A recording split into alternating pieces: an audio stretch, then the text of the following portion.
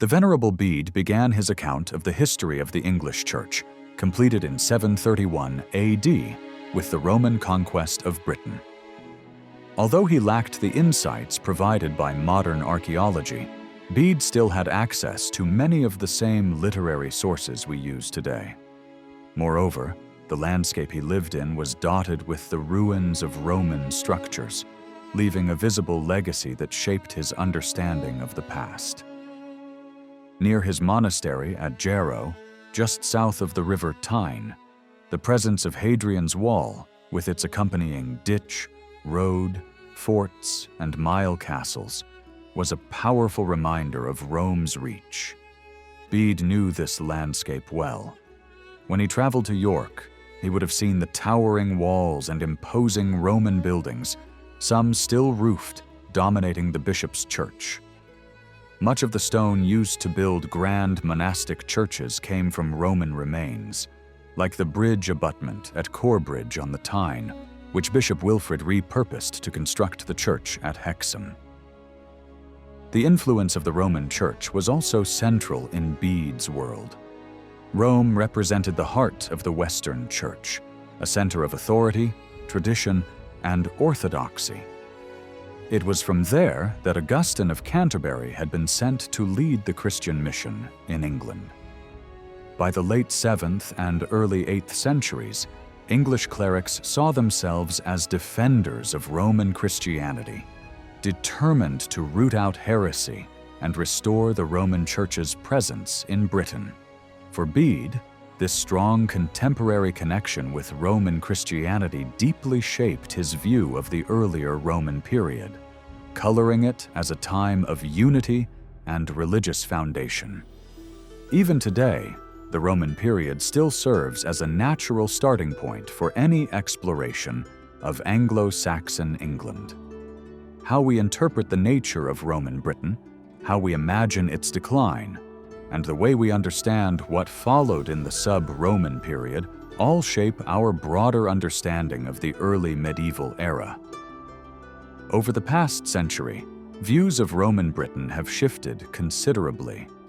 In the early 1900s, Rome was admired as a civilizing force, bringing order to a barbaric island. But in more recent decades, the Roman Empire has been seen through a more critical lens, as a militarized regime that exploited the territories and people under its control.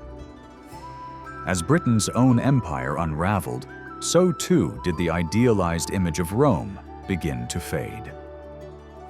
In broad strokes, the Roman history of Britain is relatively straightforward. The island lay just beyond the borders of Julius Caesar's conquests in Gaul during the 50s BC.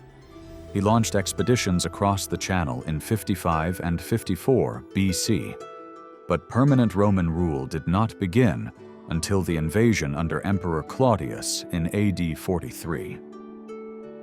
The conquest was gradual, taking many decades to fully control the island and its resources, which Roman writers like Tacitus described as rich. In reality, however, Britain likely drained more from the empire than it contributed. Although Roman Britain offered some valuable goods, such as pearls, hunting dogs, and tin, it was economically peripheral. Its agricultural climate, especially in the north and west, was poor. Heavy rainfall, dense soils, and low temperatures made large-scale farming difficult, and many staple crops of the Roman world could not thrive. Olives, for instance, were impossible to grow, and vines could only survive in the more temperate parts of the south and east. The challenging terrain also impacted Roman efforts to expand political control. Despite attempts to conquer the entire island and even extend influence into Ireland, the Romans eventually drew firm boundaries. Hadrian's Wall, built between 122 and 138 AD, and later the Antonine Wall, 141 to 158 AD, marked the limits of Roman territory. These northern defenses excluded the more rugged parts of Scotland. After mid-2nd century, Rome abandoned the Antonine frontier and re-established Hadrian's Wall as the permanent northern border. Scotland, though influenced by Rome, was never fully conquered. Ireland, too, remained outside the empire. In that respect, the Roman conquest of the British Isles remained incomplete. By the middle of the 2nd century AD, Britain hosted around 10% of the entire Roman army, an estimated 40,000 to 55,000 soldiers. This strong military presence gave the province a distinctly martial character. However, troops were not evenly spread across the land. There were almost no military forces stationed in areas east of the River Severn or south of the River Humber. Instead, the primary concentrations were in the 3 major legionary bases at Caerleon, in South Wales, Chester, and York. Each of these fortresses could house about 5,500 legionaries, although only a portion of that number was typically present at any given time. In addition, a widespread network of auxiliary forts extended across Wales and the northern regions of Roman Britain, each garrisoned by 500 to 1,000 troops. After the Romans withdrew from southern Scotland, these auxiliary forces became concentrated along Hadrian's Wall, stretching from the Solway Firth to the Tyne estuary and throughout the surrounding hinterlands. In Wales and northern England, this military setup gave rise to a distinct frontier society. The economy in these areas revolved heavily around the presence of the Roman army, which the imperial administration paid and supplied regularly. Forts were often surrounded by civilian settlements known as vici, which developed from temporary markets into permanent towns with shops and stalls. These areas also included training grounds, small religious sites, and cemeteries marked with stone monuments. The military also held extensive pasture lands and exerted pressure on nearby communities through taxation and resource demands. They had authority over the native tribes, especially in the north and west. Yet, despite their reach, Roman garrisons often functioned as isolated centers of power, scattered among rural landscapes where life continued much as it had before the conquest. The countryside was dotted with small farming settlements, typically located in better drained lowlands, valley edges, and hillsides below 300 meters in elevation. Most of the local population lived in enclosed farmsteads with roundhouses and small fields that retained Iron Age characteristics. Apart from the occasional Roman pot or trinket, these communities showed little evidence of Roman cultural influence. Stone forts housing professional soldiers appeared almost alien amidst a landscape of traditional extended family farms. Urban centers were rare. Only places like Carlisle, Corbridge, and Carmarthen grew to modest size, and villas and temples were equally uncommon. The native elite left barely a trace in the archaeological record. Coin finds were scarce in rural zones, and there's little sign that locals invested in Roman-style architecture or lifestyles. This could be due, in part, to the economic pressures imposed by the army, which may have left little surplus for cultural adoption or display. Within this militarized upland region, the army stood as the dominant force. It brought with it its own cultural elements, religious customs, inscriptions, technical skills in building and metalwork, and a strong demand for goods like food, drink, and leather. Evidence of relatively widespread literacy has been found in places such as Vindolanda, just south of Hadrian's Wall, where writing tablets dating to around AD 100 have been discovered. Initially, many of the troops came from regions like Gaul, though units also included recruits from distant parts of the empire, and even from outside its borders. By the 3rd century, however, recruitment had become more localized. Many of the civilians who settled in the Vici to serve the military were also immigrants, including individuals like Barathes from Palmyra in Syria, who famously buried his British wife near the fort at South Shields. In contrast, the native population's role was often limited to supplying manual labor, army recruits, many of whom were posted abroad, enslaved workers, and sex workers. A key motivation behind the Roman conquest of Britain had been its natural resources. From early on, mining and extraction industries operated in upland zones.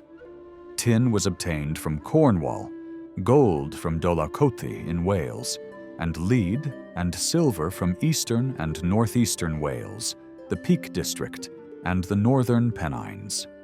Salt was extracted at Droitwich, in Cheshire, and along coastal areas. Coal deposits were worked in the East Midlands, while iron was mined in regions such as the Weald and the southeastern Midlands. However, none of these industries ever reached the scale or profitability of similar operations on the continent. These resources were often exploited through imperial monopolies or granted concessions, meaning that the financial benefits largely flowed back to the Roman state, rather than enriching local communities. Nonetheless, they likely helped to balance the substantial cost of maintaining such a large military presence in the province. The development of the British lowlands during the Roman period followed a different path than the uplands, although the influence of the Roman military was still quite strong. A comprehensive road network was built, with London emerging as the central hub. This city quickly became the main gateway for goods and military supplies entering Britain. Following the rebellion led by Boudicca in AD 60 to 61, London, Londinium, was re-established and rose to prominence as the provincial capital. Before the Roman invasion, Britain had no true towns, only scattered coastal trading spots, and a number of oppida, large fortified settlements with clear social and political importance. Retired Roman soldiers were settled in 3 early colonial towns: Colchester, Gloucester, and Lincoln. Eventually, York and London were granted similar status due to their size and administrative importance. As Roman control pushed farther north and west, civil administration was handed over to new tribal districts known as civitates, each with its own urban center. These towns varied widely in size. London, the largest, spanned about 128 hectares, while most others were much smaller, averaging around 40 hectares. Some, like Carmarthen in the west, were as small as 6 hectares. Many of these ancient towns now lie buried beneath modern cities, obscuring their Roman layers. However, from the late 1960s onward, archaeological digs, especially in London, have provided deeper insight into the nature of Roman urban life in Britain. Unlike many provincial centers, London was not built upon a tribal heartland, but sat at the edge of several tribal territories. It grew quickly as a river port beside a mid-1st century military fort. And after its destruction in the Boudiccan uprising, it was rebuilt with a carefully laid-out plan featuring large public buildings. By the late 1st century, an auxiliary fort had been built at Cripplegate, and substantial new structures appeared across the city. Hadrian's visit in AD 122 stimulated a surge in construction. By the middle of the 2nd century, London had become a major city, with a population possibly reaching 50,000. Beneath Cannon Street Station lies what is believed to be the Governor's Palace, and the city boasted the largest forum north of the Alps, as well as several temples. Nowhere else in Britain featured such widespread use of imported, high-quality Roman stone.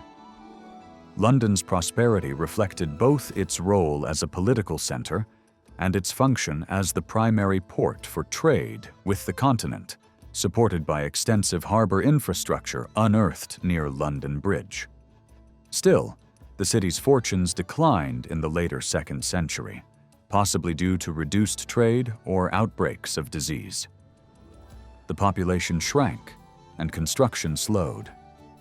While it never dwindled to the level of a mere administrative village, its influence certainly waned. The land-facing side of the city was enclosed with a massive stone wall, likely built by the usurper Clodius Albinus before his defeat in AD 197. Measuring roughly 3 kilometers long, 6 meters tall, and 2.5 meters thick, it was the largest stone structure in Roman Britain, aside from Hadrian's Wall. A river-facing extension was added in the later 3rd century, likely as protection from seaborne threats. Though London was the most impressive city in Roman Britain, better preserved archaeological remains can be found in towns that weren't built over in later centuries, such as Verulamium, St. Albans, Silchester in Hampshire, and Wroxeter in Shropshire. These towns, with their carefully planned street grids, featured central spaces for forums and basilicas that hosted trade and civic administration. Although early excavations focused on stone remains, most buildings in Roman towns were originally made of timber or wattle and daub. It wasn't until the 2nd century that stone civic buildings began to appear, accompanied by a gradual increase in stone-built townhouses. Compared to other provinces in the Western Empire, however, Roman Britain's urban development remained limited. Fewer towns existed, inscriptions were less common, and public amenities such as bathhouses, water systems, and entertainment venues were more modest. Colchester was home to the only known Roman circus in Britain, an amphitheater built on a grand scale and clearly tied to imperial interests. A major classical-style temple also stood there, marking it as unique. Elsewhere, the more modest Romano-Celtic temples typical of northern Gaul were more common, both in urban and rural settings. Bath stood out as an exception, where the local goddess Sulis was merged with the Roman deity Minerva, giving the city both religious and cultural significance. One of the unique features of Roman Britain was the early construction of town walls. Some towns had defensive earthworks faced with stone as early as the late 1st century, a level of fortification rarely seen in Gaul until much later. The reasons behind this early emphasis on defenses remain unclear.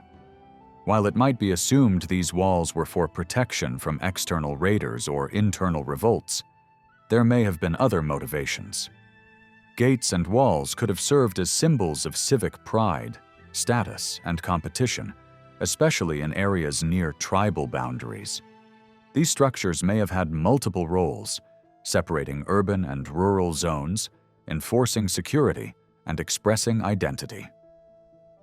Interestingly, the design of some Roman town walls in Britain bears a strong resemblance to the defenses of earlier oppida, suggesting a native influence in their construction. This desire for fortification was not limited to major towns. Many smaller settlements also built defensive walls. These small towns, typically under 20 hectares in size, served various functions. Some acted as rest stops and service centers for travelers. Others catered to local industries like salt, pottery, or mining. Certain towns, such as Catterick, were closely tied to military logistics. While difficult to distinguish archaeologically from large villages or villa complexes, small towns generally offered something extra, temples, markets, or public facilities that set them apart.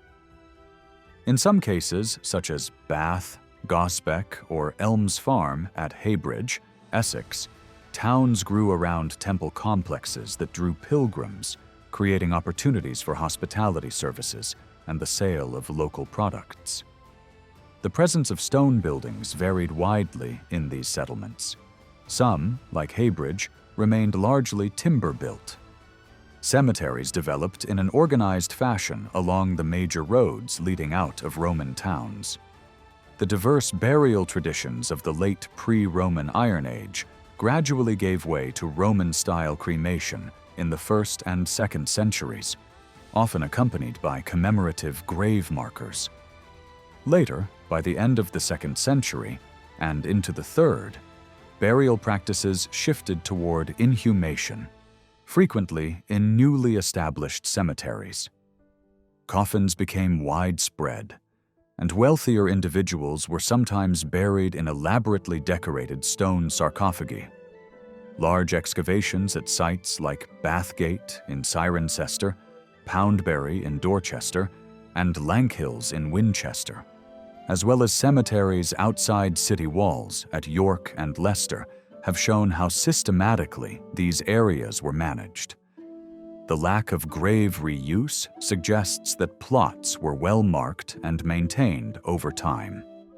Still, the burial grounds discovered so far likely served only a small segment of the population.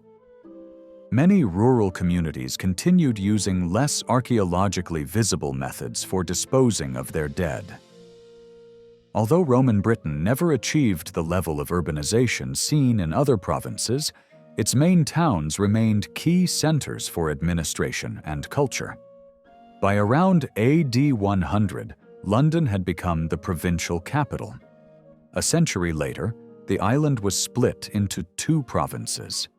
London, as the capital of the larger and more southern Britannia Superior, was governed by a senator-ranked official, while York served as the center for Britannia Inferior to the north.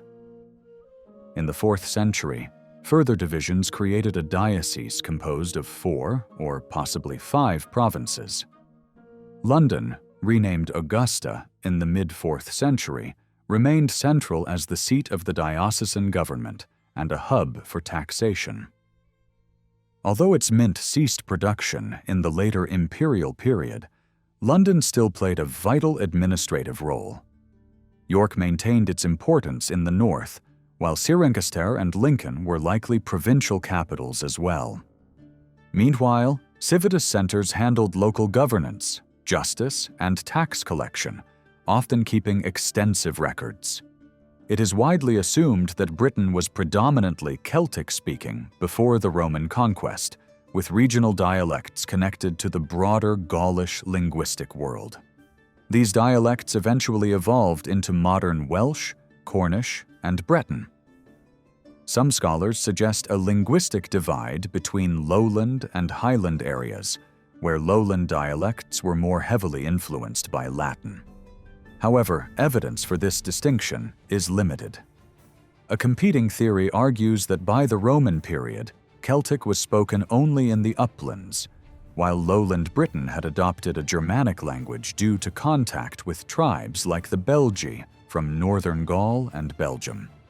This theory has the advantage of explaining the relatively smooth transition to English in later centuries, yet it lacks solid evidence. The Belgae were likely Celtic speakers, not Germanic, and while their influence is seen in tribal names like the Paraisi in Yorkshire and the Belgi and Atrebates in the south, these names are not Germanic in origin. Furthermore, archaeological and place name evidence points to strong links between Celtic-speaking regions of France and southern Britain.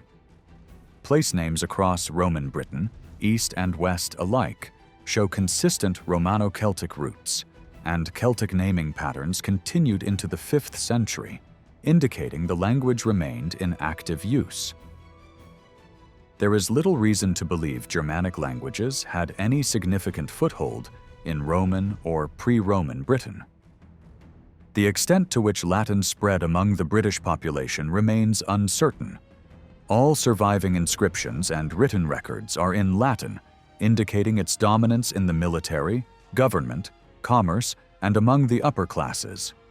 Latin also appears in graffiti, particularly in towns, and features heavily in the many curse tablets found at temple sites such as Bath and Uli.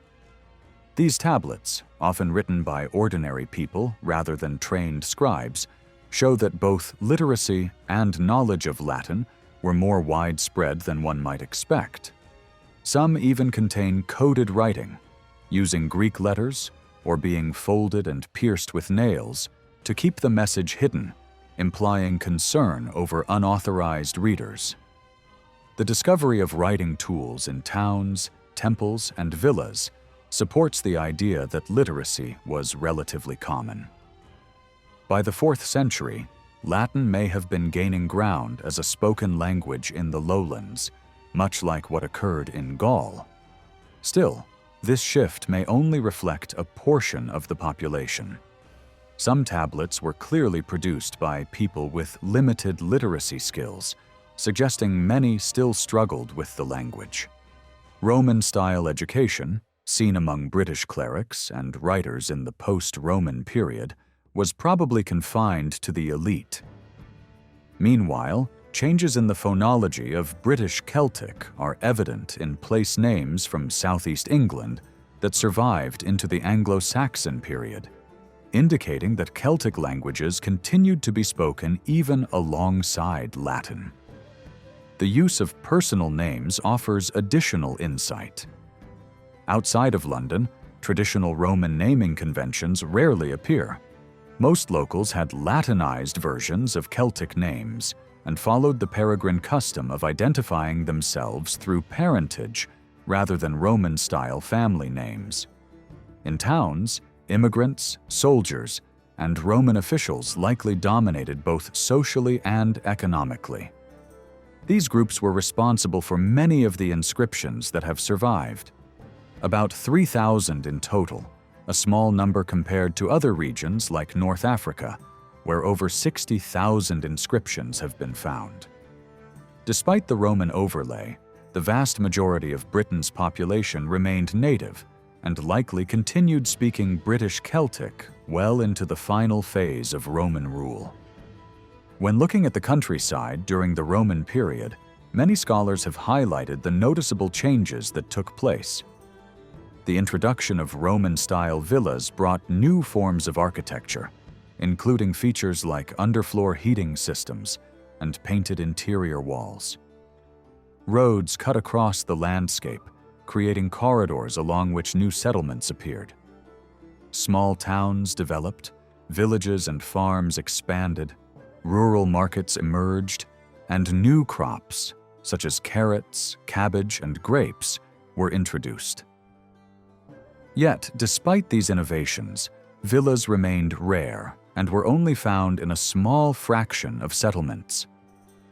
Across much of the countryside, traditional patterns of land use from the late prehistoric period continued with little disruption. The Roman method of dividing land into rectilinear plots, widely used across other provinces, is not clearly evident in Britain, suggesting that the conquest did not bring large-scale land redistribution. Overall, the Roman impact on the countryside appears to have been one of gradual evolution rather than abrupt transformation.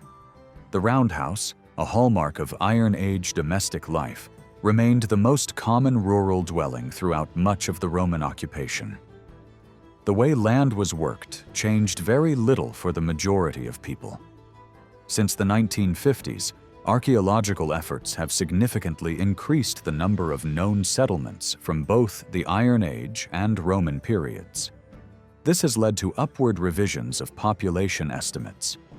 While early 20th century scholars suggested a population of around 1 million, later studies in the 1980s and 1990s proposed figures between 2 and 4 million. More recent estimates lean toward the lower end of that range, but most now agree that Roman Britain supported at least 2 million inhabitants. Though modest by modern standards, this population was similar to that recorded in 1086, and again around the year 1500. Roman Britain was therefore not only widely settled, but, in some regions, densely populated. Agriculture formed the backbone of the economy and was the primary source of wealth for landowners. It also formed the basis for imperial taxation. Villas, which are broadly defined as any rural building constructed in Roman style with stone or brick, serve as an indicator of elite success in the countryside. These varied greatly in size and design. Some were grand, boasting dozens of rooms and intricate mosaic floors, as seen at Chedworth, Woodchester, and Bignor. Others were more modest, little more than small farmhouses with a handful of rooms, such as those at Langton and Eton by Tarporley. Some belonged to Romanized Britons of high rank, while others were likely built for newcomers, officials, retired military officers, or traders. In rare instances, owners can be identified. For example, the villa at Lullingston is believed to have belonged to Publius Helvius Pertinax, who briefly ruled as emperor. Most villas, however, remain anonymous, and their inhabitants unknown. The distribution of villas throughout Britain shows how uneven rural development was under Roman rule. A recent inventory listed over 2,000 examples, though this total includes some buildings that might be better classified as village centers or religious sites. The geographic spread is telling. 5 counties alone, Cambridgeshire, Northamptonshire, Norfolk, Lincolnshire, and Wiltshire, account for over 40% of the total. More than half of the counties in modern Britain have fewer than 30 villas each, and a few areas, such as Cumbria, Gwynedd, Powys, and Lancashire, have only a single known site. The differences in villa density are too significant to be explained by environment or archaeology alone. They likely reflect varied social and economic conditions, differences in agricultural practices, and diverse relationships between local populations and Roman administration. Some areas may have been dominated by large imperial estates rather than villa-based landholding. In the 1st century, Roman goods of all kinds flowed into Britain, but over time the province began producing more for itself and relying less on imports. By the 2nd century, local industries had become more established, particularly pottery. These workshops, which used potters' wheels and purpose-built kilns, were typically modest in scale compared to continental centers. Still, some products like Oxford color-coated ware circulated widely across southern and eastern Britain. Other major pottery centers developed near Poole Harbour, in the New Forest, at Alice Holt, and in the Nene Valley. However, outside the lowland zones, pottery production was limited and often short-lived. By the 4th century, imports had sharply declined, with amphora used for transporting olive oil and fish sauce becoming increasingly rare. Many crafts and industries catered mainly to local demand. For instance, mosaic artists based in or near Cirencester during the 3rd century produced work for high-status homes in both urban and rural settings, but rarely ventured beyond nearby tribal territories. Around 2,000 mosaics have been uncovered in Britain, most displaying geometric designs. However, from the 3rd century onward, motifs inspired by classical myths and literature became more common, likely taken from popular design templates. Likewise, stonemasons and sculptors typically used local materials and worked on commissions for both public buildings and private residences. Events unfolding both within Britain and across the wider Roman Empire had a significant impact on how the empire managed its northernmost dioceses. In the east, the growing power of Persia during the 3rd century forced the empire to divert large numbers of troops and resources, which left the western provinces more vulnerable to barbarian attacks. Over time, this shift led to a rebalancing of power in northwestern Europe. Precious metals began to flow out of the empire, sometimes as diplomatic gifts, other times as payments to hired warriors, or even as plunder taken by raiders. Increasing pressure from barbarian groups, combined with economic instability caused by inflation and currency debasement, contributed to the weakening of imperial control. Governments, desperate for funds, repeatedly reduced the silver content in coinage, which eroded trust in the monetary system. These strains led to the collapse of central authority in the Western Empire, resulting in the emergence of breakaway regimes in Gaul that persisted until the reunification of the Roman state under Emperor Diocletian at the end of the 3rd century.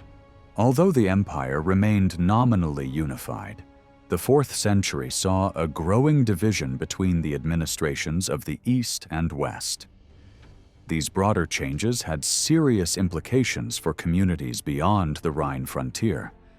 In Germanic society, increasing numbers of men turned to warfare as a profession, either serving in Roman armies or joining the war bands of tribal leaders. Raiding became deeply ingrained in the social fabric of frontier societies. Behind these groups, the westward advance of the Huns set off a series of migrations, with 2 major waves entering Roman territory, the first in the 300s and 70s, and the second in the early 5th century. These movements included large groups of fighters capable of standing up to, and in some cases defeating, Roman forces. The Battle of Adrianople in 378 was a turning point, where the Eastern Emperor Valens was killed by Gothic troops. Even when peace was re-established, the empire had no choice but to allow semi-independent barbarian communities to settle within its borders. Although the Huns did not invade Roman territory directly until Attila's campaigns in the 450s, their earlier movements had already destabilized much of the Roman world and set in motion the slow collapse of the Western Empire. The Roman government found itself increasingly unable to gather the manpower, food, and financial resources needed to reinforce its military and defend its borders effectively. By the end of the 4th century, Britain had become increasingly isolated and hard to defend. As a distant province, Britain was particularly exposed to the consequences of imperial decline. Surrounded by sea, it was vulnerable to attacks from many directions and required a substantial military presence to guard both its northern frontier and coastal areas. Yet, by the mid-4th century, the number of soldiers stationed in Britain had dropped to perhaps a third or half of what it had been 2 centuries earlier. Troops were repeatedly withdrawn to deal with emergencies on the continent. The barracks at Chester were dismantled around the year 300, and the 2nd Legion left its base in South Wales before 400. By the end of the 4th century, only the 6th Legion remained in its original base at York. Auxiliary units also suffered severe reductions, in some cases shrinking to a fraction of their earlier strength. This decline in military manpower led to new strategies in dealing with neighboring peoples. The use of diplomatic gifts and subsidies became more common. One notable example is the large Roman silver hoard found at Traprainlaw in southern Scotland, possibly a result of efforts to placate local powers.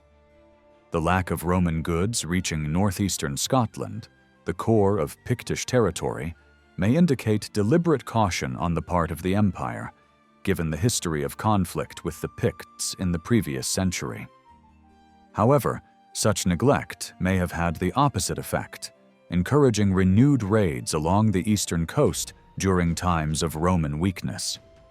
As frontier garrisons shrank and pay decreased, the surrounding civilian settlements, or vici, began to decline or were abandoned altogether. For landowners in Roman Britain, the reduced military burden may have temporarily eased economic pressures, allowing them to invest in villa construction or urban development in places like Carlisle, located near Hadrian's Wall.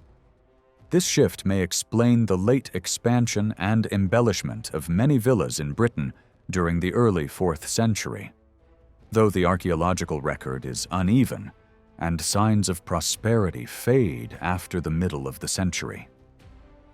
In reality, some economic contraction had already begun in the 3rd century, and by the 4th, a general decline in various forms of activity was evident. Despite these challenges, Britain's defenses in the 4th century were still largely functional. Except for major disruptions such as the so-called Barbarian Conspiracy of 367, the province enjoyed relatively stable external conditions for much of the period. The evidence for the later decades is limited, but a late Roman administrative document, the Notitia Dignitatum, offers a partial record of the military structure in Britain during the 390 archaeological discoveries have helped confirm and expand upon this snapshot. In the south, military forces along the coast were commanded by the Count of the Saxon Shore. This officer oversaw remnants of the 2nd Legion, relocated to Richborough in Kent, and other coastal garrisons, 12 in total, though only 8 are listed in the Notitia. Altogether, these units likely numbered around 3,500 men. The fortifications under their control had been developed gradually over more than a century. Dover was the first to be fortified early in the 2nd century, followed by sites like Brancaster in Norfolk and Reculver on the eastern coast of Kent. During the later 3rd century, new forts were added to create a continuous defensive chain running from the Wash to the Solent. This network began to resemble a coordinated coastal defense system. These later coastal forts differed significantly from earlier Roman designs. Their layouts were often rectangular, trapezoidal, or even oval. They featured thick walls, projecting towers, deep ditches, and typically had only one main entrance, unlike the 4-gated forts of earlier centuries. While some of these forts may have seen civilian use over time, the strength of their walls indicates that they were built to resist military threats. Their poor connection to the inland road network suggests they were intended primarily as naval bases. Supporting this interpretation is the appearance in records of a fleet unit associated with Roman pevency, known as the Classis Anderetianorum, which was also active in Gaul. The Saxon Shore was one among several coastal defense commands operating along the Channel, working in coordination with similar installations in northern Gaul and Brittany. Earlier theories that the term Saxon referred to Saxon mercenaries stationed there have been largely dismissed. Instead, the name reflects the threat these forces were intended to counter: raiders from across the sea. For a time, these commands were successful in keeping Germanic incursions at bay, protecting the coastlines of southern Britain and the western provinces of the empire. In the north, defensive forces were still positioned along Hadrian's Wall and the roads leading south. These troops fell under the authority of the Duke of the Britons, whose headquarters was at York. Many forts along the wall, such as Housesteads, Vindolanda, and Burdiswald, remained occupied, though often with only small detachments of around 200 or 300 men, and sometimes fewer than 100. Unlike the south, there is little evidence of major new construction along the northern frontier in this period, though some forts were renovated. At Lancaster, for example, the Wary Wall was part of a fortified complex with corner towers in the style of the Saxon Shore. At Maryport and other locations, existing forts were upgraded with defensive towers. Intelligence gathering remained a part of the defensive strategy, as suggested by references to Roman scouts known as Ariani during the events of 367. A Roman military writer from the later period, Vegetius, may have had Britain in mind when describing green-painted coastal patrol ships designed to blend in with their surroundings. Along the North Sea coast, the fort at South Shields controlled access to the River Tyne, while Broughon Humber guarded the routes leading to York. Between the Tees and the Humber, a line of coastal signal stations was established, likely after 368, and was connected to a small fort that now lies beneath Scarborough's medieval castle. Though a naval base at Whitby has been proposed, no fort has yet been found, though some archaeological finds suggest maritime activity. This defensive system was probably created in response to raids by northern British or Pictish groups who may have bypassed Hadrian's Wall to launch attacks by sea. Similar defensive efforts were made in the west. A mid-3rd century fort was built at Cardiff, sharing characteristics with those of the Saxon shore. Around Anglesey, a combination of small forts and watchtowers was positioned to monitor the surrounding waters and deter raiders, especially those from Ireland. Excavations confirm that several forts in Wales remained in use into the later 4th century. Though these are not listed in surviving official documents, it seems likely that a smaller, distinct military command operated in Western Britain, aimed at defending against threats from Ireland, the Isle of Man, or Western Scotland. The units commanded by the military leaders at York and on the Saxon shore were mostly frontier troops known as limitani, a lower tier of Roman soldiers. Late Roman Britain likely had around 12,000 to 13,000 of these men. There is no firm evidence for a standing field army during the 360s, but a later Roman document records a Comes Britanniarum in charge of a mobile force made up of 3 infantry detachments and 6 cavalry units, possibly numbering between 3,000 and 6,000 men. These were comitatenses, a better-equipped and higher-paid group intended for more flexible deployment, likely active in Britain by the late 300s and 90s. By this time, the use of non-Roman troops had become widespread across the empire. Britain followed the same pattern. When Constantine began his campaign for imperial power from York in 306, he was accompanied by Crocus, a Germanic king, and his force of Alemanni. Another group of Alemanni is recorded as arriving in Britain in 372. Some historians believe that Irish settlement in western Wales during the sub-Roman period may have begun with the establishment of federated troops in the 4th century.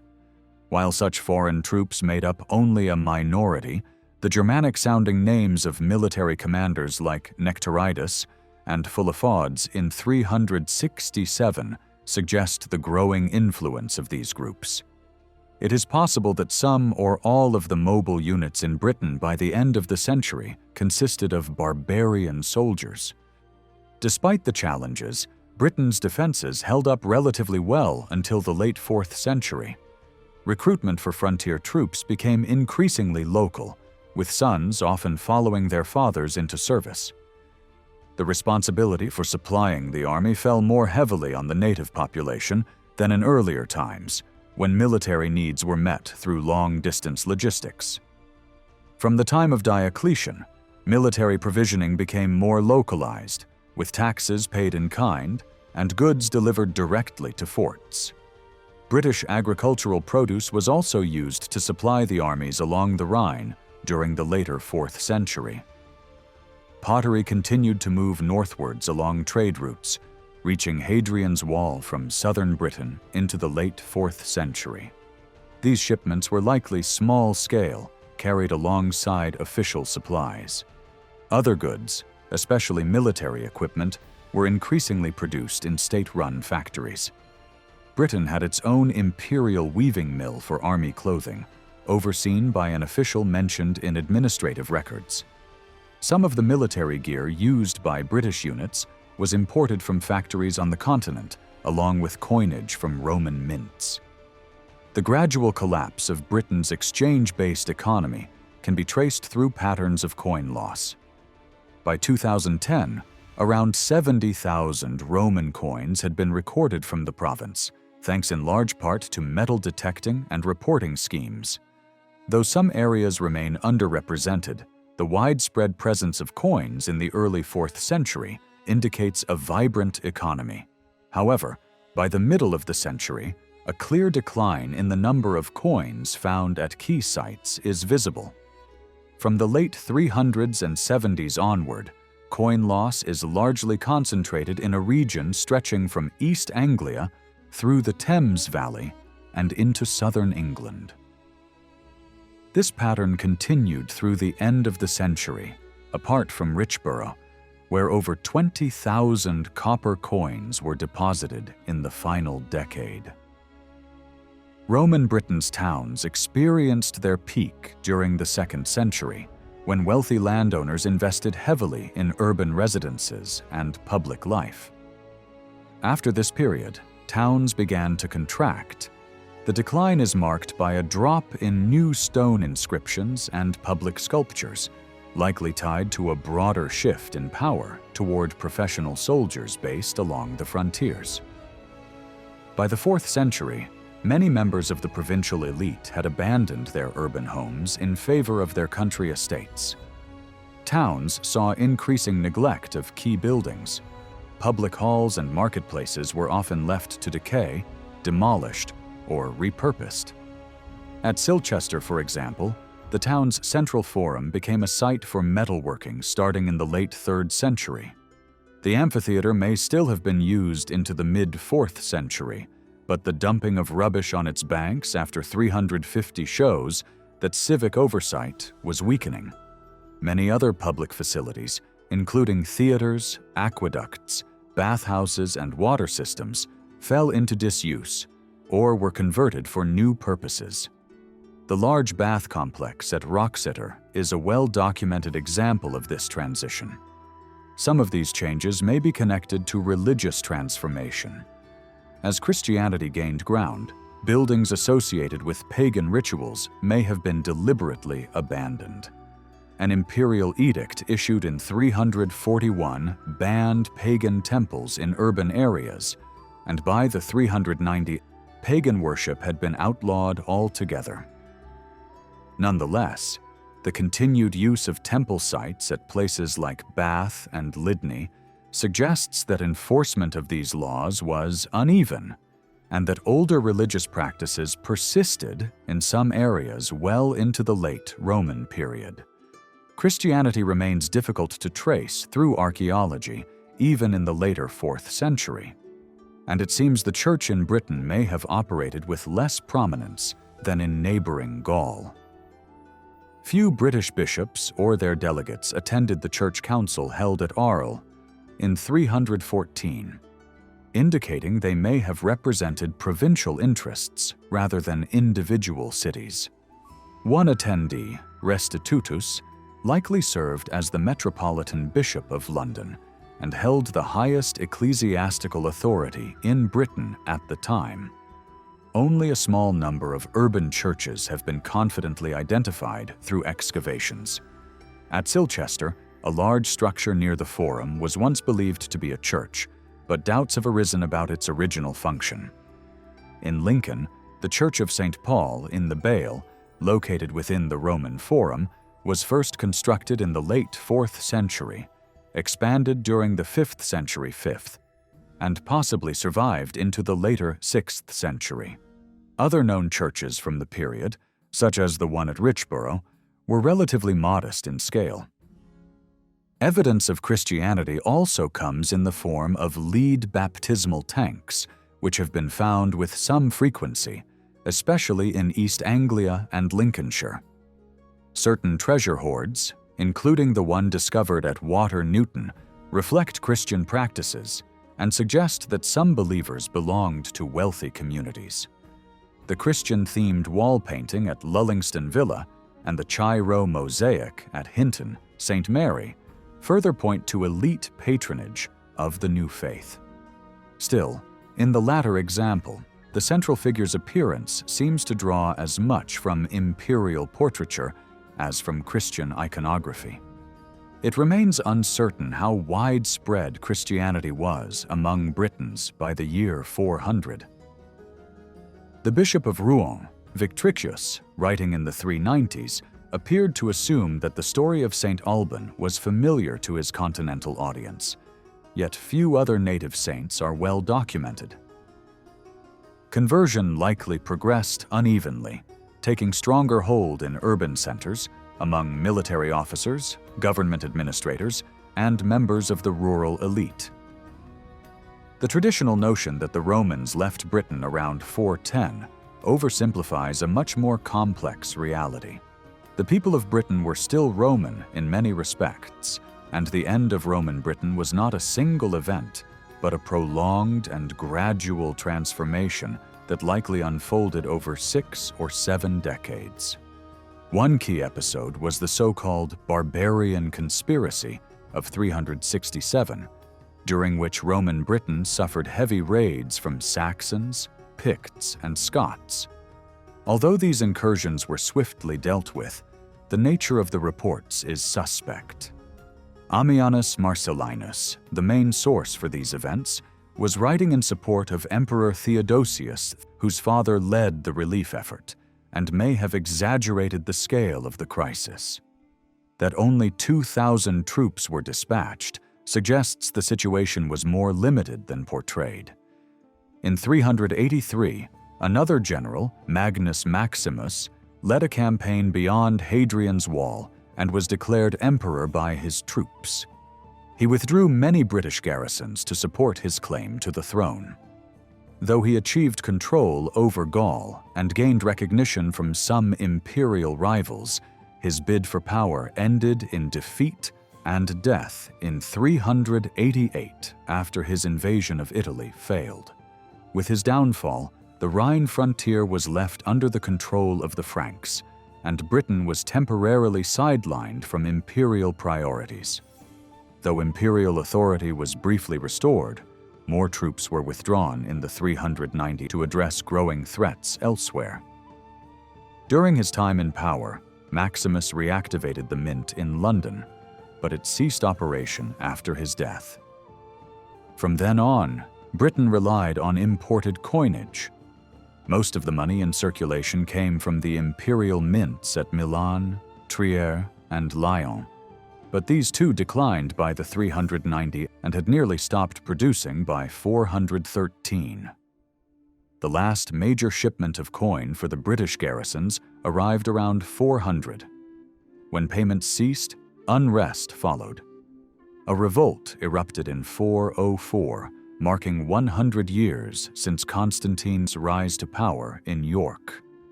In the years that followed, 3 different usurpers were declared emperor by the army in Britain. The final one, Constantine III, led his forces to Gaul around 407, hoping to secure control of the Western Empire. Although he initially gained ground, his movement fell apart under internal revolts, demands from barbarian groups, and resistance from loyalist forces. He was eventually captured and executed in Arles. Constantine's removal of troops from the coastal forts along the Saxon shore weakened Britain's maritime defenses, leading to renewed Saxon raids. Around 410, Gallic chroniclers recorded a particularly devastating attack. With no military command remaining and no mobile army stationed in the province, the south of Britain was left exposed. The Britons, with no aid from the continent, had to rely on their own strength to protect themselves. It is likely that most people still expected the empire to reassert its authority, as it had done during earlier crises. An early 6th century historian, Zosimus, claimed that the Saxon attacks pushed the Britons to abandon Roman law and take up arms to defend their cities. Elsewhere, Zosimus mentioned that Emperor Honorius had written letters to the British cities encouraging them to manage their own defense. However, this may be a misreading, as the passage probably referred to a region in southern Italy rather than Britain. The text was never revised and contains several known errors. Around the same time, the Romanized economy in Britain began to collapse. Building in stone effectively ceased, mosaic production stopped, and maintenance of existing structures declined. Trade slowed sharply, and local manufacturing faltered. According to the influential work of Simon Esmond Cleary, the economic model of late Roman Britain relied on cycles of exchange driven by taxation. Farmers would sell their produce for bronze coins, which could be exchanged for silver or gold to pay taxes and purchase manufactured goods. When coin shipments ended around 400, this system broke down. With the collapse of imperial governance around 410, the entire economic structure crumbled. Urban markets disappeared, industries failed, and villas, once centers of economic activity, fell into decay. Although the people of 5th century Britain continued to live on, they were no longer part of a Romanized society in any meaningful sense. The institutions, structures, and culture that had defined Roman Britain disintegrated rapidly and did not return. Across many Roman-era settlements in Britain, it becomes increasingly difficult to trace evidence of classically Roman lifestyles as the 5th century approaches. A recurring pattern appears in the archaeological record: elite houses abandoned or repurposed for agricultural use, only to be left empty not long afterward. In towns, population levels declined sharply in the later 4th century, and in many cases large sections within the city walls fell out of use entirely. However, the prevailing interpretations surrounding this decline warrant closer scrutiny. The assumption that the end of tax collection directly caused economic collapse may be too simplistic. Taxation generally suppresses economic growth rather than encouraging it, and the halt in coin production did not immediately remove the vast amount of coinage already circulating. The picture is more complex. Evidence points to a downturn in manufacturing and trade well before the official end of Roman administration. From the 360s onward, industrial output was already falling, and signs of vigorous economic life were becoming rare even before the administrative break with Rome. It is worth considering whether the early 5th century collapse archaeologists observe might have occurred regardless of whether Roman control had continued. The situation in Britain was not unique. Coin supplies from the empire ceased not only to Britain, but also to other northwestern provinces. In regions like the Rhineland, a similar reduction occurred, though economic contraction there was not as severe. The early 5th century crisis appears to have been a culmination of ongoing cultural and economic transformations, which deepened as political control receded. In this context, the absence of clear archaeological evidence for early 5th century occupation does not necessarily mean the land was uninhabited. We must adopt a more nuanced perspective on the question of continuity versus abandonment. Written records offer further insight. The life of St. Patrick, who likely lived as a child in early 5th century Britain, paints a picture of a society still deeply connected to Roman traditions. His father, Calpurnius, was a local landowner, a civic official, and a church deacon. His grandfather, Potitus, was a priest. All bore Latin names and lived in a place called Bonavem Taburniae, a name blending Latin and Celtic elements. Patrick was raised in a Christian household and received a classical Roman education until his capture by pirates at the age of 16. After 6 years enslaved in Ireland, he eventually returned and later became a missionary. His surviving writings, the Confession and Letter to Coroticus, show that Latin was still the main language of communication in the mid-5th century. Patrick assumed his readers had an even stronger grasp of the language than he did.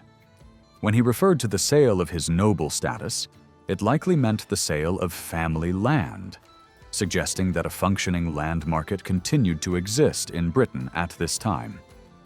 Further evidence comes from the life of Saint Germanus, written by Constantius between 460 and 480. Germanus visited Britain twice, with the first trip dated to 429. He preached against Pelagianism, a heresy originated by the British teacher Pelagius, who had been active in Rome early in the 5th century. Germanus must have spoken in Latin and is said to have interacted with local elites, including a man named Elafius. The fact that Germanus baptized British soldiers under his command indicates that many common people were either still pagans or followers of heterodox beliefs. He also visited the shrine of Saint Alban, likely near Verulamium, and collected relics to take back to Gaul. This suggests that roads remained passable even 2 decades after imperial administration ended. That Germanus reportedly exiled Pelagian leaders on his second visit suggests a level of civil authority remained in place to carry out Roman legal sentences, although the historicity of this second visit is disputed. The later British writer Gildas also composed his works in Latin. His education appears to have been fully Roman in character, uninterrupted by the disruptions that marked Patrick's life. His writings reflect a high degree of classical learning, rivaling that of contemporary Gaul. He referred to Britons selling land to fund travel abroad for religious ordination, indicating the persistence of both a land economy and ecclesiastical networks well into the post-Roman period. Taken together, these texts show that aspects of Roman culture survived well beyond 410. In this light, sub-Roman Britain should be seen as a part of the wider Christian world of late antiquity, at least for several decades. A contrast emerges between the material evidence of cultural collapse and the literary signs of continuity. The endurance of elite practices suggests that the social structures supporting the landowning class persisted as well. One issue complicating interpretation is the difficulty of precise dating. Pottery, typically the most reliable indicator in Roman archaeology, had already declined from the 360s onward. Production levels dropped, innovation slowed, and many vessels from the 5th century resemble those made decades earlier. Despite this, some wheel-thrown pottery continued to be produced into the 5th century. At Cleetham in Lincolnshire, 4 urns made using Roman techniques were found in an Anglo-Saxon cemetery that dates to the second half of the century. Elsewhere, people returned to crafting vessels by hand using simpler methods. Some regions reverted to wooden or metal containers. Handmade ceramics were often distributed within small areas. For example, a jug and pedestal cup found in a 5th century grave at Baldock in Hertfordshire resemble other locally produced vessels near St. Albans. One pot found at nearby Purton, shaped in the style of early Anglian cremation urns, may indicate that a local potter was adapting designs for new, possibly Anglo-Saxon, customers. These handmade objects reflect an experimental phase, as craftspeople revived older techniques and perhaps tailored their work for new social groups. Additionally, many 4th century vessels continued to be used into the 5th century, with later burials still containing these older wares. Surviving metalwork from 5th century Britain is limited, but the reasons may include changes in how and where such objects were deposited. Many known examples come from Anglo-Saxon graves, including the quoit-style brooches that evolved from late Roman decorative styles. British Type I penannular brooches are found across a wider region, especially around the Severn estuary and in southeastern Scotland, but also in parts of Anglo-Saxon England, particularly Lindsey. In those areas, too, most finds come from burial contexts. Other objects include rings made from cut-down Roman bracelets, elaborately carved spindle whorls, and everyday items like hairpins, which are often hard to classify or date. Some exceptional sites offer a more detailed glimpse of continued activity. At Ickham in Kent, excavations revealed a series of watermills powered by diverted streams from the Little Stour estuary. These remained in use into the 5th century, as shown by finds of dress accessories, horse gear, glassware, and beads. Most of the pottery on site dates from after 370, and the watercourse serving the 4th mill was redug during the 5th century. Numerous bronze objects, apparently made at the site, point to a working production center that may have supplied both the nearby military base at Richborough and the town of Canterbury well into the post-Roman period.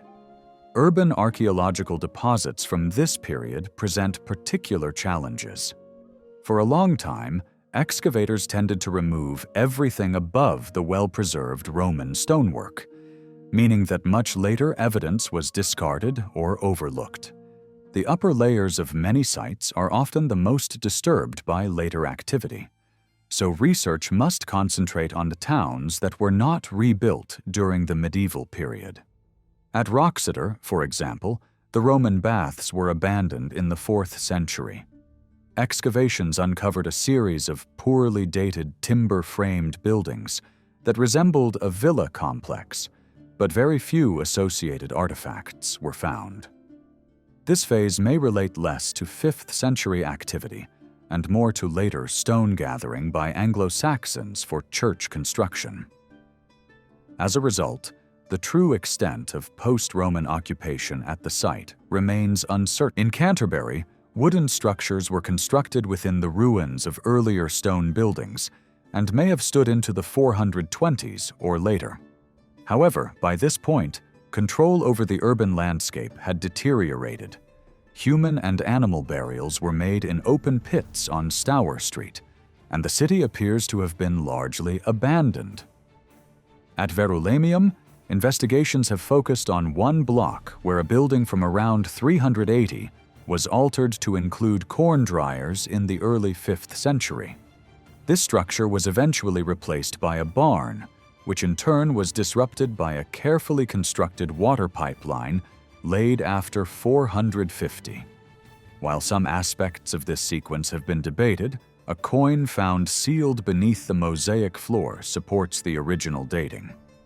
Outside the city walls, devotion to St. Alban continued to develop, though no burial church has yet been located. Scattered finds indicate ongoing activity into the 5th and 6th centuries, and later writers believed worship had persisted uninterrupted. At Silchester, the upper layers of the town have been heavily disturbed by later agriculture. Nonetheless, finds such as imported pottery, a glass bead, and an Ogham inscription point to continued occupation into the later 5th century. The town seems to have been deliberately closed down, with wells intentionally sealed. Yet, even here, by around 450, the settlement no longer functioned as a Roman-style town. These cases do suggest a gradual decline in urban life, but not an abrupt or total collapse.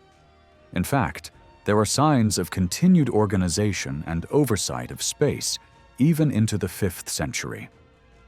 Other towns also show evidence of survival. Coin finds from the 400s and 430s at places like Caerwent and Dunstable suggest they remained occupied. Post-Roman activity is also apparent at Bath, Chester, and likely at Whitchurch. Significantly, there is no archaeological evidence of violent destruction by invading groups, despite later claims of such events. The frequent appearance of dark soil layers covering Roman deposits, often called black earth, has been interpreted in various ways, such as collapsed buildings, agricultural use, or even as waste accumulation from people and animals sheltering within city walls. Whatever the cause, it implies continued, if diminished, use of these areas after the end of formal civic administration. 5th century towns may not have resembled their earlier selves, but they were not entirely deserted. Further insight into this transitional period comes from burial evidence. In comparison to Anglo-Saxon cemeteries, British burial grounds from this era have received less study, where graves show a wide variety of orientations and include numerous grave goods. Pre-Christian traditions likely remained strong. While Christian burial did not forbid grave goods, they generally decreased with the spread of Christianity, and consistent west-east alignments were favored. At the cemetery in Lankhills, Winchester, most graves followed this Christian alignment. Few graves were reused, suggesting a well-managed cemetery. Many of the dead wore footwear, indicated by nail patterns, and while some were buried with objects, these were mostly belts, knives, and brooches, hinting at a military or administrative segment of the population. This appears to have been a largely Christian burial ground. Elsewhere, pagan sites continued to serve as burial locations. At Baldock, graves with grave goods existed alongside multiple phases of road repair, supporting the idea of long-term occupation into the 6th century. A cemetery outside the Roman town at Billingford also remained in use. Excavations in Southwark, London, uncovered a temple complex that began in the 2nd century and was still active in the 4th. Its associated cemetery contained various types of burials and goods, pointing to a mixture of beliefs and practices well into the 5th century. That such activity persisted near the heart of Roman administration suggests that non-Christian religion remained widespread. In Gaul, where Christianization progressed earlier, churches built beyond town walls became focal points for worship and ritual. These sites often emerged within or near cemeteries. St. Martin's tomb outside Tours quickly became a shrine, and Germanus was also buried outside the town of Auxerre. A similar pattern may have occurred at St. Albans, though the church has yet to be identified. In Britain, such evidence is scarcer. One promising site is St. Martin in the Fields in Westminster, which shows signs of elite burials continuing into the 5th century, alongside evidence of a nearby tile kiln. This area continued to be used into the early Saxon period and may represent a successful church site linked to late Roman London. Another important source of information for the late 4th and early 5th centuries comes from hoards of metalwork. Some, such as the Thetford hoard and the Mildenhall treasure, contain items of exceptional craftsmanship in precious metals and were discovered in East Anglia. The Thetford hoard included silver tableware and gold jewelry of very high quality, showing that luxury goods still circulated and were appreciated.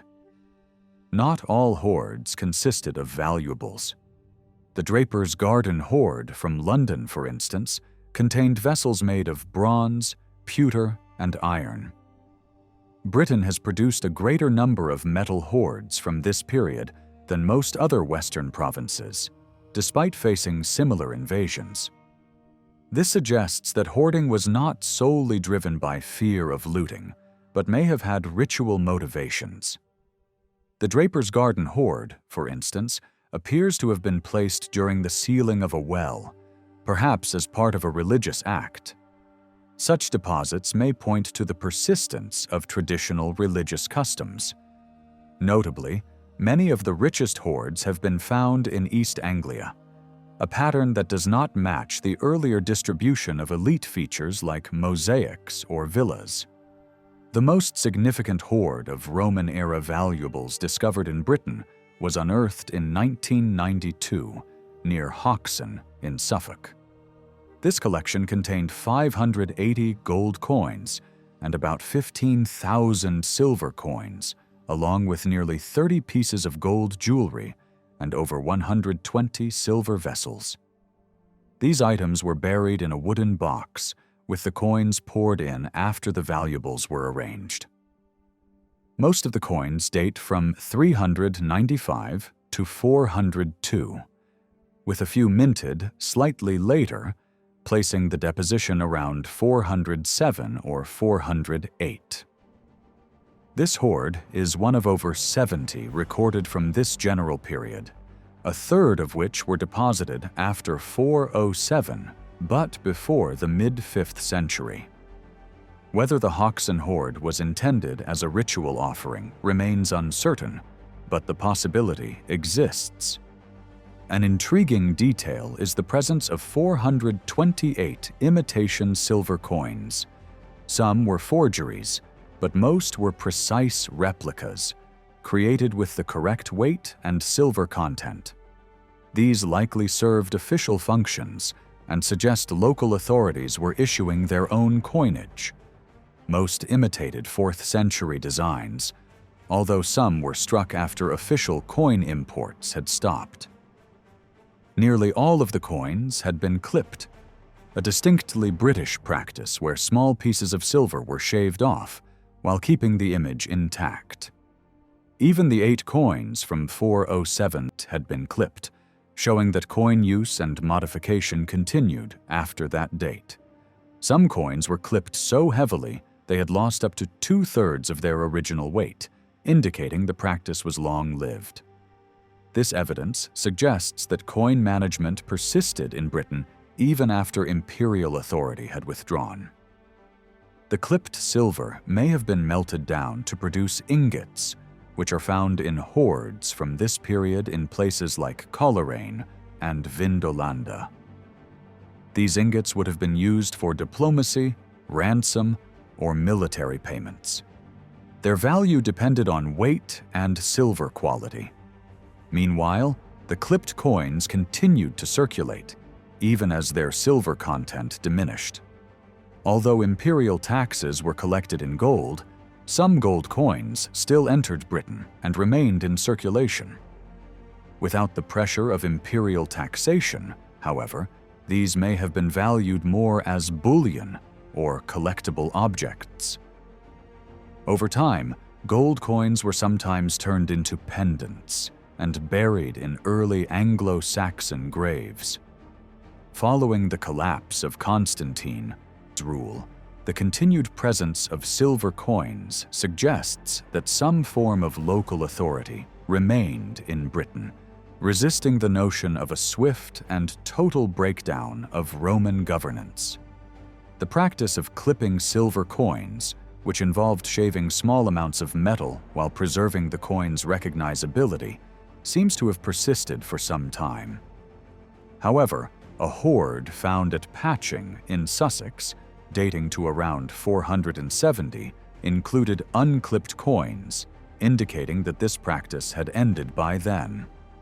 Even so, the collapse of the broader monetary system likely occurred well before that point, along with any remaining sense of centralized control across Britain. The end of Roman Britain was not marked by a sudden or complete collapse. For many years, people likely expected the empire to reassert itself, as it had in past crises. This belief may have sustained provisional local governments that engaged in diplomacy with both Gaul and various barbarian groups. This view is supported by historical events, such as the British request that brought Bishop Germanus to the island in 429, and by Gildas's account of a British plea for assistance sent to the Roman general Aetius in the mid-5th century.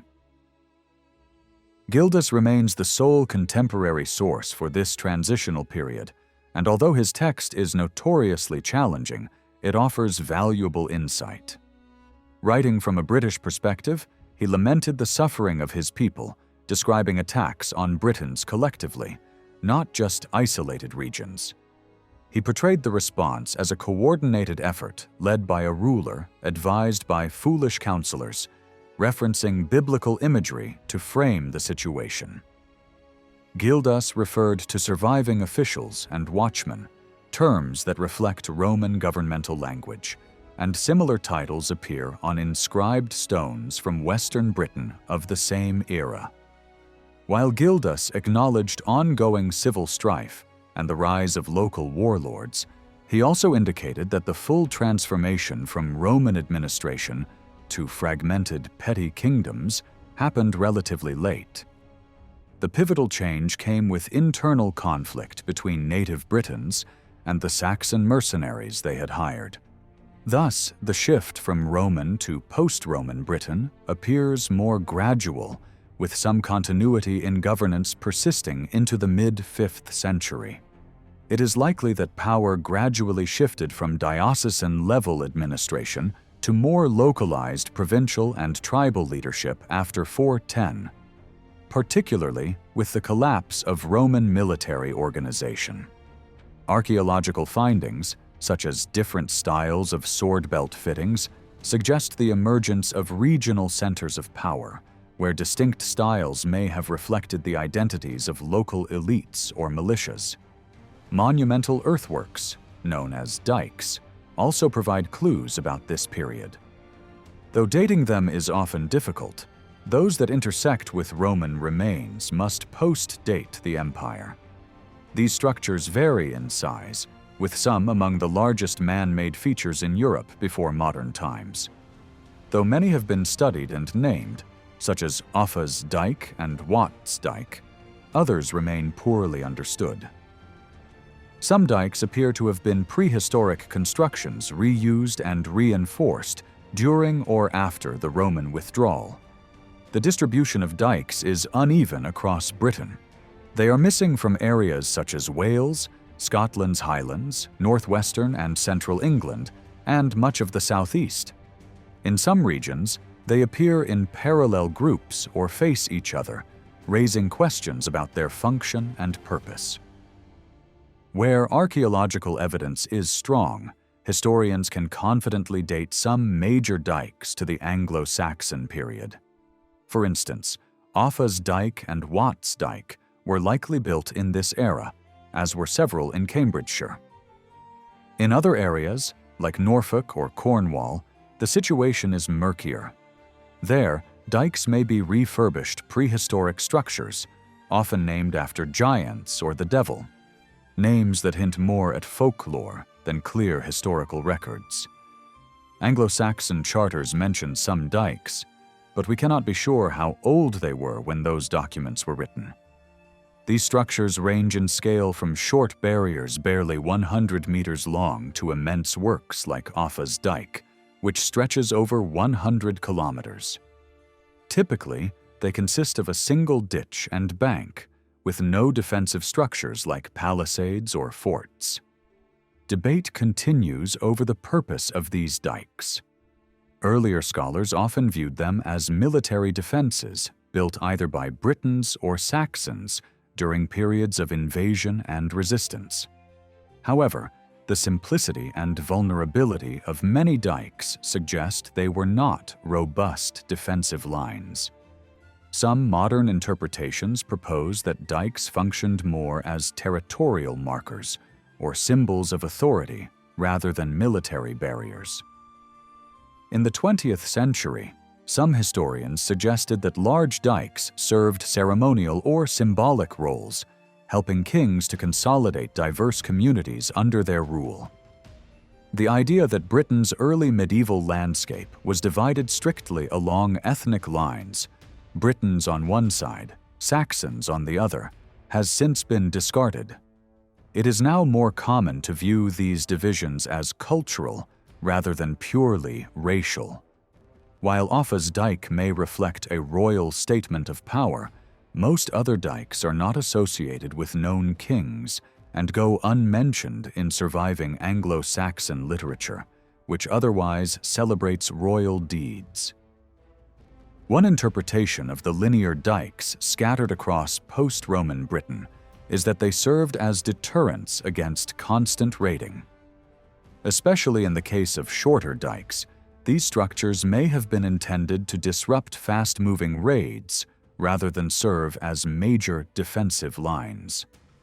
Many of them intersect important routes that raiders could have exploited, and their positioning, often not directly on known political boundaries, suggests they might have functioned as fallback points where local defenders could gather once an incursion had already occurred. Though their precise functions likely varied over time and place, What they consistently show is that communities were capable of organizing large-scale labor projects. These efforts imply the existence of functioning local hierarchies. In fact, some comments by Gildas regarding the Antonine Wall may hint that similar dikes were still being constructed around the year 500.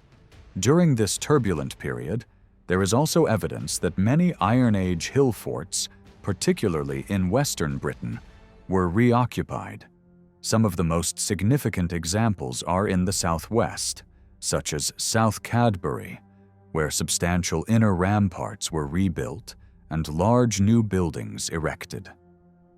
There are also signs of renewed occupation further east, including at Yarborough Camp near Lincoln and possibly Yarburg near Louth, where late Roman artifacts have been found.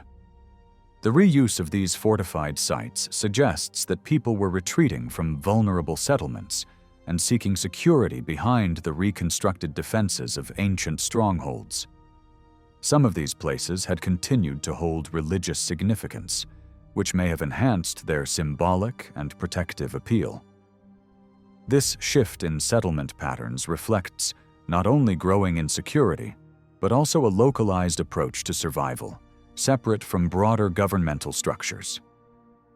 The fundamental issue throughout the 5th century was security. When Constantine III took the British field army and much of the Saxon shore defense force to the continent, it left Britain with a lopsided defense system. The north remained relatively fortified, while the more prosperous south became vulnerable to sea-borne raiders. Archaeological findings indicate that several forts in the north continued to be used during this time. At Burdiswald in Cumbria, one of the granaries was torn down and replaced with a large wooden hall. In Binchester, the commandant's house underwent expansion in the late 4th century, later became a site for butchery and metalwork, and was eventually used for burials. At Vindolanda, a church was built on the site of the commanding officer's residence, and inscriptions indicate that literacy and Christianity endured. Housesteads remained occupied, and at Piercebridge, the bathhouse showed signs of continued use, while new wooden buildings went up in Catterick after 400. Meanwhile, in the lowland regions of Britain, civilian elites dominated the local power structures, but they no longer enjoyed the military protection that Rome once provided. Beneath them, the population was largely provincial and localized, with fewer direct ties to Roman norms than their counterparts on the continent. Pagan beliefs remained widespread, even in areas like the outskirts of London. The British Celtic language endured despite centuries of Latin influence. Roman identity, once deeply rooted in towns and elite households, was in decline. With Roman culture deteriorating and Britain positioned at the empire's edge, exposed to northern land invasions and maritime threats, security collapsed. Even Bishop Germanus reportedly had to lead armed forces against raiders. This insecurity was the central challenge for Britain's leadership, as reflected in Gildas's lamentation over the island's decline. In their desperation, British leaders looked once more to the empire for help. When no aid came, they did what Roman officials had often done in times of crisis. They hired barbarian troops to defend their territory. Gildas even uses familiar Roman administrative terms to describe this process, including the provisioning of mercenaries through customary systems of hospitality and supply. These actions suggest that a Roman-style governing class still operated in Britain well into the mid-5th century, even as the society beneath them grew less Roman with each passing decade. For a time, this hybrid arrangement seemed viable. However, the Roman system continued to unravel across all fronts. Coinage failed, monumental construction stopped, manufacturing and trade declined, and piracy surged. Ultimately, the turning point came when the mercenary Saxons, initially hired to defend Britain, turned against their employers. With no imperial backup, the local leadership was unable to contain the revolt. Though British elites retained influence in some areas, especially in the lowlands where they coexisted with new Saxon settlements, the broader Roman system had collapsed. In his work Agricola, written near the end of the 1st century, the Roman historian Tacitus speculated about the origins of Britain's inhabitants.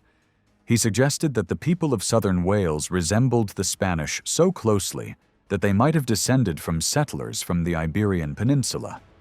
Similarly, he proposed that the Caledonians of Scotland could trace their roots to Germanic peoples, while the lowland Britons might have come from Gaul.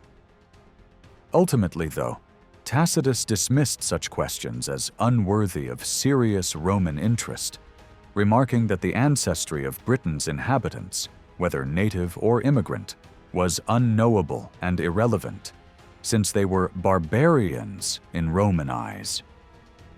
Today, many of the same questions are being asked again, but this time about the period just after the end of Roman rule in Britain, roughly between 430 and 570.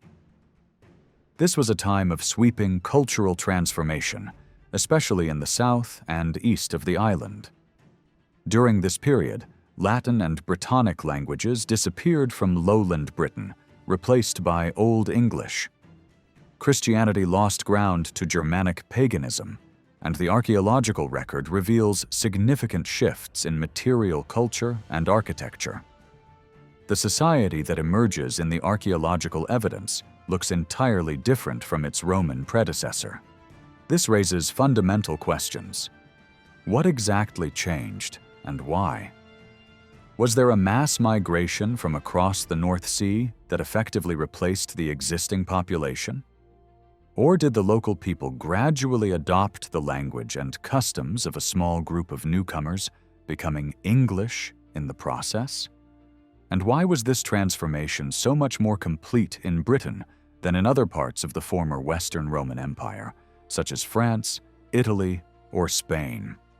These regions also experienced Germanic migrations, but retained their Latin languages and Christian traditions. To fully understand what happened in southeastern Britain, one must draw upon historical texts, archaeology, genetics, and linguistics.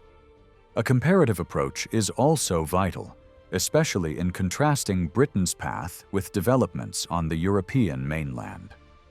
In the 19th and early 20th centuries, historians widely accepted the idea of a large-scale Germanic invasion in the 5th century as the foundational moment of English history. In 1892, John Richard Green famously declared that the landing of the warrior Hengist and his followers at Ebbsfleet marked the true beginning of England's story. This event, in the eyes of Victorian writers, was sacred ground, the moment when English history first took shape. Support for this theory came from place name research and burial evidence, but it mostly relied on written sources like the Anglo-Saxon Chronicle and Bede's historical writings. The Chronicle, written in the late 9th century, offered a simple timeline that Victorian historians treated as fact. It described the arrivals of various leaders: Hengist in Kent, 449, Ella in Sussex, 477, and Cerdic in Wessex, 495, each landing with only a few ships. These tales likely evolved from earlier stories, particularly Gildas's account of the arrival of 3 Saxon ships, an event later repeated by Bede and transformed into origin legends for several Anglo-Saxon kingdoms. A close look at names in these early records reveals how unreliable they are for the 5th century. For instance, the Chronicle describes the arrival of Cerdic and his son Cynric, both of whom bore Celtic names, followed by a man named Port, possibly connected to the Latin name of Portchester, and his sons, one of whom was named Megla, another Celtic name. This blending of traditions is improbable. In reality, the group later known as the West Saxons likely began as the Govissa, originating in the Upper Thames region and only later shifting their focus southward under pressure from rivals like the Mercians. Bede, writing in the early 8th century, was closer in time than the chronicle's author, but still far removed from the actual events. His interest in the origins of the English shaped the way later generations understood the past. In his writings, Bede considered the arrival of the English, the Adventus Saxonum, as the beginning of English history. He occasionally used this event as a point of reference, dating events such as the papacy of Gregory the Great to roughly 150 years after the English came to Britain. In an early chronicle from 703, Bede listed just 2 key events: the arrival of the Angles and their conversion to Christianity. By the time of his more developed Greater Chronicle around 725, Bede expanded on this narrative. He described how 3 ships brought the first Anglo-Saxons to Britain. When their expedition succeeded, word spread back home, prompting a larger group to set sail. This force, combining with the original arrivals, first defeated their enemies, the Picts and Scots, and then turned on their former allies, the Britons. They reportedly conquered most of the island by force, using the excuse that the Britons had failed to pay them adequately for their military service. At this stage, Bede had likely discovered Gildas's earlier account, though he struggled with Gildas's lack of dates. He used Gildas as a source again in his next comment, describing how the Roman Ambrosius Aurelianus, whose noble parents had been killed by the Saxons, rallied the Britons and led them to victory. After this, Bede said, victories shifted back and forth until the stronger Saxons eventually gained lasting control of the island. Although Bede gave the moral upper hand to the Roman Ambrosius, he still portrayed the Saxons as the ultimate conquerors. His account, despite its literary caution, reinforced the idea of a near-total Saxon conquest of Britain, a narrative that deeply influenced all later English history writing. A revised version of the same story appears in the first book of Bede's ecclesiastical history, completed in 731.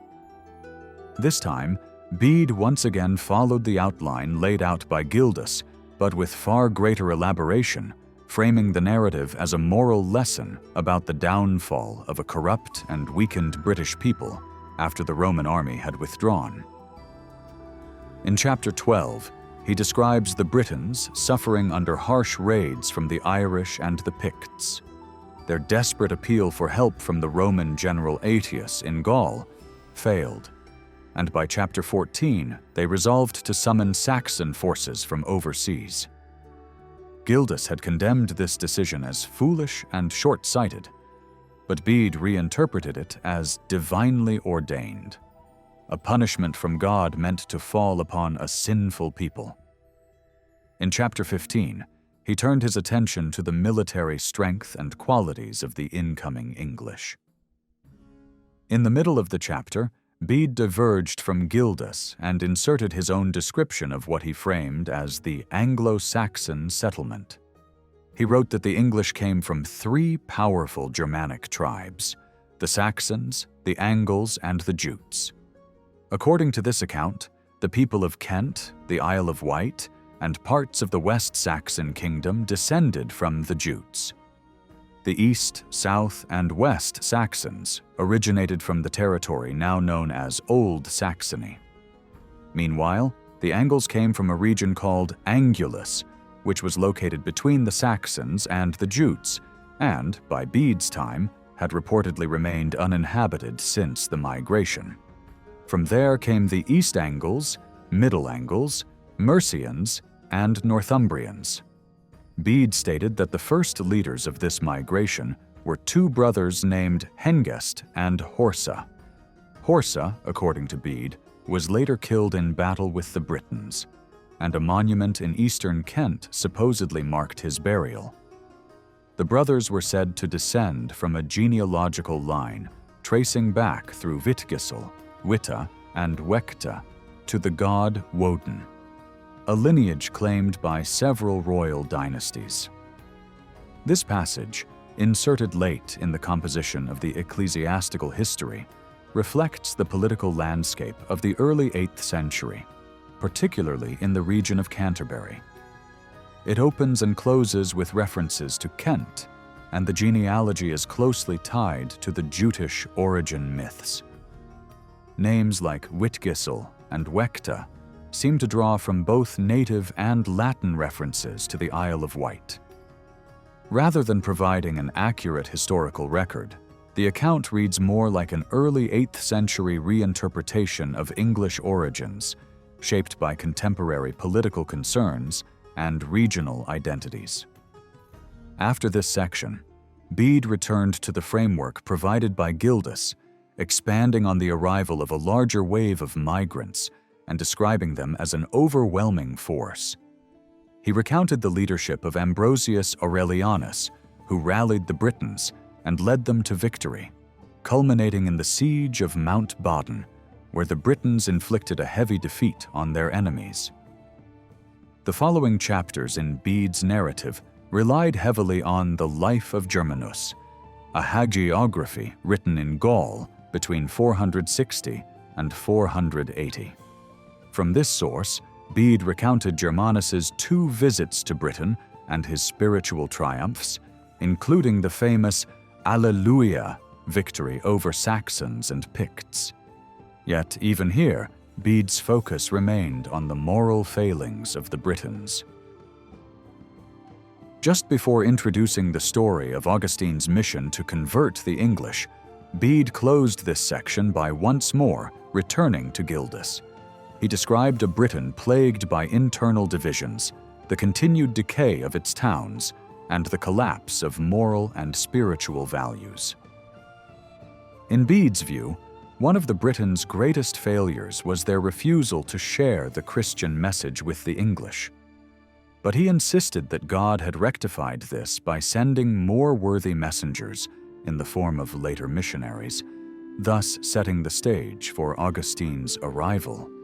The differences between how the Anglo-Saxon settlement was portrayed in Bede's Greater Chronicle of 725 and the ecclesiastical history of 731 reveal changes in Bede's goals as a writer.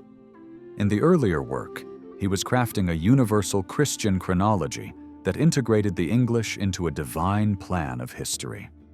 By 731, however, he was addressing a broader audience and presenting a moral warning. The Britons had lost their land because of their sins and disobedience, and the English had taken their place by divine design. For Bede's Northumbrian contemporaries, whose power had declined since 685, this served as a cautionary tale.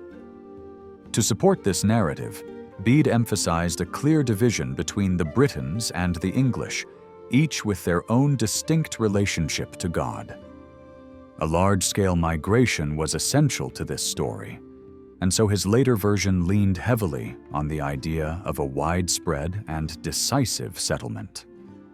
Despite the vividness of Bede's later narrative, it is the furthest removed from his original sources and has no independent historical basis. When we return to those sources, it is striking how limited they actually are.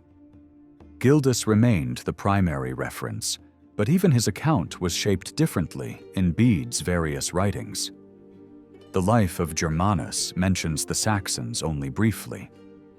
Gildas's work is valuable because it comes from a time closer to the events it describes, but it is difficult to use with confidence due to its vagueness chronology, unclear geography, limited cast of characters, and its uncertain conclusions about the war between the Britons and the Saxons. Nonetheless, Gildas's feelings about the Saxons are unmistakable. He viewed them with intense hostility, describing them as ruthless warriors, enslavers, and raiders who posed a real threat during his lifetime. His account may be flawed, but it remains one of the few surviving voices from this transitional period in British history. Two important texts from this period associated with Britain are the Confession and Letter of St. Patrick, most likely written in Ireland during the mid-5th century. Though they do not mention the Saxons, they do offer a glimpse into a turbulent world shaped by slave raiding and violence across both sides of the Irish Sea. Around the same time, the Gallic bishop Sidonius Apollinaris wrote a letter to a man named Nemetius, who served the Visigoths in Aquitaine. In this letter, Sidonius referred to Saxon pirates, accusing them of drowning a tenth of their captives before setting sail from the continent. These pirates may have originated from Britain, transporting enslaved people back to their homelands. Another key reference appears in the Gallic Chronicle of 452. This document briefly states that in the year 441, the provinces of Britain had fallen into Saxon control across a wide area due to various disasters. Written in southern Gaul by a cleric unfamiliar with Britain, the account's accuracy is difficult to verify. Still, it likely dates to the early 450s, making it one of the closest contemporary remarks on events in post-Roman Britain. While the chronicle does not describe the specific events that led to this collapse, it implies that significant upheaval had taken place. The suggestion that Britain had already been widely ceded to the Saxons by 441 marks a stark contrast to other accounts, such as that of Constantius, who described Britain as prosperous and secure following Germanus's visit. Archaeological evidence from regions like the Middle Thames Valley and Somerset indicates that British-style burials persisted into the early 6th century. At sites like Poundbury, near Dorchester, settlements possibly linked to monastic life emerged around long-used Romano-British cemeteries. Some urban centers also show signs of continued occupation into the mid or even late 5th century. Nevertheless, by the 430s, it becomes increasingly difficult for archaeologists to identify material culture that can be confidently called British.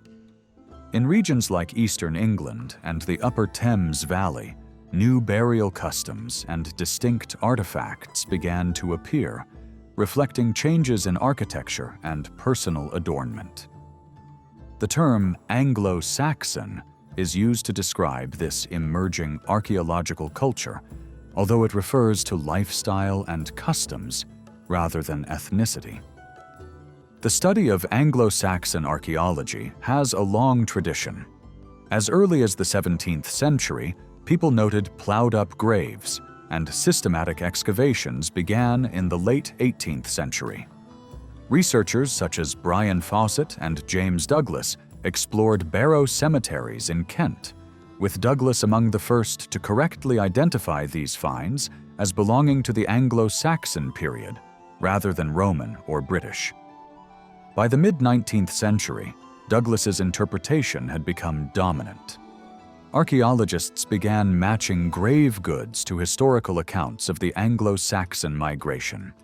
For example, saucer brooches were linked to Saxon territories, while cruciform brooches were seen as evidence of Anglian presence. Comparisons between artifacts from England and those from areas in northwest Germany and southern Denmark supported the idea of a connection between the two regions. However, dating these finds has always posed a challenge. To overcome this, archaeologists developed typologies, relative dating systems based on stylistic changes in objects. These typologies were anchored by grave sites on the continent, where coins allow for more precise dating. Even so, the reliability of later chronological phases is limited due to the overlapping styles and the varying ages of items when buried, some newly crafted, others already decades old. In the early days of the discipline, Archaeologists largely followed the historical narrative provided by scholars, interpreting their discoveries as confirmation of the so-called English settlement. This migrationist approach is well illustrated by J.N.L. Myers, who, in a 1986 update of his earlier work, argued that the distribution of Anglo-Saxon cemeteries and settlements closely reflected both the landscape and earlier Roman infrastructure. Yet from the 1970s onward, a new generation of archaeologists began to move away from historical dependence, focusing instead on broader patterns of social and economic change. This processual approach emphasized systems and structures over migration, treating the early Anglo-Saxon period more like a prehistoric society. It prioritized studies of social hierarchy, trade, and resource access, downplaying the idea of invasions. However, this new approach also came under criticism for being too rigid and for ignoring cultural complexity. In response, later scholars introduced more nuanced perspectives, drawing on cultural theory from other disciplines. They embraced the diversity found in the archaeological record and benefited from the rapid technological advancements in data analysis. Modern computing power allows researchers to study entire site assemblages rather than relying solely on the classification of individual objects. This has led to a more refined understanding of early medieval material culture. Debates about the precise beginning of Anglo-Saxon settlement have long persisted. In the mid-20th century, Myers proposed that a type of pottery he named Romano-Saxon was produced by native British potters for Saxon soldiers stationed at coastal forts. If true, this would push the settlement's beginnings back into the 4th century. But this theory lost support when it was discovered that this pottery shared the same deposition patterns as other local styles, indicating it had the same group of users. Attention then turned to late Roman-style military belt fittings found in graves in Britain and on the continent, particularly in Western Germany and the Rhineland. These belts were thought to be associated with barbarian soldiers in Roman service. In Britain, some fittings were produced locally, while others came from abroad. They have been found in areas with known late Roman presence, such as Richborough in Kent and Dorchester-on-Thames. However, many of these burials may still be Roman rather than Germanic. More convincing evidence of incoming settlers comes from early Anglo-Saxon cemeteries, such as those at Mucking in Essex, where distinctively Anglo-Saxon artifacts appear alongside such military items. Another indicator of cultural transition is the development of the quoit brooch style, a 5th-century metalwork design based on Roman military belt gear. British craftsmen transformed this into a unique chip-carved brooch style. Most examples have been found south of the Thames, though some have also turned up in Gaul. Despite being relatively few in number, many were discovered in Anglo-Saxon graves, suggesting that they were adopted by Germanic mercenaries. The earliest examples resemble Roman forms, but over time, the style evolved into something more distinctly Germanic, reflecting a shift in usage and cultural influence. These brooches, probably used to fasten cloaks, eventually replaced the Roman crossbow-type fittings and were later repurposed as female dress accessories, long after their original military function had been forgotten. Anglo-Saxon cemeteries are notable for two contrasting burial methods: inhumation, where the entire body is laid to rest in a grave, and cremation, where the body is burned and the ashes are usually placed in a ceramic urn. Cremation had long been a common practice in northern Germany during the 4th century, though inhumation with grave goods was also practiced both within and beyond the Roman frontiers.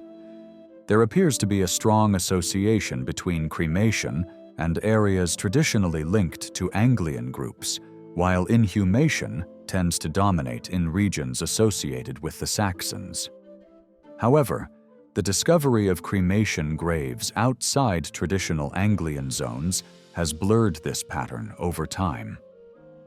These different burial customs reflect varying attitudes toward death and mourning, and may point to distinct forms of social organization.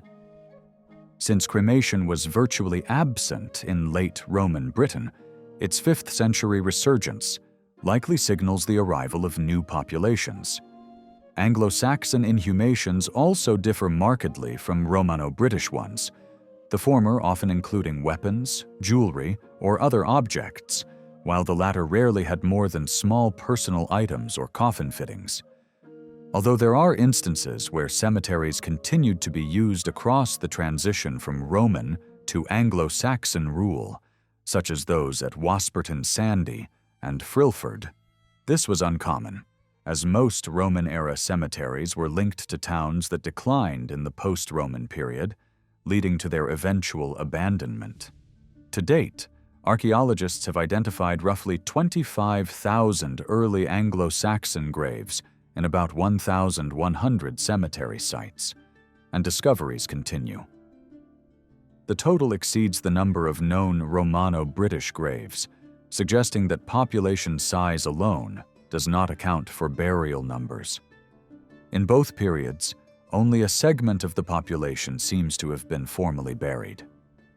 In early Anglo-Saxon cemeteries, age appears to have played a role in burial practices. While some sites like Great Chesterford contain many infant and fetal remains, such cases are rare, implying alternative forms of disposal for the very young. Other groups may also have been excluded, such as the enslaved or those not considered culturally English, including native Britons. The limited number of burials across large areas of Western and Northern Britain, where Anglo-Saxon influence is minimal, aligns with the relatively sparse burial evidence even in the southeast.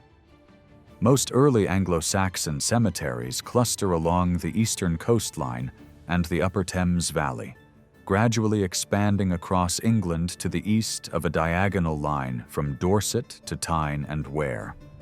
Some regions, like the Weald of Kent and Sussex, show fewer burials, possibly because they were only seasonally inhabited, with the dead returned to ancestral territories. Other gaps correspond to areas of environmental change, such as flooding in the fens and Humber wetlands. Still, some areas, like parts of Hertfordshire, Essex, Suffolk, and Yorkshire, show unexpected absences, which may suggest differences in local burial customs or the presence of remaining British communities. Although difficult to prove, these patterns sometimes correlate with literary references to post-Roman British kingdoms, such as Elmet. Cemeteries were often established near prominent landmarks, including ancient burial mounds. The most common were prehistoric barrows, but Anglo-Saxon burials have also been found near Neolithic monuments, Roman ruins, and even natural mounds mistaken for earlier graves.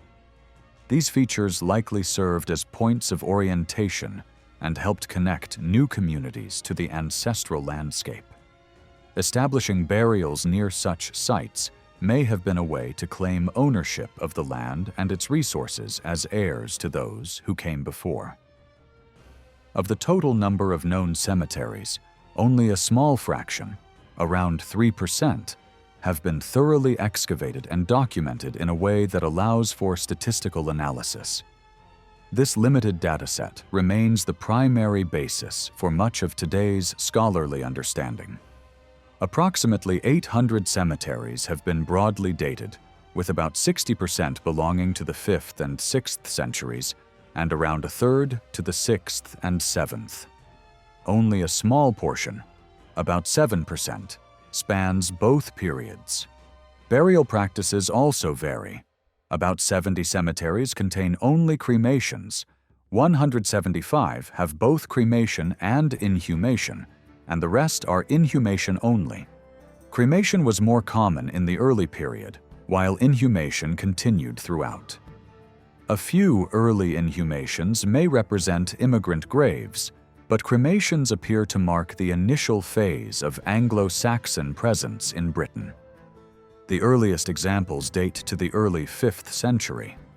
Although some late Roman cemeteries, like Lankhill's near Winchester, include unurned cremations, 2 urned burials from Wasperton have been radiocarbon dated to around 400.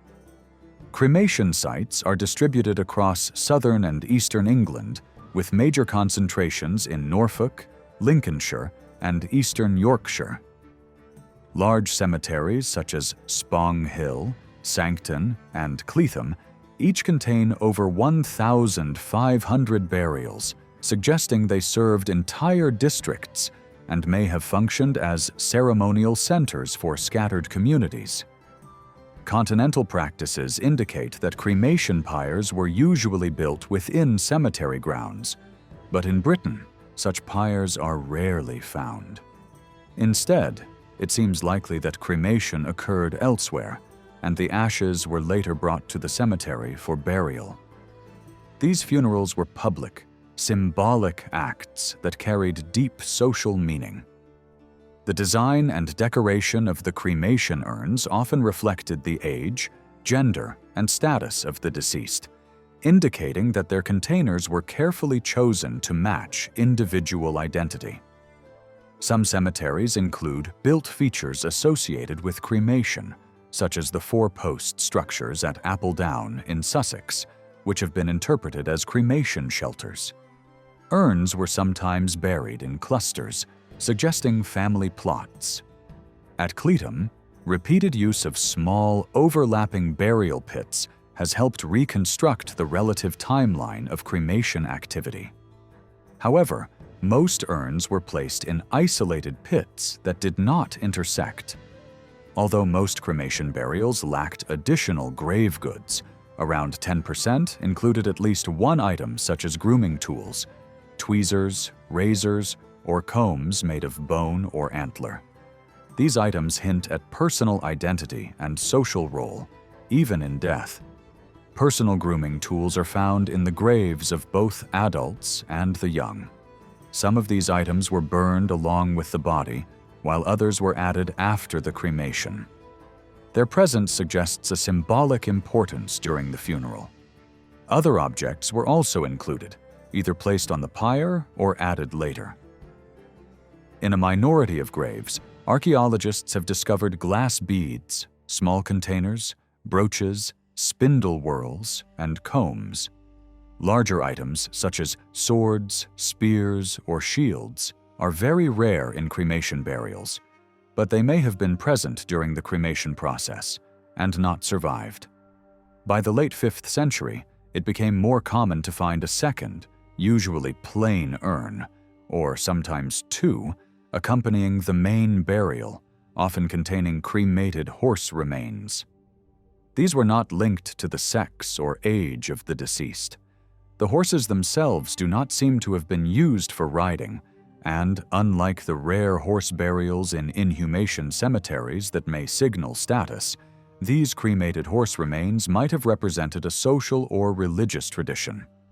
The names of early Saxon leaders, Hengist and Horsa, both meaning horse, hint at this animal's symbolic importance. Later disapproval from Roman Church representatives regarding English treatment of horses may also be related. The Anglo-Saxon cremation tradition closely resembles those found in parts of northern Germany and the German-Danish borderlands, particularly regions like Schleswig, Holstein, Mecklenburg, and the island of Fyn. Saxon pottery styles are more common in the former, while Anglian styles align with the latter. Yet these styles were already blending on the continent by the 4th century, and the variations found in England suggest a more complex picture than previously thought. No single cemetery in Britain has been definitively traced back to a specific area in Germany. Instead, it appears that cultural practices were shaped both by migration and local adaptation. People already living in Britain also adopted these customs in various ways, and cemeteries show a wide range of influences. In some cases, material culture may have been deliberately used to distinguish communities from their neighbors. Inhumation burials, by contrast, provide a different kind of insight. They give more complete skeletal evidence, along with grave goods and occasional traces of fabrics or burial furnishings. Large cemeteries composed solely of inhumations are rare.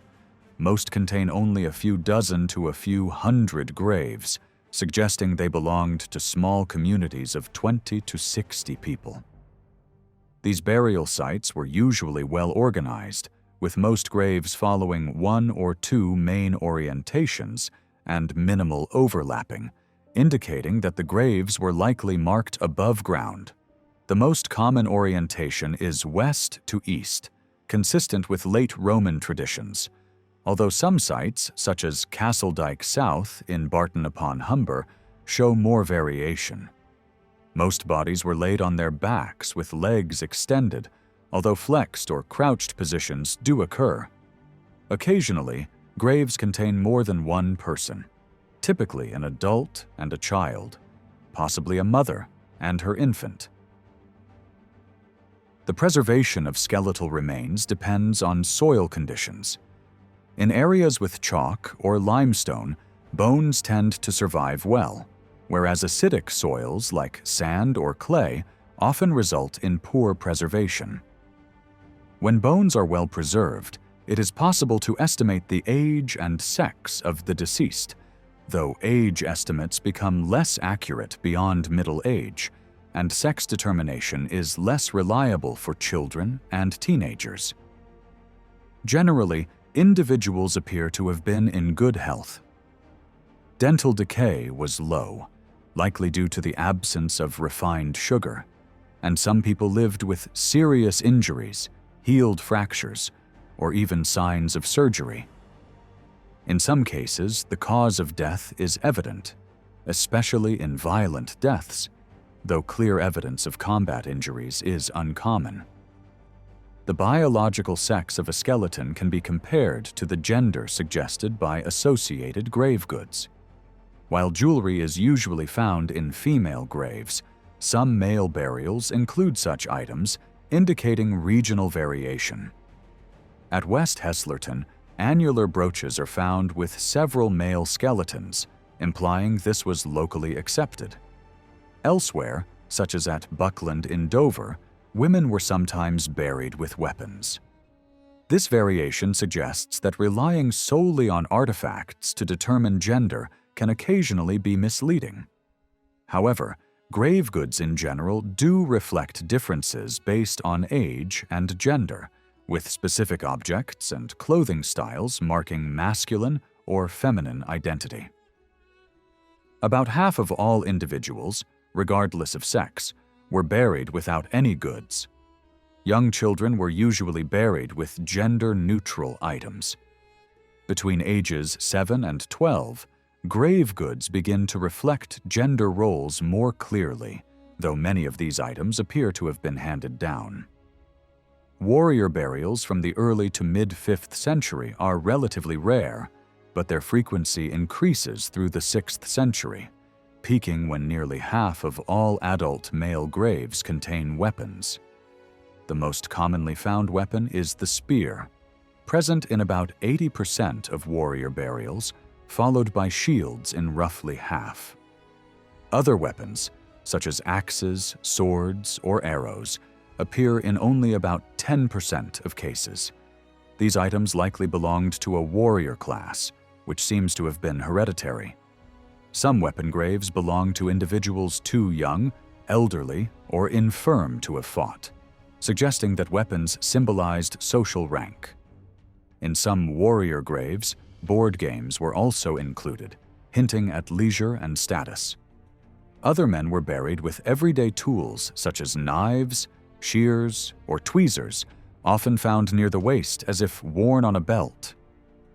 People were usually buried wearing their regular clothing, tunic and belted trousers, with some also wearing a coat or cloak. Of all the objects found in female burials, brooches stand out as the most distinctive. These came in many forms and were often used to fasten clothing, though their decorative nature also made them symbols of status and wealth. Alongside brooches, other items like bead strings, sleeve clasps, belts, and knives were typically included. In regions associated with Anglian influence, women were commonly buried with annular, cruciform, square-headed, and small, long brooches, usually placed one on each shoulder and one on the chest. These were often accompanied by girdle hangers and sleeve clasps. In contrast, areas thought of as Saxon-favored disc, button, saucer, and applied brooches, usually found in pairs or aligned down the upper body. Pendants made from Roman coins and bead strings placed around the waist were also common. In the Jutish regions of Kent and Hampshire, brooch styles and clothing preferences were again distinct. These regional patterns in brooch use and dress styles show that cultural traditions varied widely, though some cemeteries reveal mixed or overlapping styles, suggesting that cultural identities were not strictly separated. East Kent, for instance, displayed elements of both Saxon and Anglian traditions, as well as traits from southern Scandinavia. This created a uniquely Kentish material culture, shaped by a blend of influences, enhanced by the area's position between the English Channel and the Wantsum Channel. The presence of gold bracteates, medallion-like ornaments often bearing imagery ultimately derived from Roman emperors, helped further distinguish this region's identity. The origins of these brooch types varied significantly. While some early examples like square-headed or small long brooches were made in continental Europe and imported to Britain, most styles were soon being produced locally. Interestingly, even imported brooches were often used in ways that differed from their continental counterparts. Not all available continental types made it to Britain, making it hard to tell whether a grave belonged to a recent immigrant or a local adopting new styles. Other brooch types, such as disc, annular, and applied saucer brooches, appear to have been developed in Britain, evolving from late Roman-British metalwork traditions. Even those considered Germanic in style often show signs of local craftsmanship, especially in the east of England. The widespread use of annular brooches there, which lack close continental parallels, may reflect strong native influence, although their relatively late appearance challenges the idea of uninterrupted continuity from Roman Britain. Like cremations, inhumations seem to reflect social status within communities, although this remains open to interpretation. Those excluded from formal burial, perhaps due to age, ethnicity, or social rank, likely represented the lowest status. Individuals buried without grave goods were probably of modest standing, while those with richer collections were wealthier. By the mid-6th century, wealth became more concentrated, and high-status items like brooches appeared in fewer graves. At sites like Alton in Hampshire, such items clustered in specific areas, suggesting the presence of elite families. However, even the wealthiest graves were not spatially isolated. They were intermingled with more modest burials, possibly indicating that leaders were buried within extended households, rather than as isolated chieftains. In some cemeteries, like Norton in Cleveland, weapon burials for men occurred in roughly equal numbers to fully adorned female burials, possibly signifying high-status couples. Where graves are grouped into apparent family plots, social differences are more pronounced within those groups than between them, indicating variations of status within extended kinship networks. modern scientific methods have opened new ways to study the early English settlements. One of the earliest tools used is the analysis of ancient plant life. Vegetation patterns recorded in pollen samples can reflect human activity and population density. Surprisingly, much of England shows no signs of reforestation after the Roman period, which one might expect if there had been widespread population collapse. In fact, some areas show increased human impact on the environment, hinting at stable or growing populations. One explanation is that migration occurred on a large scale, replacing many of the native Britons. There is literary and linguistic evidence that some Britons emigrated to areas like Brittany, but complete population turnover without mass abandonment of farmland seems unlikely. The most straightforward interpretation is that farming, and thus the farming population, continued with minimal disruption. Researchers have also attempted to trace population movements through physical anthropology.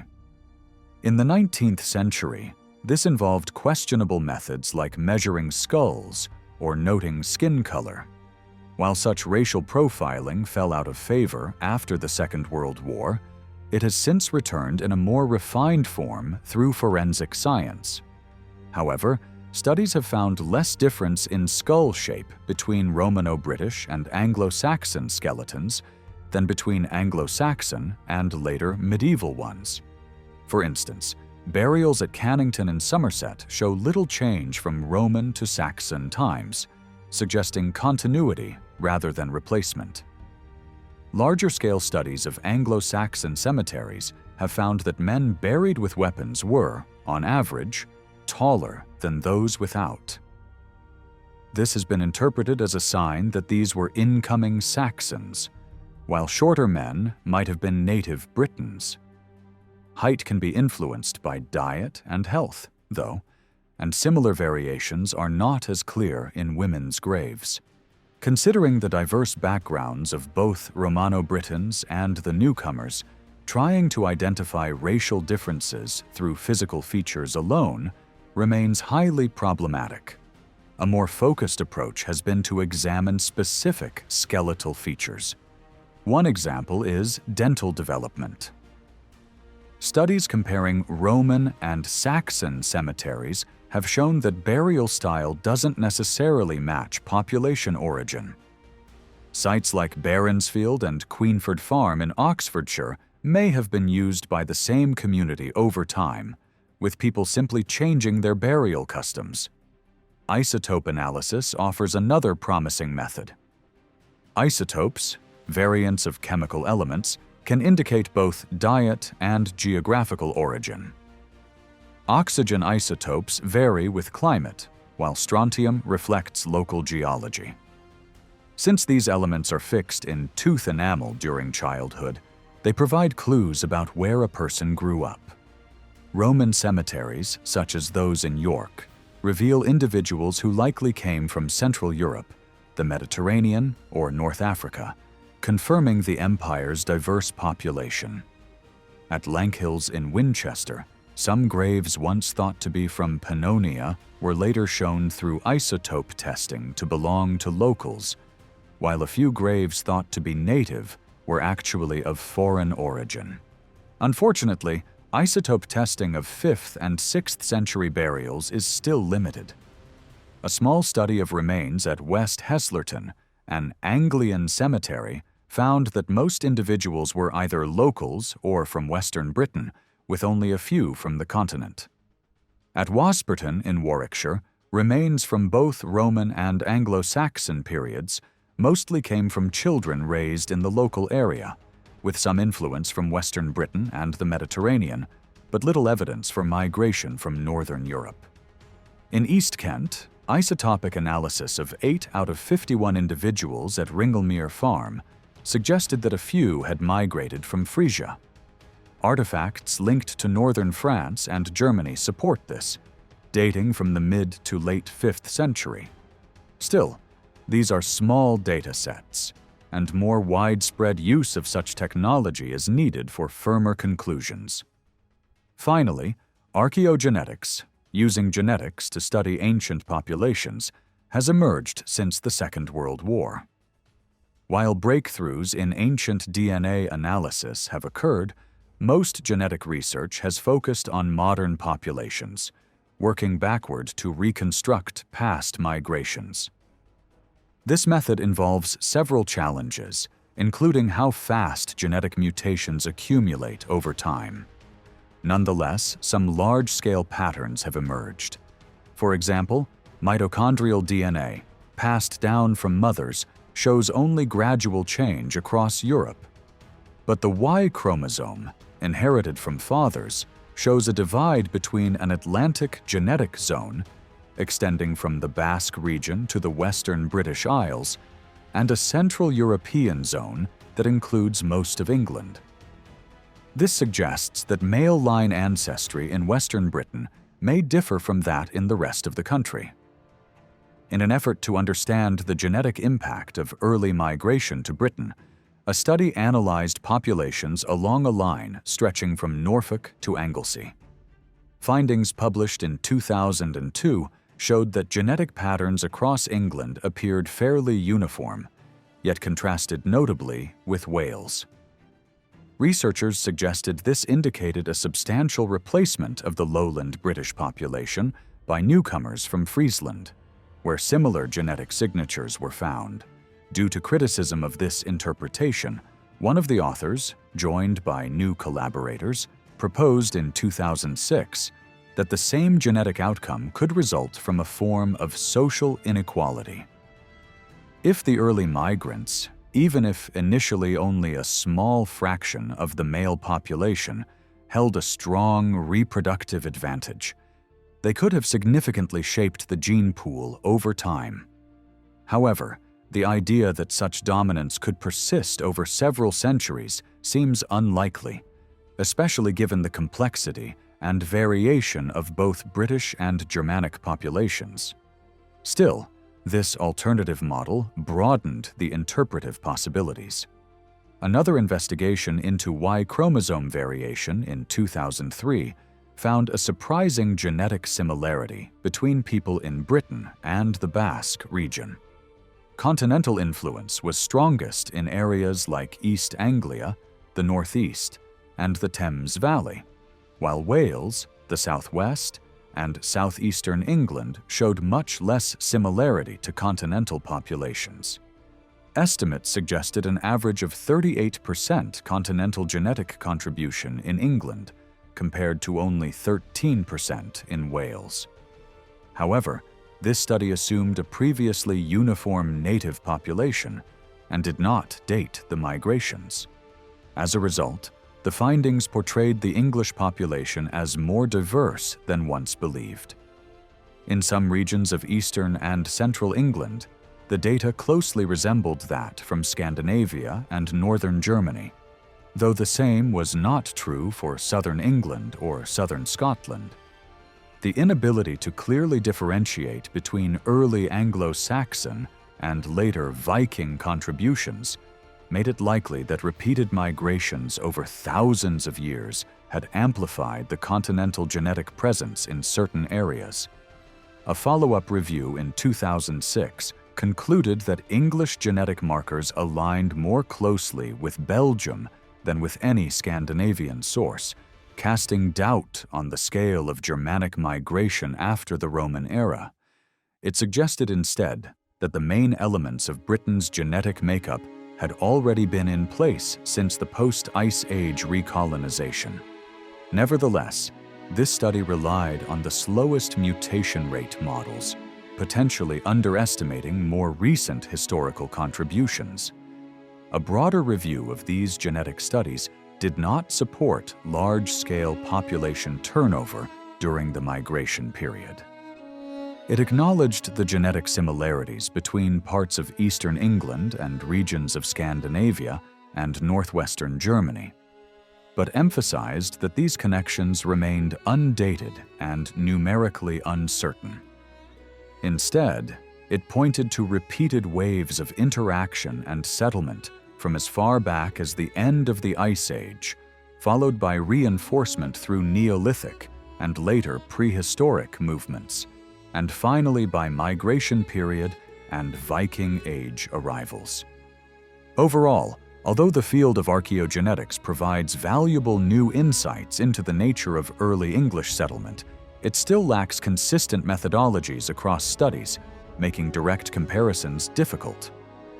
While prehistoric populations may have been mobile, the onset of agriculture likely led to more stable tribal boundaries, limiting genetic exchange. Roman authors like Tacitus already described distinct regional physical traits around the year 100, suggesting such differences could have lasted well into the Anglo-Saxon period. Future genetic research must therefore compare local communities across Britain as well as with foreign groups, in order to understand both regional variation and broader population movements.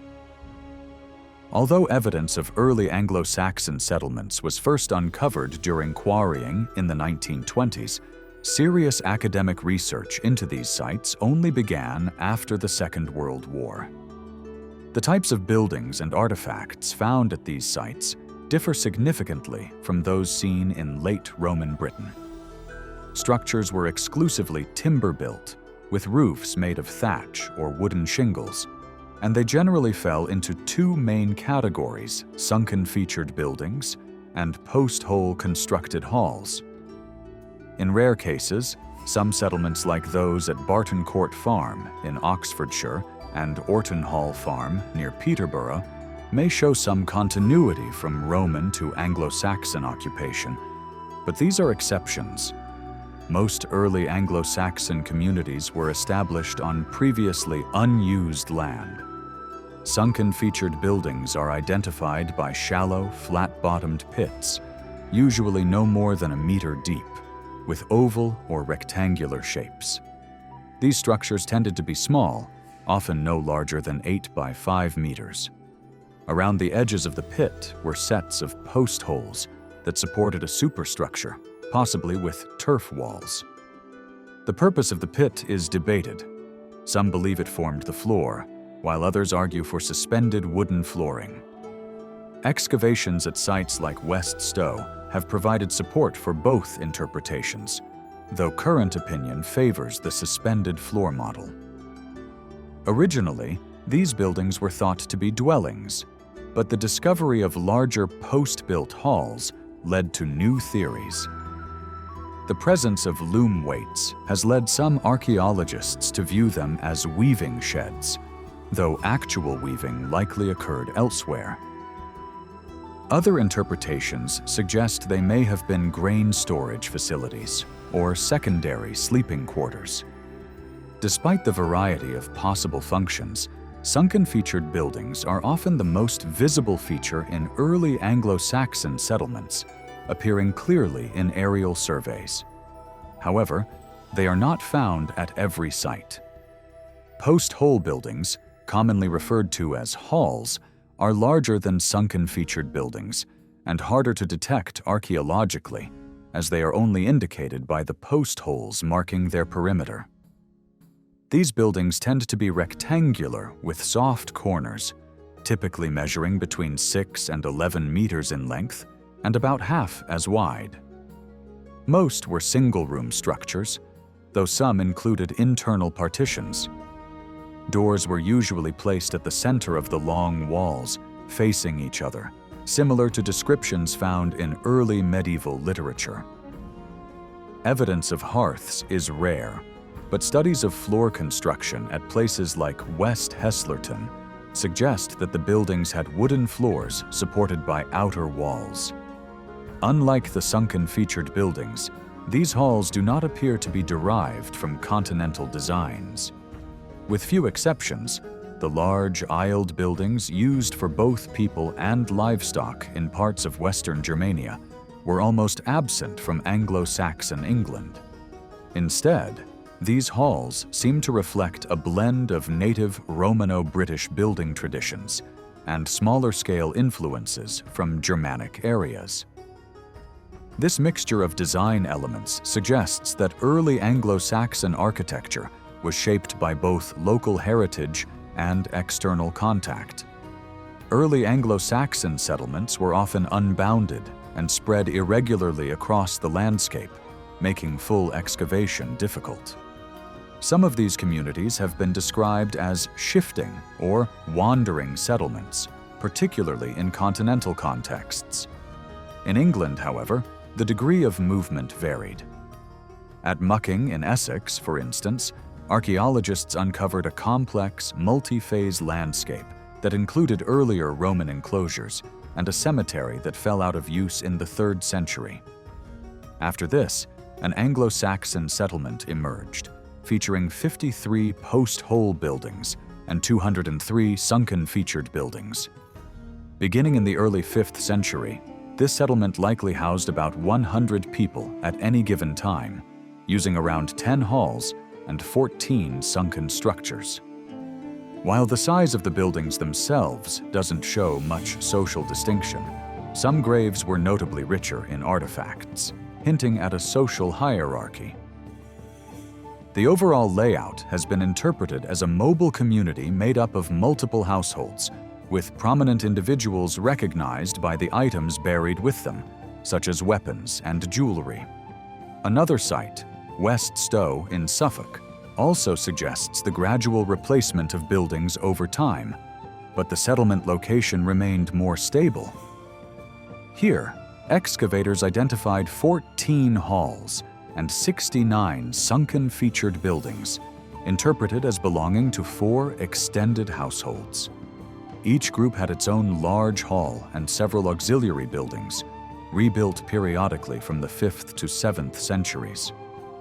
Although not many artifacts were recovered from the settlement itself, the nearby cemetery, which had been excavated in the 19th century, contained a range of grave goods, including weapons and decorative brooches. These findings imply the existence of sizable and hierarchically structured households. Some settlements, however, show signs of continuous occupation over much longer periods. Catalum, for example, evolved steadily from the 5th to the 9th centuries, with numerous phases of construction occurring in the same location. Another significant site is West Heslerton in the Vale of Pickering. There, a large settlement covering 22.5 hectares was uncovered, with around 80 to 90 timber-framed buildings and 140 sunken featured structures, along with an associated cemetery. The Anglo-Saxon occupation replaced an earlier Roman settlement lower down the slope, which had likely been abandoned around the year 400 due to worsening environmental conditions. The new village developed upslope near a Roman religious site that had remained active into the 4th century and was apparently respected afterward. The cemetery was established within an older sacred landscape that included a henge and a round barrow. Occupation of the site spanned more than 4 centuries. Unlike at Mucking and West Stow, where sunken featured buildings tended to cluster around the halls, part of West Heslerton was dominated by these smaller structures, suggesting the presence of a dedicated craft or industrial zone. Activities like metalworking, textile production, butchery, and malting appear to have been carried out away from residential areas. The settlement likely supported a community of about 75 people, organized into 10 households, each anchored by a large timber hall built with skilled carpentry. Archaeologists recovered nearly 9,000 pieces of Anglo-Saxon pottery, although that number was overshadowed by 30 kilograms of Roman-era pottery from the nearby shrine site. To better understand the regional context, researchers undertook the most extensive survey of its kind in Britain, mapping an 8.5-kilometer-long corridor of the Derwent Valley and neighboring areas. This revealed even larger settlements at East Heslerton and Sherburn, marked by dense clusters of sunken featured buildings. Along the edge of the valley's wetlands, small settlements appeared approximately every 800 meters, with larger communities every 2.5 kilometers. Altogether, Around 1,300 sunken featured buildings were identified. These settlements seemed to be in use at the same time, suggesting an intensely occupied and cultivated landscape. This phase of land use, which stretched back to the Bronze Age, came to an end in the 9th century when the area was abandoned and eventually converted to farmland. Despite similarities in architectural forms across early Anglo-Saxon England, interpretations of settlement size, density, and land use vary.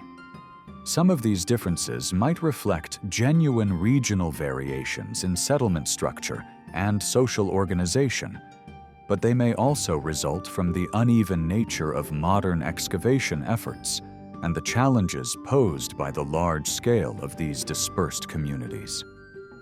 As such, debates about the mobility or permanence of settlements remain open, shaped as much by archaeological data as by the limits of current research. By the year 410, people living within the boundaries of the former Roman diocese in Britain spoke either Latin, Brittonic, a form of British Celtic, or both. Latin was more common in the lowland regions. Personal names from the early 5th century also reflected this linguistic landscape, being primarily Latin or Celtic, with some instances of Greek. Although Latin largely disappeared as a spoken language, it continued to be used for Christian religious purposes, particularly in inscriptions found in Wales and more sparsely in the southwest of England, southern Scotland, and northern England. On the other hand, Brittonic poetry began to appear by the 6th century, although no early inscriptions in the Celtic language have survived on stone. During the Roman era, Brittonic absorbed a substantial number of Latin words due to Latin's higher social prestige, but this borrowing greatly declined as Latin's influence waned. Interestingly, Highland Brittonic, later giving rise to Welsh, Breton, and Cornish, underwent sound changes thought to be influenced by an influx of Latin-speaking settlers from the lowlands. Though these newcomers eventually adopted the local Celtic dialect, they introduced Latin-based phonological and structural traits that others in the region found appealing, leading to rapid linguistic evolution and the eventual formation of medieval Welsh. While Germanic speech may have existed in Roman Britain to a limited degree, it only became widely used following Saxon dominance in the lowland areas. By around 570, Old English had spread extensively and was displacing earlier languages across these regions. Despite the near absence of written Old English prior to around 600, with only a few scratched words on artifacts and much later textual records, its early presence and growing influence can be inferred through place names and the linguistic shift that followed. As a Germanic language, Old English incorporated very few words from Latin or Brittonic before the 7th century, and the vast majority of place names in England date from the Old English period onward. Although some researchers have tried to identify pre-English place names, such examples remain rare and have little impact on the broader understanding. Place name scholars have often championed the theory of mass migration, suggesting that large numbers of newcomers overwhelmed local populations and suppressed their native languages, a view that remains influential. The linguistic data supporting this view is solid, but interpretations vary. From a contact linguistics perspective, it's common for speakers of a lower prestige language to adopt words from a higher prestige one, and for bilingualism to favor the dominant language. Over time, this often leads to the extinction of the less prestigious tongue, as seen in the replacement of Gaulish by Latin in France or Pictish by Gaelic in Scotland. In Roman Britain, Latin was adopted widely in the lowlands and borrowed into Highland Brittonic. If the Saxon conquest established Old English as a high-status language, then the disappearance of earlier languages, and the limited number of loanwords would follow naturally. This is exactly what the evidence suggests.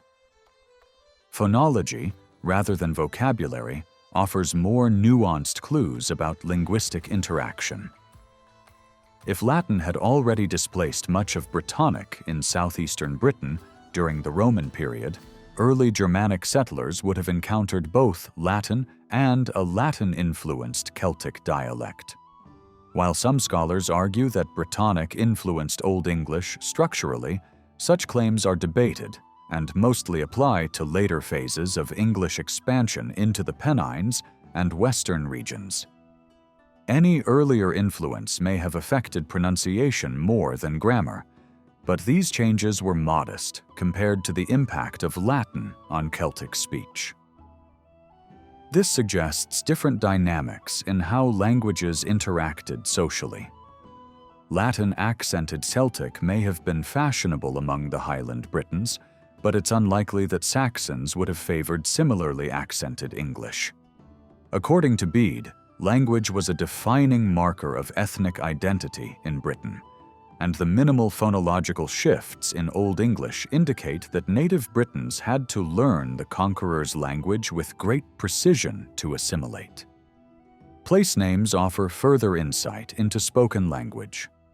During the Roman era, many place names in Britain were Latinized versions of Brittonic names, with a few being purely Latin. But outside Cornwall, and to a much lesser extent, parts of northern Cumbria, very few place names in England today can be traced back to the period before Old English spread. Even in areas where pre-English names might be expected, such as Cheshire, only a small fraction of the several hundred known names are Brittonic in origin, and none are clearly Latin. This trend is even more pronounced in eastern counties like Hertfordshire, Leicestershire, and Suffolk. This near-total replacement of earlier place names indicates a dramatic cultural and linguistic shift in England that seems even more complete than similar changes in continental regions. While some might attribute this shift to the scale of Germanic migration, the same pattern of name loss occurred in areas where Anglo-Saxon settlement was minimal or absent, such as Wales and Cornwall. Interestingly, some of the densest surviving Romano-British place names are along the southeastern coast of England, including locations like Reculver, Dover, and Canterbury. This suggests that the loss of Roman period names was a broader Romano-British phenomenon, rather than something solely caused by Saxon newcomers. Still, knowledge of ancient place names is limited. Fewer than 250 are currently known. Notable exceptions, such as London and Lincoln, have endured, but others, like Aquae Sulis, now Bath, are no longer commonly used. Some English place names do contain Latin roots. Examples include words like fons, spring, in Bedfont, vicus, settlement, in Wickham, campus, field, in Campsie, and portus, port, in Portland. These suggest that a few Latin terms made their way into early English vocabulary, especially in southern England, though such borrowings remain rare.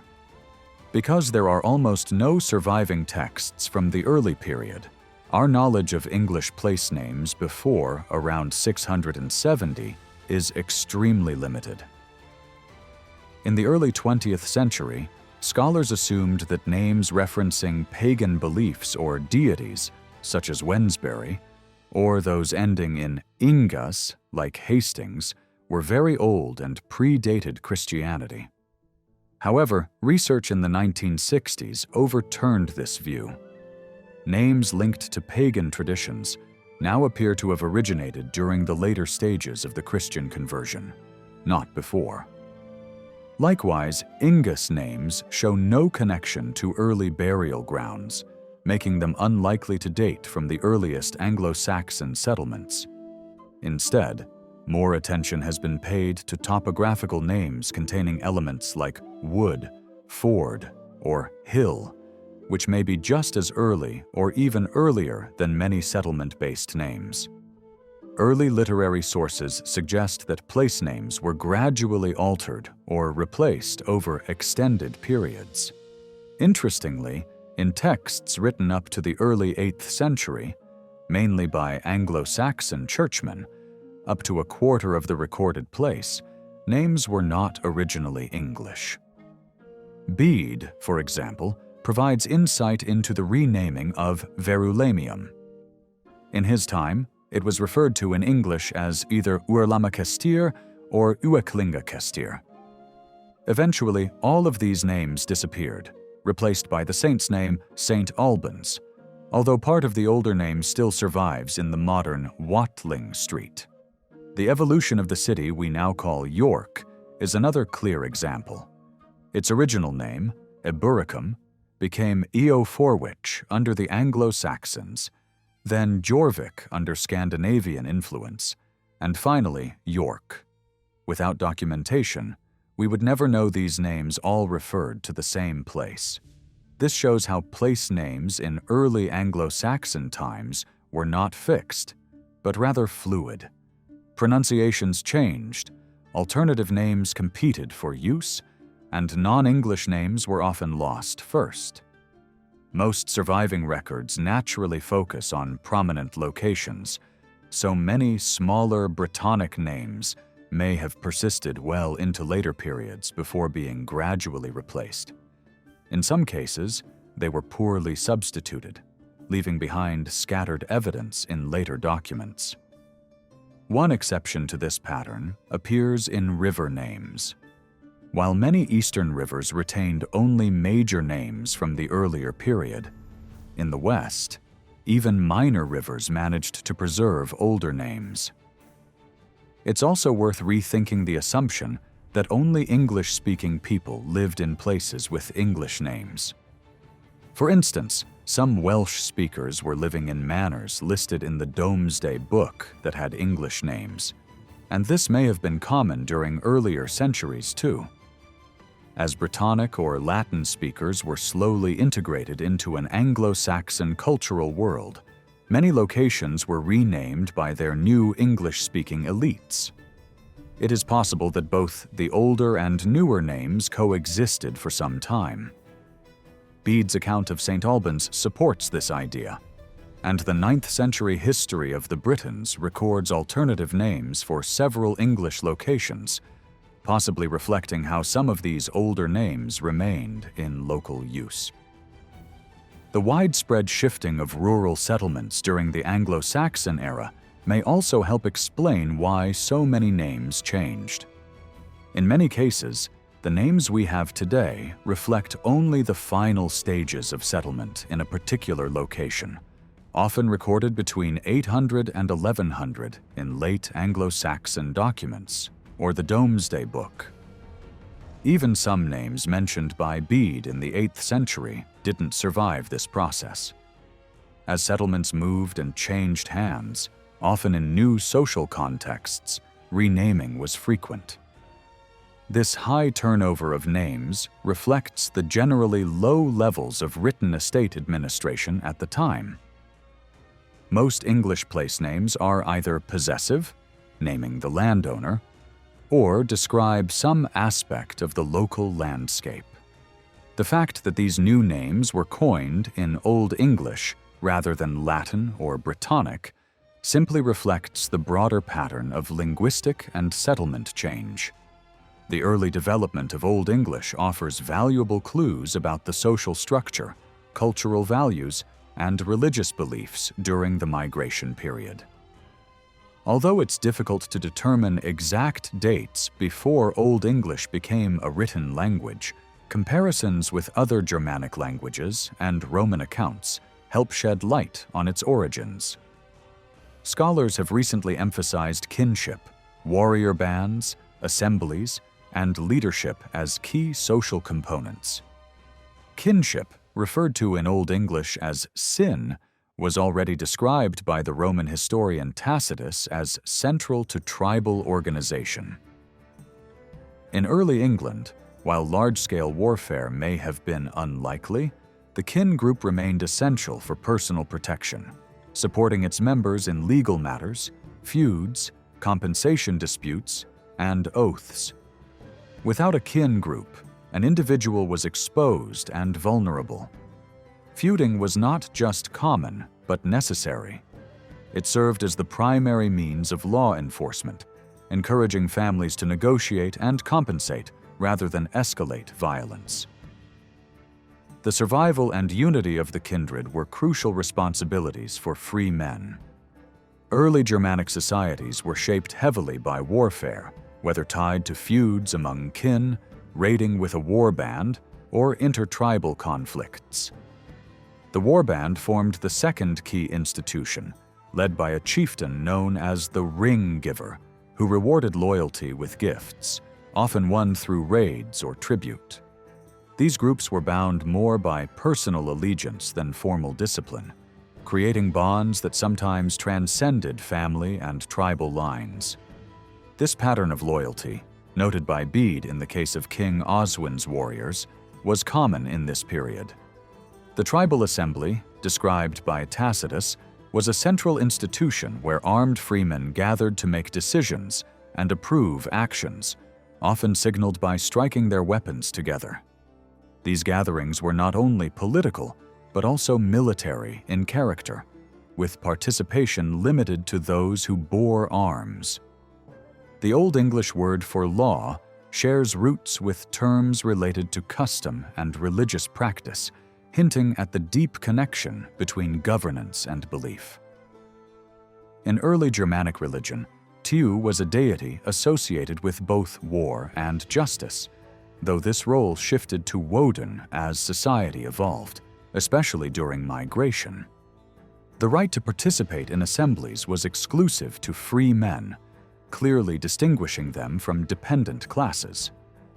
At a more local level, lordship was vested in those with the right to bear arms.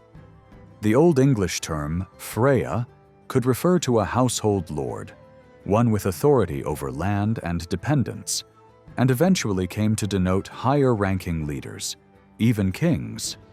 Another term, Dreyten, meaning warband leader, appears in early poetry to describe rulers, though signing later became more widely used. This transition reflects the evolution from tribal chieftaincies to more formal kingship, as seen in the Frankish and Gothic worlds, where hereditary succession replaced selection by the community. Although linguistic evidence is difficult to date precisely, it helps us interpret archaeological and historical records and provides broader context. By the late 4th and early 5th centuries, Roman control along the Atlantic and North Sea coasts had weakened, exposing Britain to increasing raids from across the seas. The decline in trade with the Mediterranean suggests piracy was widespread, a view supported by contemporary accounts. Raids may explain the presence of late Roman artifacts in Ireland, Scotland, and coastal Germany, though other factors like diplomacy and mercenary service may have contributed as well. The presence of hordes in southern and eastern Britain could indicate insecurity, though their meaning remains debated. Irish raids also resulted in settlement in parts of southwest Wales, as shown by Ogham inscriptions and Irish names in local royal genealogies.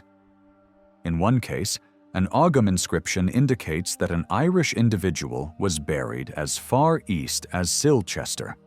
Some Irish troops, known as Attacati, also served on the continent and may have been recruited from Britain. In Scotland, elite sites like Traproin Law, Dumbarton Rock, and Edinburgh were centers of activity, especially in the 5th century. In the 6th, this pattern narrowed mainly to Dumbarton and Edinburgh. After Rome withdrew, Britain had to defend itself. Lacking military resources, local rulers hired foreign fighters, just as Roman authorities had done before. Gildas's narrative about the hiring, empowerment, and eventual revolt of the Saxons seems broadly plausible. Early sources support the idea of military conquest over mass migration, which fits with the limited archaeological evidence for Anglo-Saxon presence before 450. The Saxons may initially have served as a regional military force for the remnants of Roman Britain, numbering in the hundreds or low thousands. But once they rebelled, they quickly took control.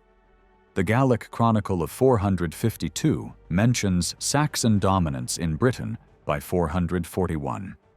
Archaeologists place the earliest Anglo-Saxon burials in the second quarter of the 5th century, aligning with the rise of Saxon power, the collapse of British coinage and taxation, and the start of distinctive Anglo-Saxon cultural markers. All of these developments likely occurred within a single generation, marking the real beginning of Anglo-Saxon England.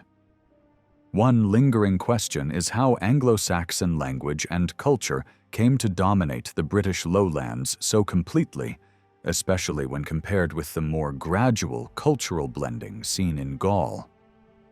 There, Frankish settlers adopted Roman customs and Latin, becoming part of the local culture. In contrast, Anglo-Saxon culture seems to have replaced what came before. One theory holds that this reflects the sheer number of migrants to Britain, but this explanation has been questioned. During the late 20th century, scholars proposed alternative models involving cultural assimilation, elite influence, and imitation, similar to how Romanization had worked earlier. These models suggest that a small group of Germanic newcomers could have transformed local culture by setting trends that others followed. Looking across linguistic, archaeological, and historical evidence, the picture remains complex. But the most consistent interpretation is one of significant cultural change paired with broad population continuity. This fits well with environmental and scientific data, particularly in paleobotany. Isotope studies, although limited in number, have identified migration from both continental Europe and Western Britain into the East, but most of the evidence still points to continuity. In fact, more signs of foreign migration are found in the Roman period than in the centuries that followed.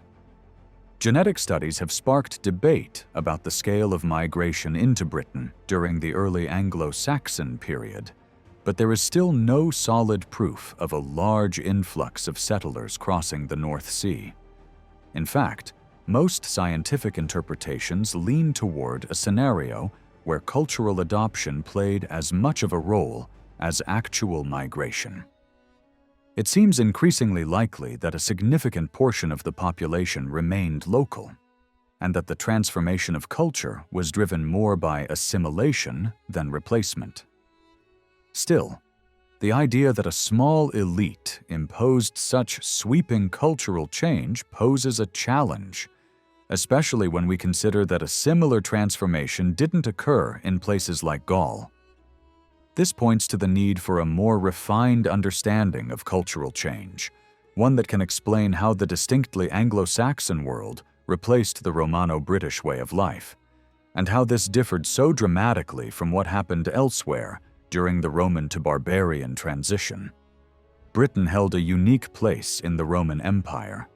It was conquered later than most provinces, remained an island frontier under heavy military presence, and never integrated into the empire as deeply as regions like Gaul or Spain. No Britons are known to have risen to imperial office, governed provinces, commanded armies, or founded notable noble lineages before 400. Roman writers often portrayed Britons with disdain, and even British authors like Gildas acknowledged the cultural divide between the native population and the Roman world, describing the Romans as distinctly superior. Romanization in Britain appears to have been partial and superficial, a local adaptation rather than full absorption into Roman identity. The withdrawal of coin imports may have marked the final breakdown of Roman Britain. A series of military uprisings aimed at reviving imperial power ultimately failed, leaving the island vulnerable to outside attacks. In 407, many of Britain's defensive troops were redeployed to the continent and never returned. Unlike other provinces, Britain was effectively abandoned once Emperor Honorius failed to reclaim it after 410. Though some influence from the continent may have lingered, Britain was left without Roman military protection or governance. By the 430s, many Roman features of British society were fading fast. No imperial officials remained, towns were in decline, buildings stood abandoned or repurposed, and coinage was becoming increasingly devalued. Economic systems like taxation and long-distance trade were breaking down. In stark contrast, Gaul still maintained Roman garrisons and political leadership into the late 5th century. Its towns shrank in size but were fortified and remained occupied, especially around cathedrals, under the guidance of bishops. In Britain, however, there is little evidence of such ecclesiastical centers, except perhaps at Lincoln. Urban areas were likely used as refuges, but were no longer truly functional, as their defensive walls belonged to a much earlier era and could no longer offer reliable protection. Some historians believe that the Roman administrative system in Britain collapsed rapidly after 410, giving rise to many small-scale communities.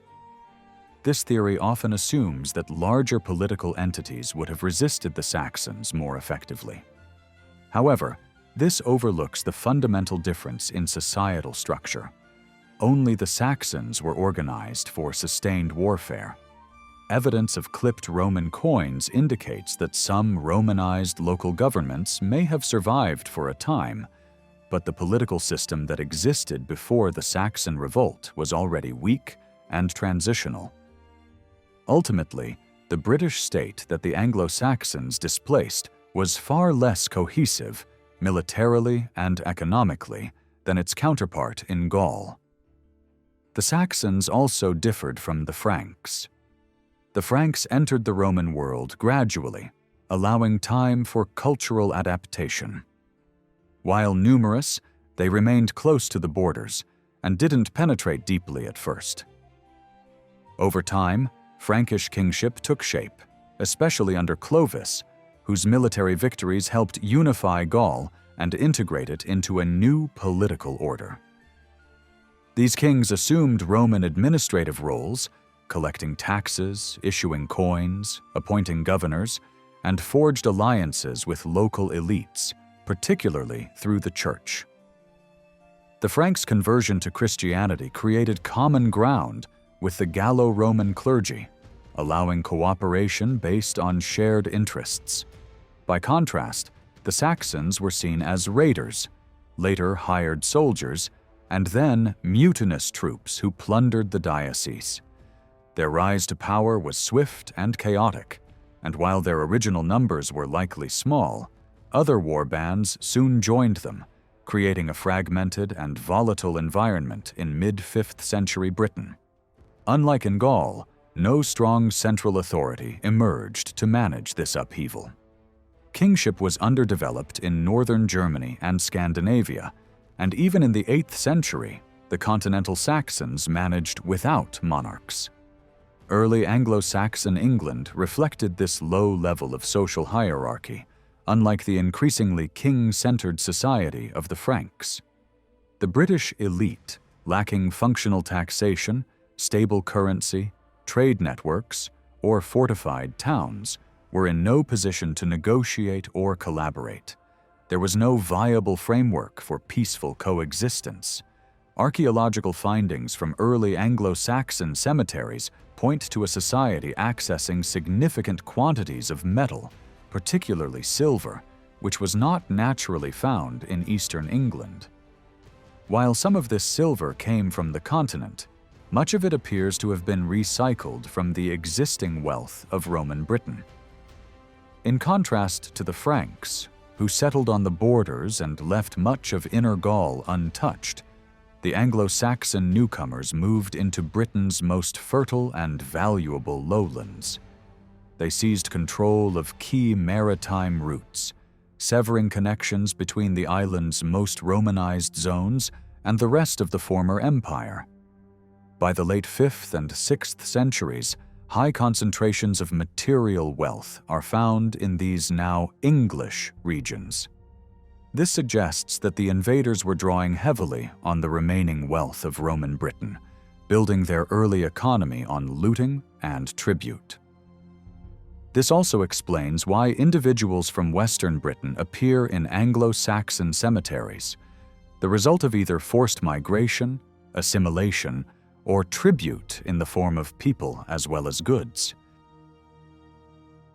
The conditions in Britain during the early post-Roman period were significantly different from those in Gaul. The elites in Britain's lowlands were less capable of negotiating or adapting to the rise of barbarian military power than their counterparts across the Channel. Gildas mentions groups of Britons, likely from the upper classes, fleeing overseas while singing psalms, indicating that some members of the educated Christian elite left the region altogether. Others found refuge in upland zones, suggesting that certain wealthy families chose to relocate rather than confront the new power dynamics in the lowlands. However, this migration did not mean that the lowlands were emptied. Evidence from genetic studies, plant remains, and landscape archaeology all point to a considerable degree of continuity between late Roman and early Anglo-Saxon Britain. Many medieval field systems appear to have developed directly from earlier Roman ones. The relative scarcity of material culture from this period isn't surprising, given the general collapse in the production and use of identifiable artifacts after the Roman withdrawal. Both settlement and burial archaeology are particularly thin for Western Britain in the early Middle Ages. Even so, scattered non-Germanic objects such as specific pin types hint at a lingering British presence in the archaeological record. Additionally, early Anglo-Saxon metalwork was clearly influenced by Romano-British styles and techniques, including the use of enamel, punched decoration, and millefiori glass, which were either unknown or rare in Germanic regions. This suggests that immigrant groups relied on and employed local craftsmen who adapted their skills to new cultural tastes.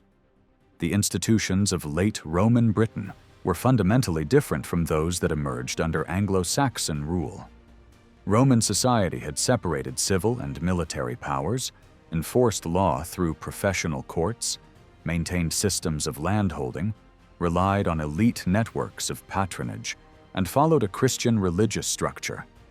All of these were rapidly weakened or replaced following Anglo-Saxon dominance. Latin lost its role as a language of authority and was displaced by Old English. The once thriving Roman villa system collapsed early in the 5th century, and the rural workforce was restructured to support a new and very different kind of economy and social hierarchy. Roman civil law gave way to Germanic legal customs, where disputes were managed through traditional rules, compensation, and kin-based justice.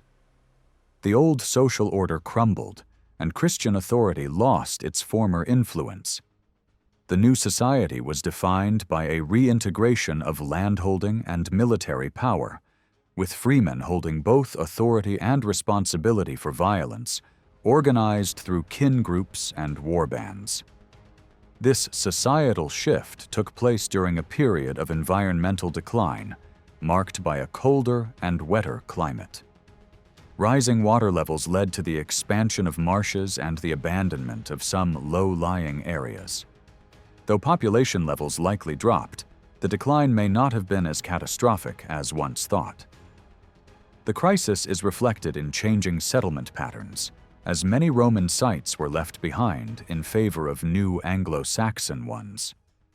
These new villages were structured around large timber halls that reveal the emergence of a new kind of social order. Linguistic evidence shows that these households were led by freemen, known as ceorls in early law codes. The term also meant husband and was linked to the establishment of a family through marriage, suggesting that forming a household was tied to status and independence. These quarrels could bear arms, attend public meetings, and take part in community rituals. Their status was reflected in their burials, which often included weapons, while the women of these households were buried with jewelry and other signs of prestige. Landholding in early Anglo-Saxon England was based on a unit called the vied, defined as the amount of land needed to support a ceorl and his household. Bede later described it as the land of a family. It wasn't a small peasant plot, but a substantial estate with workers and dependents. Those at the bottom of this structure, likely including many native Britons, were in varying degrees of unfreedom. Gildas writes that some Britons surrendered themselves to the Saxons and became slaves permanently. Over time, these individuals were absorbed into the Anglo-Saxon rural population, though they may have remained identifiable as the Old English word for a Briton was wall, which eventually came to mean slave or servant, giving rise to the modern word Welsh. This transformation says much about the social dynamics of early Anglo-Saxon England. Although many of the people within this new society were likely of British descent, they occupied lower rungs on the social ladder. Ethnic identity was fluid, but movement within society was mostly in one direction, toward integration into a Germanic culture that placed little value on British heritage. The term vied itself was unique to England and doesn't appear in continental sources, emphasizing its importance in shaping a distinct insular society. As time passed, these households absorbed individuals regardless of their background and gradually transformed them into Anglo-Saxons. A household's success depended heavily on the public standing of its leader, whose authority rested on his claim to Germanic ancestry and membership in an Anglo-Saxon kin group. Access to wealth, influence, and legal protection was tied to being recognized as fully part of this identity. A law code written around 690 by King Alfred of Wessex shows that British individuals had access to the legal system, but their vergild, or compensatory value, was only half that of their Saxon counterparts. This racially tiered legal structure has been compared to apartheid-era South Africa, where legal and economic disparity led native populations to steadily lose their land and status. Similar disparities were found in some continental legal systems, where Romans were valued less than the incoming barbarian groups. As Bede later suggested, language became a primary marker of identity in early Anglo-Saxon England. In a world where legal rights, social inclusion, and access to protection were limited to those who claimed Germanic ancestry, speaking Old English without traces of Latin or Brittonic became vital. Anglo-Saxon elites had a strong incentive to avoid adopting words or sounds that might hint at British origins, even going so far as to resist using older names for places. This helped ensure that the influence of earlier British languages on Old English remained limited. Over time, those at lower social levels adopted unaccented English as a way to assimilate, eventually allowing themselves and their descendants to be seen as true Anglo-Saxons. The transition from late Roman Britain to early Anglo-Saxon society did not occur all at once or evenly across the landscape. Instead, the process unfolded gradually and differently depending on the region. The early Anglo-Saxon world lacked the kind of centralized hierarchies that might have enabled a rapid or total transformation. Instead, kin-based communities operated locally, forming small-scale tribal units, while armed bands pushed outward into new territories. These early societies often revolved around clusters of households, centered on communal gathering and burial areas. The uneven distribution of early Anglo-Saxon artifacts suggests that some regions felt their presence more than others, and in many places, the native population continued largely undisturbed for some time. Localized evidence shows that some British districts remained under native control well into the early Anglo-Saxon period. In places like Wareham, pre-English carved stones survive, while areas such as Wiltshire, Lancashire, and West Yorkshire retain high concentrations of pre-English place names. Older religious practices continued in places like St. Albans, indicating cultural persistence alongside transformation. Although these regions may have avoided outright conquest, they likely still paid tribute to the new powers. Place names containing the element wall, such as Walton or Wallasey, may signal communities once led by Britons, though the term also appears in personal names, which complicates the picture. Over time, even those communities that retained distinctively British cultural features began to adopt the language and customs of the Anglo-Saxon world. This pattern of gradual, small-scale change explains the fragmented political landscape of 5th and 6th century England. In Gaul, the Frankish kingdom was built on the existing Roman civitas framework, which survived into the medieval period as bishoprics and local jurisdictions. In contrast, early English tribal names rarely connect directly with Roman administrative divisions. Kent, derived from Cantium, is a rare exception. Some names, like Lindsey and the Rotensat, preserve memories of earlier Roman centers, but many others, such as Elmet and Dira, are of uncertain origin and may have arisen only after Roman authority had vanished.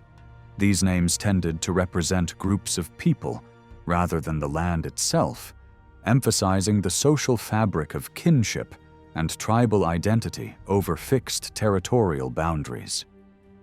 The collapse of Roman administration gave way to a new form of localism, what some have called a return to tribalism, where both English and British groups developed small, kin-based political communities.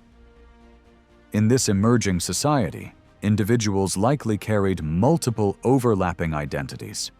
At its core was the family, claiming descent from Germanic ancestors and occupying land known as hides.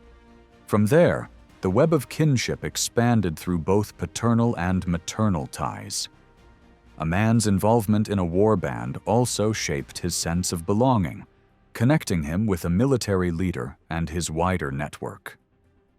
Beyond that, sea orls participated in managing the local landscape, helping define tribal territory. These layers of affiliation extended outward to larger groupings and ultimately to a shared Germanic identity, which set them apart from the remaining Britons. Whereas Roman Britain had emphasized the individual through its legal system, religious practices, and citizenship, Anglo-Saxon England shifted toward collective identity rooted in family and lineage. Legal and social status were now inherited through kinship rather than defined by personal achievement. This emphasis stood in stark contrast to Roman values and persisted in England even as other parts of Europe adopted aspects of Roman law and Christianity. Early Anglo-Saxon legal codes, which emerged around the year 600, were written in the vernacular and remained grounded in tribal custom. The closest continental parallels to this society are found not in Gaul or Spain, but in the Balkans, where the Slavic migrations had similarly dismantled Roman structures. There, as in England, a simpler kin-based society took hold, lacking professional classes, coinage, urban trade centers, or centralized bureaucracies. This marks the complete departure from the Roman world and the rise of a new social order grounded in kin, land, and local power. Bede saw the early history of the English primarily through the lens of religious transformation. For him, the arrival of Christianity, especially through the mission of St. Augustine and his companions in 597, marked the true beginning of English identity. When Ethelbert, King of Kent, accepted Christianity along with his people and neighboring realms, Bede viewed this as the decisive shift from the Britons to the English in the historical narrative. His chronicles portrayed this moment as a spiritual awakening and a pivotal foundation for the English Church. Later historians, influenced by Bede, often magnified this moment, sometimes casting pagan customs in a negative and exaggerated light. But modern scholarship has begun to question this religiously centered interpretation, arguing that the conversion to Christianity was part of a broader, more complex transformation that included social changes, the rise of kingdoms, economic revival, and shifts in cultural identity. This period marked the emergence of the English as a recognizable people. Before the late 6th century, they were largely nameless in the historical record. From then onward, sparse but valuable written sources begin to offer glimpses into elite society. However, much of our understanding of the period comes from archaeology, especially burial practices, which started to change significantly in the mid-6th century. Cremation, once common, began to decline and was almost entirely abandoned by the mid-7th century. This shift may reflect early Christian influence, which emphasized bodily resurrection, but the decline began too early to be fully explained by religious conversion. It is possible that other social or cultural factors were involved, such as a growing preference for Roman or Frankish customs over earlier Germanic ones. As cremation faded, inhumation with grave goods became the dominant burial method. This practice spread into areas like Wiltshire, the Northeast, and the Peak District, places that had previously retained more distinctly British traditions. These regions were increasingly integrated into the Anglo-Saxon sphere, either through conquest or unequal alliances. Archaeological evidence suggests that native elites began adopting Anglo-Saxon customs, including burial styles, as a way of aligning themselves with the dominant culture. The limited number and relative wealth of such graves point to a selective form of acculturation, blending British and Anglo-Saxon elements. Significant changes also took place in the types of objects buried with the dead. While many traditional artifacts remained, such as pottery, weapons, and personal grooming tools, others began to disappear or evolve. Long strings of amber beads and certain brooch types vanished, suggesting shifts in production and fashion. At the same time, luxury goods from continental Europe and the Eastern Mediterranean became more common, especially among elites. This period also saw a revival of native Roman artistic styles, especially in the form of elaborately decorated hanging bowls, indicating continued awareness of the island's Roman past. Interestingly, new Christian centers often arose at former Roman sites, highlighting the enduring prestige of the Roman legacy in locations like Canterbury, Lincoln, and York. Around the year 600, changes in burial rites began to reflect deeper social transformations. By the mid-6th century, about half of all male graves contained weapons, underlining the status associated with being armed. Among these, certain graves stand out as belonging to individuals of higher rank, possibly local war leaders or influential figures in communal gatherings. During this period, burial mounds, or boroughs, became more prominent. Some cemeteries were almost entirely made up of such barrows, often built around older monuments. Even flat graves began to show greater care in their construction, including wooden coffins with metal fittings. There was also a growing use of textiles to present the dead, and burials under barrows frequently included rare or high-status goods. These developments were first seen in East Kent, and sites like Fingalsham and Eastry, later spreading across Anglo-Saxon England and replacing earlier burial customs. Outside Kent, 7th century graves are less visible, creating a gap in the record. Nonetheless, regional variation in dress and burial practices began to fade, suggesting a move toward cultural uniformity. At the same time, the inclusion of grave goods began to decline. By the early 7th century, many burials included few, if any, artifacts, and weapon graves became rare. The archaeologist Edward Leeds, working in the early 20th century, labeled this trend the final phase. He initially believed these cemeteries belonged to impoverished pagans, but later associated them with Christian burial customs. Modern research has deepened our understanding of these final phase graves. They often include Christian symbols like crosses, have consistent west-east orientations, avoid cremation, and lack elaborate grave goods beyond perhaps a single knife. The clothing and jewelry styles also changed, and weapons largely disappeared from burial contexts. Some 6th century cemeteries were replaced by new ones, often closer to settlements. For instance, at Bloodmore Hill in Suffolk, a new cemetery appeared among the settlement buildings, replacing an older one nearby. In other cases, cemeteries continued in use, particularly those tied to ancient monuments, like the one at Butler's Field in Gloucestershire.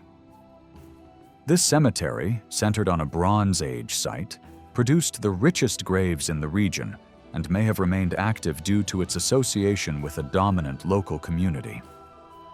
Through all of this, the period reveals a complex interplay of cultural adaptation, religious transformation, and social restructuring, where burial customs reflect broader changes in identity, power, and belief across early Anglo-Saxon England. Although the emergence of final phase cemeteries aligns roughly with the Christianization of Anglo-Saxon England, it is difficult to directly attribute this change to religious doctrine. Christian texts from the period do not explicitly forbid the inclusion of grave goods. Instead, the shift may reflect broader social developments, such as evolving fashion trends, awareness of changing Frankish funerary customs, or a growing reluctance among the middle classes to bury valuable possessions. Despite the general decline in the use of grave goods, a small number of elite burials stood out for their exceptional wealth and ceremonial complexity.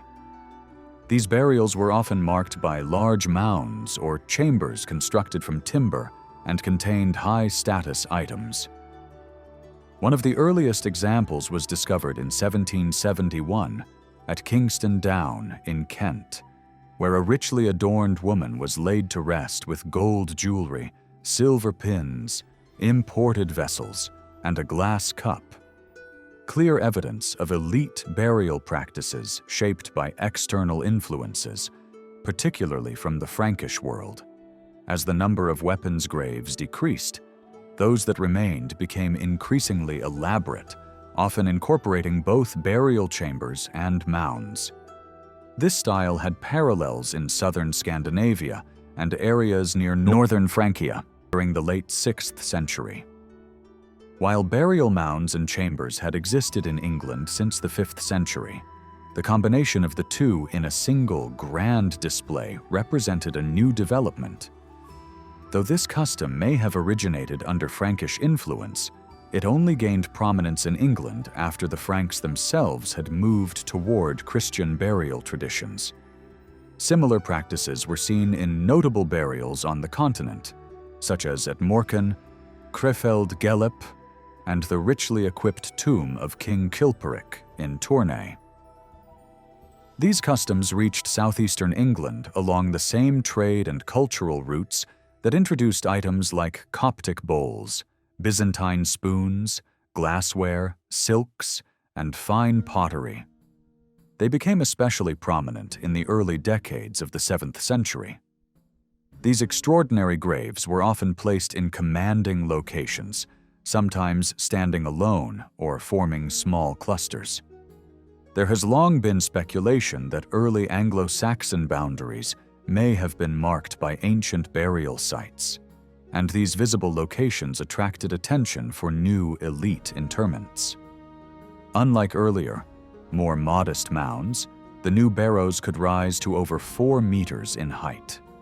Bodies were either placed inside ancient monuments or beneath newly constructed mounds, reflecting a deliberate effort to create impressive memorials. These burials demanded significant resources in terms of craftsmanship, labor, and the sacrifice of expensive goods, highlighting their exceptional nature. While women were occasionally buried beneath new barrows, such as one example at Sutton Hoo, most were interred in older monuments or in flat graves. The majority of new mounds, however, were erected over male graves, identifiable by the richness and variety of accompanying artifacts. In Germany, this practice is associated with the term Fürstengrab, meaning princely grave, and it is used to describe burials that reflect royal ambitions. In England, the term princely burial serves a similar function. Although the English examples are typically less lavish than those found on the continent, they represent a notable evolution in funerary practice and indicate a more complex set of social rituals. Several of these high-status burials have been excavated across England. In 1883, a wooden coffin was found more than 6 meters below the summit of a large mound at Taplow in Buckinghamshire, containing fine weapons, glass vessels, fabrics, and other prestigious items. Another elaborate male burial was unearthed at Broomfield in Essex, within a timber chamber filled with bronze bowls, fragments of drinking horns, vessels, and weaponry. In 1862, a ship burial was discovered at Snape in Suffolk, beneath a barrow built within a reused Bronze Age cemetery. The vessel measured 14 meters in length and contained spearheads, blue glass, a claw beaker, and a gold ring. The most famous example, however, is the ship burial at Sutton Hoo, excavated beneath Mound 1. While Mound 2 also held a ship burial, it had been looted. Mound 1 remained largely intact despite natural decay. The 27-meter-long ship had been placed in a trench nearly 3.5 meters deep. Inside, archaeologists found an unmatched hoard of treasures, now displayed in the British Museum.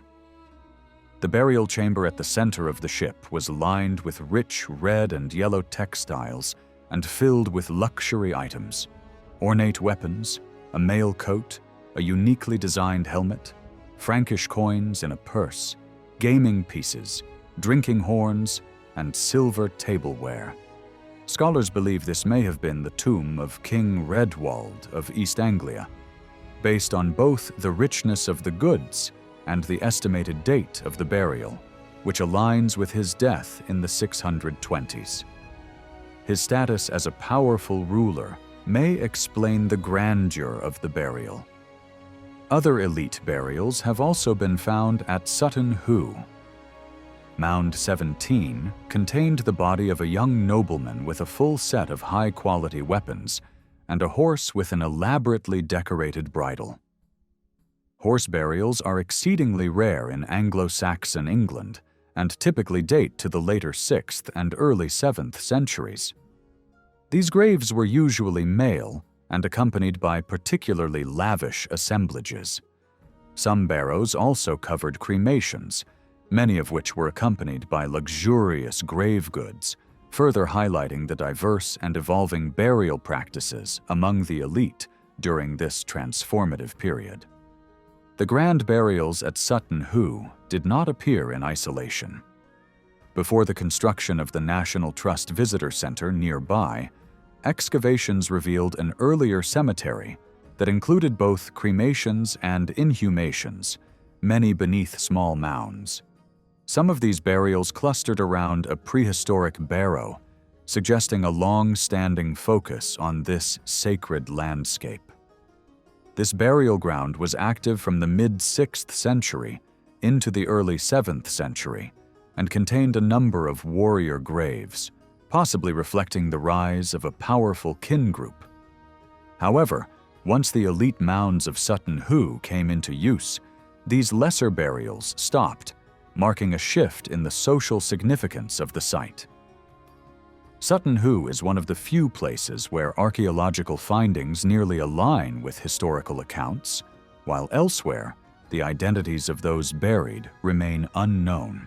Some place names, such as Taplow or Wilmslow, may hint at individuals once buried beneath the mounds, but these are rare glimpses.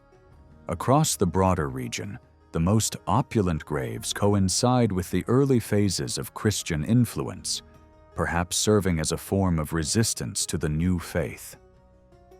After the 620s, these elite burials quickly faded, replaced over time by Christian burial customs that spread gradually across different regions, diminishing earlier ways of expressing status through death. Strikingly, these lavish princely burials were almost entirely confined to southeastern England. In contrast, even though Northumbrian cemeteries yielded many well-furnished graves, they do not show signs of the same extraordinary wealth. An exception might be the helmet burial at Benty Grange in Derbyshire, suggesting a high-status warrior, yet details about elite burial practices in Mercia and Wessex remain unclear. This regional difference implies that such elaborate burial customs were influenced by direct contact with the continent, and areas shaped more by British traditions of rulership did not adopt this form of social display. Interestingly, where royal lineages included individuals with British names, princely burial appears absent altogether. Meanwhile, richly furnished female graves continued into the later 7th century and were even found in the West, such as at Roundway Down and Burnet. Still, none of these graves rivaled the grandeur of Sutton Hoo, Taplow, or Prittlewell. In settlements dating from the mid-6th century, signs of social stratification are hard to find. Most communities appeared stable and unchanged into the 7th century. Yet, around the year 600, a few sites began to display distinct architectural developments, including unusually large or complex buildings, suggesting the rise of new elites. Notable examples of these changes come from Yeavering in Northumbria, Cowdery's Down in Hampshire, Foxley in Wiltshire, and Dover in Kent. At Yeavering, aerial photography revealed crop marks that led to the discovery of what is now understood as a royal complex from the early 7th century. The interpretation of this site was supported by historical references in Bede's writings to Ad Gefrin, a royal residence abandoned after the death of King Edwin and succeeded by Mailman, likely modern Millfield. The landscape around Yeavering was already rich in history, with an Iron Age hill fort and an ancient henge dominating the area. A group of late 6th century buildings was expanded into a prestigious complex, likely by the pagan ruler Ethelfrith. Among these structures was a large hall adorned with ox skulls, interpreted as a pagan temple, and a nearby kitchen. A distinctive assembly building, built from massive timbers and reminiscent of Roman theaters, was also discovered, a unique feature for a site so far north. King Edwin later rebuilt the complex, adding cattle enclosures, twin halls linked by a courtyard, and a timber church with its own cemetery.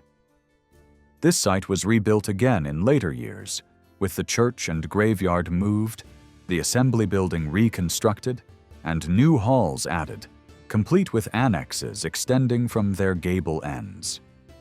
The scale and repeated construction of such a complex could only have been undertaken by individuals wielding significant power, indicative of kingship.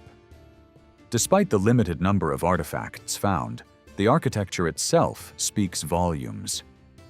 While the other sites, Cowdery's Down and Foxley, do not match Yeavering in scale, both have revealed large timber halls with annexes, fenced enclosures, and support structures to hold heavy roofs. Cowdery's Down, located near Basing, may have been associated with the Basingas, an early West Saxon group.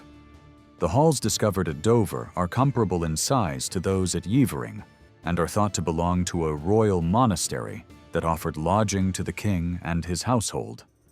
In other places, the emerging elite may have reused existing structures to perform the same ceremonial functions seen at Yeavering. For instance, the Roman theatre at Canterbury could have served as a space for royal gatherings under King Ethelbert of Kent. Such buildings were likely used for large public meetings, paying tribute, or delivering speeches. In the far north, aerial images from Spruceton in the Scottish borders reveal features similar to those at Yeavering and Millfield. Additionally, Northumbrian rulers frequently occupied former Celtic strongholds, such as Bamburgh, Moat of Mark, Edinburgh, and Doon Hill, where a 23-meter hall was constructed within a fortified enclosure. This kind of fortified occupation does not appear elsewhere in England. In the south, some sites identified through metal-detecting finds, known as productive sites, may also have functioned as elite centers. One example is Rendlesham, which Bede mentions as a royal residence of the East Anglian kings. Although no defenses have been found there, it fits the profile of a high-status site. Taken together, evidence from both cemeteries and settlements shows the gradual rise of social hierarchy and the development of kingship in late 6th and early 7th century England. These transformations are further supported by historical sources, which offer additional insight into the emergence of centralized power during this period. Bede's account of the Anglo-Saxon settlement in his Ecclesiastical History gives the impression that the main kingdoms of the 7th century stemmed directly from the arrival and settlement of distinct Germanic peoples in the 5th century. However, his occasional mentions of smaller tribal areas or regions suggest that the process of forming these kingdoms was still underway throughout the 7th century. Scholars today continue to debate how these Anglo-Saxon kingdoms came into being. One view holds that there was some continuity between the territorial structure of Roman Britain and the emerging Anglo-Saxon realms, with some Roman administrative units and territories being taken over by incoming warrior groups. The other view sees the collapse of Roman authority as more complete, resulting in Anglo-Saxon society developing independently of earlier political boundaries, with kingdoms gradually forming through the merging of smaller tribal groups. Each perspective holds merit. The idea of continuity is more applicable to the southeast and to parts of western and northern Britain.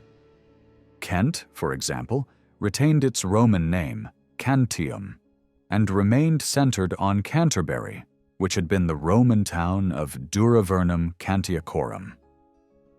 Although there may have been a pause in its use as a political center, its later revival under English rule as Cantwaraburg reflects a degree of historical continuity.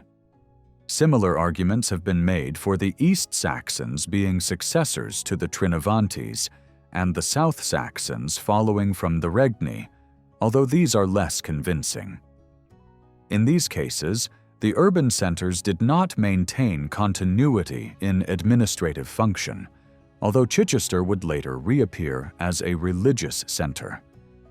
In the west and north, where British kingdoms endured longer, the argument for continuity is stronger.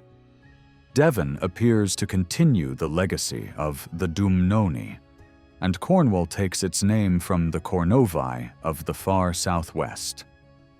Wroxeter, once Viraconium, was the capital of another Cornovi tribe and gave rise to the early English group known as the Rosensaat.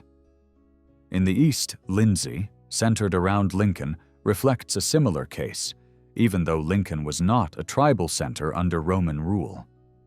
The Deiri in eastern Yorkshire seem to have emerged from a British population occupying the valleys and uplands of that region, and the Bernese, Craven, Elmet, and others also appear to have roots in pre-English communities.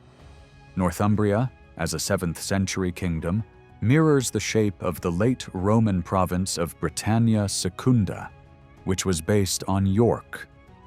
The bishopric of York was re-established in the 620s, highlighting this link. The western province, Britannia Prima, maintained a distinct identity through the 5th century, and while its eastern parts were eventually conquered, the Western Highlands later became Wales and Cornwall. Lindsey likewise seems to reflect the continuation of Flavia Caesariensis, the Roman province in the east that remained tied to its old administrative center. The name Mercia, meaning border people, may also reflect its location along a former Roman frontier.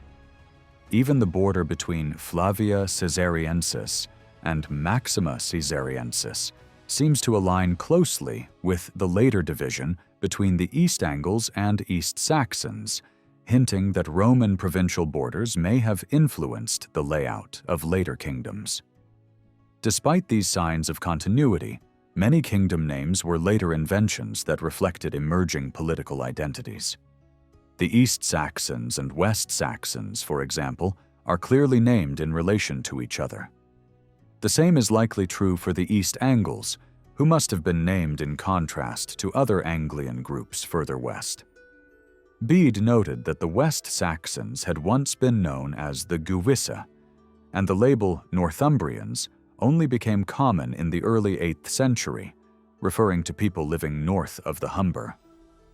These names were likely not in everyday use in the late 6th century, even if the communities themselves already existed in some form. The alternate theory focuses less on these large kingdoms and more on the smaller, lesser-known peoples that were gradually absorbed into their more powerful neighbors during the Middle Anglo-Saxon period. Some of these smaller groups had considerable land and ruling families, like the Huiche and Meganseta in the west, and Lindsey in the east.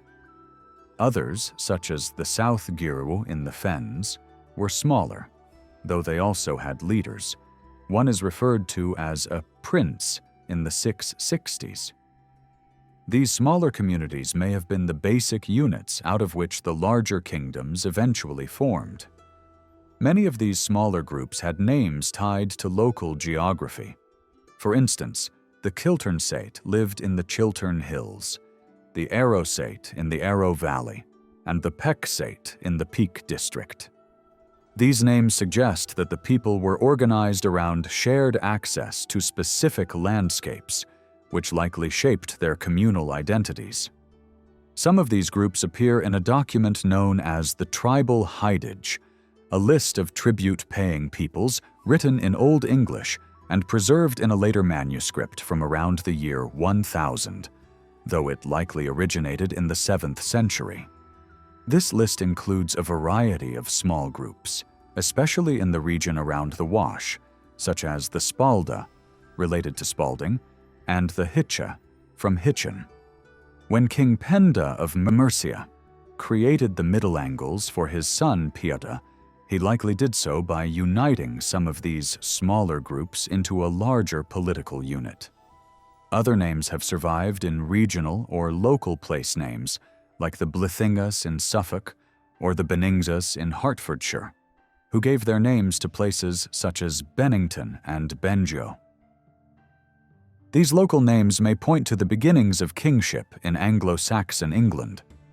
One influential interpretation proposed by Stephen Bassett, imagines the situation as resembling a late stage in a football tournament. Some smaller groups had managed to survive until the later rounds, but were destined to be eliminated by stronger opponents. While this analogy is helpful, it may oversimplify the complexity of early political relationships. There's an underlying assumption that kingship always emerged through the organization of territory and through conquest. However, real-life dynamics were likely more nuanced. If the tribal hidage was truly a tribute list, it suggests a level of equality in tribute paying, even though the amounts varied, indicating differing levels of power. Smaller groups likely relied on stronger neighbors for protection, rather than existing as fully independent entities. A good example is the Isle of Wight, which was under the protection of Mercia and its allies, the South Saxons, before being taken by the West Saxons in the 680s. A close analysis of Bede's writing shows that he referred to kingdoms by their peoples rather than their territories. He spoke of the East Angles, the Mercians, and so on. Bede clearly understood where these peoples lived, but his focus was on the social ties that bound communities together, not just the land they occupied. The very word king comes from a root meaning kinship, not territory. This suggests that early kingship in England was tribal in nature, centered on personal allegiance to a ruling family and shared group identity, rather than being based on Roman-style ideas of territory and borders. In early Anglo-Saxon society, the bond between a king and his people was based on mutual support. His followers pledged loyalty, and he, in turn, offered them protection. At the center of this relationship was the king's war band, composed not only of his kinsmen and local allies, but also of men from outside his tribe, who joined him purely out of allegiance. Many future rulers likely started with support within their native territory, but this was not essential. For instance, Cadwalla of the West Saxons gained prominence during his exile in the Weald during the 600s and 80s.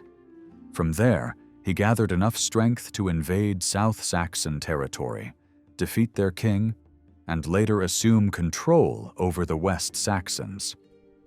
Such stories suggest that aspirants could rise to power even without direct control of land, relying instead on networks of allies and supporters both within and beyond their native regions. Kingship in Anglo-Saxon England seems to have emerged from the close connection between tribal communities and accomplished military leaders. From the late 6th century onwards, some of these war leaders accumulated enough resources, prestige, and followers to turn their temporary dominance into something more enduring. The elaborate princely burials discovered in the southeast, such as those at Sutton Hoo, likely belonged to these early figures and their families. These leaders were not confined by the bounds of their original tribes. In a world of fragmented tribal elites, a skilled warrior might exert authority over multiple groups from the outset through marriage alliances, military strength, strategic relationships, or sheer influence. A striking case is that of Penda of Mercia, who formed the Middle Anglian kingdom for his son by merging various small communities in the fens. Kingship did not evolve in a simple linear way from small tribes into larger realms. Instead, powerful individuals built coalitions and secured loyalty through complex interactions with other elites. The formation of early kingdoms like East Anglia, Kent, and Northumbria reflects this process. In East Anglia, the proximity of the royal site at Rendlesham to the boat burials at Snape and Sutton Hoo points to an early centralization of power in that region. The lack of clear rivals in the archaeological record from that era suggests a cohesive family network was in place early on. In Kent, power began in East Kent and spread westward, a trend visible through distinctive artifacts from the late 6th century. Similarly, the early Northumbrian kingdom, centered on Bamberg, expanded significantly through a mix of military conquest, cultural influence, and elite intermarriage, eventually spanning a vast region from Fife to the Wash. An essential aspect of kingship formation is the idea of over-kingship, or imperium, as described by Bede. While he often blurred the distinction between a king's personal rule and broader imperial influence, he clearly understood that some rulers held sway over others. The West Saxons, for instance, had multiple sub-kings who sometimes ruled independently. Bede's list of rulers with imperium begins with Ella of the South Saxons and Ceawlin of the West Saxons, followed by Ethelbert of Kent, who held dominance over the southern English by the end of the 6th century. This hierarchy implies that kingship and overlordship were already functioning by the 560s, well before the emergence of lavish burials associated with elite status. Even earlier references to kingship appear in foreign accounts. The Byzantine historian Procopius, writing in the mid-6th century, mentioned that the island of Brittia was inhabited by 3 large groups, each ruled by a king: the Angles, Frisians, and Britons. While Procopius relied on second-hand sources and included some mythical elements, his mention of kings suggests that political leadership among the Anglo-Saxons was established earlier than archaeology alone would indicate. If this is true, then grand burials may have marked a cultural shift, perhaps tied to the advent of Christianity, rather than the beginning of kingship itself. Bede's reference to imperium also underscores the fragile and shifting nature of political authority during this period. The kings he listed came from different dynasties and regions, indicating that overlordship was not a fixed institution, but something that changed with military success, alliances, and reputation. Overkingship also played a crucial role in mediating relations between peoples.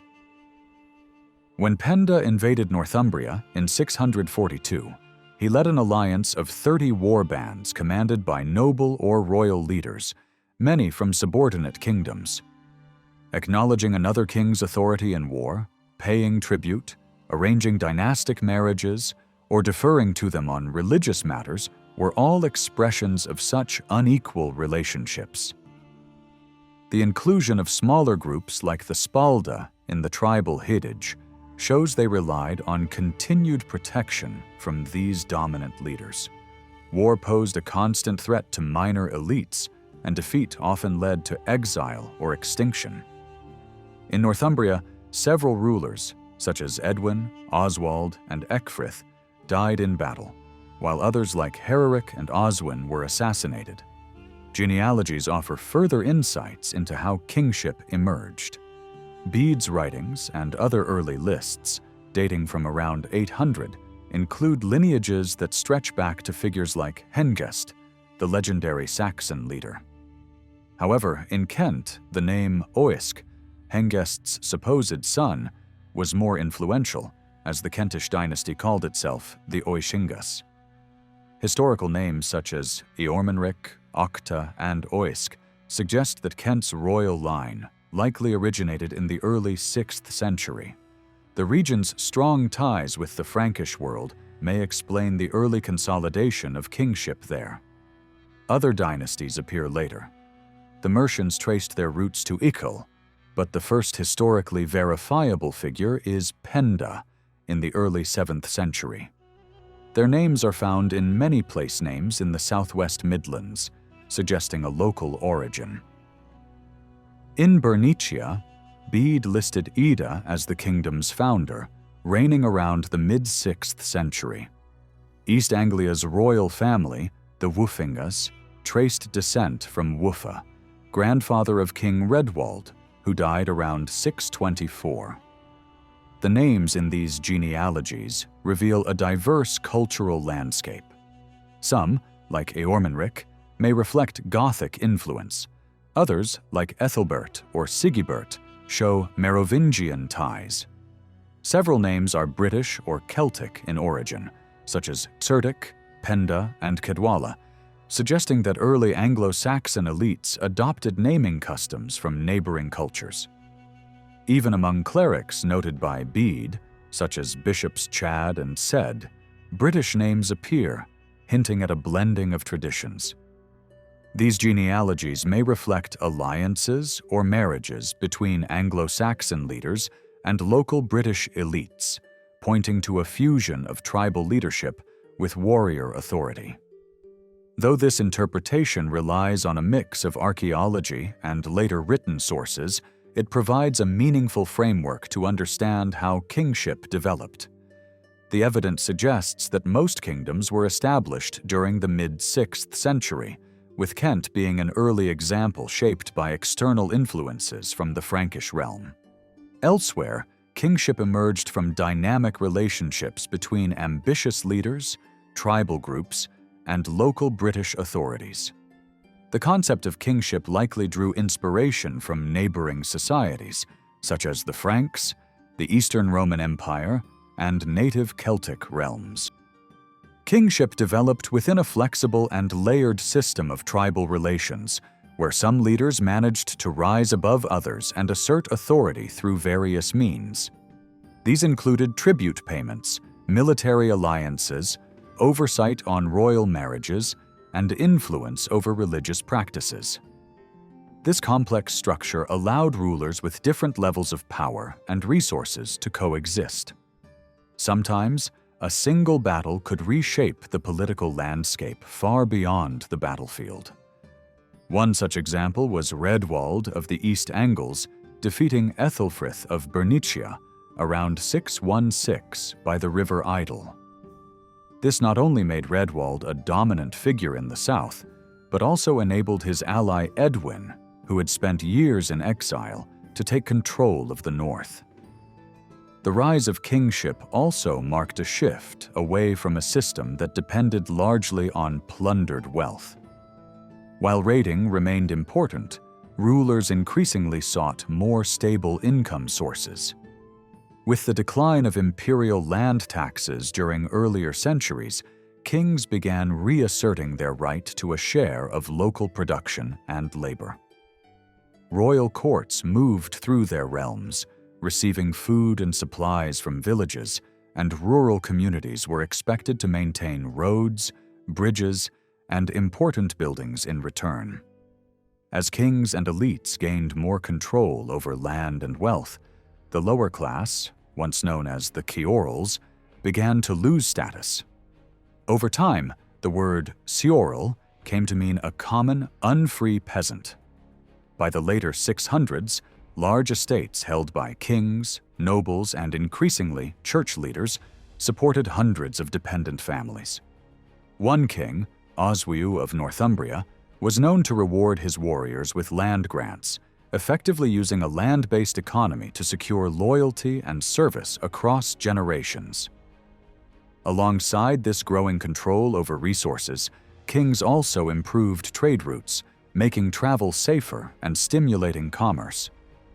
By the late 500s, a pottery industry had already emerged in Leicestershire, serving the needs of high-ranking patrons. Craftsmen, supported by the elite, produced fine goods that reflected new styles and foreign influences, especially at sites like Sutton Hoo. By the early 600s, some of the first dedicated trading settlements began to appear in Kent. Ports like Dover, Sandwich, and Fordwich acted as gateways for goods and ideas from the continent. Some of these items arrived through trade, others through personal networks connecting Anglo-Saxon elites with their European counterparts. English goods have been found as far away as northern France, and English slaves were known to be present on the continent. Exports likely included metal, wool, and agricultural products. With the growing stability of royal households, merchants began to find more consistent opportunities for trade.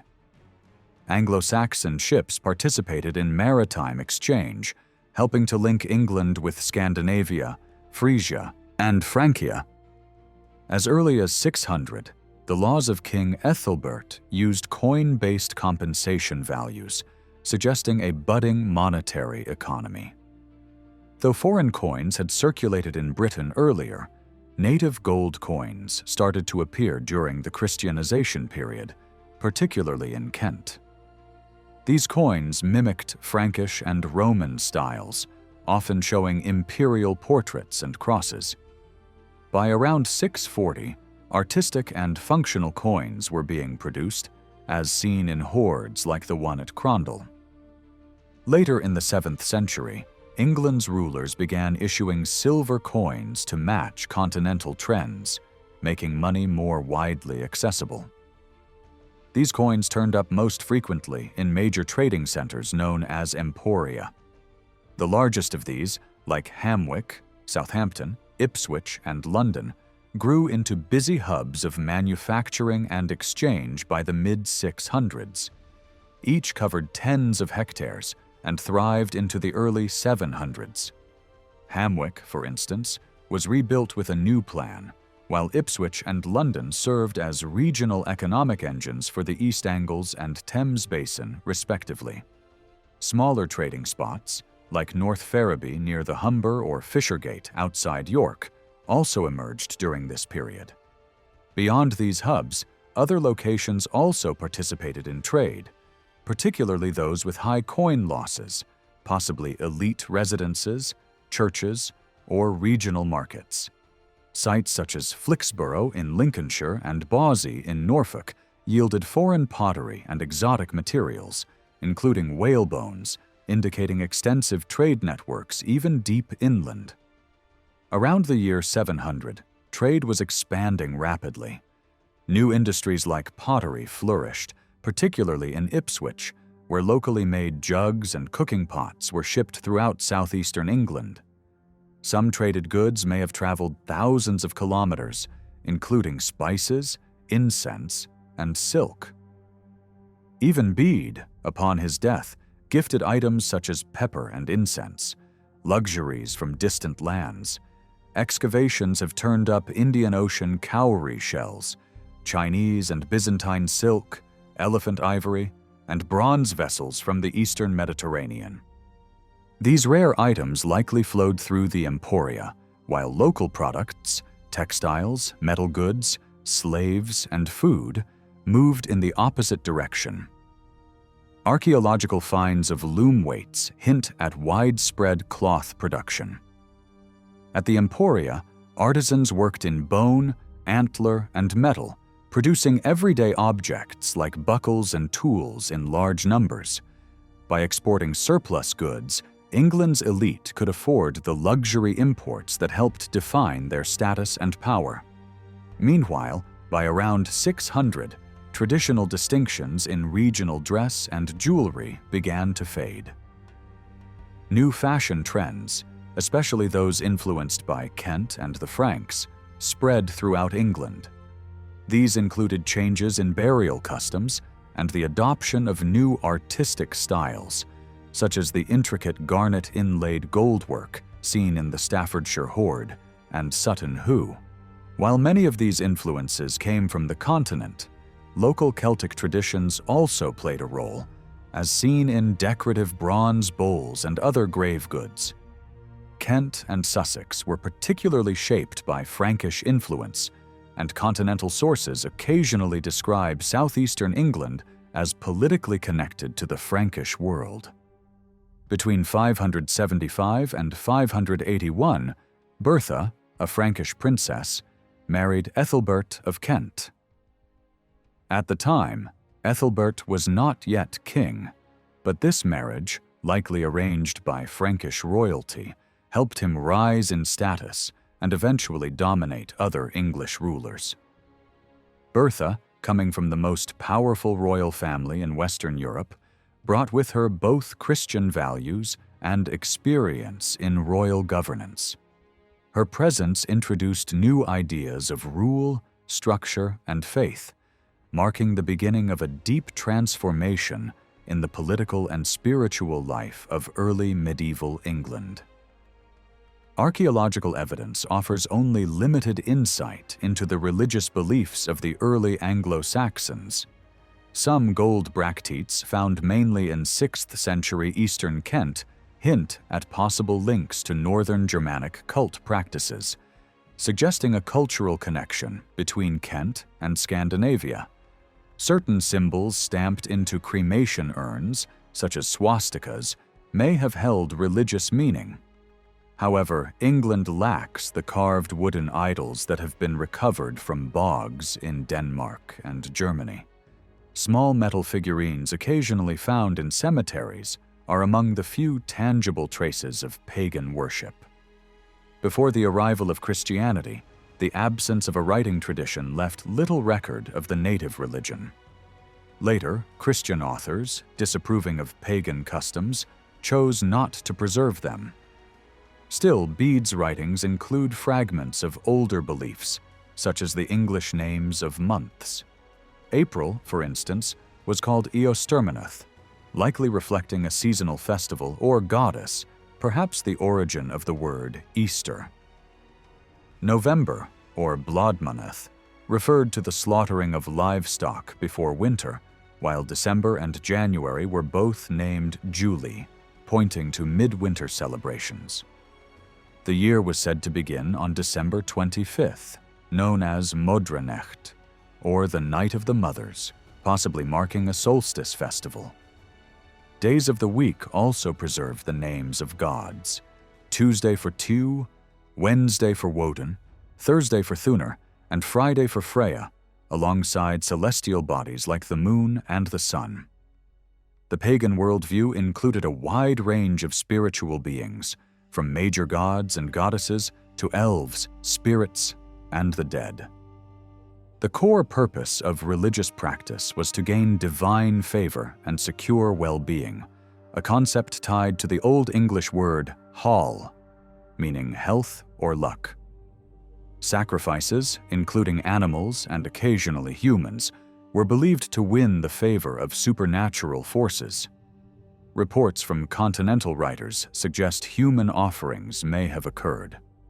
The display of King Oswald's head and hands by his rival Penda in 642 might also reflect such customs. Priests interpreted omens and advised whether proposed actions would bring good fortune. Items buried with the dead, such as crystal balls or amulets, were likely believed to possess magical properties.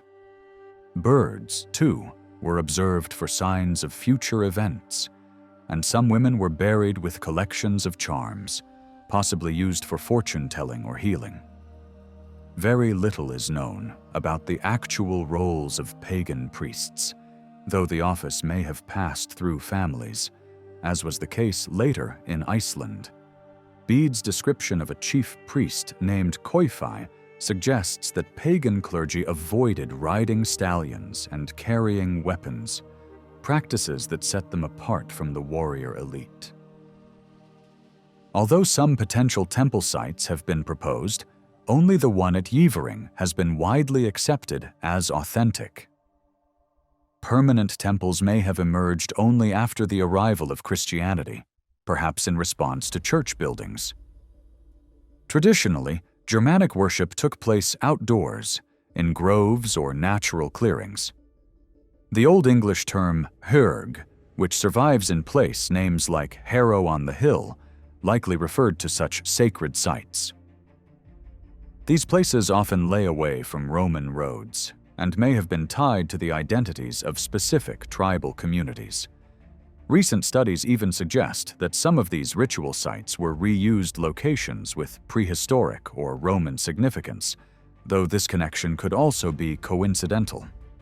Another word, wo, meaning idol, also appears in place names like Wye in Kent, and may point to smaller shrines, often near roads and possibly more accessible to travelers. These sites might have involved different gods, rituals, or groups than the more isolated Hyrg locations. The names of gods also live on in English geography, with places like Wednesbury and Woodensborough reflecting Woden, and Thundersley referencing Thunor. Tales of mythic figures remained influential even after the spread of Christianity. One famous example is the Frank's casket, a carved whalebone box that depicts scenes from the legend of the smith god Wayland and his brother Eagle, showing that such stories were still meaningful in the 7th century. These mythological associations extended into the landscape as well. Wayland's Smithy, an ancient burial mound in Berkshire, and Wansdyke, meaning Woden's Dyke, illustrate how sacred meanings were attached to natural and man-made landmarks. Later, as Christianity took hold, these associations shifted, with older pagan landmarks sometimes renamed after the devil, such as Devil's Dyke in Cambridgeshire. Some hilltop sites like Harrow and Wednesbury eventually became locations for churches, suggesting they may have originally been sacred to pagans. Bede wrote of a shrine at Goodmanham that may have occupied the future site of a parish church. Pope Gregory even advised missionaries to cleanse and reuse pagan shrines rather than destroy them, which may explain such transitions in some places. Despite this, names that reference pagan religion are scattered sparsely across southern and central England. They appear mostly to the east of Dorset and below a line running from Lichfield to Ipswich. Notably, these names do not align closely with known burial sites, and regions such as East Anglia, East Yorkshire, and Lincolnshire show few such traces. Rather than indicating the original locations of shrines, surviving names may simply reflect where old names managed to persist, often at the edges of missionary activity. Pagan religious life focused less on belief and more on ritual acts, aimed at securing tangible benefits for individuals and communities.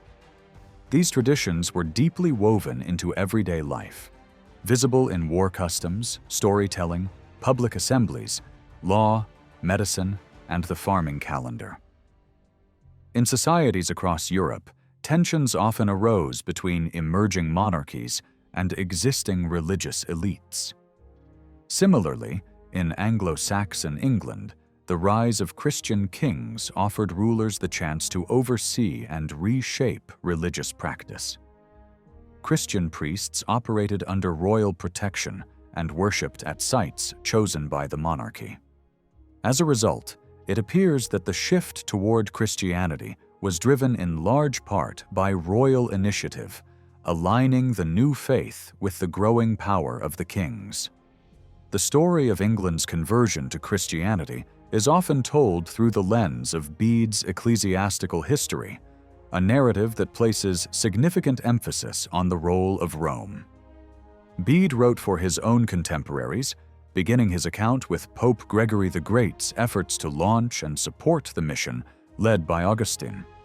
He quoted papal letters extensively, portraying the Pope as a central figure in the early stages of the English Church. Augustine arrived in Kent in 597, quickly baptized the king, and established himself at Canterbury with royal support. Encouraged by this early success, additional bishoprics were founded at Rochester and London. However, after the deaths of Gregory, Augustine, and King Ethelbert, the mission faced setbacks. It was revitalized when Paulinus succeeded in converting King Edwin of Northumbria in the 620s, prompting Bede to shift the focus of his story to the north. The death of Edwin in 633 created another crisis, but a fresh wave of Christianity emerged under King Oswald, who had been exiled to the monastery of Iona. Influenced by the Irish and Scottish form of the faith, Oswald introduced a new model of Christian practice that led to the establishment of Lindisfarne as a key religious center. This Celtic style of Christianity expanded through Northumbria and central England, reaching even Essex, Bede's third book is largely dedicated to the northern mission, celebrating figures such as King Oswald and Bishop Aidan. Eventually, Bede recounts how King Oswiu of Northumbria brought the English Church under the authority of Canterbury by presiding over the Synod of Whitby in 664, which unified different strands of Christianity in England. Following this unification, the elderly Greek bishop Theodore was appointed by the Pope to lead the English Church. He arrived in the late 660s, accompanied by Hadrian, an African abbot. Together they sought to impose order on a disorganized religious landscape. Many dioceses were too large, and few bishops were in place. Under Theodore's leadership, the church was restructured, dioceses divided, doctrine clarified, and episcopal authority strengthened. For Bede, this period, from 668 to 690, represented a golden age for both the church and royal power in England. It was during this time that Bede himself was born and raised, his monastic home of Monkwearmouth Jarrow having been founded under the patronage of King Ecgfrith, a staunch supporter of Roman Christianity. Bede's admiration for this era ran deep, and so did the connections of his sources. His main informant, Abbot Albinus of Canterbury, had been educated in Hadrian's school and shared Bede's reverence for Theodore's reforms. The reorganization of the church under Theodore also rekindled interest in Rome and the legacy of Gregory the Great. Around 700, a biography of Gregory was composed in Whitby, and devotion to the former pope began to spread across England. Pilgrimages to Rome became more common, and the life of Wilfrid, written shortly after 710, emphasized the authority of the papacy by recounting Wilfrid's multiple visits to the Holy City. Bede's writing reflects this resurgence of Roman influence alongside his own respect for Gregory's teachings. Despite Bede's optimistic portrayal of an English people embracing Christianity through Roman guidance, the historical reality was far more complex. Augustine's mission had already stalled by around 616, shortly after King Ethelbert's death. With the withdrawal of bishops from London and Rochester, Canterbury stood isolated and vulnerable. Although the conversion of King Edwin in the north brought temporary hope, York too was abandoned after his death, leaving only a deacon named James to maintain a Christian presence. Later papal efforts, such as the mission of Bishop Birinus, operated independently of Canterbury. During the 630s and 640s, communication with Rome faded, and the death of Archbishop Honorius in 653 threatened to bring the entire mission to an end. As his successor was not appointed for over a year, modern historians have begun to question Bede's Rome-centered narrative, suggesting that the influence of the Franks and Gauls was more significant than previously acknowledged. Irish missionaries, too, are now credited with being more effective evangelists than their Roman counterparts. Others point to the possible role of native British Christians in shaping the religious transformation of England.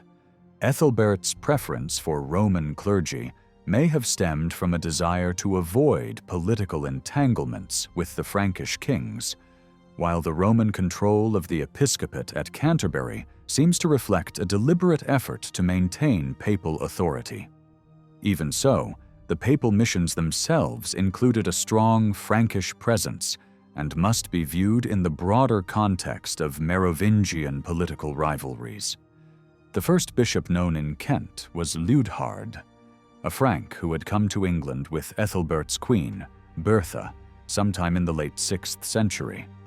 His name appears on a gold medallion found near St. Martin's Church in Canterbury, which Bede identified as his place of ministry. The church's dedication hints at Bertha's ties to Tours. The fact that she brought a bishop with her suggests a clear intention to foster Christian worship. and Pope Gregory's correspondence with her shows that she was seen as a crucial supporter of the faith even before Augustine's mission began. When Gregory's missionaries did arrive, their efforts were entangled with Merovingian politics. Augustine's first attempt faltered after the death of King Childebert, his primary supporter, prompting a brief return to Rome. With new letters in hand, Augustine secured the backing of Childebert's mother, Brunhild, and her grandsons, Theudebert and Theuderic, and enlisted Frankish clergy for assistance. Gregory later reported that 10,000 English converts had been baptized during the Christmas season, suggesting that Ethelbert had fully embraced Christianity soon after Augustine's arrival. Yet outside Kent, progress was slow. Although Ethelbert's nephew, Sabert, was baptized, other regions remained untouched. It was not until Theudebert and Theuderic seized the Atlantic coast from their rival Clothar in 600 that the mission gained the momentum to expand. With this new political stability, Augustine's followers requested additional resources from Rome: priests, books, and vestments to establish bishoprics beyond Kent. Churches were founded in Rochester and London, but success was mixed. King Redwald of East Anglia was baptized, but returned to paganism soon afterward. By 610, civil war had broken out among the Frankish rulers, ending in the deaths of both Theudebert and Theuderic. Their rival Clothar II then consolidated power in Francia, and by 614, representatives from Canterbury were attending his church council in Paris. This suggests that Ethelbert was seeking to maintain good relations with the new Frankish leadership. The early development of Christianity in Kent, therefore, was closely linked to the shifting tides of Frankish politics. Frankish influence extended beyond Kent. Missionaries from the continent played leading roles in the conversion of the East Angles and the West Saxons.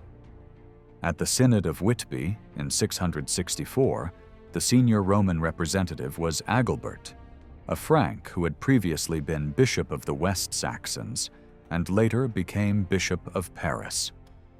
For English kings, bringing in missionaries directly from abroad may have offered greater autonomy than working through the established ecclesiastical structure.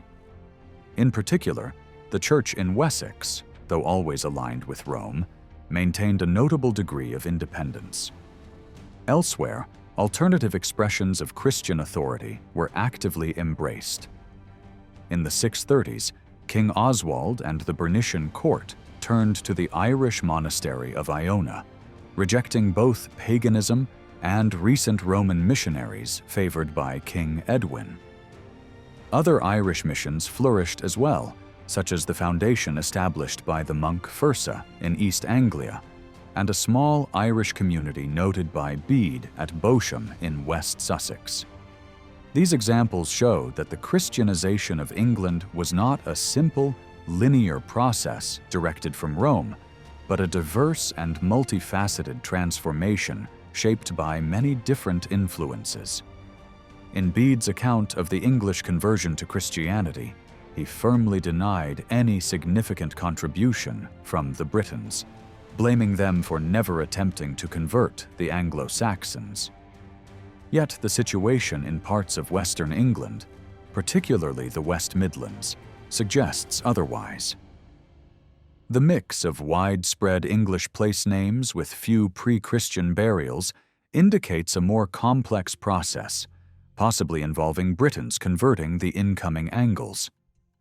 This opens the possibility that many individuals labeled as Anglo-Saxons in the West and North were actually British Christians. The Christian mission from Iona, which expanded through Northumbria and Mercia, would likely have welcomed such converts. However, when Theodore restructured the church in the later 7th century, he treated both Britons and Scots as heretical. This aggressive policy contributed to a rapid and widespread assimilation of Britons into Anglo-Saxon identity, making it harder to distinguish between the two groups.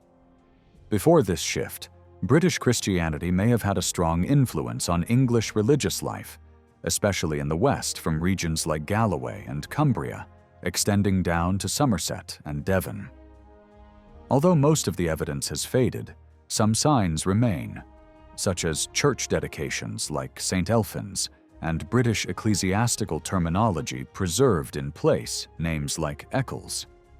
There are also archaeological signs of Christian practices in sites like Lincoln, pointing to a religious continuity well into the 6th century. Despite their silence on the matter, Catholic chroniclers may have intentionally ignored the British roots of certain church foundations, making the surviving evidence all the more valuable. Even in eastern and southern England, British Christian traditions might have persisted longer than traditionally acknowledged. The appeal of Christianity to Anglo-Saxon rulers wasn't rooted in admiration for Britons, who were socially inferior in their eyes.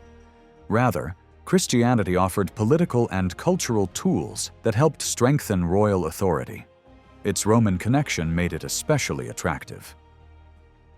Church building and Christian burials were already established practices in Francia, and the English rulers followed suit in the early 7th century.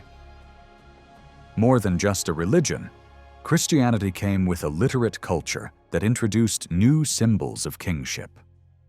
Biblical models from both testaments offered a divine endorsement for rule, legal reform, and governance. Clerical patronage allowed kings to codify laws and communicate more effectively across their territories. The earliest surviving English law code, attributed to King Ethelbert, was likely written during Augustine's lifetime and represents a significant development in royal administration.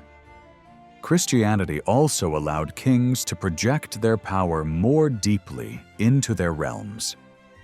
Through monasteries and churches, they could establish enduring presences in remote or contested areas. These institutions standardized religious practices across kingdoms, ensuring that prayers were offered for the king in every church. Religious ceremonies further reinforced social hierarchies, often underlining a dominant king's position over lesser rulers. For instance, King Oswald acted as godfather to King Cynegils of the West Saxons, highlighting his higher status. Similarly, Oswiu leveraged religious influence in Northumbria, using monastic foundations as both spiritual and political tools, even to atone for royal crimes and to prepare for war. Bede's writings subtly reflect a broader royal effort to frame Anglo-Saxon England as a new Roman space. While not always explicit, Bede often portrayed English rulers as adopting Roman customs. His praise for Ethelbert's law code as written in the Roman style and his depiction of King Edwin's ceremonial standards mirror Roman political symbolism. These efforts weren't merely about faith. They were part of a conscious strategy by kings to elevate their status and consolidate power. The decline of local dynasties like the Huici, whose ability to grant land became increasingly constrained by Mercia, illustrates how this centralization worked in practice. Powerful rulers used the church as a political tool in subordinate kingdoms by appointing loyal bishops. This allowed them to extend influence across regions and integrate new territories. Ethelbert's control of bishops in London and Rochester helped him manage his wider realm. Oswiu followed a similar path, placing bishops in key areas to secure his authority over the East Saxons, Mercians, and other neighboring groups. Within their own domains, kings founded churches and monasteries that became centers of royal influence and often burial sites for elite families. Whitby, for example, was run by royal women and served as a dynastic mausoleum. Canterbury's monastery likewise became a burial ground for Kentish kings. These foundations created networks of royal churches tied to different family branches, consolidating both spiritual and political power. Christianity didn't just serve kings, it offered new opportunities to nobles and other elites. For some, the church became a preferred path to influence, wealth, and even political power, as seen with figures like Wilfrid and Cuthbert. Joining a religious house could also offer an escape from unwanted marriages or political troubles. Prominent clergy often came from wealthy families and established monasteries for themselves or their relatives. Erconwald, for example, founded religious houses for himself and his sister, possibly as part of the East Saxon royal line. Yet investing in the church came at a cost. Supporting warriors brought returns in loyalty and wealth, while religious patronage demanded permanent sacrifices. Building and maintaining churches or monasteries required land, treasures, books, and supplies. Land grants to the church were measured in hides, representing the sustenance of elite households. Ethelbert's gifts to the churches of London, Rochester, and Canterbury included both wealth and lands to support the clergy and their entourages, highlighting the scale of royal commitment to the new religious order. In the year 655, following his victory over Penda, King Oswiu allocated land for the foundation of 12 monasteries, each with 10 hides. Later, the West Saxon king Caedwalla pledged a quarter of the Isle of Wight to Wilfrid, along with a portion of the spoils from his military campaigns. There was even a penitential rule attributed to Archbishop Theodore that directed a third of all plunder to be given to the church.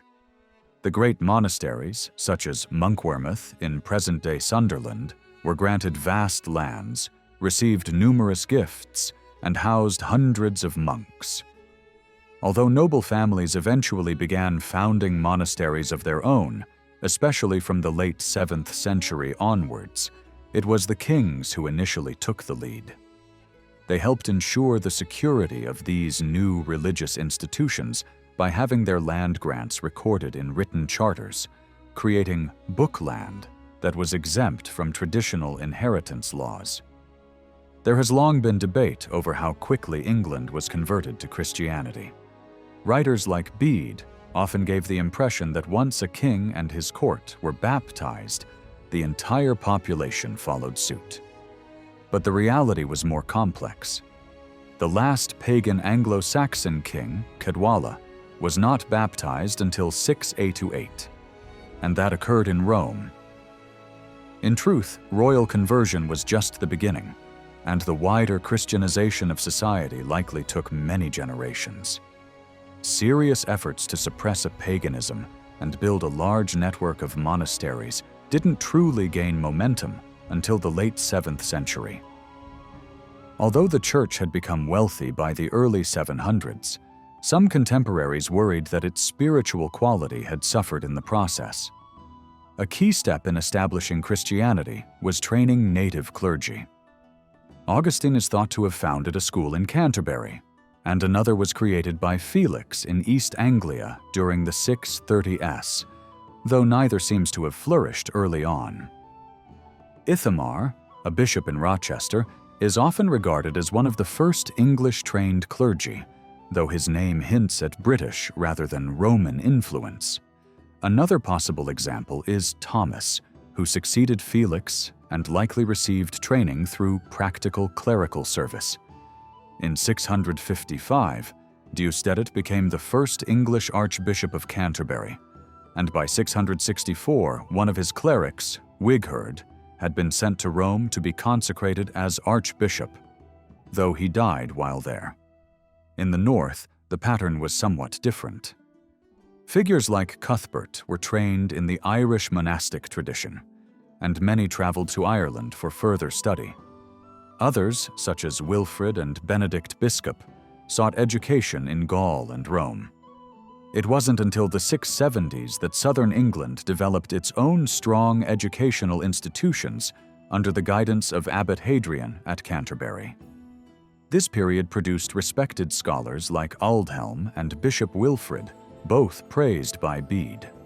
The next generation included Bede himself, as well as Culfrith of Monkwearmouth and Tobias of Rochester, who solidified Christian learning in Anglo-Saxon England. Among these centers of learning, Monkwearmouth and Jarrow stood out. With a massive library and prolific writing, Bede helped shape English Christian scholarship. Under Abbot Culfrith, 3 grand Bibles were produced, the most famous of which, the Codex Amiatinus, survives in Florence.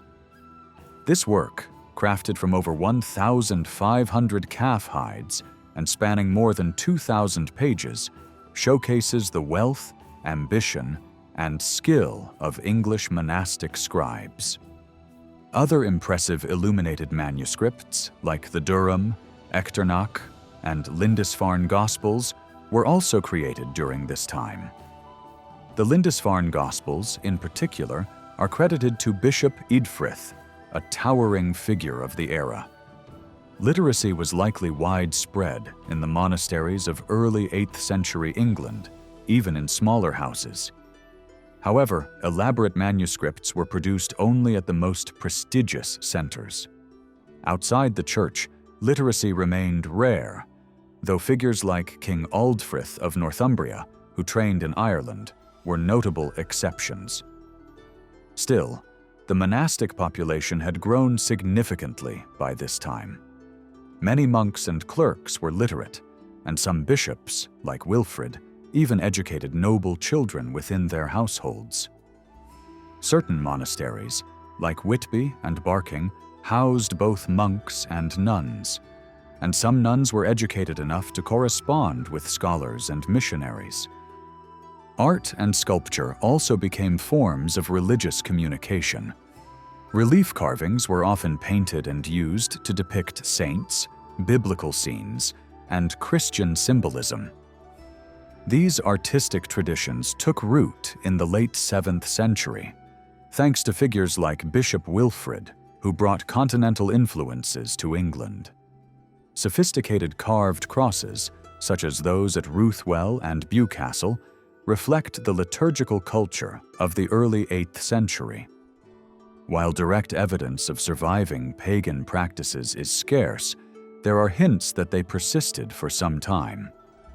King Ealdwulf of East Anglia, for example, reportedly recalled seeing Radwald's pagan temple still standing during his childhood in the 630 Northern Francia or 640. Bede wrote of people turning to charms and amulets during plague outbreaks, and in the 670s, some East Saxons restored abandoned temples. Epidemics during the 660s and 680s tested both pagan and Christian faiths, and miracle stories in hagiographies attempted to address this spiritual crisis. Even into the 720s, Bishop Daniel of the West Saxons offered advice on converting pagans, suggesting that the challenge remained. Further evidence of lingering pagan traditions appears in a penitential text attributed to Theodore. This document condemned various practices, including sacrifices to spirits, ritual burning of grain, and women's incantations or divinations. Some of these customs may have been seen as superstitions rather than religious, but others were clearly rooted in pagan belief. Elderly individuals, raised before the spread of Christianity, likely preserved many of these rites. Women, too, may have continued certain healing traditions, possibly because the male-dominated Christian rituals excluded them. Furnished burials from the period show a strong female presence, perhaps reflecting these tensions. A comparison between the early law code of Ethelbert and that of Vitred nearly a century later highlights the transformation of English society.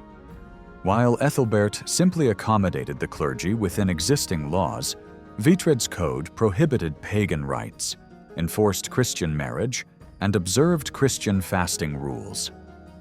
By the end of the 7th century, significant parts of England were firmly on the path to becoming a Christian land.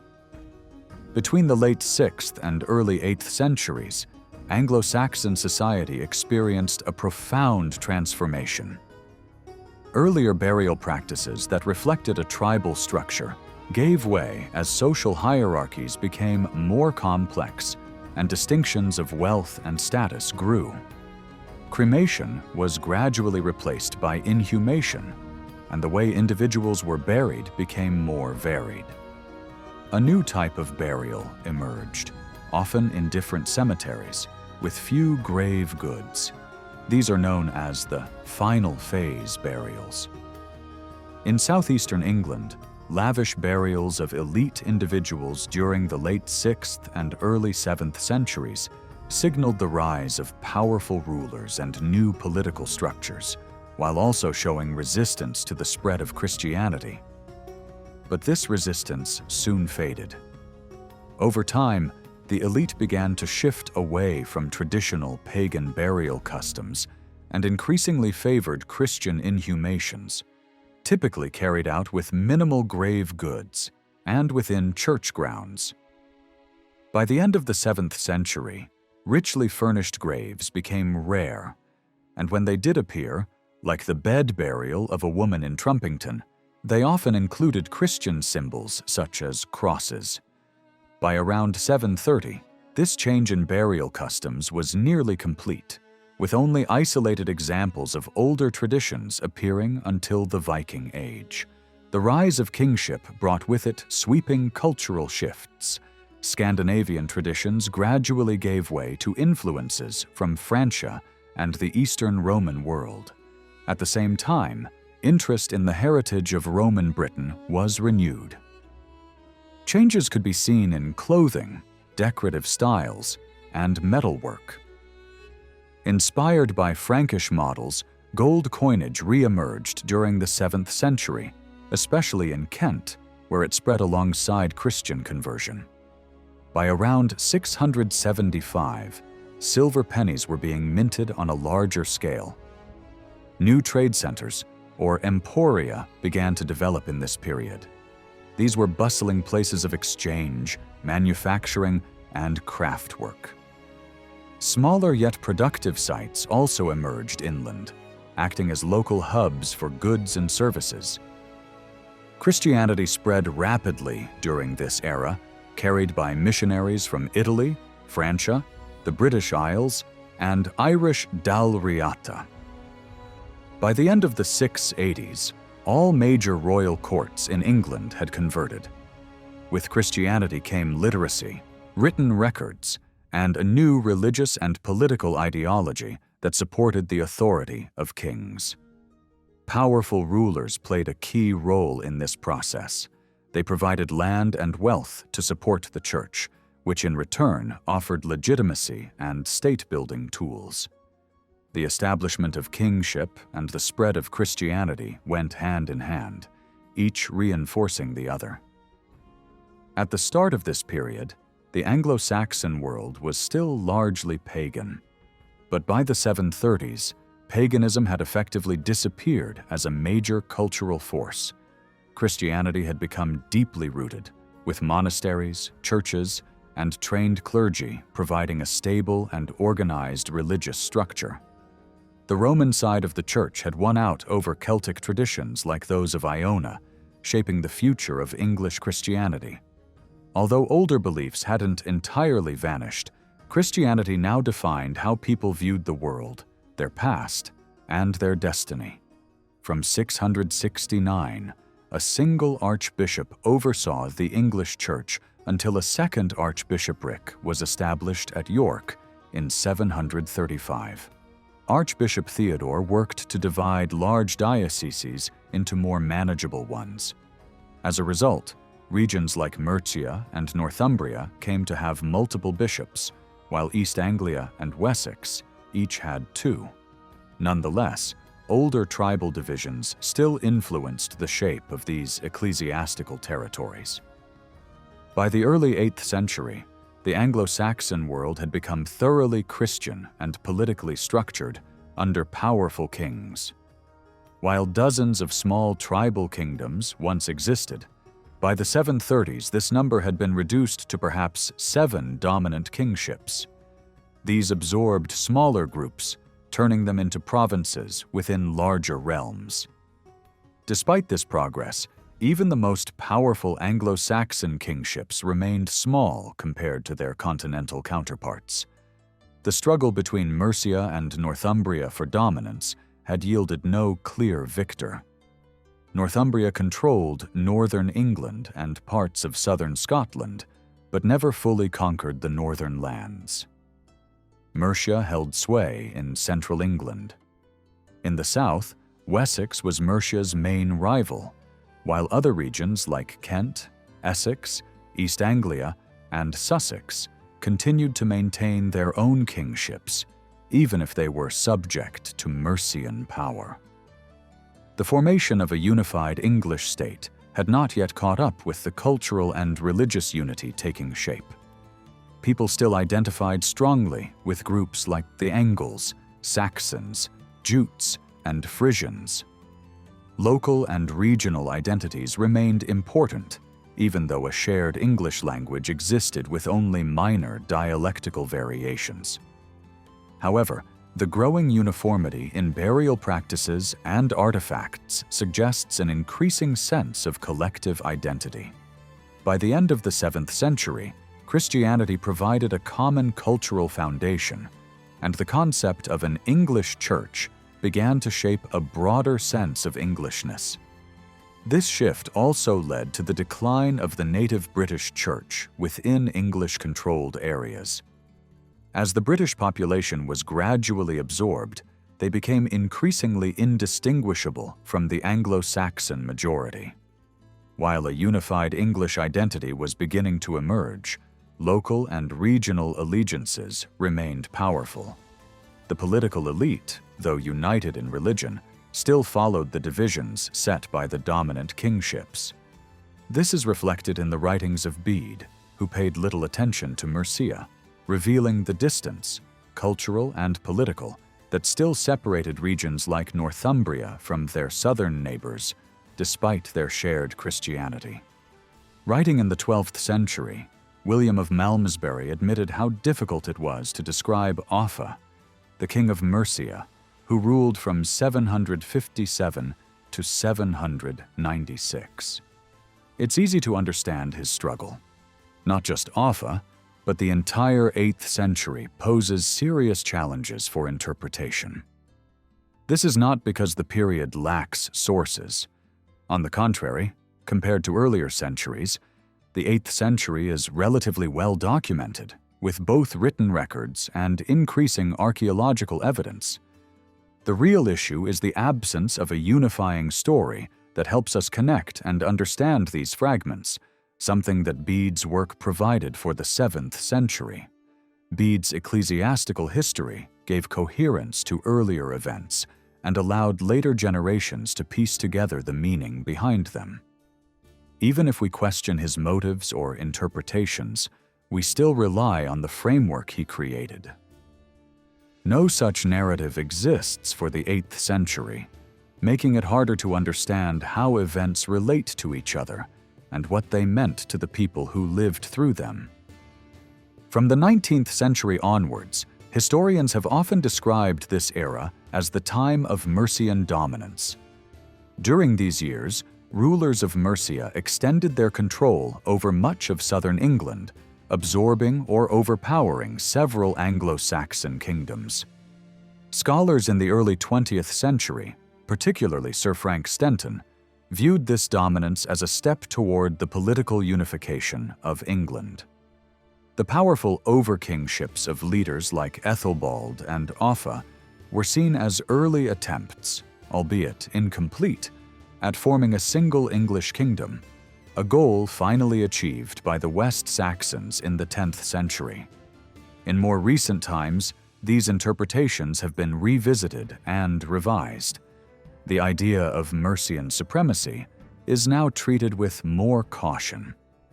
Rather than viewing this period as a failed rehearsal for unity, it is better understood in its own context. Mercian authority was neither straightforward nor uncontested. The kingdom's influence rose and fell, and relationships with neighboring regions were often complicated and fragile. Using terms like hegemony or supremacy risks simplifying what was, in reality, a highly dynamic and unstable political landscape. Despite these uncertainties, Mercia remains central to any account of the 8th and early 9th centuries. Its rulers managed to accumulate considerable power and wealth, much of it by tapping into the shifting economy of the time. Trade expanded rapidly, and major urban trading centers, such as York, Ipswich, Southampton, and especially London, grew in both scale and complexity. Rural life was also transformed. Settlements were restructured, and many shifted to more fertile soils. Agriculture became more specialized, perhaps even geared toward supplying markets rather than merely surviving. Natural resources were more intensively managed, with evidence of fish traps and weirs found in rivers and estuaries, while texts mention greater efforts in salt production from springs. This growing prosperity, however, was not limited to the royal families. In fact, the church may have been the greatest beneficiary of the expanding economy. Between the late 7th and mid-8th centuries, many new monasteries were founded and generously endowed. Some grew so wealthy and influential that their landholdings rivaled those of small kingdoms. These institutions became centers of economic activity, learning, and religious innovation.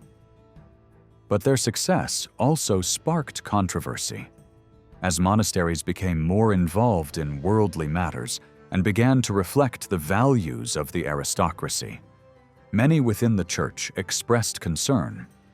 Some bishops and reform-minded churchmen pushed for change, though with varying success. As these religious institutions gained power, they also became entangled in the political struggles of the time. Kings attempted to assert greater control over monasteries, seeing them as valuable sources of land and manpower. In response, bishops sought to defend ecclesiastical independence and expand their own authority, often sidelining the interests of individual monastic communities. One of the most intense conflicts erupted in the early 9th century between King Cenwulf of Mercia and Archbishop Wulfrid of Canterbury.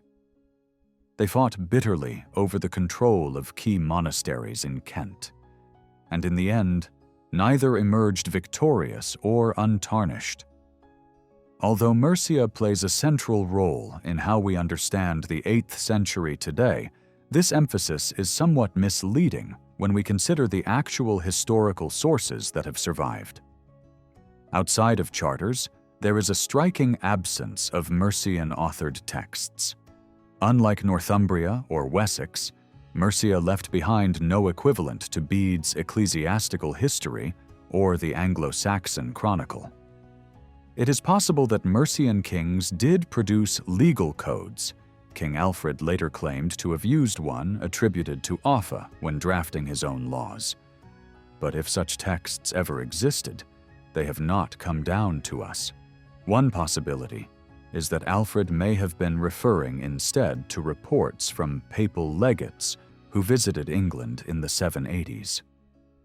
This lack of Mercian written records means that many important events from the reigns of kings, like Ethelbald and Offa, are known only through accounts produced in other kingdoms. As a result, our view of these rulers has been shaped largely by external observers, such as Boniface from Wessex or Alcuin from Northumbria.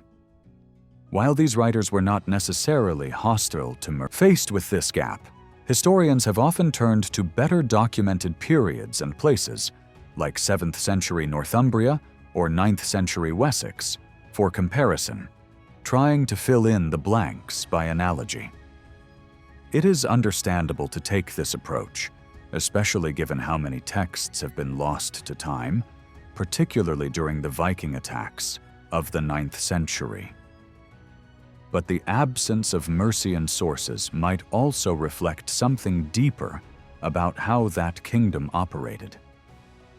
Power in Mercia may have been exercised differently in ways that did not produce the same volume or kind of written documentation. Their dominance may not have been marked by cultural self-promotion, but by practical governance that left fewer literary traces. Moreover, Mercia's influence over southern England in the 8th century was not without precedent. During the previous century, kings like Penda and Wulfhere had already demonstrated significant reach and authority beyond their core territory. The reason this earlier power is less well remembered is likely because Bede's narrative, focused on Northumbria, downplayed Mercia's role. Yet even in the early 8th century, kings like Ethelred, Coenred, and Ceolred exercised influence over regions such as the Hwicce, parts of Middlesex, Surrey, and perhaps even Essex, as shown in surviving charters. What makes the Mercian supremacy of the 8th and early 9th centuries particularly notable is not necessarily how much territory they controlled, but how long their dominance lasted and the way it was exercised. The reigns of Ethelbald and Offa were unusually long, giving them time to consolidate power and manage their realm effectively.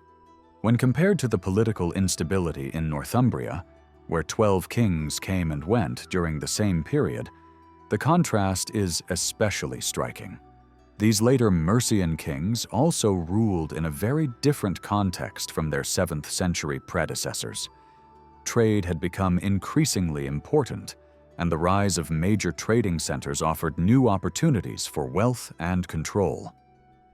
Though land was still the main source of economic power, having access to a place like London, with its port and surrounding countryside, gave Mercian rulers a significant edge. As trade and wealth concentrated in new areas, the focus of Mercian activity expanded from their traditional heartlands along the River Trent to regions closer to modern-day Greater London. Lichfield, Repton, and Tamworth remained important, but charters show a growing presence farther southeast. Christianity, too, had reshaped both the structure and the ideals of kingship. Literacy made it possible to organize royal resources more efficiently and to extend the king's authority through documents and law. The written word helped enforce the king's will and frame how his reign was perceived by others. But Christian kingship also came with new expectations. Rulers were now judged by moral standards informed by Christian doctrine. The church became both an ally and a watchdog, holding kings accountable not only for their governance, but also for their personal behavior. As a result, kingship evolved beyond warfare and tribute.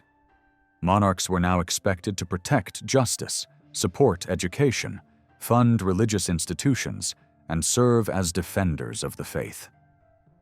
The alliance between royal power and Christian ideology offered new tools for leadership, but it also placed greater responsibilities on those who wore the crown. In this new world, a king's legacy was shaped not only by what he conquered, but by how he ruled in the eyes of both his people and the church. After ruling Mercia for nearly 3 decades, Ethelred, son of Penda, stepped down from the throne in 704 and entered monastic life at Bardney in Lincolnshire. His departure led to a brief succession by his nephew Coenred, and then by his son Ceolred. During Ceolred's reign, a distant relative from another branch of the royal family, Ethelbald, lived in exile. While in exile, Ethelbald developed a connection with Guthlac, a fellow Mercian of royal blood who had chosen the life of a religious hermit near Crowland. Guthlac reportedly foretold Ethelbald's rise to power, which may have served as a form of support from both Guthlac and the East Anglian court. In 716, Ceolred's death opened the path for Ethelbald to seize the throne. However, His influence truly expanded after the death of Witred of Kent in 725 and the abdication of Ine of Wessex in 726. These events enabled Ethelbald to become the most prominent ruler in southern England. Bede later described him as the over-king of all regions south of the Humber. This title found echoes in Ethelbald's own documents, most notably the charter known as the Izmir Diploma from 736. In this record, he is described as king not only of the Mercians, but of all the lands known collectively as the South English. Another title given to him in the same context was King of Britain, though it's unclear whether such lofty claims came from Ethelbald himself or were the work of ambitious scribes. These titles appeared rarely and were largely confined to records from Worcester. More commonly, Ethelbald was simply referred to as King of the Mercians. His authority south of the Humber seemed to focus on a specific region rather than the entire south. The strongest influence he exerted extended from the Trent Basin in the Midlands down toward London, following the old Roman road of Watling Street. He maintained firm control over the Whitchy region, where its rulers were relegated to lesser status as sub-kings. Ethelbald also held direct power over Middlesex and London, as evidenced by several toll exemptions granted to religious institutions there. The strategic importance of London as a major trading hub was not lost on him, and he appears to have taken full advantage of its economic potential. He even pushed the Mercian frontier outward into areas like Berkshire, Wiltshire, and Somerset, encroaching on West Saxon territory. Nonetheless, Ethelbald's dominance was not absolute. In many southern regions, his presence was minimal, and his influence was distant at best. Kings in Kent continued issuing land grants without any acknowledgement of the Mercian king. Ethelbald's presence there was indirect, often limited to endowing religious houses in Kent with privileges such as land or toll exemptions. The archbishops of Canterbury during his reign were often drawn from Mercian-controlled areas, possibly reflecting his reach into the region, though the extent of his influence remains unclear. In places like Sussex, East Anglia, and Essex, concrete evidence of Ethelbald's involvement is scarce. His annexation of Middlesex and London came at the expense of the East Saxon kings, but beyond that, his actions remain elusive. His dealings with the kings of Wessex were more visible, likely because more documentation from Wessex has survived. Ethelbald expanded into their lands, and his relationship with King Cuthred of Wessex was marked by both conflict and cooperation. Although they clashed on several occasions, they also campaigned together against the Britons in 743. Overall, while Bede portrayed Ethelbald as a powerful southern overlord, the reality may have been more symbolic, involving tribute and nominal recognition rather than complete domination.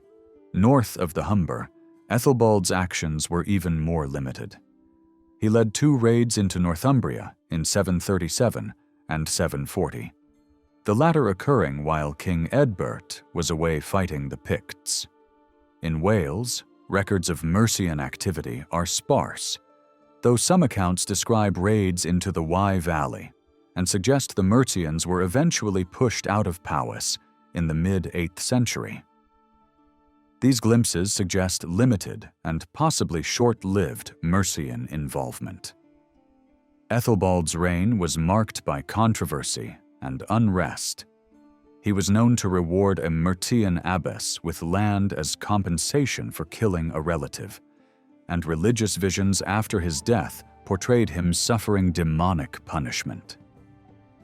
The most scathing criticism came from the missionary Boniface, who wrote to Ethelbald around 746.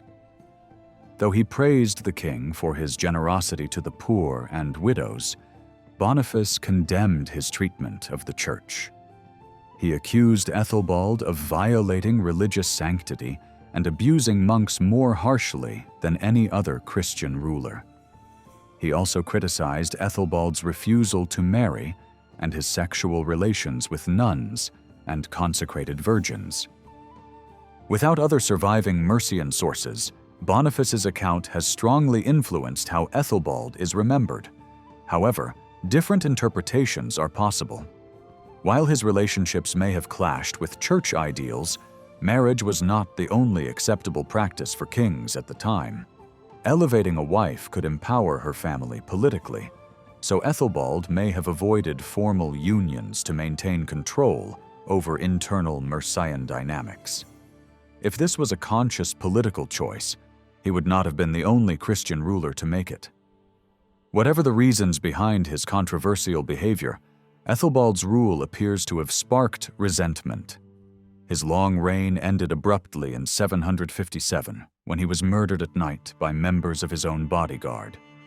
He was laid to rest in the church at Repton, possibly in a crypt constructed during his lifetime that later became a royal burial site. The motives for his assassination remain unclear. His longevity may have alienated former allies, as suggested by changing names in his charter witness lists.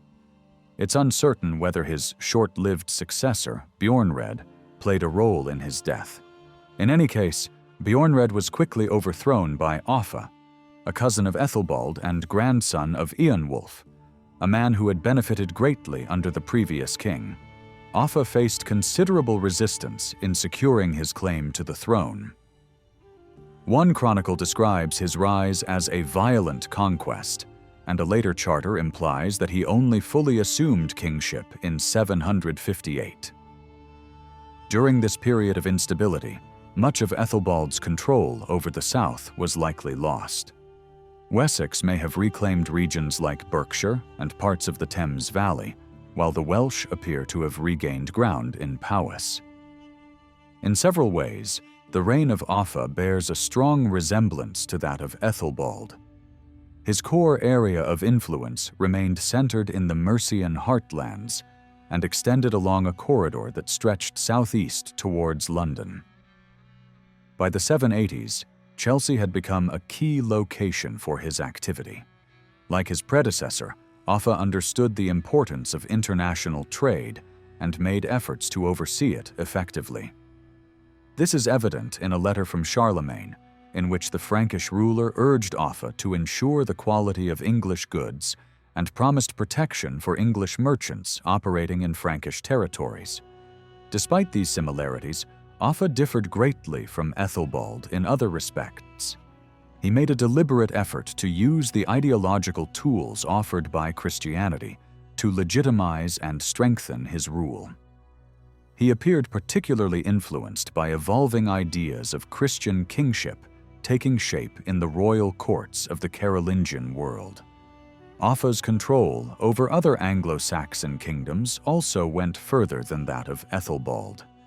By the 780s, he had dismantled the independent royal houses of Kent, Sussex, and the Wyche. In Sussex and the Wyche, some former royal family members may have remained in positions of local leadership, though no longer as kings. In Kent, Offa seemed to prefer appointing trusted Mercian nobles to govern on his behalf.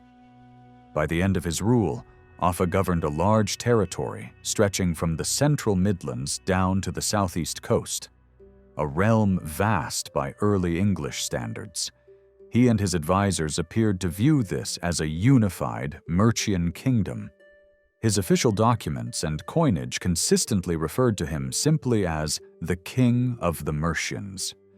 He showed no interest in adopting a more expansive royal title or in promoting the idea of a unified English identity. Instead, his goal seemed to be the consolidation and extension of Mercian dominance. Offa's influence beyond this core region is more difficult to determine. It seems possible that East Anglia came under his sway by the 790s, as coins were issued in his name there. However, his authority was not welcomed by all. In 794, King Ethelbert of East Anglia was executed on Offa's orders. Offa's dealings with the rulers of Essex remain obscure, although London and Middlesex remained securely under Mercian control. There is little evidence to suggest that he wielded power over the rest of the East Saxon kingdom. Tensions likely existed between Offa and Cynewulf, King of Wessex. Offa reasserted control over the Thames Valley by defeating Cynewulf at the Battle of Bensington in 779 and expanded Mercian territory as far as the southern bank of the Avon. However, it remains unclear whether this victory translated into long-term political dominance over the West Saxons. Relations appeared to improve with Cynewulf's successor, Beorhtric, who married Offa's daughter, Eadburh. The two rulers even worked together to exile Ecgbert, who would later become a prominent king in his own right. Another of Offa's daughters, Elfled, was married to King Ethelred of Northumbria in 792. But this may have marked the limit of Offa's influence in the north, where political instability made lasting alliances difficult. Much of what is known about Offa's relationship with Wales centers on the massive earthwork known as Offa's Dyke. According to later tradition, Offa ordered the construction of a great defensive barrier to separate Mercia from the Welsh kingdoms. Modern archaeological studies have suggested that the dike extended only from Trudden in the north to Rushock Hill in the south, covering just over 100 kilometers. Rather than forming a continuous wall against all of Wales, the structure likely served to control movement along the border with Powys. It may have been aimed at curbing cattle raids and small incursions, rather than withstanding full-scale military attacks. There remains debate over the true extent of the dike. Some researchers argue that it originally reached as far south as Sedberry Cliffs in Gloucestershire, although it is now widely accepted that it did not reach the Northern Sea. Regardless of its exact length, the dike was a monumental achievement, requiring a large and coordinated workforce. Estimates of the number of laborers involved vary dramatically, but even the lowest estimates would have demanded careful planning, housing, feeding, and protecting a significant number of workers. The very scale of the project reveals the administrative sophistication of Offa's government and suggests that he viewed the dike as not only a practical measure, but also a symbolic one. Its construction placed him in the tradition of great Roman emperors who had built monumental frontier defenses in Britain. Despite his formidable presence within the British Isles, Offa's interactions with Charlemagne highlight both his ambitions and his limitations. Some have speculated that Offa considered himself an equal to Charlemagne, at least in certain spheres. This is a remarkable possibility, given that Charlemagne was regarded as the most powerful monarch in Europe at the time. If Offa saw himself on such a level, his actions would reflect a bold assertion of Mercian status. However, Offa's continental contemporaries did not necessarily share this view. When Charlemagne sought to arrange a marriage between his son and Offa's daughter, Offa countered by requesting that Charlemagne's daughter be given in marriage to his own son, Ecgfrith. Charlemagne took offense at this suggestion, interpreting it as an overreach. In response, he imposed a trade embargo against English merchants. Offa retaliated with his own embargo against Frankish traders. The incident made one thing clear. While Offa may have aspired to equality with the Frankish emperor, in the eyes of continental rulers, Mercia remained a kingdom of lesser standing.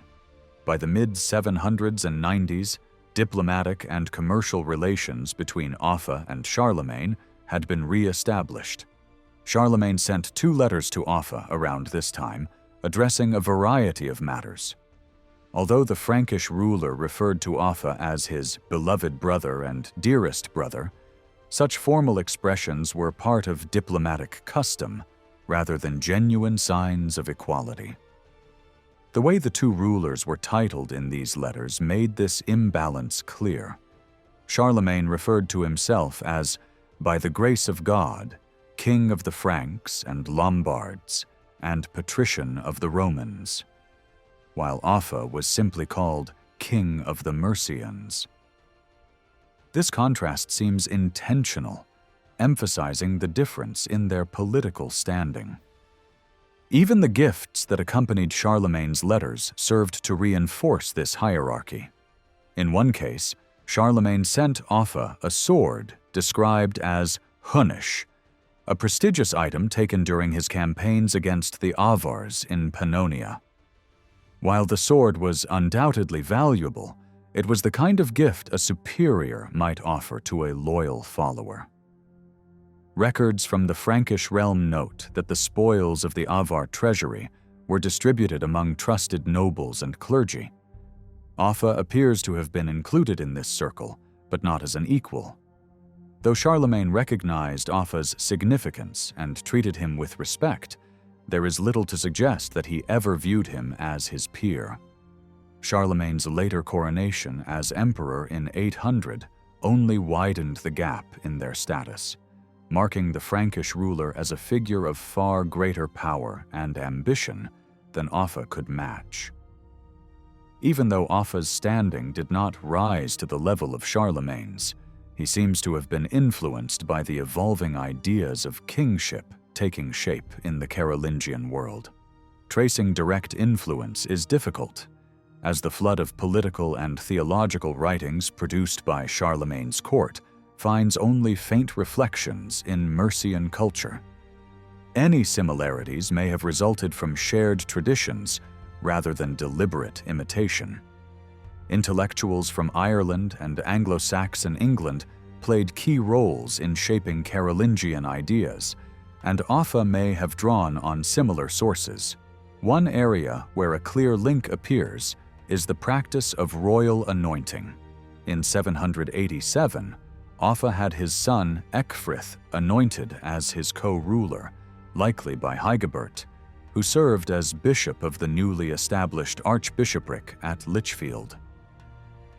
This marked the first time an Anglo-Saxon ruler was ceremonially anointed in such a way, likely inspired by the papal anointings of Carolingian kings and their heirs, which had begun decades earlier. These rituals, based on Old Testament examples like Samuel's anointing of Saul, presented kings as divinely chosen leaders. They also echoed the spiritual symbolism of baptismal anointing, highlighting a ruler's transformation and sacred status. Elsewhere, signs of Carolingian influence are more ambiguous. On some of his coins, Offa is depicted with a curled hairstyle, reminiscent of depictions of King David. While this may reflect Carolingian efforts to associate Charlemagne with biblical figures, it's also possible that Offa drew on existing Anglo-Saxon traditions, where David had long served as a model for Christian rulers. Thus, the resemblance may have had local roots rather than foreign inspiration. What is clear, however, is that Offa, like the Carolingians, sought to use Christianity to support and legitimize royal power. He emphasized the religious and moral foundations of kingship, particularly in his efforts to secure the succession of his son. These ideas became more visible during the 780s, a period when Offa's political and religious strategies became increasingly intertwined. In 786, two papal representatives, George of Ostia and Theophylact of Todi, traveled through Anglo-Saxon territories, meeting with kings and religious leaders, including Offa. Their mission was to correct abuses and restore proper conduct across the kingdoms. Though their decrees applied broadly, some of their pronouncements would have been particularly advantageous to Offa. One decree emphasized that kings were the Lord's anointed, reinforcing the significance of Ecgfrith's consecration the following year. Another warned that no one born of adultery or incest should inherit royal power, a declaration that would support Offa's dynastic claims. Offa had made a deliberate effort to project an image of moral and dynastic legitimacy. Unlike Ethelbald, who had avoided marriage and attracted criticism for his personal life, Offa followed a policy of open and formal monogamy. His wife, Cynethryth, was a prominent figure at court. She frequently appeared in royal documents as Queen of the Mercians, and coins were even minted bearing her name, an extremely rare honor for a woman in early medieval Europe. Her active role in governance is reflected in contemporary letters, one of which describes her as too busy with royal duties to respond to correspondence. Another writer refers to her as mistress of the royal household, indicating her considerable authority. Cynethryth's high status helped affirm the legitimacy of her marriage and the rightful claim of her son to succeed his father. In contrast to Ethelbald's avoidance of formal unions, Offa's family structure presented a carefully cultivated image of dynastic stability.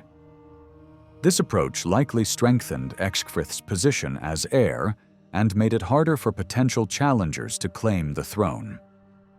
While Offa made use of Christian ideals to support the succession of his son Ecgfrith, he also employed more ruthless measures that seemed far removed from religious virtue. A letter from Alcuin to a Mercian noble reflects this, speaking of how much blood Offa shed to secure the throne for his heir. This likely refers to the violent removal of potential rivals. Alcuin believed such actions brought divine punishment. Although Offa did succeed in placing Ecgfrith on the throne following his own death in July 796, the success was short-lived. Ecgfrith reigned for only a few months before dying in December of the same year. In a letter to Bishop Unwona of Leicester, Alcuin remarked that Offa had carefully arranged for his son's inheritance, but events had proved otherwise, noting that while man may plan, it is God who ultimately decides. With Ecgfrith's death, the throne passed to Cenwulf, a distant relative from another branch of the Mercian royal line. While Ethelbald and Offa are often highlighted as the most prominent kings of the Mercian supremacy, Cenwulf held a power that was equally far-reaching, and in some areas perhaps even greater. Under his rule, Essex finally came under full Mercian control. King Sigurd of the East Saxons was gradually reduced in status, going from ruling monarch to subordinate king, and eventually to the rank of Ealdorman, all under Cenwulf's authority. Cenwulf also led fierce campaigns into Wales, during which he killed the king of Gwynedd and took control of part of the region now known as Conwy.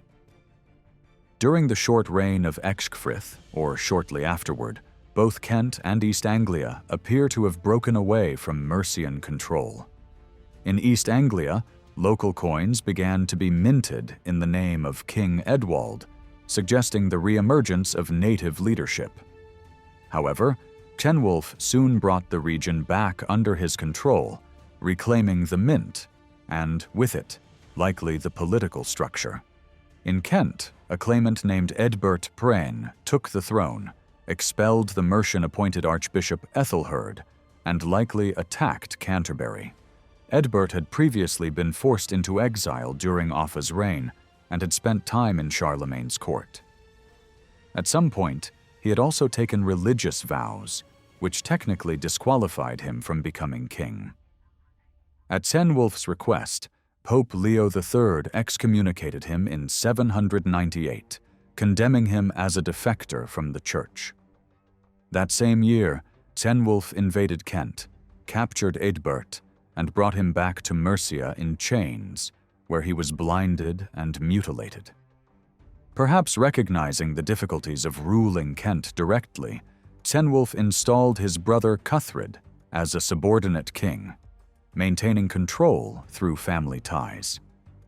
It was during Cenwulf's reign, however, that deeper problems began to surface, issues that would ultimately weaken Mercian dominance south of the Humber. The turning point came in 802 with the death of Bortric, King of Wessex, and the rise of Ecgbert, who had spent time in exile.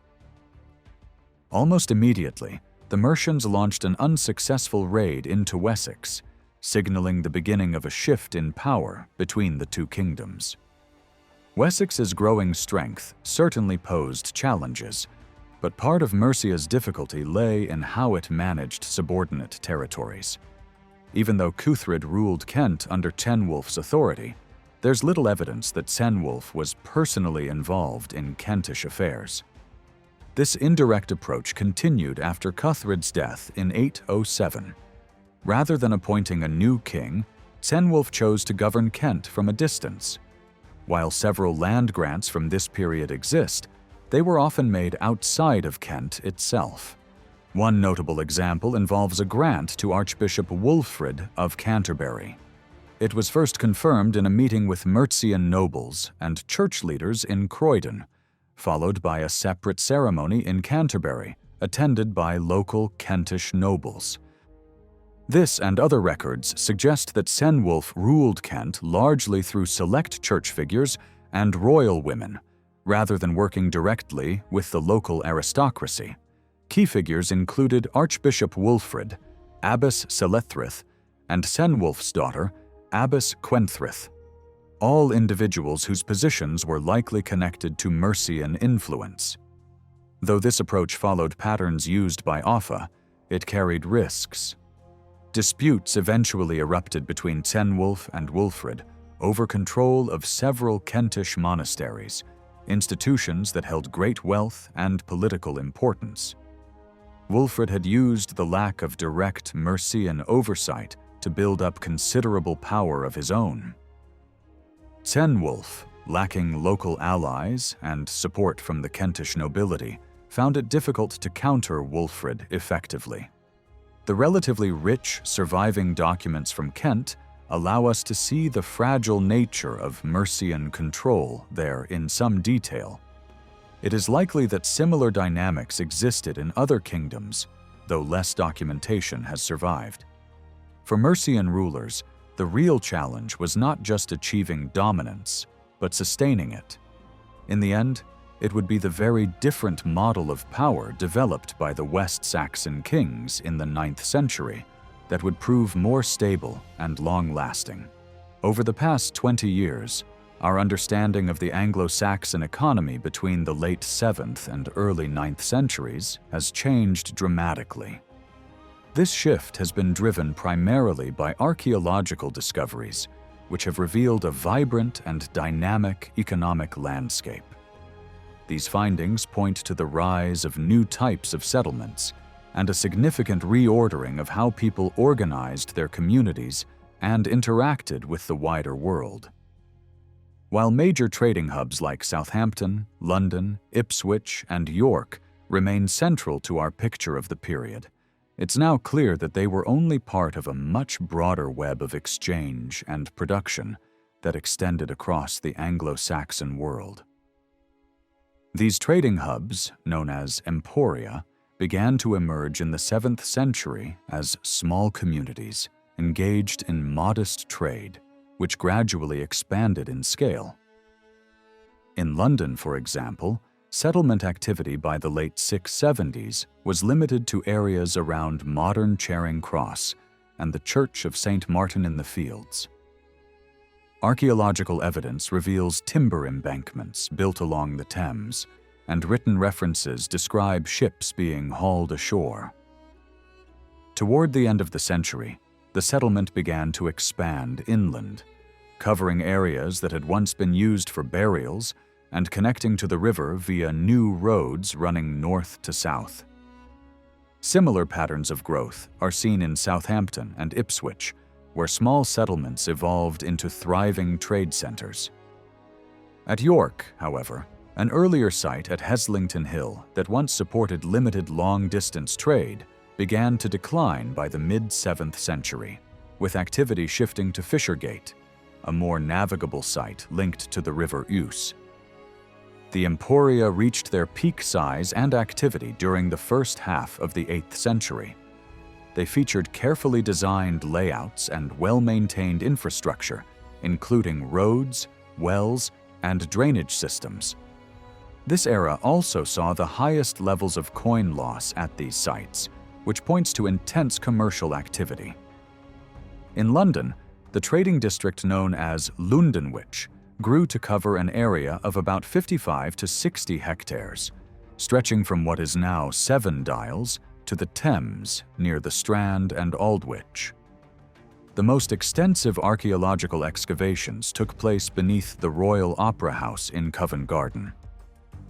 After a rapid expansion in the late 7th and early 8th centuries, the site entered a phase of consolidation and prosperity between roughly 730 and 770.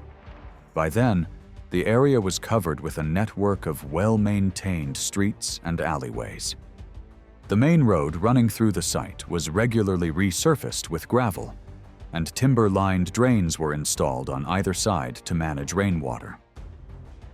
Buildings from this period were typically built along the main street and arranged in regular rows, with small lanes and paths separating them. Many had open yards behind them where activities such as butchering and raw material processing took place. In the northeastern corner of the site, archaeologists found pits used for preparing and tanning animal hides. Artifacts from the buildings suggest a wide variety of crafts and industries flourished, including metalworking, weaving, textile production, and working with bone and antler. While some buildings hosted a mix of activities, others appear to have been more specialized. One structure, used until the mid-8th century, was likely a smithy. It contained a brick-earth hearth and a circular clay furnace filled with slag, and similar materials were recovered from an adjacent yard. Objects found across the site and throughout Londonwich point to trade with regions that today include northern France, the Low Countries, and the Rhineland. Items such as lava quernstones, pottery, glass, and wine were among the imported goods. At Ipswich, manufacturing may have played an even greater role in the economy. From around the 720s, large-scale production of Ipswich ware pottery began, operating alongside trade and other crafts. This distinctive wheel-thrown pottery was kiln-fired and distributed across much of Anglo-Saxon England, from Yorkshire to the southern coast and westward to the upper Thames Valley. In East Anglia, it became the dominant type of pottery in use. Though the major emporia controlled most overseas trade, smaller coastal settlements also maintained trading links. Some of these sites, like Meols on the Wirral, served particular inland regions. In Kent, minor trading posts continued to operate, aided by their proximity to the continent. Places like Fordwich on the Stour near Canterbury and Saare on the Wantsum Channel offered strategic locations for short sea crossings. Major churches may also have enjoyed trade privileges, using their own small ports. Monastic communities like Reculver were ideally positioned for access to maritime routes. Imported pottery and stone found at Sandtun, near West Hythe, may be connected to the monastery at Lyminge. Though now cut off from the sea by the development of Romney Marsh, the site once provided easy access to Middle Saxon coastal waters. Evidence from the area suggests seasonal fishing and some craft production, indicating a site with multiple functions and modest involvement in trade across the English Channel. The question of how much royal authority influenced the revival of trade during this period remains open to debate. The major trading centers, known as emporia, do not appear to have been deliberately founded by kings, nor do they seem to have been created under tight royal control. Instead, their growth appears to have happened gradually and organically. Still, The significant rise in trade during the late 7th and early 8th centuries must have required considerable resources, both manpower and materials, suggesting that elites likely played a role in this transformation. While kings may have supported this expansion, the initiative may also have come from other powerful groups. Evidence of elite burial in Ipswich during the late 7th century and signs of church-led development in early 8th century Southampton hint at involvement from both aristocratic and religious circles. What is clear, however, is that by the last decades of the 7th century, royal interest in supervising and profiting from trade was increasing. A law code from Kent in the 600s and 80s mentions a royal officer known as a wick reeve, whose job was to oversee transactions, and also refers to a royal hall in London, where trade disputes could be settled. The exact location of this hall remains uncertain, though some suggest it might have been in Lothbury, an area that has yielded relevant material and whose name may link back to the Kentish king Hlothere. Another possibility is the Whitehall area, where excavations have revealed a group of important buildings, including a large hall, which may have been connected to nearby commercial activity. By the 8th century, kings were actively collecting tolls from traders and merchants. Some of these officials are even named in charter witness lists as tax collectors. At the same time, select religious institutions received special privileges, mainly toll exemptions, granted by kings. These benefits were extended to the bishops of London, Worcester, and Rochester, as well as to communities at places like Minster-in-Thanet and Reculver. In some instances, these exemptions applied to just a single ship at a specific port, most commonly London. Other grants were broader, such as one given in the early 760s by King Edberht II of Kent to Minster-in-Thanet, allowing 2 ships to be toll-free at Sara and a third newly built ship to operate free of tolls at both Sara and Fordwich. The same charter also referenced the royal right of first choice on imported goods and stated that if any of the ships were lost, their replacements had to be taken to Fordwich, likely for inspection. Tolls were likely collected not only at ports, but also from those using overland trade routes, much like on the continent. Although the first clear reference to road tolls in Anglo-Saxon England doesn't appear until the late 9th century, it's probable that the practice began earlier. Royal oversight of trade is also reflected in a letter from Charlemagne to Offa, which called for English merchants in Francia to be treated fairly and offered them the right to appeal to Frankish officials if mistreated. In return, Charlemagne expected his own merchants to receive similar protection in Mercian territory. This letter also highlights some of the goods being traded. Charlemagne acknowledged Offa's request for black stones, likely either marble columns or quernstones, and promised to arrange their shipment if available.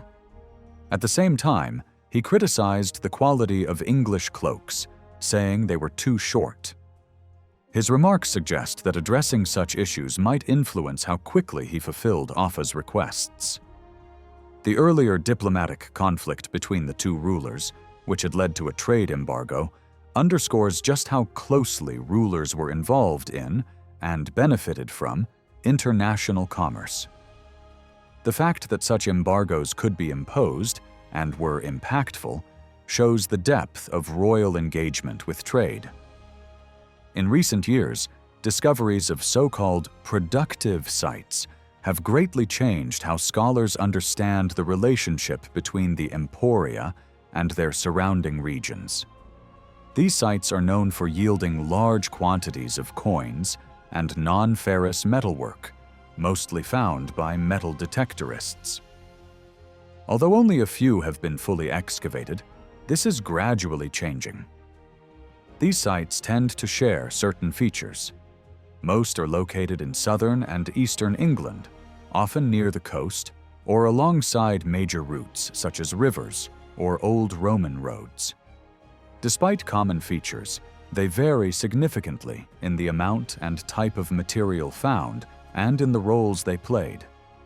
Some, like Flixborough and Brandon in Suffolk, were clearly major centers, showing signs of import trade, crafts, industry, and even literacy, indicated by finds like writing tools. Others were smaller, with fewer finds and less evidence of being multi-purpose settlements. Given the volume of coins uncovered, it is likely that most of these sites were involved in some form of commerce. Their locations along major routes and the discovery of imported pottery and other goods suggest regular trade activity. Some of these places may have functioned as seasonal marketplaces where traders gathered at specific times of the year. South Ferriby in Lincolnshire may be an example. It lay near a ferry crossing over the Humber and a difficult section of the Oncholm floodplain, making it a natural hub for travelers. Other sites show signs of religious activity. Flixborough may have hosted a monastic community during at least part of its history. At Brandon, the discovery of writing tools and a gold plaque featuring John the Evangelist suggests the presence of a religious institution. Many productive sites in East Anglia later became the locations of churches or monasteries, or were linked to church estates. Religious institutions likely played a significant role in developing local and regional trade networks. As noted earlier, churches and monasteries sometimes received toll exemptions and operated their own ports. Their daily spiritual life required access to imported goods such as wine and olive oil. Both written records and excavations at religious sites like Whitby and Lyminge show that they were often centers for industry and craft production. Since merchants and trade were closely monitored by royal officials, it's also possible that some productive sites served as local administrative hubs. These places may have offered not only a space for trade, but also facilities for paying tolls, recording transactions, and inspecting goods, activities that naturally encouraged commerce. Beneath the large trading centers and the so-called productive sites, there existed a wide range of rural settlements that formed the base of the Anglo-Saxon economic system. These smaller communities, though harder to detect through archaeology, played a key role by supplying raw materials and food to the more visible centers of trade and manufacturing. While these settlements were largely excluded from the networks of international exchange, some began to shift from basic subsistence farming toward more specialized, market-oriented production. This was part of a broader movement during the Middle Saxon period, marked by increased exploitation of the land and growing agricultural output across the countryside. By the 7th century, Anglo-Saxon rural life was undergoing significant transformation. The scattered farmsteads typical of earlier times were gradually replaced by more organized and structured settlements. These new layouts featured defined boundaries, trackways, and enclosed spaces. At the same time, there was a noticeable movement of communities from poorer, lighter soils to richer and more fertile lands. This shift, which began in the mid-7th century, or slightly later, and continued for over a century, led to the abandonment of earlier sites such as Mucking in Essex and Chalton Down in Hampshire. During this period, cultivated land increased considerably. Wheat farming expanded, and floodplains were more widely used for grazing livestock, especially around areas like the lower Severn Valley. Natural resources were also being harvested more intensively. There is archaeological and written evidence of fish traps and weirs being built in rivers and estuaries, such as those found along the Blackwater estuary in Essex and near Chelsea on the Thames. There were also developments in processing raw materials. Watermills began to appear, including examples at Kingsbury in Berkshire and possibly at Tamworth in Staffordshire. A tidal mill dating to the late 7th century was built at Ebbsfleet in Kent. Much of this surge in agricultural development was likely driven by the church. As monastic communities expanded during the later 7th and 8th centuries, they accumulated wealth and large tracts of land. These religious centers housed a stable but agriculturally inactive population whose liturgical routines demanded regular supplies. Meeting their needs would have placed added pressure on food production and may have led to new systems for collecting and distributing surplus. Additionally, the introduction of bookland, land permanently granted to religious institutions and exempt from the standard rules of inheritance, helped secure long-term investment in farming and the use of natural resources. The church's growing influence over land and its connection to trade networks around the Emporia likely enhanced these developments even further. While the church played a significant role in these changes, kings were also increasing their demands and pursuing ambitious projects. One of the most notable was the construction of Offa's Dyke. Coinage offers another powerful example of royal initiative. Between the 670s and 740s, England and parts of northern Europe used silver pennies called ciatas. Most of these coins were anonymous, and it remains unclear how much control kings had over their production. Some were likely minted under royal authority, while others may have been issued by church institutions or even private individuals.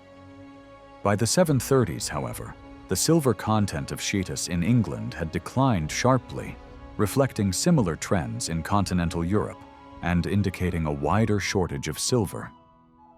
This likely triggered a reform of the currency. New coins with higher silver content, more consistent weight, and inscriptions naming the issuing king began to appear. Eadbert of Northumbria seems to have been the first to introduce these changes in the 740s, followed by Biana in East Anglia in the 750s, and both Offa of Mercia and Heabert of Kent in the 760s. Offa later led a second major reform in the early 790s, producing a heavier and larger silver penny, most likely influenced by similar monetary reforms led by Charlemagne. These new heavy coins quickly became standard across the southern English kingdoms. However, in Northumbria, the lighter coins introduced earlier by Eadbert continued to circulate. Coin production became increasingly centralized, with fewer mints operating across the country. By this point, coins were minted only in a handful of places: York, London, Canterbury, Rochester, and likely Winchester or Southampton in Wessex, along with Ipswich in East Anglia. Although a few bishops, particularly the Archbishop of Canterbury, were allowed to mint coins by the mid-8th century, the production of currency in the Anglo-Saxon kingdoms had effectively become a royal monopoly. The level of royal control likely varied, but in some periods, especially during Offa's reforms, there was a clear effort to enforce consistency in design and production across the different mints. At other times, local variations remained widespread. How exactly kings profited from coinage remains unclear. It's possible that moneyers paid a fee for the right to mint coins, either as a fixed charge or a share of the coin's value. Rulers may also have taken a portion of the silver or foreign currency brought in to be melted and recast into coins. Whether or not kings personally oversaw the minting process, the very idea of a royal coinage, guaranteed and authorized by the king, served to strengthen their authority. It reflected a broader desire to assert greater control over the kingdom's economic and administrative systems. These same ambitions can be seen in the growing obligations placed on those who held land. Towards the end of the 7th century, kings began granting privileges that exempted church lands from certain taxes and royal demands. Both Wihtred of Kent and Aine of Wessex issued declarations to this effect, and Wihtred included a clause in his law code. However, the specific exemptions were not clearly defined, and in practice, church lands, at least in Kent, were still subject to royal service. For instance, a charter by Ethelbert II, Wihtred's son, freed church property from most royal claims, except for certain unspecified duties traditionally owed by all church estates. Even during Wihtred's reign, religious communities were not always free from burdensome obligations. Around 720, a Kentish abbess named Engith wrote to the missionary Boniface to complain that the services required by the king, queen, bishop, and royal officials were threatening to ruin her monastery. Her letter provides a rare glimpse into the heavy expectations placed on even privileged religious institutions during a time of expanding royal power and economic complexity. As previously mentioned, Boniface wrote directly to Ethelbald of Mercia, criticizing the king for his harsh treatment of monks, accusing him of violence and extortion. Not long after, in 749, Ethelbald held a council at Gumley in Leicestershire, where he issued a decree releasing all churches and monasteries in Mercia, northern Francia, from royal taxes and tributes. The only exceptions were the obligations that fell equally on the whole population, specifically the maintenance of bridges and defensive structures. The king also promised that religious communities would be free to enjoy the produce of their lands without interference, and would not be required to offer gifts to the crown or secular authorities unless these were given voluntarily and out of goodwill.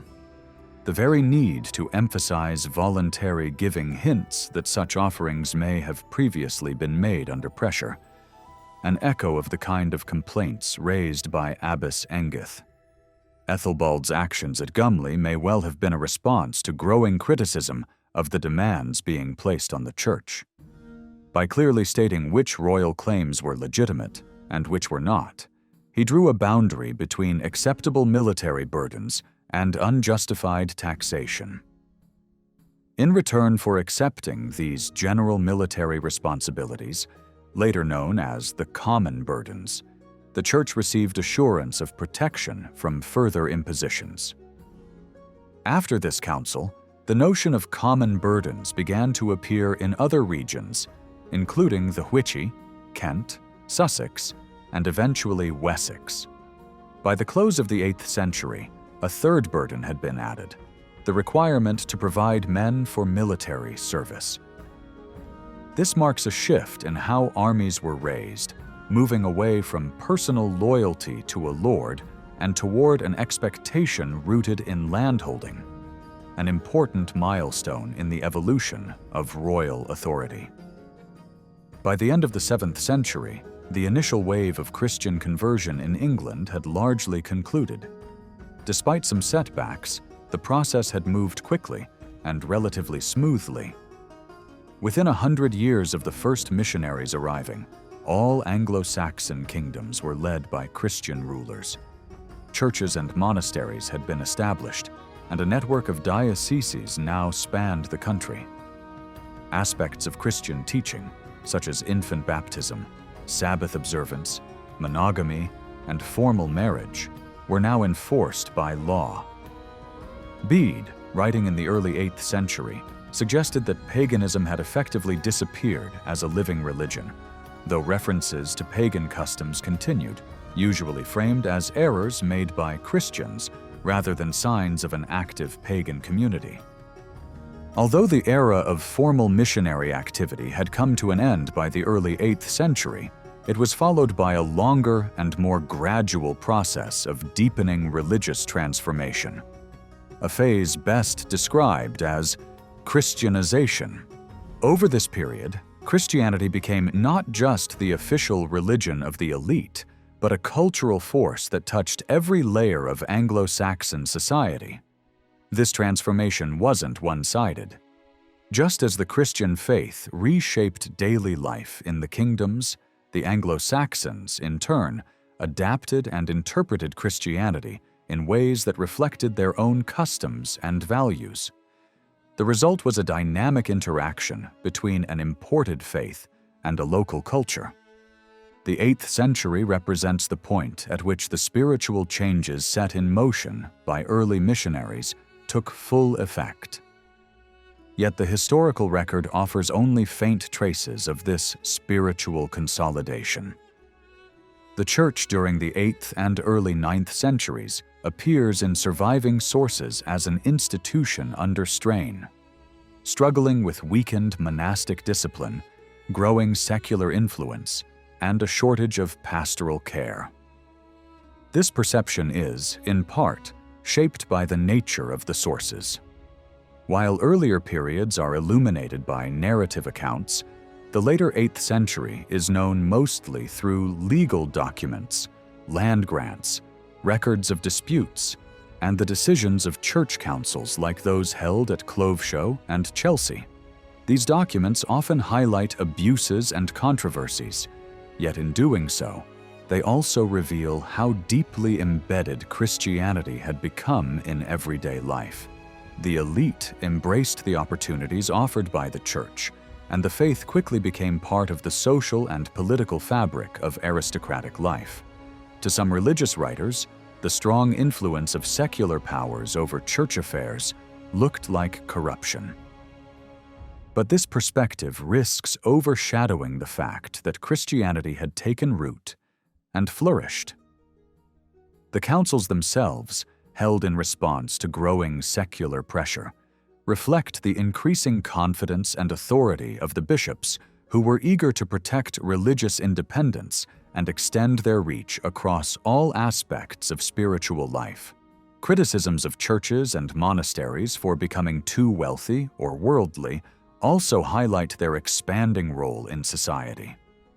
These institutions had become key players not only in religious life, but also in economic and cultural development. As discussed earlier, they often played a central role in trade and could serve as hubs of craft production and manufacturing.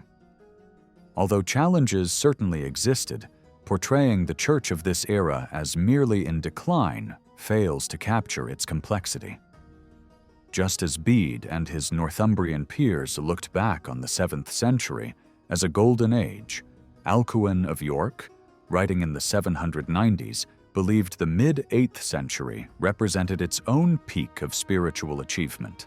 Starting in the 670s, monastic foundations increased rapidly. Initially supported by kings, monasteries soon attracted the patronage of nobles as well, resulting in large land donations and growing institutional wealth. Within a few decades, the church had amassed vast resources. These new monasteries drew influence from a range of traditions, including Irish, Frankish, and Italian models. Without a single standard rule of life, religious practice varied from house to house. Some monasteries were large and richly endowed, housing many monks and controlling broad estates, while others were small, modest communities with only a few members and limited land. Moreover, these institutions were not isolated from the wider world. Many were actively involved in the lives of the lay population. They served as centers of learning, trade, and social connection. Rather than retreating from the world, they were deeply woven into its fabric. The diversity of religious communities during this period, both in structure and membership, including priests, bishops, lower-ranking clergy, monks, and nuns, has led some historians to suggest using the term minster to describe them. This term avoids some of the modern assumptions attached to monastery, though it brings its own set of meanings that aren't always helpful.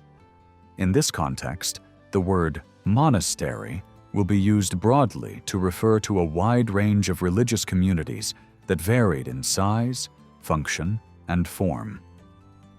Bede observed the religious enthusiasm of the early 8th century with concern, feeling that much of it was misdirected. In a letter written in 734 to Bishop Ecgbert of York, he expressed deep frustration at the number of monasteries led by men with no real understanding of religious life. He sharply criticized noblemen who had acquired land under the pretense of founding monasteries, only to lead indulgent lives within monastic walls by day and sleep beside their wives at night. Some of these land grants were evidently used to avoid military obligations or secure private control over estates. Bede's solution was direct. He urged that these charters be revoked and the land used for better purposes, whether religious or secular.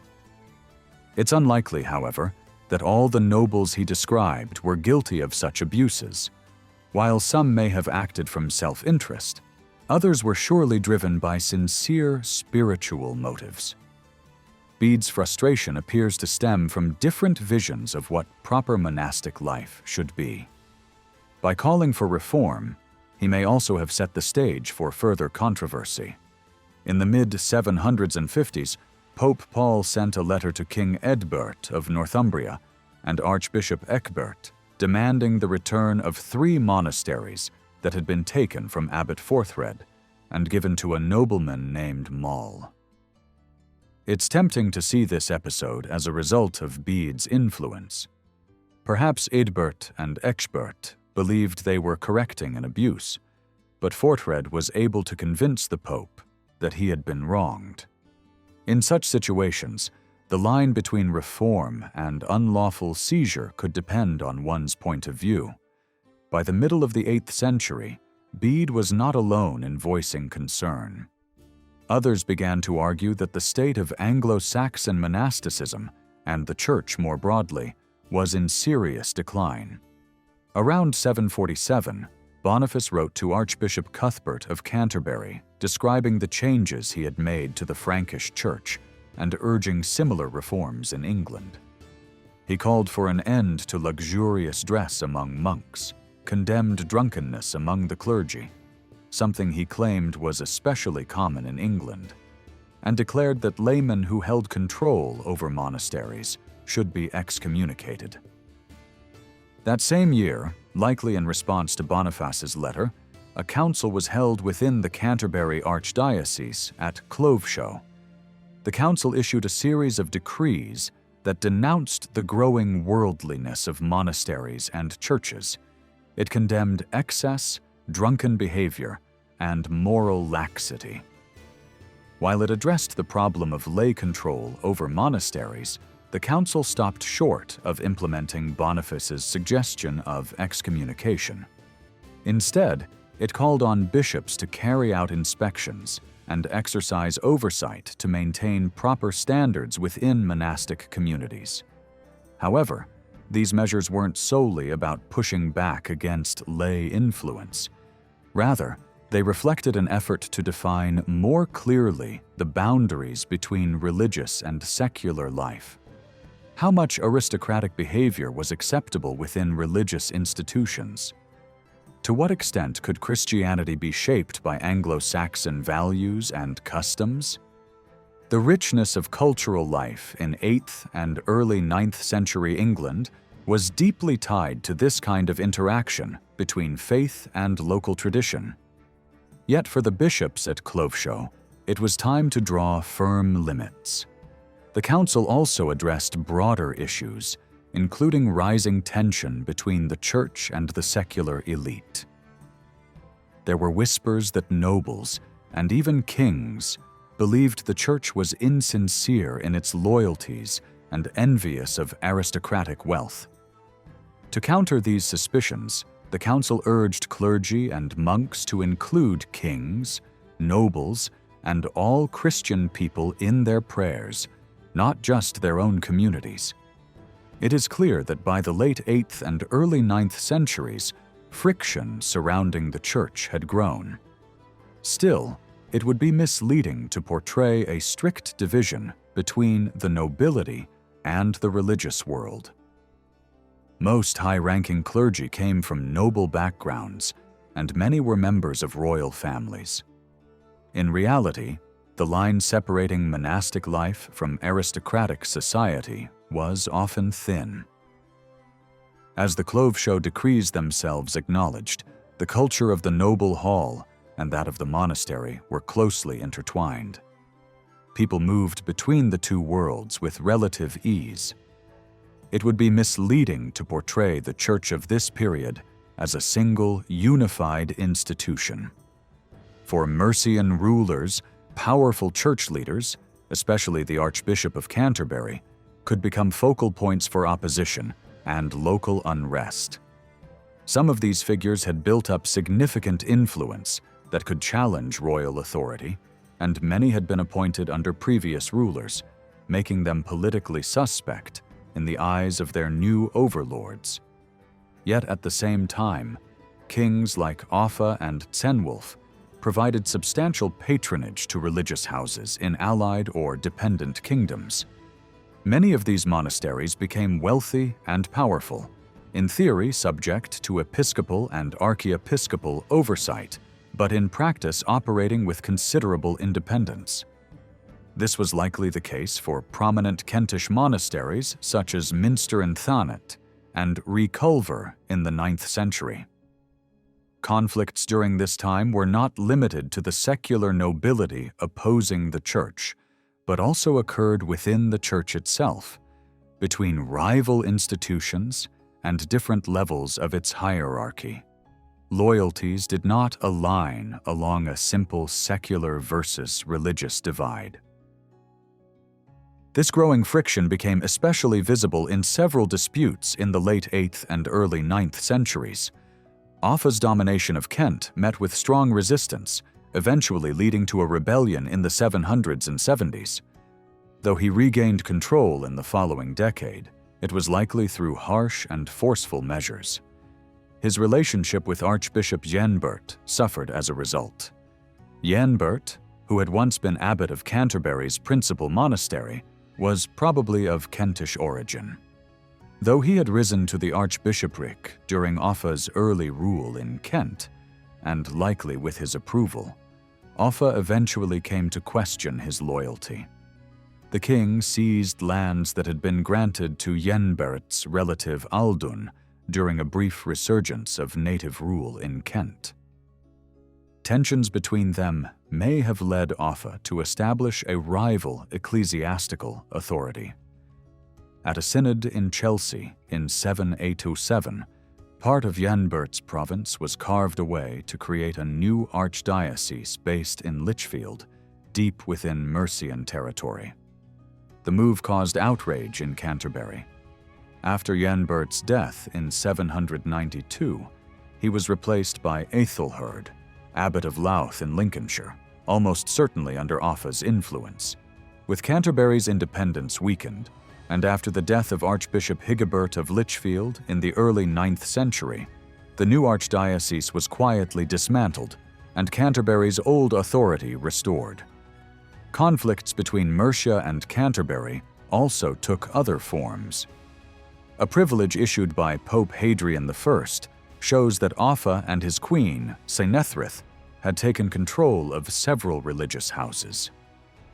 After Offa's death in 796, Cynethryth withdrew to the monastery at Cookham in Berkshire, which she governed, but she also retained control over the church at Bedford, where Offa had been buried. Cookham had originally been granted to Christ Church, Canterbury, by King Ethelbald, but had changed hands first to King Cynewulf of Wessex and then to Offa. Despite repeated appeals from the archbishops of Canterbury, Offa refused to return it, likely because of its strategic location on the border between Mercia and Wessex. In 798, Cynethryth reached a settlement with Archbishop Ethelherd, agreeing to relinquish Bedford and some Kentish estates in exchange for Canterbury abandoning its claim on Cookham.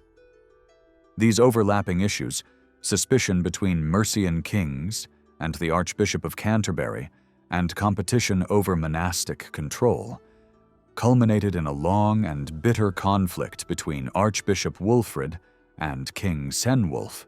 Before becoming archbishop, Wulfred had belonged to the Christ Church community at Canterbury, although he was originally from Middlesex, and retained lands there. This background likely made him an appealing candidate to both the cathedral chapter and the king. Still, by 808, tensions had clearly emerged, as Pope Leo III mentioned in a letter to Charlemagne that a disagreement between Wulfred and Cenwulf had yet to be resolved. Though their relationship later improved, with Cenwulf granting Wulfred lands and favors between 809 and 815, often in exchange for money or other properties, conflict resurfaced in 816. At a council held in Chelsea, Wulfred pushed through reforms that significantly increased episcopal authority over monasteries. Bishops were now granted the right to appoint abbots and abbesses, and if a monastery was under threat from secular forces, they were empowered to take control of it. Although the council claimed to follow ancient precedent, the effect was a major reversal of the traditional relationship between bishops and monasteries. The timing of the reform suggests that it was aimed in part at bolstering Wulfred's authority in his dispute with Cenwulf. At this point, the two were fighting over control of Reculver and Minster in Thanet. The conflict is recorded in a document from 835, when both Cenwulf and Wulfred were dead, and the monasteries were under the control Mercia. of Cenwulf's daughter, Gwenthryth. The dispute was settled in Wulfred's favor by King Beornwulf. Unfortunately, the surviving record is vague, and it remains unclear what specific rights Wulfred believed had been denied to him. The dispute had escalated to such an extent that following the council, Cenwulf drove Wulfred into exile. Both sides tried to solidify their claims. Cenwulf obtained a papal confirmation of his authority over the monasteries, while Wulfred appears to have forged several documents granting him sweeping powers from past kings. In the middle of the 9th century, a noblewoman from Kent named Eilburg made a generous donation to the monastery of St. Augustine in Canterbury. From her estate at Brabourne, she arranged for the monks to receive a yearly delivery of goods: a bullock, 4 sheep, 20 hens, 240 loaves of bread, a load of lard, a load of cheese, 40 measures of malt, and 4 cartloads of wood. In exchange, the religious community promised to include prayers for Eilburg and her husband, Ealdred, in their daily devotions. This donation is part of a remarkable group of 9th century records that reveal the deep piety and active involvement of local aristocrats in religious life, particularly in Kent. These documents show how noble families gave gifts to favored churches, exchanged land, made petitions to the king, prepared for pilgrimages abroad, supported the poor, and tried to secure their salvation through acts of generosity. Written in the local language, they offer a rare glimpse into a world often hidden behind the more formal Latin records of the time. In these texts, women like Eilburg appear not just as witnesses, but as active landowners and donors, participating in religious and social affairs alongside their male relatives. Eilburg's family held considerable influence in the region and appears frequently in the records, especially in connection with the Cathedral Church of Christ Church, Canterbury.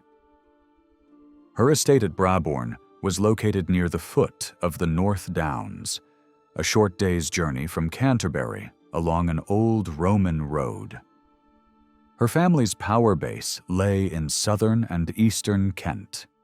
Her brother Ealhir owned land at Fingalsham, while another brother, Ethelmod, held land at Little Chart. Eilburg herself possessed another estate at Bishopsbourne, reinforcing the prominence of her lineage. Her donation to St. Augustine's was part of an established tradition of lay religious patronage and belonged to a wider pattern of family-based support for religious institutions, Yet one clause in her gift reflects the changing times and growing instability. If, due to fear and chaos caused by heathen invasions, the agreed goods could not be delivered, the following year's payment would be doubled. If 3 consecutive years passed without any delivery, the estate itself would be transferred permanently to the monastery. The threat she referred to came from the Vikings, who had begun raiding the Anglo-Saxon kingdoms in the late 8th century. By the 9th century, their attacks had grown more frequent and destructive. By the late 800s and 70s, Viking forces had brought most of the Anglo-Saxon kingdoms under their control. Aelberg's own family had already suffered loss. Her brother Aelhir died in battle against the Vikings in 853, and may have already been dead when she made her grant. The presence of the Vikings dominates both contemporary records and modern interpretations of this era. The near-complete collapse of Anglo-Saxon power at their hands casts a long shadow over the 9th century, encouraging the view that decline was inevitable. But while the Vikings were a persistent and deadly threat, their most serious impact did not come until the arrival of a major invasion force in the 860s. Even then, daily life continued in many places. Despite the dangers, Aelberg's estate appears to have maintained its yearly obligations to St. Augustine's without major interruption, even as Viking activity surged in Kent. Her donation illustrates how people had to make adjustments in response to growing uncertainty. Within the terms of her grant, one can see both continuity and adaptation. Traditional religious practices carried out with an eye on new threats. Though the Viking raids left a deep imprint on the 9th century, they were not the sole cause of change. The developments of the period were driven by a mixture of external pressures and internal transformations. The world that the Vikings encountered in the 860s and 870s had already evolved significantly from the one they had first attacked decades earlier. From the mid-820s, the long-standing dominance of Mercia in southern England began to fade, making way for the rising power of Wessex. West Saxon rulers expanded their reach along both the eastern and western shores, taking control of regions like Sussex, Kent, and Essex, while solidifying their hold over Devon and pushing deeper into Cornwall. Other kingdoms, such as East Anglia and Northumbria, offered submission, and Mercia itself briefly fell under direct West Saxon control. By the mid-9th century, Wessex had extended its rule over nearly all territories south of the Thames and even beyond the River Lea. Under King Alfred's leadership, this enlarged Wessex managed to withstand the Viking onslaughts and conquests that defined the later decades of the century. While Wessex remained largely intact, the rest of the political map was permanently reshaped. Viking control spread across East Anglia, the East Midlands, and Northumbria, extinguishing native dynasties in these regions. Though the West Saxon kings would gradually reclaim much of this territory during the 10th century, the Viking presence left lasting effects on local language, culture, and society. Alongside these political changes, the economy of the Anglo-Saxon world underwent major shifts. The once thriving trade hubs, known as emporia, that had driven commerce in earlier centuries began to decline. As these centers faded, many smaller markets and production sites linked to them also disappeared. By the end of the century, the economic and administrative heart of England had shifted to a network of fortified towns established by King Alfred. These strongholds, later known as boroughs, played both a military and civic role. Over time, they became central to governance, economic activity, and cultural development during the later Anglo-Saxon period. Writers from the Anglo-Saxon period were especially struck by the religious and intellectual changes that unfolded during the 9th century.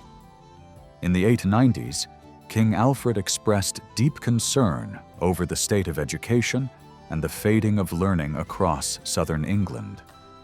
A generation later, monastic reformers of the 10th century would seek to restore a church they believed had been weakened by the greed of kings and nobles and by the destruction caused by Viking attacks. However, much of what we know about these dramatic changes comes from Wessex and reflects the West Saxon point of view. The most important source for this period is the Anglo-Saxon Chronicle, a text likely compiled at King Alfred's court in the 890s. Its focus lies firmly on the rise of Wessex and the lineage to which Alfred belonged, shaping its version of events around the political victories of Wessex and its responses to the Viking threat. The Chronicle does not show open hostility toward other Anglo-Saxon kingdoms, perhaps because Alfred's court was known for its inclusivity. But the affairs of regions like Northumbria, East Anglia, and Mercia receive little attention. Northumbria's loss of York to the Vikings in 867 is briefly mentioned, but otherwise its fate is largely ignored. Even events closer to home are missing. Major Viking attacks, such as the one on Southampton in 842, or the raids across Britain in 844, are not included. Likewise, some of Alfred's own military campaigns, known through charters, go unrecorded. Other sources, both written and archaeological, help complete the picture and sometimes challenge the Chronicle's version of events.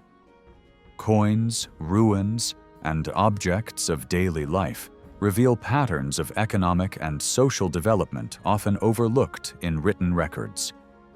Still, much of this evidence is interpreted through the lens of West Saxon influence, and the narrative that originated in Alfred's court remains the dominant one when it comes to understanding the 9th century. One of the earliest encounters with Vikings recorded in the Chronicle took place during the reign of King Beorhtric. 3 Danish ships landed on the coast near Portland, and a royal official named Biduherd went to meet them, expecting they were traders required to pay tolls. But he was mistaken, and the Danes killed him. The Chronicle marked this as a historic moment, the first arrival of Viking ships in England. That early attack had little immediate impact. It was the 793rd raid on the monastery at Lindisfarne that sent shockwaves throughout the Christian world. According to one version of the Chronicle, a series of terrifying omens, lightning, whirlwinds, and fire-breathing dragons, preceded the event. On June 8th, the monastery was looted by Viking raiders, a moment of such horror that it resonated far beyond England. At the court of Charlemagne, the Northumbrian scholar Alcuin was deeply disturbed by the news. In letters to friends and leaders in Northumbria, he described the desecration of holy ground and the bloodshed that had taken place. Alcuin turned to biblical language to explain the catastrophe, framing it as both a divine punishment and a warning to the church and nobility. In his view, the sins of the people, ranging from greed to vanity, had brought this disaster upon them. Yet Alcuin did not stop at moral judgment. He also looked for ways to assist, hoping Charlemagne might intervene to help those captured during the attack. Although there had long been trade and contact between Scandinavia and the Anglo-Saxon world, the violence of the Lindisfarne raid felt unprecedented. Alcuin even criticized Northumbrian nobles for adopting Scandinavian fashions, but the scale and nature of the assault took many by surprise. The following year saw another Viking attack, this time further inland in Northumbria, where a monastery at the mouth of the river Don was plundered. Other sites, such as Hartness and Tynemouth, may also have been targeted by the year 800. Yet after this flurry of activity, the chronicle remains largely silent on Viking raids until 835, when they struck the Isle of Sheppey. From then on, Viking attacks appear almost every year in the record. These attacks were part of a much broader Scandinavian movement during the 8th to 11th centuries. To the west, Norse explorers and settlers expanded into Britain, Ireland, and surrounding islands, even reaching as far as the Faroe Islands, Iceland, Greenland, and eventually the shores of North America. On the European mainland, Viking forces launched attacks deep into the Frankish Empire and beyond, eventually securing territory that would become known as Normandy. In the east, they established far-reaching trade routes through the Baltic and into what is now Russia and Ukraine, connecting with the Caspian and Black Seas and extending influence into the Byzantine world and the Middle East. The word Viking has come to encompass all Scandinavian activities from this period, and the age itself is often referred to as the Viking Age. Yet the term still carries a strong association with violence, which can be misleading. Not all Norse ventures were marked by warfare. Since the mid-20th century, scholars have increasingly emphasized the contributions of Scandinavians to trade, cultural exchange, and the shaping of early medieval Europe. Much of their fearsome image comes from Christian accounts, as the Vikings themselves left few written records. Whether or not the Vikings were particularly brutal remains a matter of debate. What is clear, however, is that the late 8th century ushered in a new and often turbulent phase in European history. The Norse engaged in a wide range of activities: exploration, commerce, raiding, conquest, and settlement, spreading their influence across vast distances. Trying to reduce all of this to a single explanation would be futile. But it's evident that their expansion was linked to broader economic and political trends. The growing wealth of certain regions in northwestern Europe likely attracted Viking attention. Trade had flourished, and portable riches became more accessible.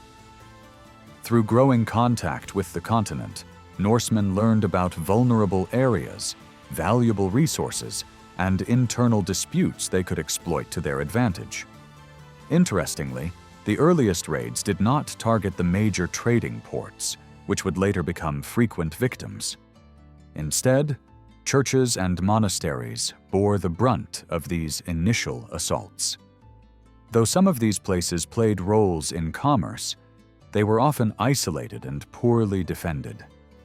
To the Christian observers, the attacks were sacrilegious outrages, but to the Vikings, these institutions represented opportunity, storehouses of wealth, easy targets, and sources of high-status prisoners. Even sacred books could become bargaining chips, as shown by the ransom of the illuminated manuscript known today as the Stockholm Codex Aureus. By the end of the 8th century, the growing wealth of northwestern Europe became an increasingly attractive target for Viking raiders. But internal changes within Scandinavia were also a driving force behind this expansion.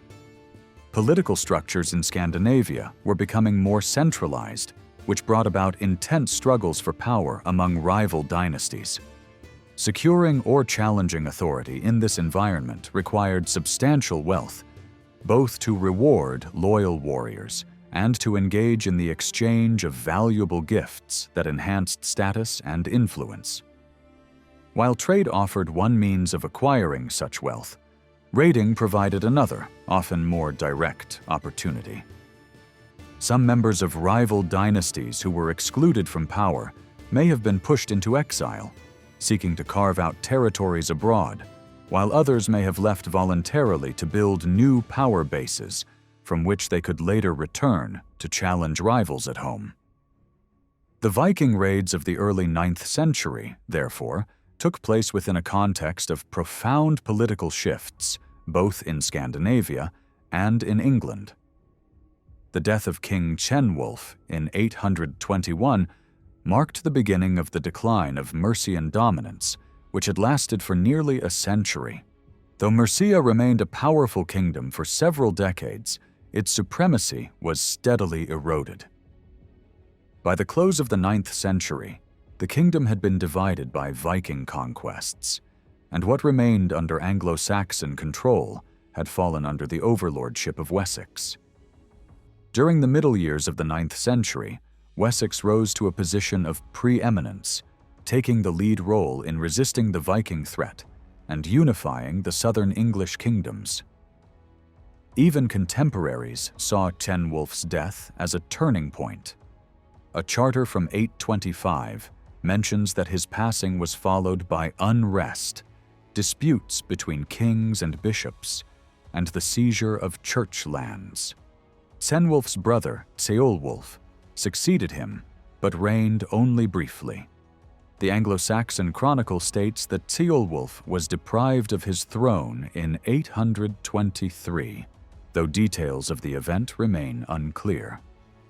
Nevertheless, he was able to preserve much of Cenwulf's southern dominance during his short rule. After Cenwulf's death, East Anglia appears to have made a brief attempt at independence, but Mercia soon reasserted control. Similarly, Ceolwulf's position in Kent may initially have been insecure, but by 822 he had strengthened his authority and was consecrated king by Archbishop Wulfrid of Canterbury.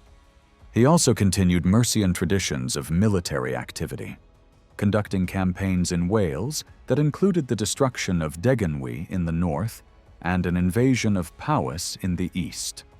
Despite these continuities, Ceolwulf's brief reign and sudden fall hint at deeper problems within Mercia.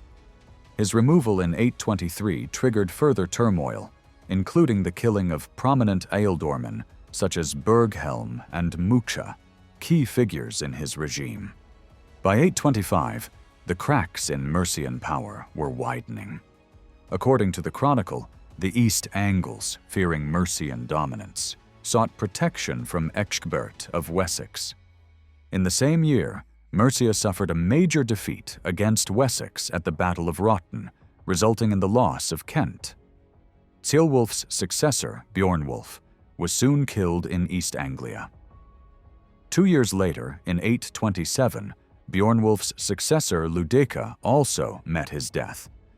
While later accounts claim he died during a retaliatory campaign in East Anglia, it is equally possible that internal disputes within Mercia were to blame.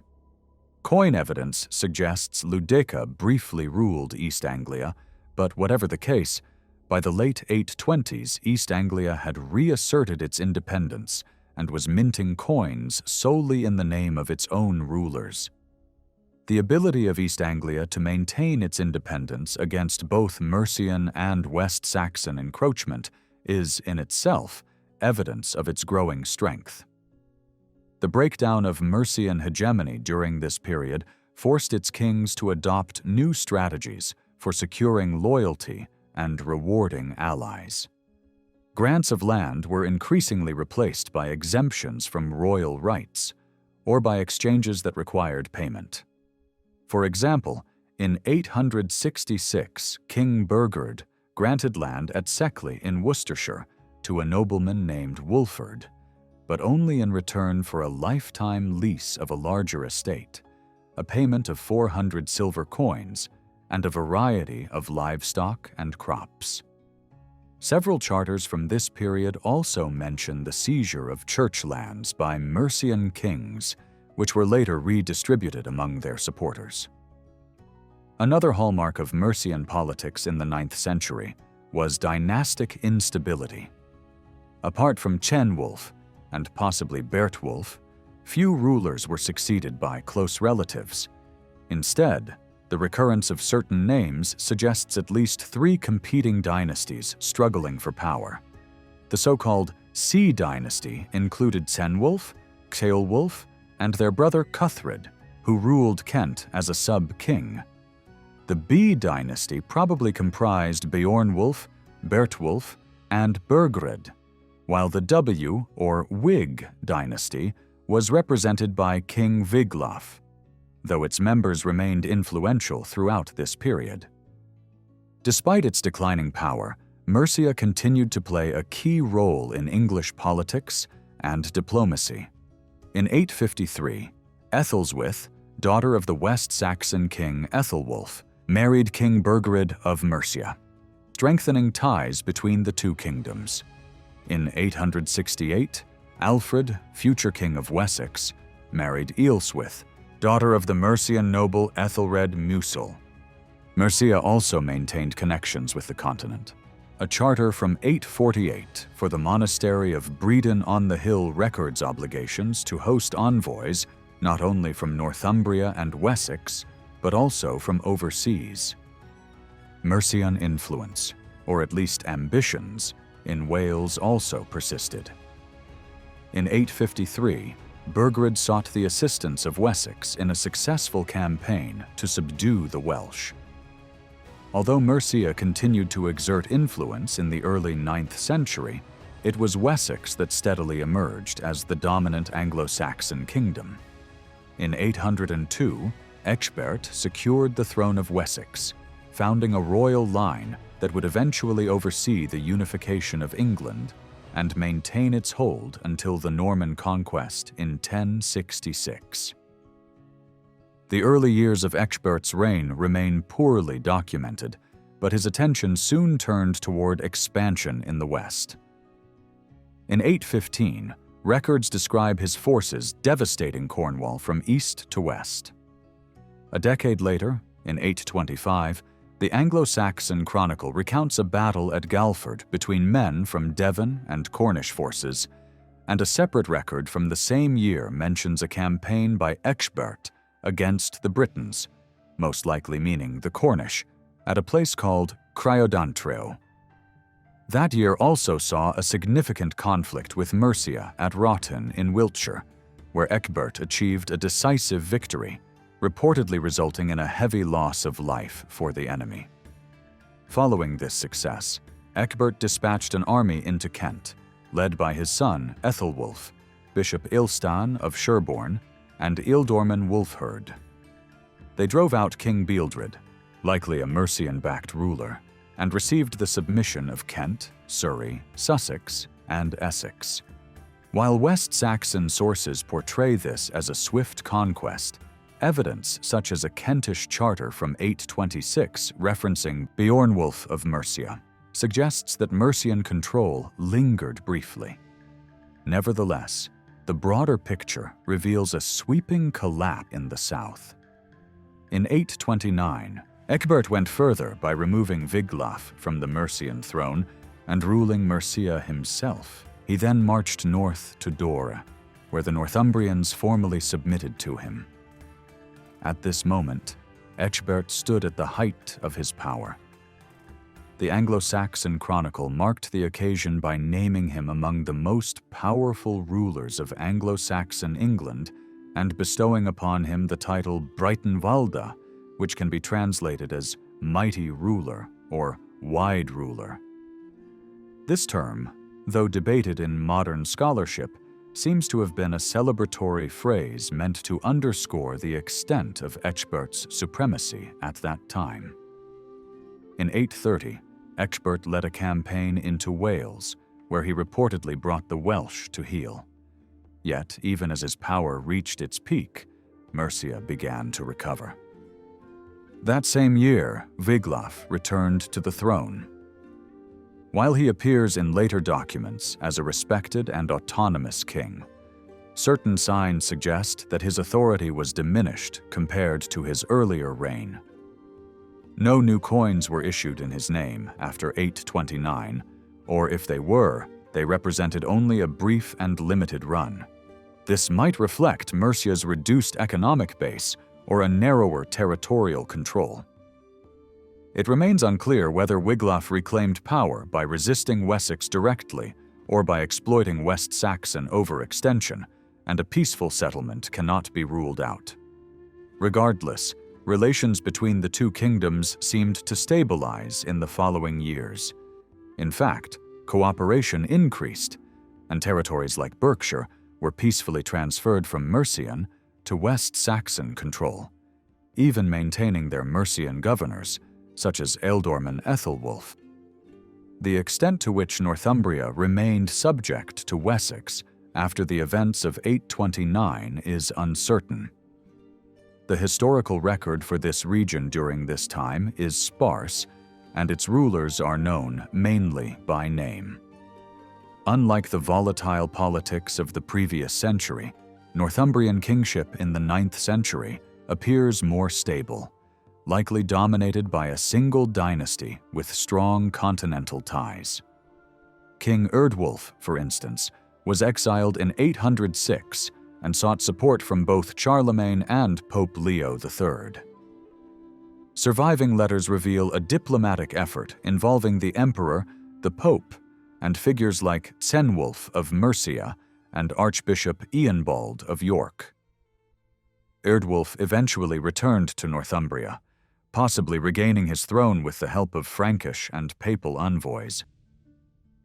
These ties may have strengthened the rule of Eardwulf's son, Eanred, whose reign reportedly lasted over 30 years, an unusually long tenure that is partly supported by surviving coin evidence. Although little else is known about Eanred's rule, it seems likely that he led the submission to Ecgbert at Dore in 829. This moment may also be linked to the minting of a rare silver penny found at Trewhiddle, which closely resembles coins from southern England, perhaps indicating it was part of a diplomatic offering or tribute to Wessex.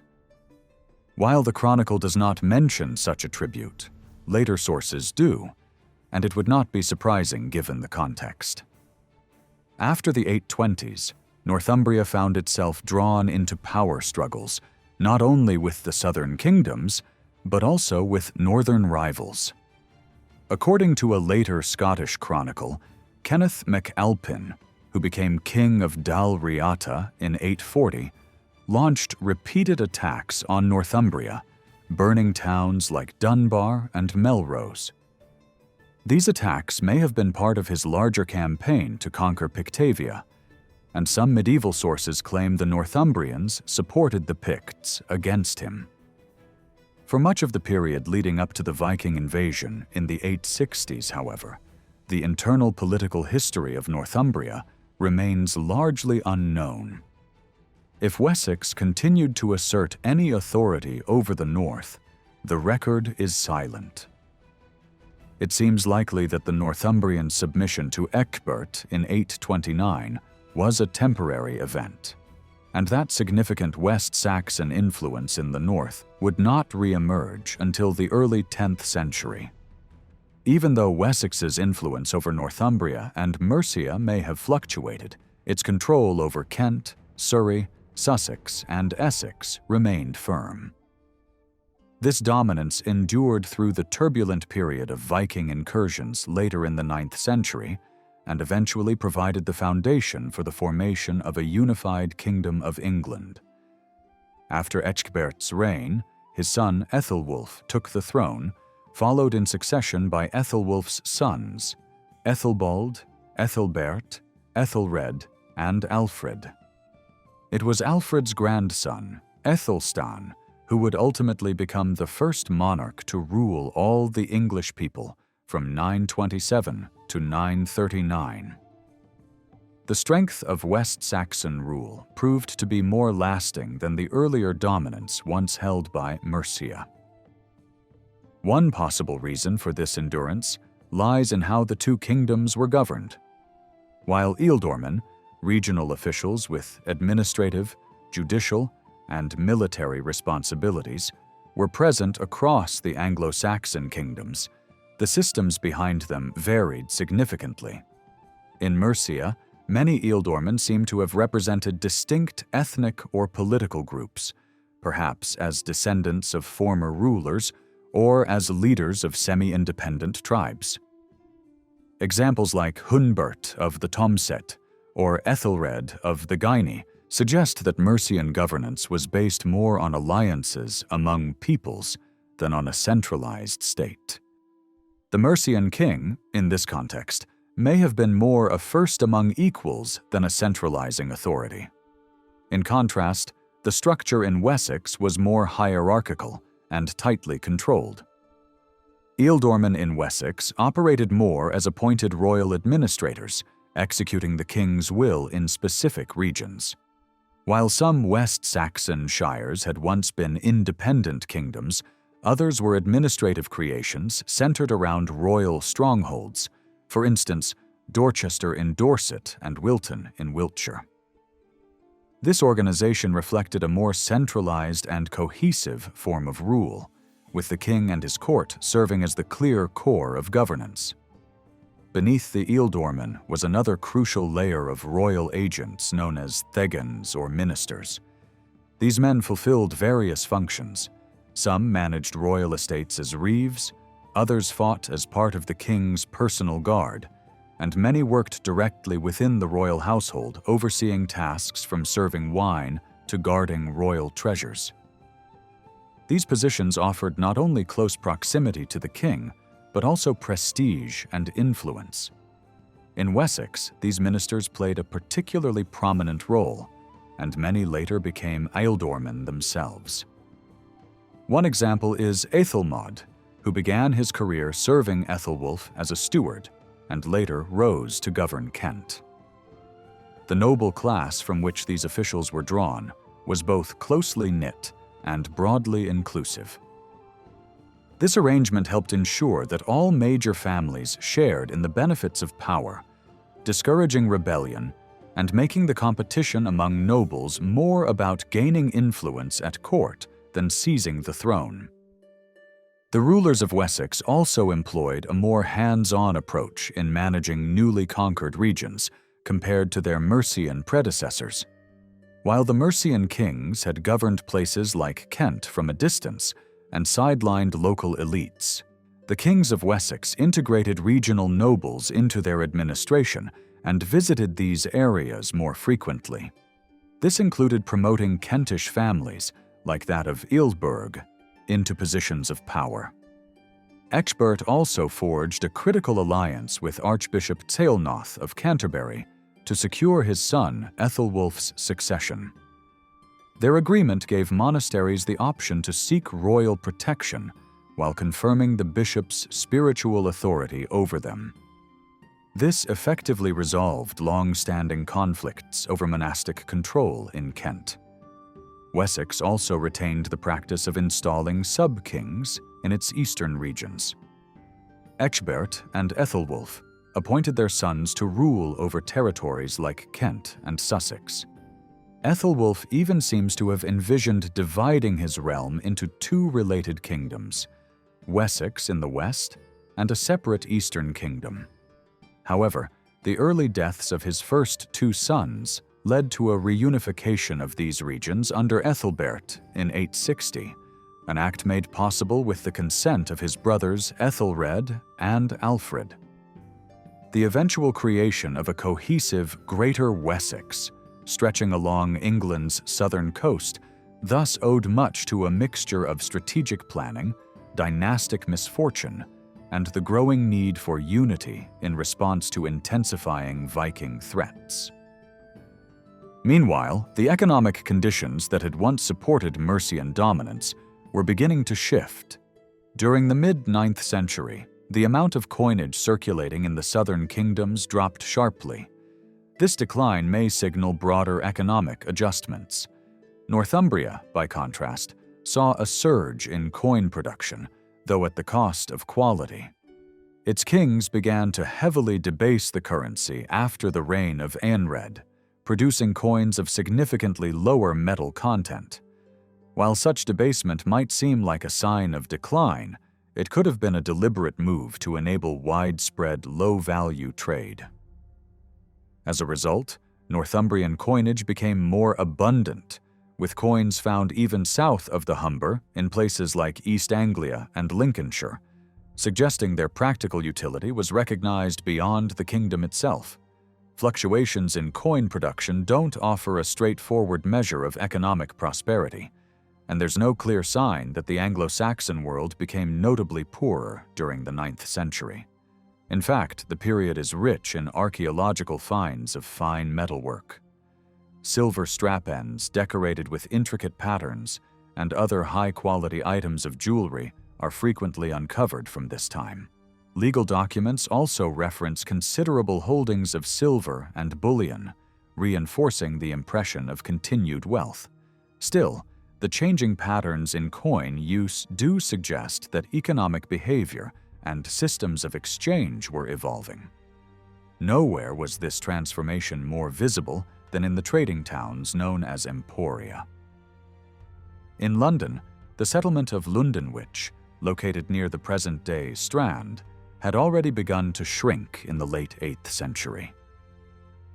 Excavations at the site, particularly near the Royal Opera House in Covent Garden, show a marked decline in new construction after around 770.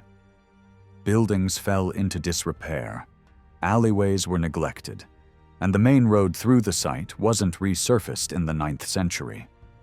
Though some lanes continued to be maintained for a while, others were eventually turned into refuse dumps. Craft and industrial work didn't vanish entirely, but continued on a smaller scale.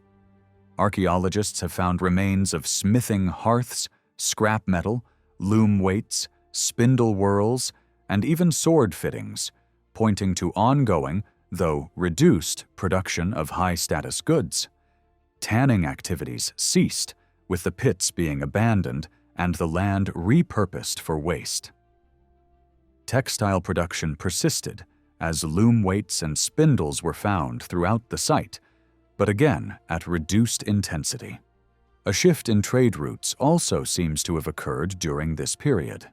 Evidence from pottery shows that goods from Ipswich became more common, and there was an increasing emphasis on trade with the Rhineland, rather than with the southern regions that had previously dominated commerce.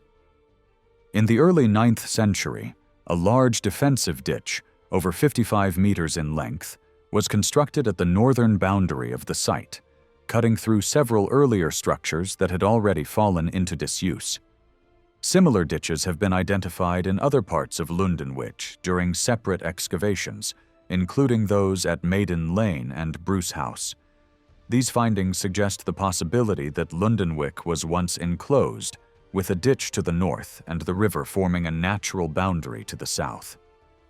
By the mid-9th century, however, the area had been mostly abandoned and returned to agricultural use. Attention shifted instead to the region within and around the old Roman walls, further downstream, which would become the new center of Anglo-Saxon London.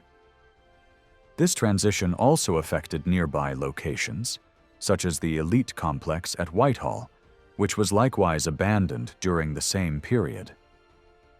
Though the timelines differ slightly, similar transformations were occurring at other trading hubs.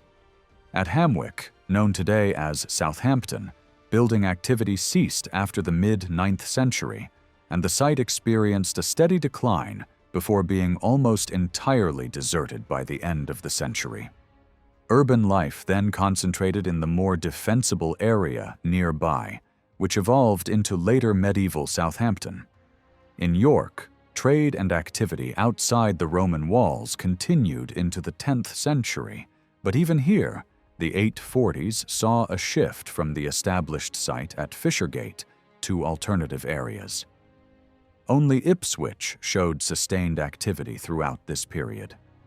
New construction took place in the late 9th and 10th centuries, and the local mint increased its production, accounting for a substantial portion of coin finds from south of the Humber. During this time, East Anglia became the most monetized kingdom in the south, apart from Northumbria. Although some foreign coins circulated there, the majority of the finds by the mid-9th century were locally minted, indicating a distinctive and internally focused economy. Despite the relative continuity at Ipswich, changes in production methods still occurred. Around 850, the production of the region's characteristic Ipswich ware pottery came to an end, and a new type, Thetford ware, began to be manufactured in the same town. However, this new pottery had a more limited distribution and was initially produced on a smaller scale, reflecting broader changes in economic and craft practices. Smaller trading sites and local production centers were affected too. At Sandtun in West Hythe, Kent, activity at this seasonal manufacturing site declined sharply in the later 9th century. Finds of pottery, coins, and metalwork dwindled, and by the century's end, the site was almost entirely deserted. A similar pattern is evident at other rich archaeological sites.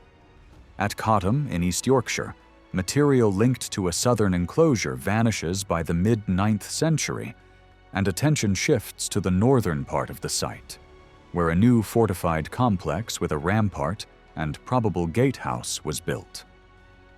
This location remained active for another 50 years before focus moved again to the nearby deserted villages of Cottam and Cowlam.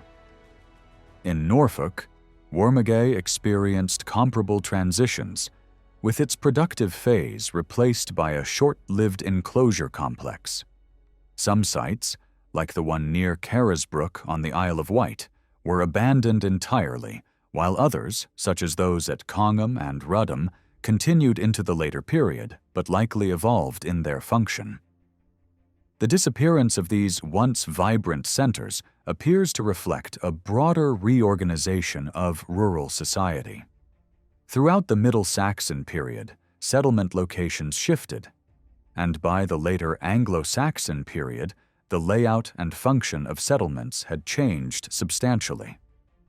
At Bidford-on-Avon, for example, activity at a productive site ceased around the same time as nearby communities relocated. The developments at Cottam and Wormegay suggest the emergence of new types of elite residences, serving not only as dwellings, but also as hubs for local governance and trade. These were probably homes of the lesser nobility, yet by the late 9th century, more elaborate sites were being constructed.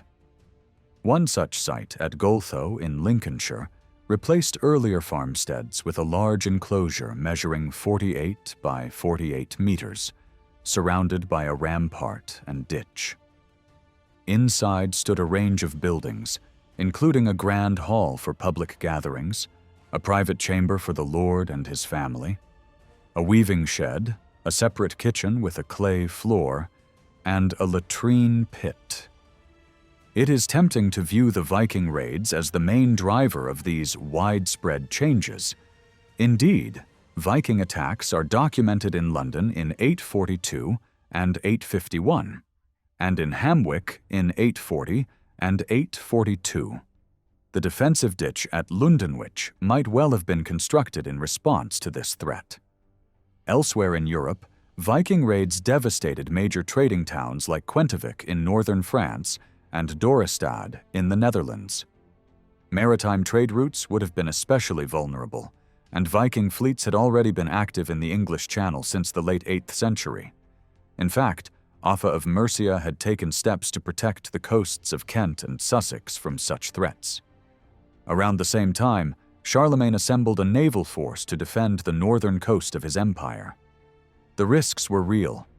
Aldwulf, a papal representative returning from Britain, was captured by pirates and released only after a ransom was paid by one of King Kenwulf's men. Still, Viking activity alone does not explain the full picture. The decline of the Emporia appears to have begun before the Viking raids intensified.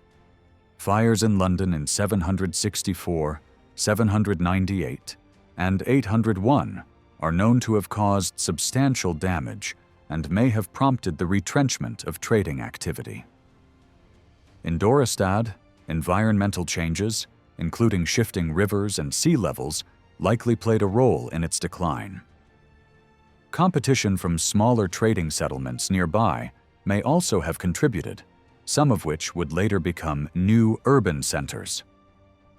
The interconnected nature of these commercial hubs means that the weakening of one may have undermined others. In this context, the Vikings may have delivered the final blow to systems that were already faltering. In response to these disruptions, Anglo-Saxon rulers made efforts to revitalize commerce. Between 844 and 852, King Bertwulf of Mercia confirmed a toll exemption at London that had been granted more than a century earlier to the bishopric of Rochester. In 857, his successor, Burgred, granted a profitable plot of land near the west gate of London to Bishop Ealhun of Worcester. Alongside the land, the bishop received rights to use scales and measures freely within the port. These actions suggest that the Mercian kings were attempting to re-establish trade at a new location within London, away from the declining Lundenwic.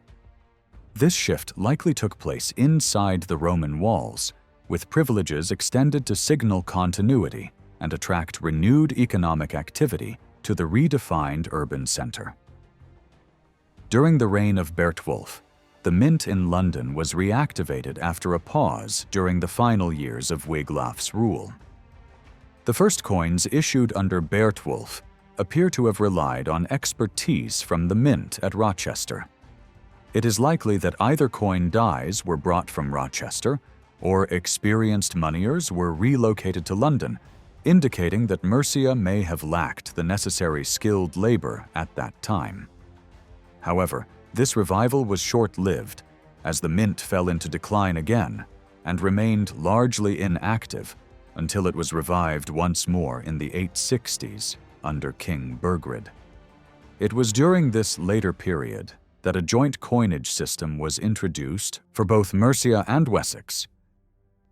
This lunette-style coinage was initially produced for Burgred in London, but soon it was also minted under the authority of the West Saxon king at mints in Wessex. While the motivation for this collaboration remains unclear, it may have been an attempt to establish a unified currency zone to encourage economic stability and growth. Despite the waning influence of the emporia during the 9th century, there are clear signs that urban life continued to thrive in other areas of Anglo-Saxon England. The most detailed evidence comes from Canterbury, where records preserved in the Christ Church archive provide exceptional insight into daily life in the city. The eastern part of Canterbury, within the old city walls, featured a network of narrow streets lined with burgage plots. Charters from the period mention a bylaw requiring a 2-foot gap between buildings to allow rainwater to drain, evidence of dense urban construction and limited space. Many of these plots had additional agricultural land outside the city walls, significantly increasing their value compared to rural estates. There was also an active market for these properties, reflecting a vibrant real estate economy. The western section of the city, by contrast, was more rural in character, likely due to its vulnerability to flooding. Larger landholdings in this area were often in the hands of religious institutions. By the 9th century, the residents of Canterbury were already organized into various guilds and fraternities. One such group was the Guild of Neatus, possibly urban stewards or property managers working on behalf of prominent landowners. Another, more enigmatic group was the Fraternity of Michael Gemetan, which may have comprised poorer residents who shared food or depended on others for sustenance. Other categories of urban dwellers included the inner and outer burgesses, some residing within the city walls, and others just beyond, in the surrounding area. Canterbury's unique position as a royal and ecclesiastical center since the early 7th century may explain the exceptional nature of its urban life. It was also home to the most prolific and economically significant mint in southern Britain, accounting for nearly half of all coin finds in the region. As cities like Lundenwic and Hamwic declined, Canterbury's prominence in the southern economy became even more pronounced. Although Canterbury stood out, signs of urban revival can be found elsewhere. In Rochester, Some areas were likely divided into burgage plots by the middle of the 9th century. The city's growth may have been influenced by its status as an episcopal seat and the presence of a small mint. At Winchester, an early 10th century poem credits Bishop Swithin with constructing a bridge outside the East Gate around 859. This may have been intended to improve access to the town and support growing trade. By the early 10th century, this road had become Winchester's main market street. Swithin's bridge might have been part of a broader redevelopment effort led by the bishop and King Ethelbald of Wessex, possibly in response to the fading importance of Hamwick. While the full extent of this redevelopment is uncertain, it is likely that most of Winchester's street grid was established later in the century.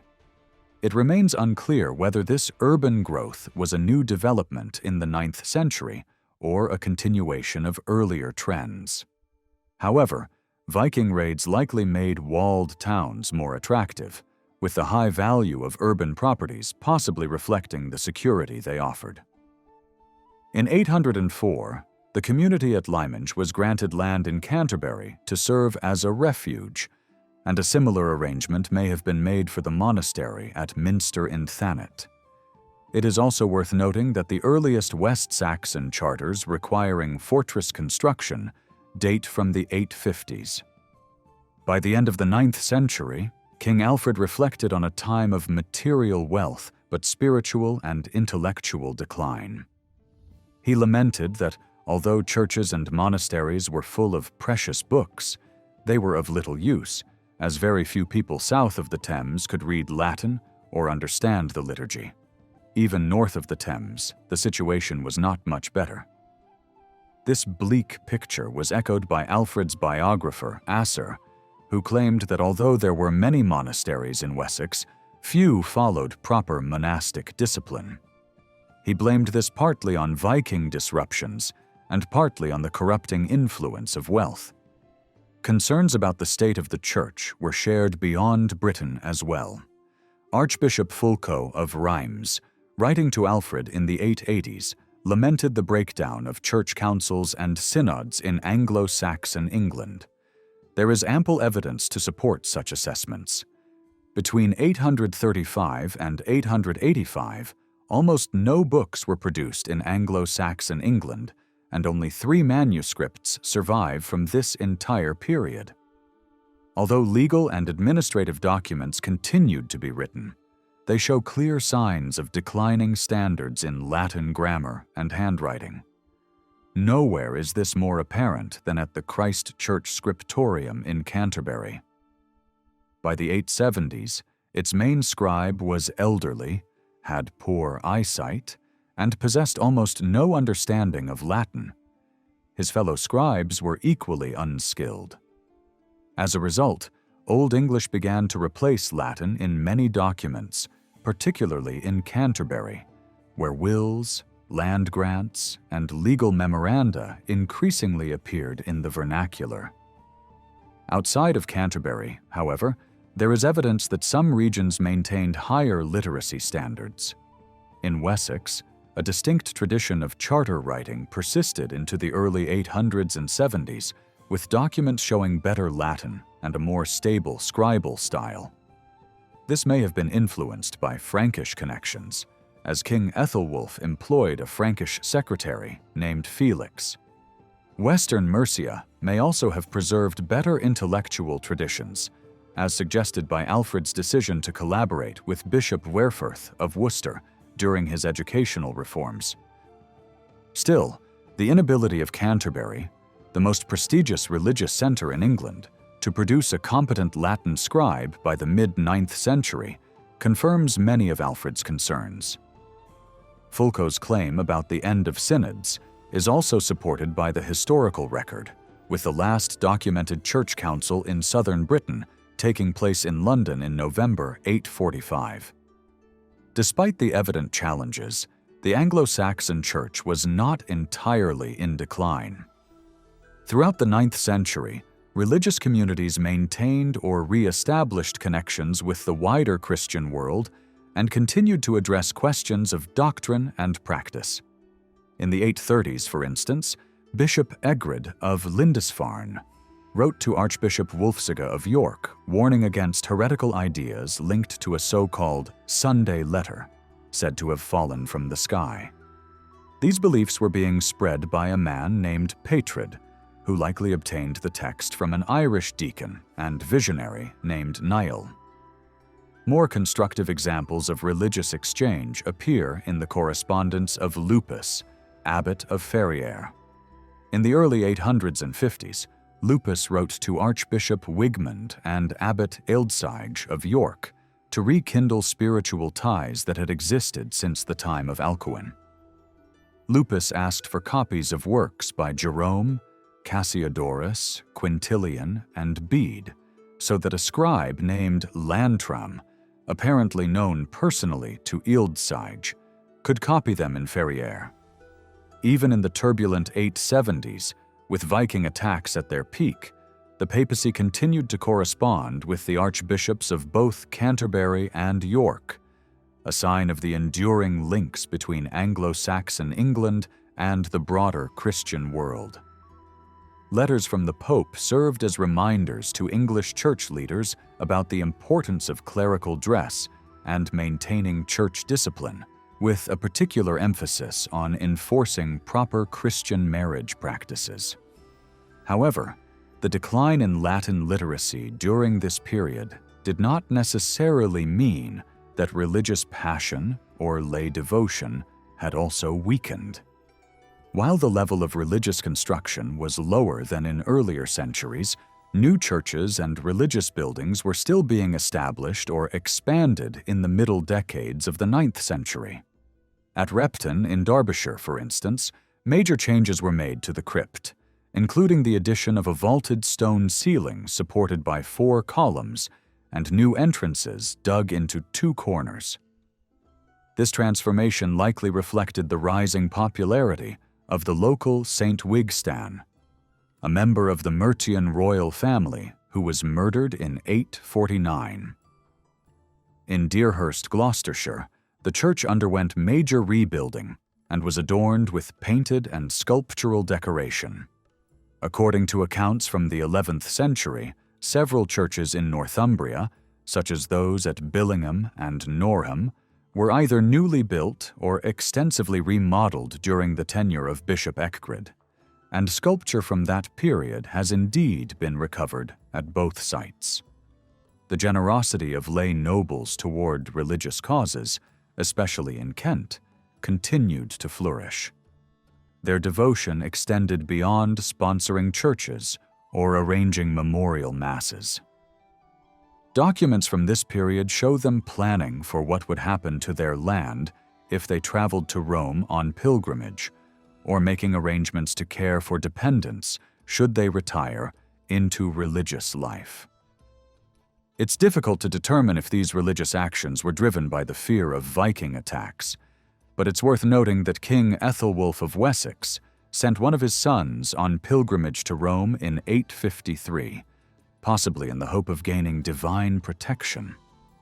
He himself made the same journey in 855, suggesting a deepening concern with spiritual intervention during these troubled times. Before his journey, Ethelwulf enacted a significant reform that historians refer to as the Second Decimation. He released a tenth of certain lands from royal dues and services, presenting this act as one meant for the benefit of the entire kingdom. In return, churchmen were expected to offer prayers and celebrate masses for the king and his nobles.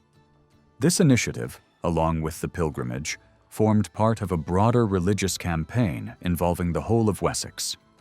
While not directly tied to the Viking threat, it's hard to believe that the looming danger was not a key factor in shaping these choices.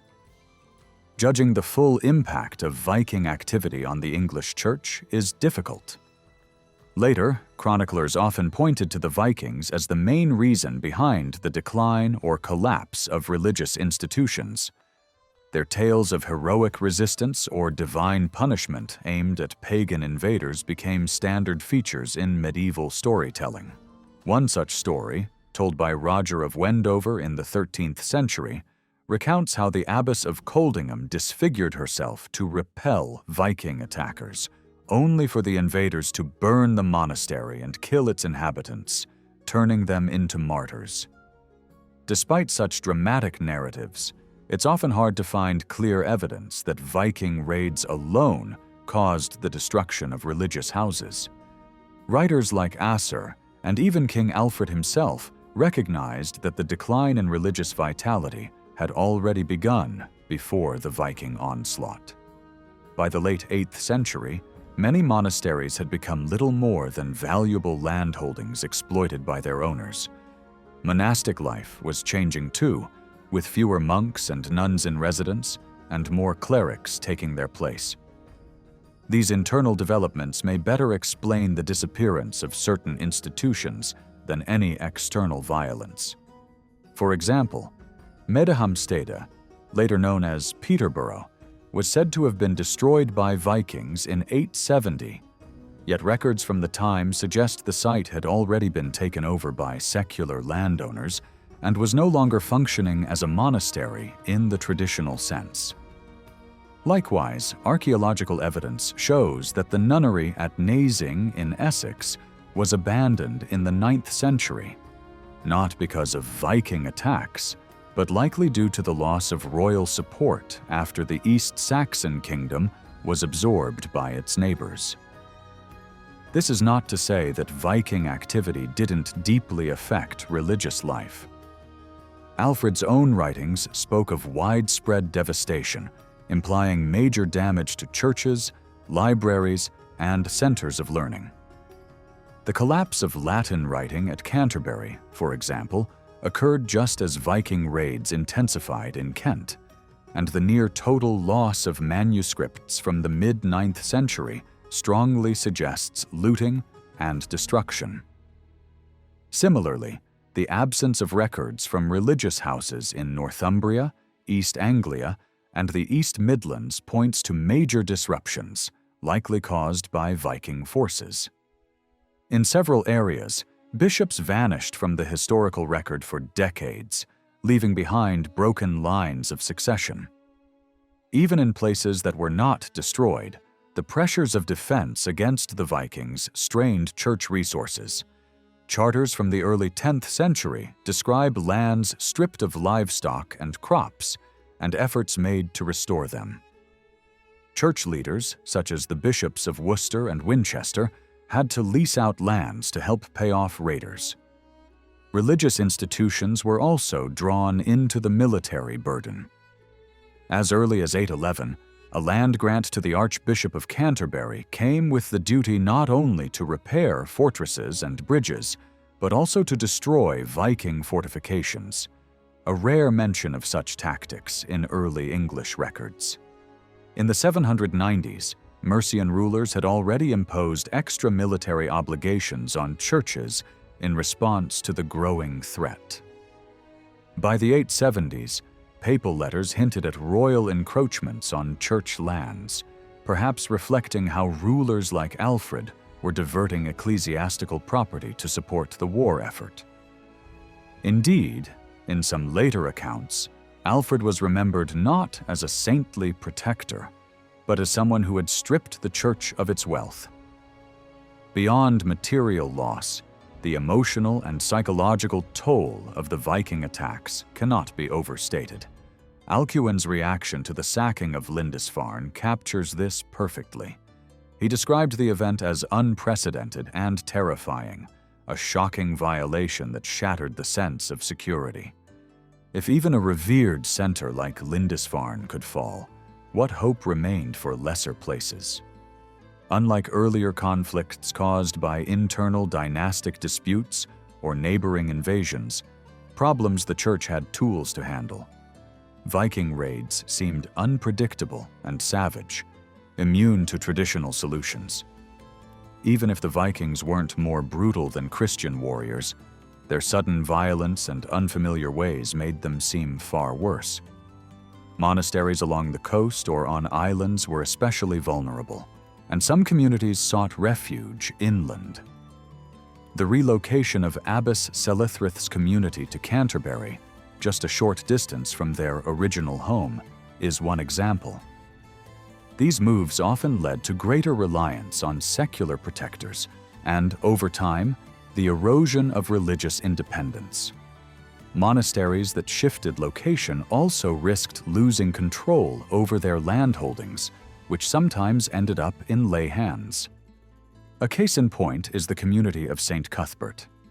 In the middle of the 9th century, the monks left Lindisfarne and moved inland, first to Chester-le Street, and eventually to Durham.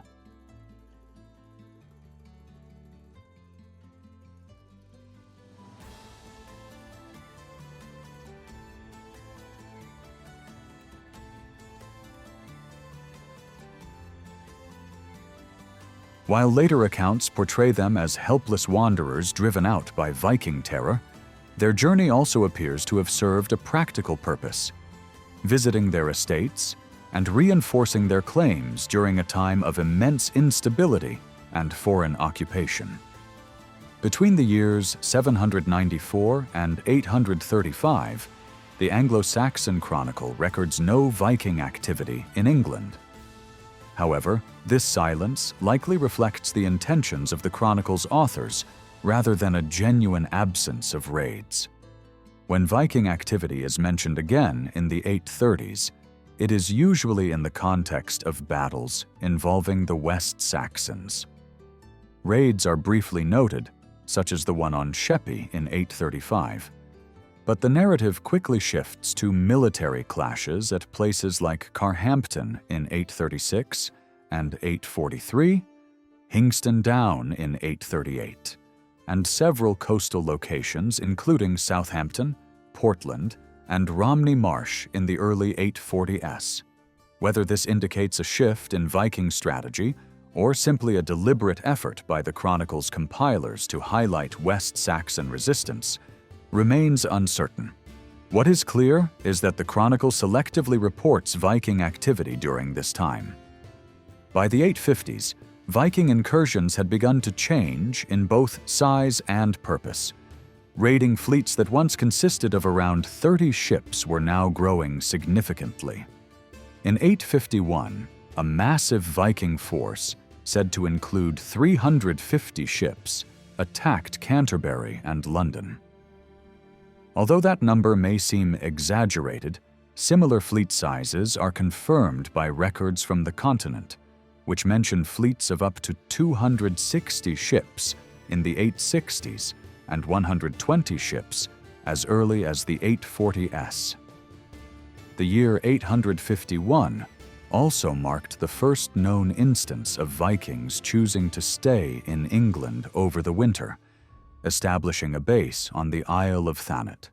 This trend of wintering in foreign lands had already begun in Ireland in 840 and in Francia by 843, indicating a broader evolution in Viking tactics. Despite the growing intensity of the raids, the Chronicle continues to portray the Anglo-Saxons, especially the West Saxons, as capable of mounting strong defenses.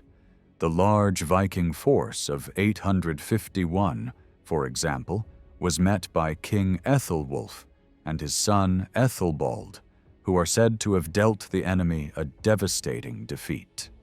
That same year, another of Ethelwulf's sons, Ethelstan, together with the nobleman Aelhir, won a significant victory at Sandwich on the east coast of Kent.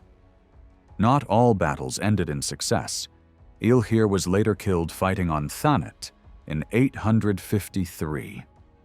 Still, the overall tone of the Chronicle suggests that, up until the 860s, the Viking threat was seen as persistent, but not unmanageable. This perception changed dramatically in the winter of 865, with the arrival of what the Chronicle calls the Great Heathen Army. Unlike earlier raiders who came seeking treasure, this force appeared determined to conquer and settle. It was not a newly assembled group from Scandinavia, but rather a coalition of seasoned warriors already active across Britain, Ireland, and the Frankish lands. One of its key leaders, Ivar, had previously been involved in campaigns in Ireland, and the army included multiple kings and a host of powerful earls. Though loosely organized, this coalition proved to be highly effective and well coordinated. Their first major action was to make peace with the East Anglians, who supplied them with horses and provisions. Then, in the autumn of 866, the army turned north toward York, exploiting a moment of political instability in Northumbria. The local population had recently overthrown King Osbert and replaced him with Ella, a man whose claim to the throne was questionable. Although later accounts depict them as brothers, their rivalry had left the kingdom deeply divided. The Vikings took advantage of this division, captured York, and killed both kings in battle. By the following year, they had established control over Northumbria. Later accounts suggest they raided as far as the River Tyne and installed a local man, Ecgbert, as a puppet ruler over part of the region. East Anglia was the next target. In the winter of 869, the Viking army crossed Mercia and set up camp at Thetford. King Edmund of East Anglia led resistance against them, but was ultimately defeated and killed. This marked the first clear instance in the chronicle of a Viking force conquering an Anglo-Saxon kingdom. Edmund would later be remembered as a martyr slain by pagans, and his memory was enshrined in coinage and religious devotion. Coins bearing his name appeared by the end of the 9th century, and by the middle of the 10th century, the church at Bedrisesworth, later known as Bury St. Edmunds, claimed to house his relics. Mercia had already faced the Viking threat earlier, when the army spent the winter of 867 in Nottingham. Despite support from the West Saxons, the Mercians failed to expel the invaders and were forced to make peace. Similar settlements were made when the Vikings stayed in London in 871 and in Torksey in 872. These agreements likely placed a heavy financial burden on Mercia, but the greatest crisis came when the Vikings moved to Repton in 873. At Repton, the army seized a site of deep spiritual and royal significance, St. Wyston's Church, which housed the tombs of Mercian kings. This location also had strategic value, offering control over the River Trent and access to key routes such as the Icknield Way. The Vikings fortified the area, digging defensive ditches and using the church as an entrance to their enclosure. Within this compound, they buried their dead, including in the old mortuary chapel just to the west. At the same time, another Viking group, likely linked to the same army, was performing cremation rituals and burial under mounds at Heath Wood, Ingleby, a site clearly visible from Repton. These actions, both religious and military in nature, marked the army's deepening presence in the heart of Anglo-Saxon England. During this period, the Vikings forced King Burgred of Mercia into exile. He made his way to Rome, where he died not long after, and was buried in the Church of Santa Maria, located in the city's English quarter. In Burgred's place, the Vikings installed a new ruler named Ceolwulf. The Anglo-Saxon chronicle dismissively refers to him as a foolish king's thegn, suggesting that his appointment was not taken seriously by some. Yet, despite this portrayal, Ceolwulf's authority was evidently accepted by the people of Mercia at the time. He issued his own official documents without acknowledging Viking control, and was supported by members of the Mercian church and nobility, including 2 senior nobles who had previously served under Burgred. When the Vikings returned to Mercia in 877, they divided the land with Ceolwulf, leaving him in charge of the western portion of the kingdom, often referred to as English Mercia. He held this position until at least 879. Like Mercia, Wessex also faced frequent Viking attacks during the 870s. While the West Saxons did win some battles, it was generally the Viking army that held the upper hand. After taking the throne in 871, King Alfred suffered a defeat at Wilton, and after several more engagements, he was forced to make peace on the condition that the Vikings would leave Wessex. When they returned in 876, Alfred once again had to negotiate, accepting hostages and promises of peace. But the following year, Viking forces managed to occupy much of Wessex, and the West Saxon royal line came dangerously close to being wiped out entirely. In early 878, the Vikings launched a surprise attack and seized Chippenham. They overran West Saxon territory, causing many to flee while others submitted. Alfred managed to escape and went into hiding with a small group of loyal followers. He moved through the wild and marshy regions of the kingdom, avoiding capture. By Easter that year, Alfred had established a defensive base on the island of Athelney in the Somerset levels. From this position, he began launching attacks against the Viking occupiers.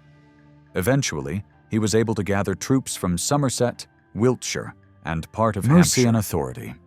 In May, his forces met the Viking army in battle at Edington and managed to drive them into retreat.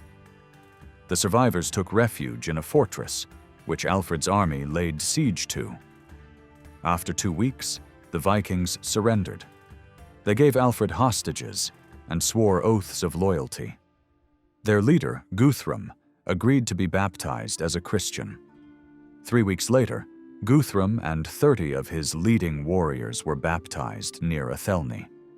Afterwards, Guthrum's army withdrew from Wessex, traveling through Mercia and eventually settling in East Anglia, where Guthrum took power as king. At some point after this, Alfred and Guthrum formalized an agreement establishing a boundary between their kingdoms, running up the Thames, along the River Lea, and then to the River Ouse and Watling Street. Alfred is often celebrated as the king who saved England from Viking domination. However, this image is somewhat misleading. In Alfred's time, there was no unified kingdom called England. That concept would only come into being under the rule of his grandchildren and great-grandchildren. What Alfred achieved at Edington was the immediate survival of Wessex. He did not defeat all the Viking forces in Britain, only one powerful army. His lasting importance lies less in that victory and more in what he did afterwards to strengthen and reform his kingdom. The year after Edington, a fresh Viking force landed at Fulham. Though they soon moved on to campaign in Francia, they returned to England in 892. Their movements during this time were closely followed in the Chronicle. Over the next 4 years, they were locked in a prolonged struggle with Alfred and his allies. But by the summer of 896, the Viking threat had diminished. The Chronicle even noted that, by the grace of God, the army had not, on the whole, greatly afflicted the English people. This stark contrast between the devastation caused by the Viking army of 865 and the less successful campaigns of the 890s highlights the effectiveness of Alfred's reforms. While the early Mercian kings of the 8th century remain obscure due to a lack of sources, Alfred's reign is exceptionally well documented.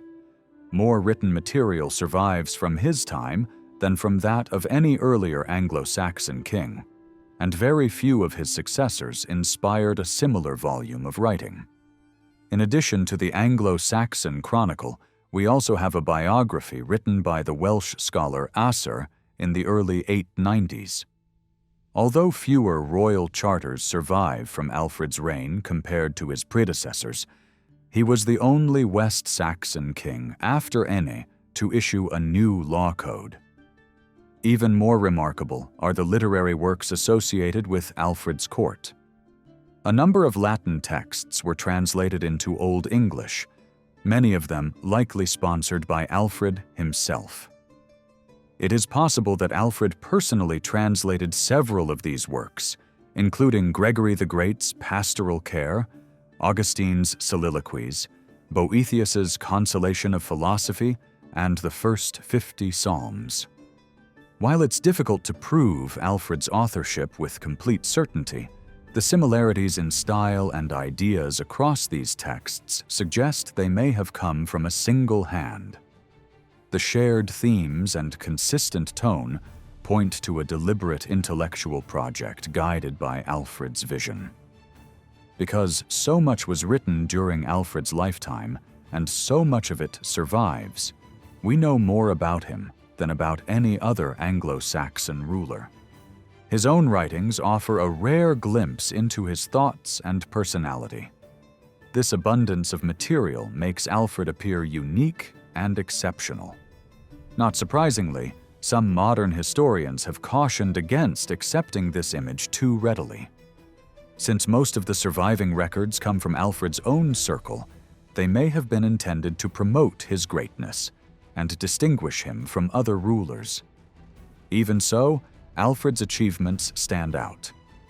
The survival of these texts may partly be due to luck, but not entirely. Alfred, more than any earlier Anglo-Saxon king, made a conscious effort to govern through the use of writing and to shape his image and authority through the production of literature. In this way, he resembled the great rulers of the Carolingian world, such as Charlemagne or Charles the Bald. It is likely that Alfred took inspiration from them in crafting his cultural and political agenda. What makes Alfred's rise even more remarkable is the fact that he was never expected to become king. He was the youngest son of King Ethelwulf, and 3 of his older brothers ruled before him. At least one of those brothers, Ethelred, had sons of his own, though they were too young to rule when he died. In any case, royal succession in Wessex was not always smooth or uncontested.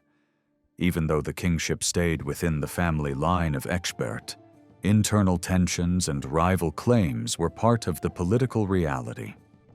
Despite these challenges, Alfred rose to power and managed to achieve a lasting legacy that would shape the future of England. While King Ethelwulf was away on pilgrimage, his son Ethelbald took advantage of his absence and seized the West Saxon throne in 856. When Ethelwulf returned from the continent, the kingdom was split between them. Ethelbald controlled the western lands, the core of the old West Saxon territory, while Ethelwulf governed the eastern lands, which had been acquired more recently. The exact reasons behind Ethelbald's rebellion remain unclear, but he was backed by powerful figures such as the Bishop of Sherborne and the Ealdorman of Somerset.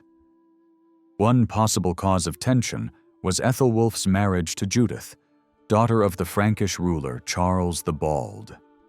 She was consecrated as queen, a move that elevated her status above that of Ethelbald's mother and went against previous customs. If this union had produced a son, it would have posed a direct threat to Ethelbald's ambitions. After his father's death, Ethelbald himself married Judith, even though such a union was against church law, a sign of the influence and prestige she carried. The internal discord did not end with the deaths of Ethelwulf in 858 and Ethelbald in 860. Even the reigns of Ethelbert and Ethelred were marked by unresolved tensions. Alfred's own will reflects these disputes, offering lengthy explanations and defenses concerning the estates he had inherited or distributed. At one point during his reign, Alfred had to justify his possession of certain lands in a public forum, suggesting that some of his relatives were dissatisfied and influential enough to challenge his authority. After Alfred's death in 899, the issue of succession reignited when his cousin Ethelwold, son of the late King Ethelred, contested the throne. Given his position as the youngest son, Alfred may have originally been intended for a religious life. As a child, he was deeply involved in spiritual practices. He is said to have learned the divine office, frequently visited churches and shrines, prayed extensively, and kept a personal book of psalms and prayers. While this might suggest plans for an ecclesiastical path, it may instead reflect a wider trend influenced by Carolingian ideals. These ideals emphasized that even lay nobles, particularly rulers, bore heavy spiritual responsibilities and should dedicate themselves to prayer and reflection on holy texts. This outlook often clashed with the realities of noble life, especially when it came to violence and sexuality. Like others of his time, Alfred struggled with these tensions. As a young man, he was deeply troubled by what he saw as uncontrollable desires, and according to one account, he prayed for a physical affliction that would help him resist temptation.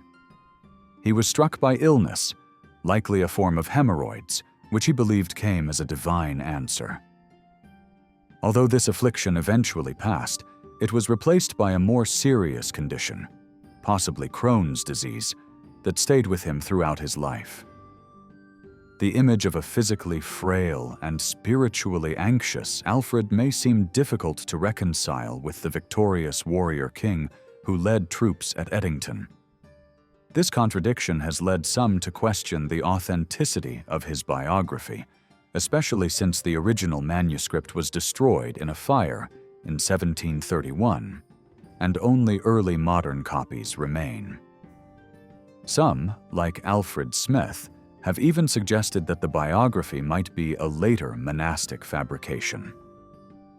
Despite these doubts, most historians agree that the text dates to Alfred's time and reflects his true personality. For Alfred, inner struggles with temptation and moral failure were just as real and threatening as the Viking invasions. In his own writings, he often refers to lust and desire as forces that disrupt both mental clarity and physical well-being. These concerns were not uncommon for rulers of his age. His piety should be seen not as the invention of later monks, but as a genuine reflection of a man who knew he was destined to rule and who was acutely aware of the spiritual dangers that came with power. There is also strong evidence that Alfred was being groomed for leadership from a young age. The Anglo-Saxon Chronicle records that in 853, while still a child, he was sent to Rome by his father, where Pope Leo IV consecrated him as king. Acer, a close associate of Alfred, also mentions this event. Another source, the Liber Vitae of San Salvatore in Brescia, lists Alfred and his brother Ethelred together, suggesting that they both made the journey. A surviving letter from Pope Leo confirms that Alfred received honors in Rome, including the consular belt and garments, a ceremonial recognition similar to those given to Roman consuls. Whether this event was later exaggerated or misunderstood is uncertain. It may have been a symbolic gesture that was later interpreted as an early sign of Alfred's royal destiny. Alternatively, it could have been a deliberate attempt by Ethelwulf to ensure that his sons, especially Alfred and Ethelred, were not left out of future claims to the throne. Regardless of the meaning behind the ceremony, Alfred did eventually become king in 871 and ruled until his natural death in 899. He came to power at a time when the situation looked bleak. Viking armies had already overwhelmed two Anglo-Saxon kingdoms, and both Mercia and Wessex were under serious threat. Yet even before his famous military success at Edington in 878, Alfred had already begun to display the qualities of a strong and visionary leader. Around 875, he launched a significant reform of the West Saxon coinage. This new series, known as the cross and lozenge type, restored the coin's weight and silver content and introduced designs inspired by classical Roman patterns. Interestingly, some of these coins were minted in London, as well as in other parts of what could be called Greater Wessex. One coin even carried the title Rex SM, likely meaning King of the Saxons and Mercians. This suggests that after the removal of King Burgred in 873 or 874, Alfred had extended his influence into Mercian territory, including London. However, Alfred was not acting alone in London. His coinage reforms were conducted in cooperation with King Ceolwulf II of Mercia, continuing a tradition of joint monetary efforts between the two kingdoms. Still, Alfred seems to have held the upper hand. On one set of coins, both kings appear under the two emperors design. But while Ceolwulf is simply labeled King, Alfred is described as King of the Angles, or perhaps even King of the English. Alfred's control over Mercia became more pronounced after Ceolwulf's rule came to an end in the late 800s and 70s. He was succeeded by a man named Ethelred, whose background is unknown. By the early 880s, Ethelred had recognized Alfred's authority and governed what remained of Mercia as an ealdorman rather than as a king. Their alliance was strengthened when Ethelred married Alfred's daughter, Ethelfled. The partnership appears to have been close and effective. In 886, Alfred entrusted Ethelred with control over London, collaborating with him to rebuild parts of the old Roman city and establish new settlements. Similar arrangements were likely made in other Mercian cities, such as Gloucester and Worcester. From the mid-800s onward, Alfred began to use the title King of the Anglo-Saxons, signaling his leadership over both Wessex and Mercia. There is also evidence that he and his court were starting to explore broader ideas of collective identity. The Chronicle reports that in 886, all the English people not under Danish control submitted to Alfred, an early step toward the vision of a unified England. Alfred's treaty with Guthrum referred to the approval of the councillors of all the English race, suggesting a growing idea of unity among the Anglo-Saxon people. However, this sense of a single English identity appears only briefly and sporadically in the texts associated with Alfred. Occasionally, broader royal titles were used, such as when Asser called Alfred ruler of all the Christians on the island of Britain. This may have reflected the submission of several Welsh rulers, as Asser mentions kings from Dyfed, Glywysing, Gwent, and Brycheiniog. Yet these grand titles were not adopted as a consistent part of Alfred's official style. Until his death, Alfred referred to himself simply as King of the Anglo-Saxons. Despite the progress made during the 800s and 800s, the reappearance of a large Viking army in 892 revealed just how fragile Alfred's kingdom still was. The triumph at Edington in 878 had only bought time, allowing Alfred to prepare for future threats.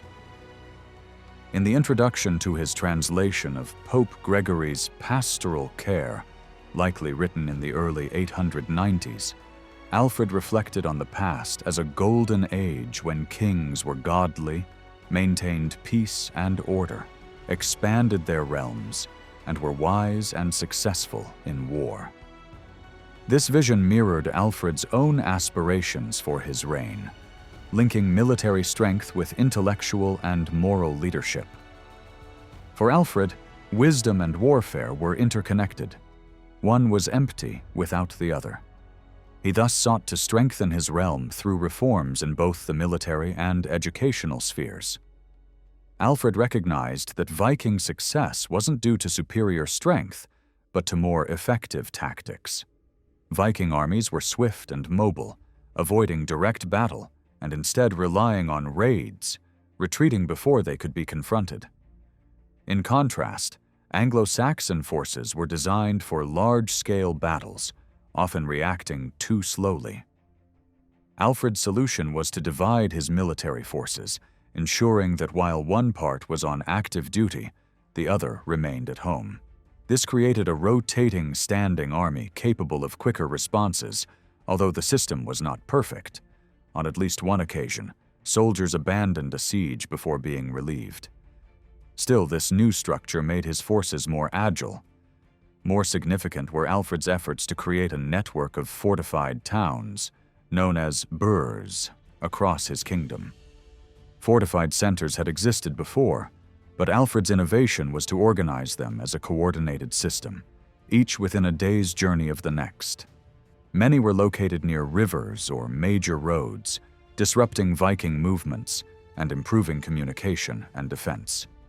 However, building and maintaining these defenses was costly and labor-intensive. According to one record, over 27,000 men were needed to garrison the boroughs.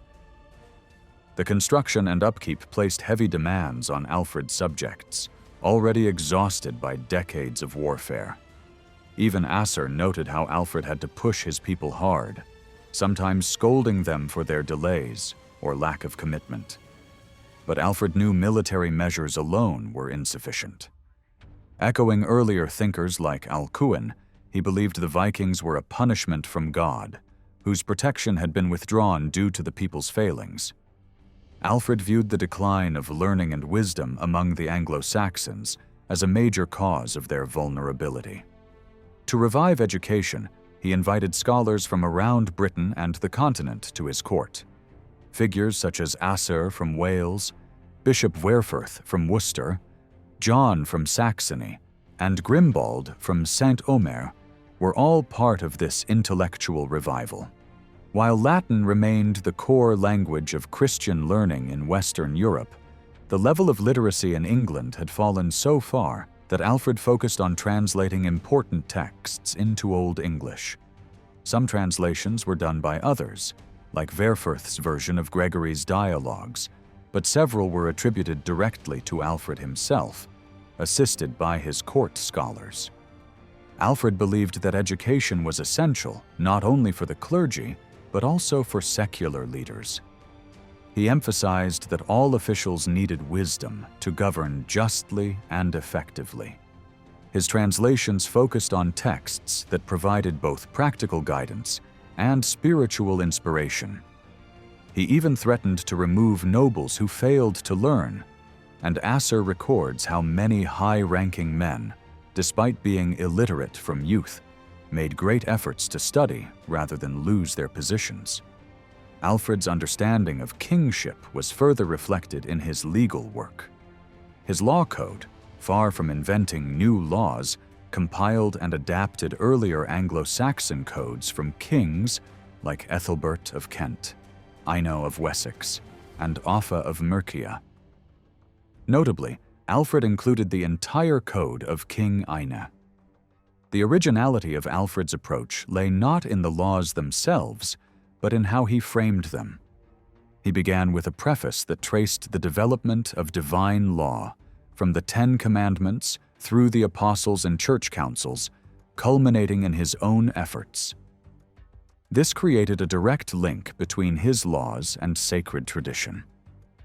Even the total number of chapters in the Law Code, 120, was symbolic, referencing the age of Moses at death and the number of people present at Pentecost. While earlier Anglo-Saxon rulers had been Christian, Alfred was the first to develop a vision of kingship rooted completely in Christian moral and legal ideals. His rule marked the beginning of a new era in which royal authority was closely tied to religious duty, education, and divine justice. Through military innovation, educational reform, and legal consolidation, Alfred shaped the foundations of a Christian monarchy in England that would influence future generations. In the harsh winter of 878, As Alfred sought refuge in the marshlands of Athelney, it seemed as though Anglo-Saxon kingship was on the brink of collapse. Yet, in less than 2 generations, his grandson Ethelstan would come to rule a realm that bore a striking resemblance to modern England. Alongside this remarkable territorial expansion, Ethelstan and those who followed him would introduce new ways of governing and new strategies for managing the lands now under their control. Much of what we know about this era is shaped by later sources and modern interpretations, which often focus heavily on the achievements of West Saxon expansion. But looking back through the lens of history can be misleading. The fact that England became unified in the 10th century does not mean that such an outcome was predetermined, or that there was always a clear desire or vision for unity. It's a mistake to assume that each king pursued this end deliberately, or to measure their success against a goal that may never have been on their minds. In reality, the path to unity was anything but straight. Territories changed hands repeatedly, and political fragmentation was just as common as consolidation. Deep-rooted local loyalties and older identities continued to influence events and could resurface as conditions shifted. West Saxon expansion often came at the expense of emerging political communities in the north and east, regions reshaped by Viking conquest during the 9th century. Unfortunately, our understanding of these new power structures is limited, as the surviving sources generally reflect a West Saxon point of view. The northern regions, in particular, are seen through southern eyes, and the details of Scandinavian settlement in areas known as the Danelaw remain elusive. Archaeology, place names, and even genetic studies give us glimpses into these settlements. Although scholars have often tried to determine the number of settlers or how densely they lived, these sources may be more useful for understanding how new identities formed and how people adapted to the realities of the 10th century. During this time, England also experienced sweeping changes in religious life. Much of the written material from the period highlights what came to be known as the Benedictine reforms. Influenced both by European models and their own readings of early Christian texts, English church leaders aimed to renew and reshape religious communities, particularly through monastic practices rooted in the rule of Saint Benedict. These efforts, especially under King Edgar, enjoyed significant royal support, and monasteries benefited from generous patronage. These institutions played a key role in standardizing the Old English language and promoting specific styles of art and manuscript design. Still, while the Benedictine reforms dominate the historical record, their influence was not uniform. In many parts of England, they had little or no lasting effect. It was, instead, the quieter rise of local churches and new systems of pastoral care, often undocumented, that would bring deeper, long-term changes to religious practice. The question of how the Scandinavian settlement influenced this landscape remains one of the most challenging and hotly debated issues in early medieval history. As with earlier periods of migration, historians have traditionally debated how many Scandinavians came to England and what sort of people they were, whether they were a small group of elites or large numbers of ordinary farmers. Researchers have turned to a range of evidence, including place names, burial customs, settlement remains, material culture, and increasingly, scientific tools like archaeogenetics. Today, few believe that this evidence can provide a straightforward count of how many settlers arrived. Instead, there is growing awareness that ethnic identity in the early Middle Ages was complex.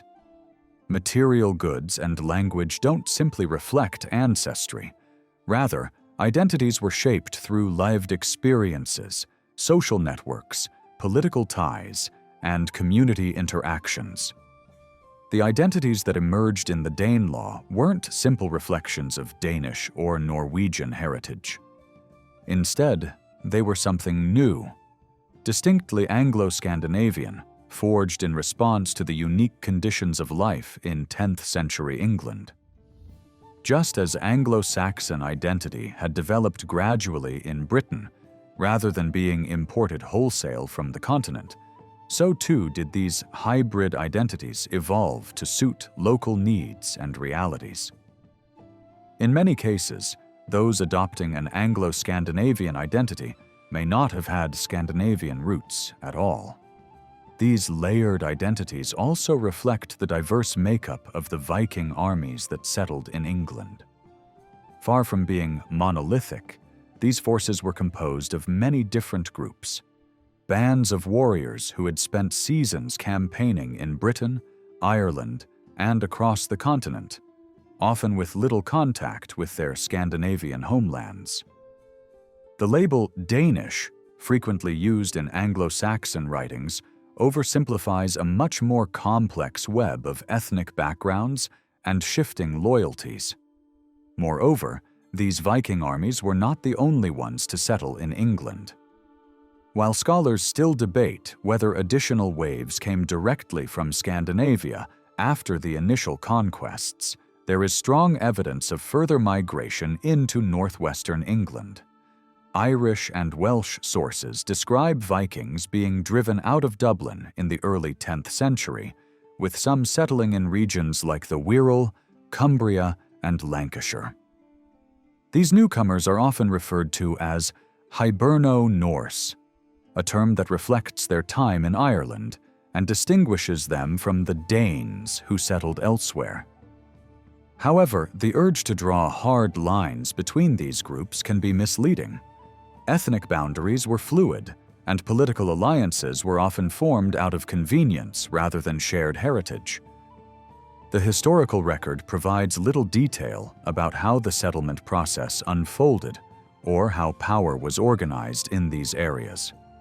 The Anglo-Saxon Chronicle, for example, mentions that in 876, the Viking leader Helfdine divided Northumbrian lands among his men, who then began farming. Yet it offers no further insight. Elsewhere, the chronicle names various Scandinavian kings, earls, and nobles, often using the title hold, but without enough information to reconstruct their political relationships. Outside Northumbria, the chronicle portrays settlement as focused on fortified urban centers such as Northampton and Leicester, each apparently with its own military force. However, details are scarce. Some passages refer to a collective known as the 5 boroughs: Leicester, Lincoln, Nottingham, Stamford, and Derby. But what this meant in practice is unclear. It's likely that even those compiling the chronicle lacked a full understanding of the complex and shifting political order of the Danelaw. Alliances were temporary, power structures fragile, and local authority often short-lived. Coinage from the period reinforces this sense of fragmentation. A wide array of rulers minted coins, many of whom are unknown beyond these artifacts, and several small, short-lived mints emerged during this time. There is also little written evidence about how Scandinavians and Anglo-Saxons interacted, or how existing institutions may have survived under new leadership. One 10th century narrative tells how a Viking leader named Guthred was chosen to rule after a vision from Saint Cuthbert. In gratitude, Guthred granted land to Cuthbert's followers in the north. Stripped of its miraculous framing, this story likely reflects a real political compromise. Viking rulers recognizing the power of local religious communities in exchange for support and legitimacy. Similar arrangements probably occurred elsewhere. Coinage suggests that York's archbishops collaborated with Viking rulers, and one of them, Guthfrith, was even buried in York Minster. Beyond these written accounts, place names offer one of the richest sources for studying Scandinavian influence.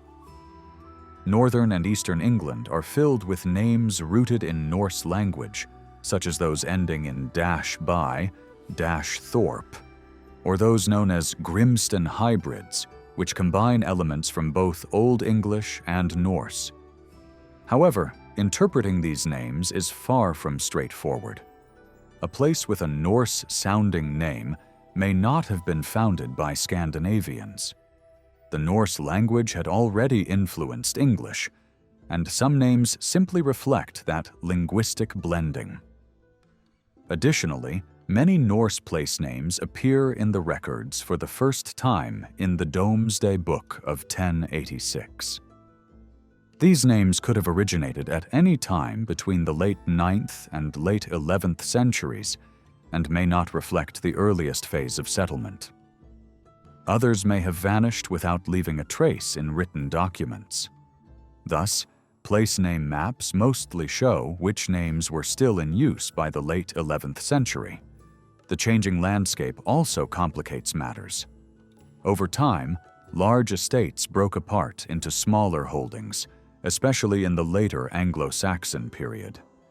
In areas that fell early to West Saxon control, new estates may have been named in Old English, not Norse, simply because the land was held by Anglo-Saxon lords when the divisions occurred. One theory links the types of place names to the geography of the land. Grimston names often appear in fertile regions, while names ending in -by or -thorpe are more common in less productive areas. This suggests the former may represent early settlement in prime locations, while the latter may indicate later expansion into more marginal zones. But even this model doesn't fully explain the patterns. Seemingly poor regions, like the wetlands of Amounderness, were in fact quite valuable and well managed. Moreover, many names ending in -by retain Norse grammar, suggesting they may date from an early stage of settlement. This contradicts the idea that such names were created only during later estate fragmentation. Ultimately, no single model can account for the full picture. Place names are shaped by a wide range of factors: social, political, linguistic, and geographic. They reflect interactions between newcomers and locals, as well as the shifting patterns of power, culture, and identity over time. While they may not offer a clear count of settlers, they remain crucial clues in understanding the complex world of early medieval England. In the regions of northern and eastern England, the influence of Scandinavian settlement extended beyond place names and reached into material culture, especially in the realm of stone sculpture.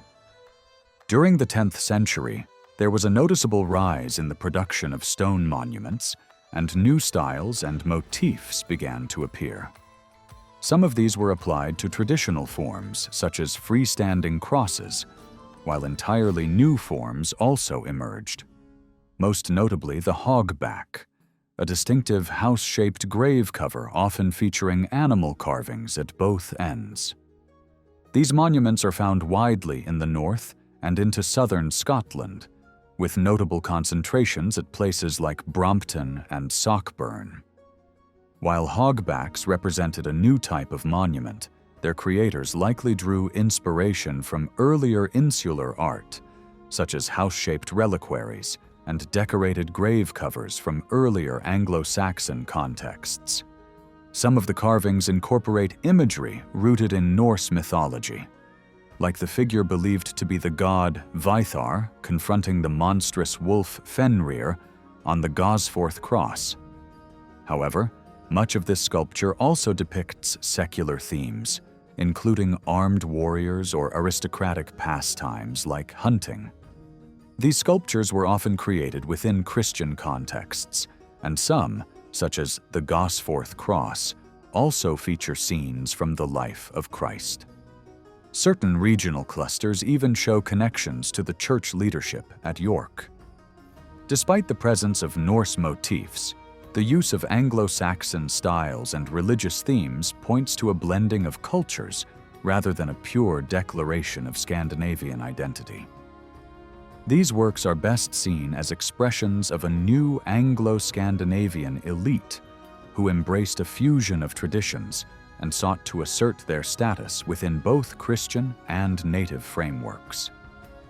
The use of pagan imagery may have served as a visual bridge for newly converted Scandinavians, helping them connect familiar stories with Christian teachings, or simply reflected a relaxed attitude toward cultural motifs in a society confident in its Christian identity.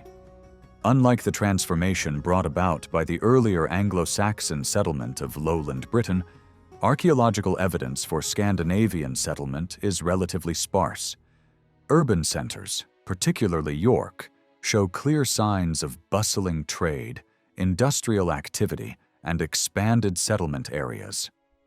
These cities seem to have developed international trade connections, such as with Dublin, earlier than their southern counterparts, which at first had more regional economic ties.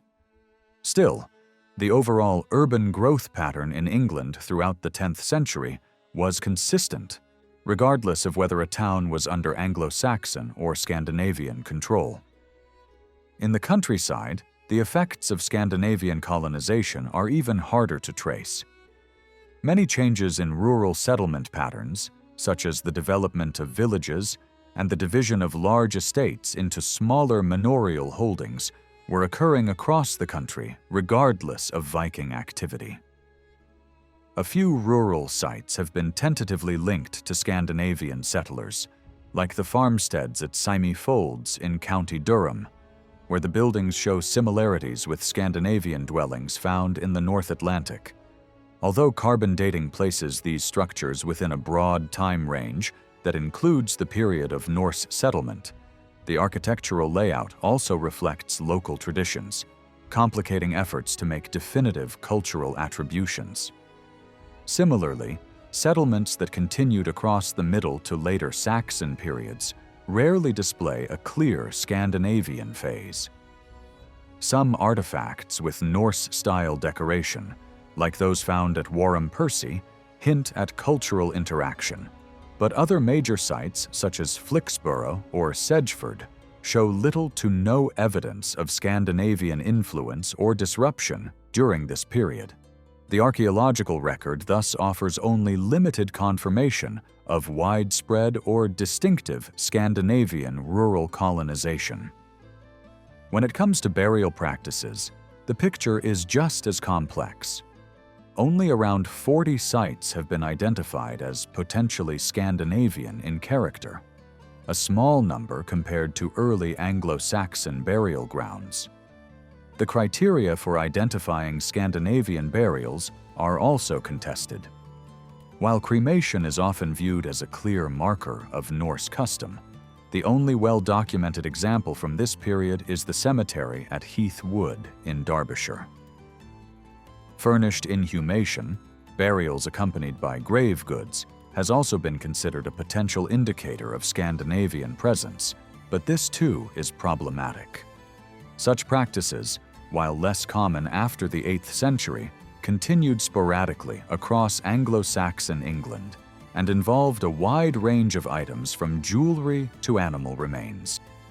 Moreover, burial customs in Scandinavia during the Viking Age were themselves highly diverse, with no single Scandinavian rite in use. Viking settlers arriving in England brought with them a variety of burial traditions, and they entered a land where native mortuary practices were already varied and complex. As a result, their funerary customs often blended with local traditions, making it extremely difficult to draw a clear line between native and newcomer in the archaeological record. Overall, the cultural impact of the Scandinavian settlement in England was real but complex. It left visible marks in some areas of artistic production and urban trade networks, while its influence on rural life and burial practices is much harder to isolate. Rather than radically transforming England, the Viking presence often merged with existing structures and traditions, giving rise to hybrid identities and blended cultural expressions. At certain burial sites where it seems reasonable to associate the graves with Scandinavian settlers or their descendants, the rites and grave goods involved may reflect more than just ethnic background. For instance, at Cumwhitten in Cumbria, 6 well-furnished graves dating from the early 10th century were uncovered, 4 belonging to men and 2 to women. Among them, one woman was buried with a pair of domed oval brooches that are typically found in areas influenced by Scandinavian settlement. 3 of the male burials included swords, and one grave also contained horse-riding equipment such as a bridle and spurs, with a surrounding curved ditch that may have once enclosed the grave entirely. These kinds of burials, with military items and carefully planned grave layouts, are common among those attributed to Viking Age communities and are often seen as indicators of high status or warrior identity. However, these richly equipped graves may not always be straightforward reflections of cultural identity. Instead, they could be statements of social rank or power. Much like the grand burials of early Anglo-Saxon leaders, these graves may have served to showcase a family's elite or military position during a period of intense political rivalry. The disappearance of these kinds of burials by the mid-10th century might not suggest a decline in warrior culture, but rather a shift in how status was displayed, through investments in church foundations or the commissioning of sculpture instead of lavish funerals. So far, discussions around Scandinavian influence have largely focused on elite identity, but archaeological discoveries are increasingly showing that this cultural blending extended into wider society. Finds by metal detectorists have revealed a growing number of dress accessories, jewelry, and personal items that blend Anglo-Saxon craftsmanship with Norse stylistic elements. In East Anglia, for example, numerous brooches decorated in Norse-inspired designs have been found. Yet, while the patterns resemble those from Scandinavian art, their flat shapes are more in line with Anglo-Saxon styles, suggesting they were locally made. Many of these items were produced in base metals, which implies that this mixing of artistic traditions was not limited to the upper classes, but was part of everyday life across the Danelaw. Alongside archaeological and artistic evidence, genetic studies have begun to play a role in understanding the impact of Scandinavian migration. Earlier efforts in this field, based on blood group distributions, yielded unclear results. However, more recent studies that examine a wider range of genetic markers have produced more insightful conclusions. One study from 1998 analyzed multiple genetic systems in people from the East Midlands and identified 5 distinct subgroups. The population in northeast Derbyshire, for instance, appeared genetically different from neighboring areas but closely linked to populations in Denmark. These genetic patterns aligned with the known distribution of Norse place names in the region, supporting the idea of localized Viking influence. Another major genetic project, conducted in 2003, focused on Y chromosomes from men in 25 towns across Britain and Ireland. These samples were compared with populations from Scandinavia and the continent to estimate historical migration patterns. Results showed that areas within the former Danelaw carried a notable amount of Scandinavian genetic material, whereas southern England appeared to have retained a more native genetic profile. This suggested that the Viking settlements of the 9th and 10th centuries may have had a deeper demographic impact than earlier Anglo-Saxon migrations. Between 2002 and 2007, a focused study in the Wirral and West Lancashire looked at the DNA of men with local surnames rooted in medieval records. This group was compared to residents with less historically established names. The analysis revealed a closer genetic connection between these 2 local groups, than with populations in neighboring regions like North Wales, but also showed a clear genetic affinity between the medieval population and Norwegians. These findings pointed to significant Viking migration into that area prior to modern times. Although genetic research offers valuable insights into historical migrations, it also has its limitations. It can be difficult to separate the genetic legacy of ancient movements from that of more recent ones. Moreover, such studies may reveal more about the long-term success and integration of migrant communities than about their original numbers or intentions. Questions also remain about the most effective methods to use and the types of conclusions that genetic data can reliably support. The interpretation of DNA evidence continues to be a topic of debate among scholars studying early medieval migration and identity. One way scholars have attempted to better understand the origins and movements of people in 9th and 10th century England is by analyzing their skeletal remains.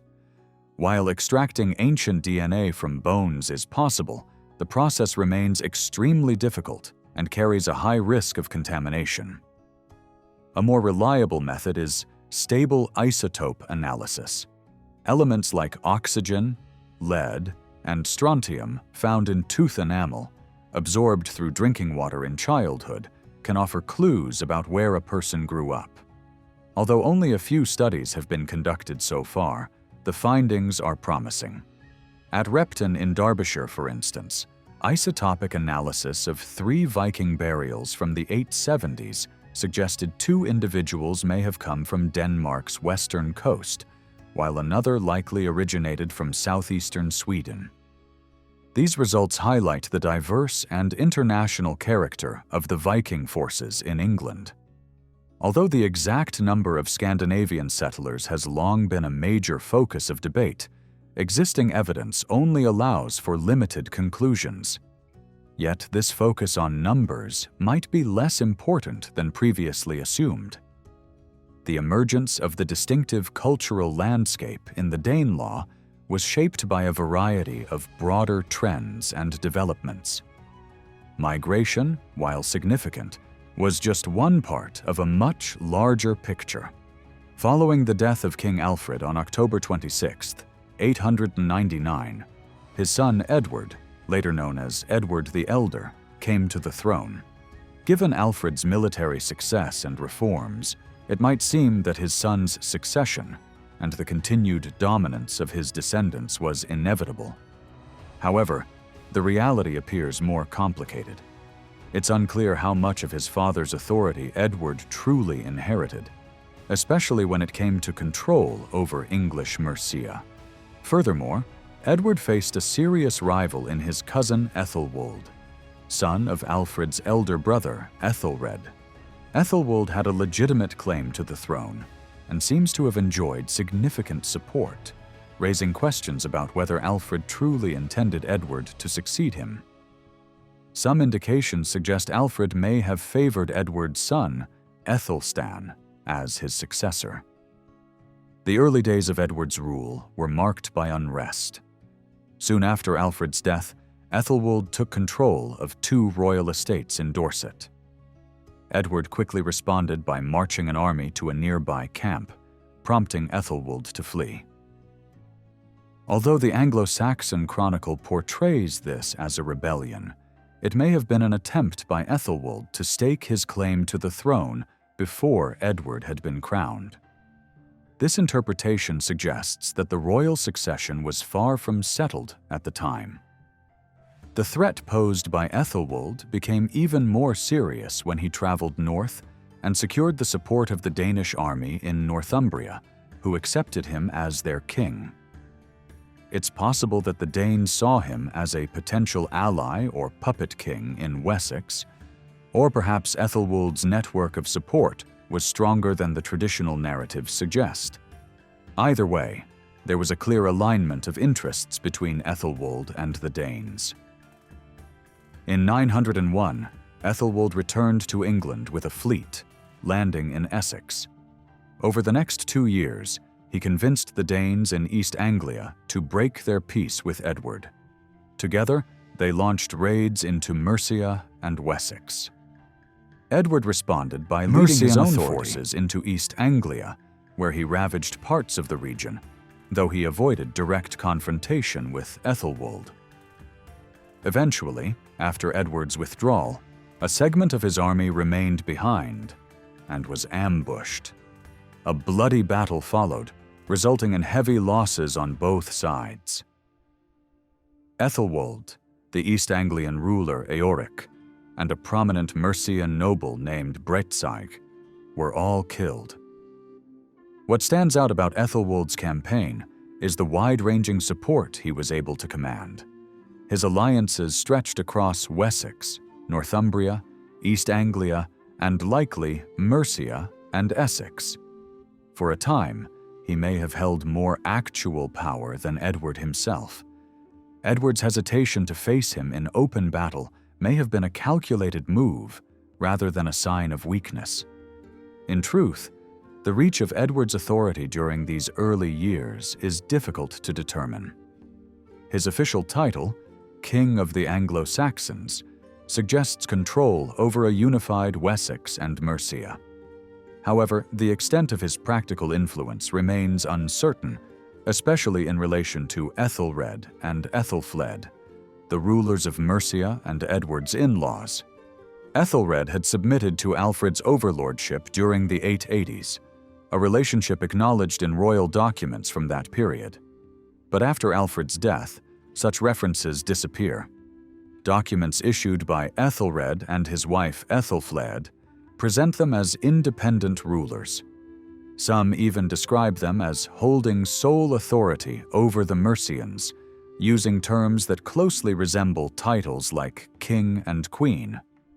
These records indicate a more complex and perhaps cooperative political arrangement between Wessex and Mercia than later histories suggest. In several 10th century accounts, Ethelred is referred to as King of Mercia, and Ethelfled is similarly called Queen by various Welsh and Irish sources from the same era. One particularly valuable source is a group of entries preserved in some versions of the Anglo-Saxon Chronicle, known as the Mercian Register or the Annals of Ethelfled. These entries offer a distinctly Mercian viewpoint on events of the early 10th century and shed light on Ethelfled's leadership, particularly her military actions against Viking and Welsh forces following her husband's death in 911. Ethelfled emerges in these records as an authoritative and independent ruler, devising her own strategies and engaging in military campaigns. This portrayal places her in the tradition of influential Mercian women, and it may reflect the political culture of Mercia, which arguably allowed women more room to exercise power than the more conservative courtly environment of Wessex. Despite this, the coinage minted in Mercia during this period bore only Edward's name, and both Ethelred and Ethelfled appear in several of Edward's charters as acknowledging his authority over Mercia. By around 909, Edward could command the combined forces of Wessex and Mercia, as evidenced by a campaign into Northumbria. Although Edward's rule over the broader Anglo-Saxon realm may have been formally recognized by the Mercian rulers, they continued to operate with significant autonomy, and later observers clearly saw something royal in their position. Their other initiatives reinforce this impression. Ethelred and Ethelfled founded a new church in Gloucester, now partly visible in its ruins and through archaeological research. In 909, they relocated the remains of St. Oswald from Bardney in Lincolnshire to this church, a symbolic act, since Bardney had once been the site of Oswald's shrine under the care of Osthryth, another prominent Mercian queen. Both Ethelred and Ethelfled were eventually buried at Gloucester, suggesting they envisioned the site as a new royal burial ground, perhaps replacing the former mausoleum at Repton, which had been destroyed during the Viking invasions. Government in early 10th century England might best be understood as a shared family enterprise. Edward's brother-in-law and, increasingly, his sister wielded real power in their region of the kingdom, but always within the overarching supremacy of Edward. When Ethelred died in 911, Edward took direct control of London, Oxford, and nearby areas, while Ethelfled assumed full authority over the rest of English Mercia. Over the following years, until their respective deaths in 918 and 924, both Edward and Ethelfled concentrated on military campaigns aimed at regaining territory from the Vikings. Much of what we know about these efforts comes from the Anglo-Saxon Chronicle, which often focuses on the construction of fortified towns, or boroughs, followed by the surrender of local Viking forces and communities. Even before these fortifications were built, Edward had pursued different approaches. His legal codes mention peace treaties with Viking groups, and one version of the Chronicle states that he made peace with the armies of East Anglia and Northumbria out of necessity.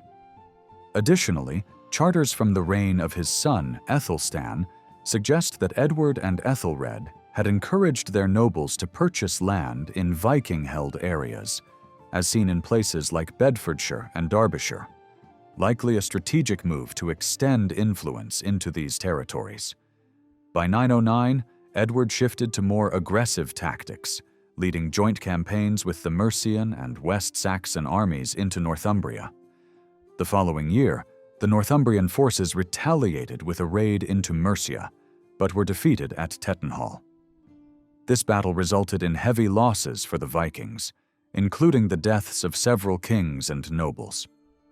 From 911 onward, Edward adopted a more defensive posture by building boroughs at key points such as Hertford and Witham to block Viking advances from East Anglia and the East Midlands. Over time, this strategy turned into an offensive one, with Edward pushing deeper into Danish-controlled territory. Meanwhile, Ethelfled strengthened Mercia's northern and western defenses, protecting against threats from the Vikings in the East Midlands, as well as from the Irish Sea and Wales. By the time of her death in 918, nearly all Viking forces south of the Humber, apart from those in Nottingham and perhaps Lincoln, had submitted to either her or Edward. Edward secured the allegiance of regions such as Essex, East Anglia, and Cambridge, while Ethelfled accepted the submission of Derby and Leicester. The people of York also offered allegiance to Ethelfled, though she died before anything formal could be established.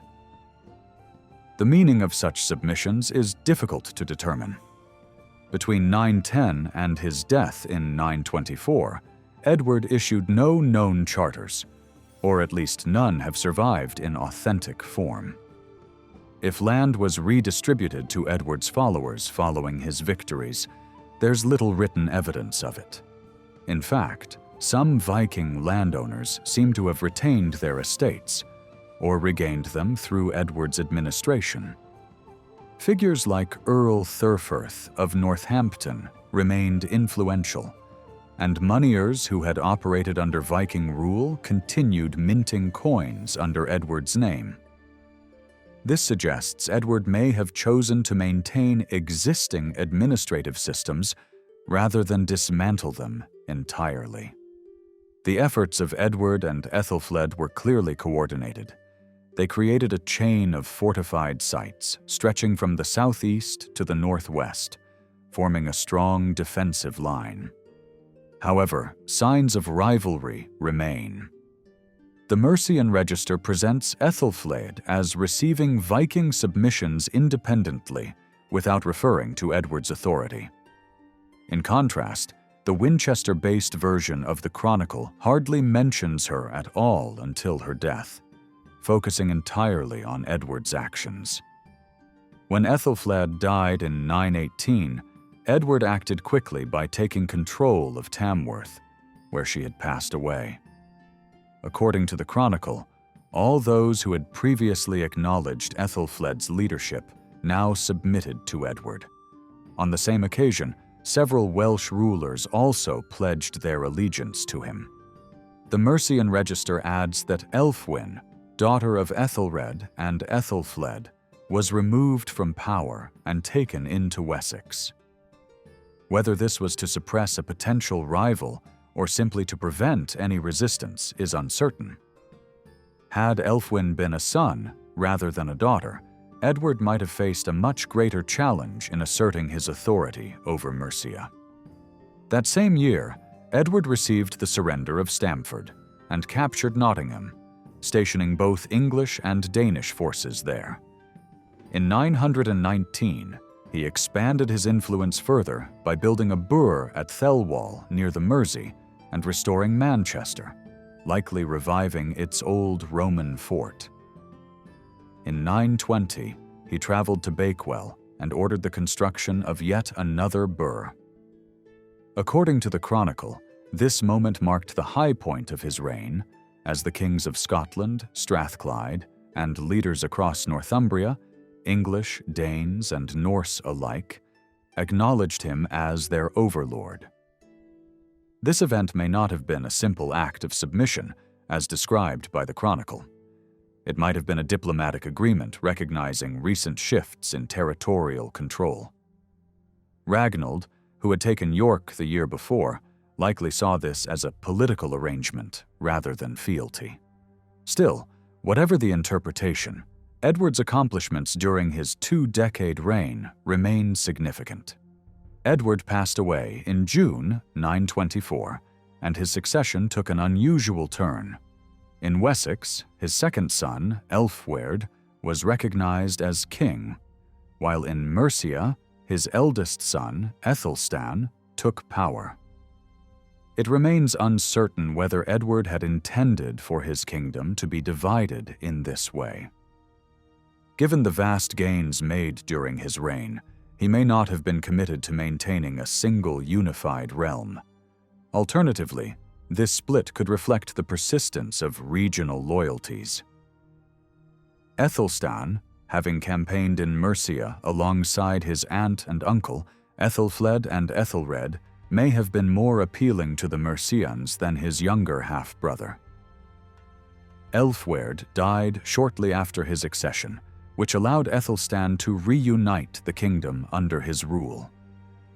Even so, Ethelstan faced resistance, particularly in Wessex's stronghold of Winchester, and his coronation did not take place until September 925 at Kingston upon Thames, a symbolic location near the border of Wessex and Mercia.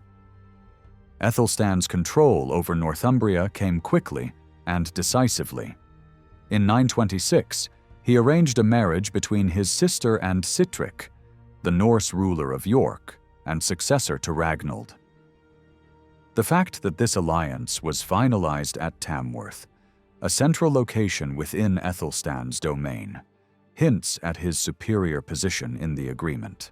After Sitric's death the following year, Ethelstan took control of Northumbria, although it appears he may have had to contend with rivals such as Guthfrith, a Scandinavian leader with previous activity in both Britain and Ireland. One version of the Chronicle records that Ethelstan expelled Guthfrith from the kingdom during this period. Following his consolidation of the north, Ethelstan is said to have received the submission of all the other kings of Britain at Aemont, where they swore oaths and pledged peace. Later accounts suggest that Ethelstan rewarded his followers with lavish gifts and destroyed the Norse fortifications at York, further cementing his authority. A poem written by a cleric named Peter, likely based at the New Minster in Winchester, celebrated these achievements. It portrays Ethelstan as the ruler of a newly unified England and praises him as a glorious and valiant king. However, the peace established at Aemont was short-lived. In 934, Ethelstan launched a massive campaign into Scotland, deploying both land and naval forces that reached as far north as Caithness. The reasons for this attack remain unclear, but it may have been a response to emerging threats from multiple fronts. In 937, a powerful coalition of enemies confronted Aethelstan at the Battle of Brunanburh. This alliance included Norse forces from Dublin led by Olaf Guthfrithson, Scottish troops under King Constantine Thurx, and warriors from Strathclyde under Owain. Despite facing a formidable army, Aethelstan achieved a resounding victory. The battle was later commemorated in an epic poem included in the Chronicle, emphasizing the slaughter of enemy forces and the retreat of the survivors across the sea. Although Brunanburh appeared to secure Aethelstan's dominance, Northumbria remained a contested and fragile region.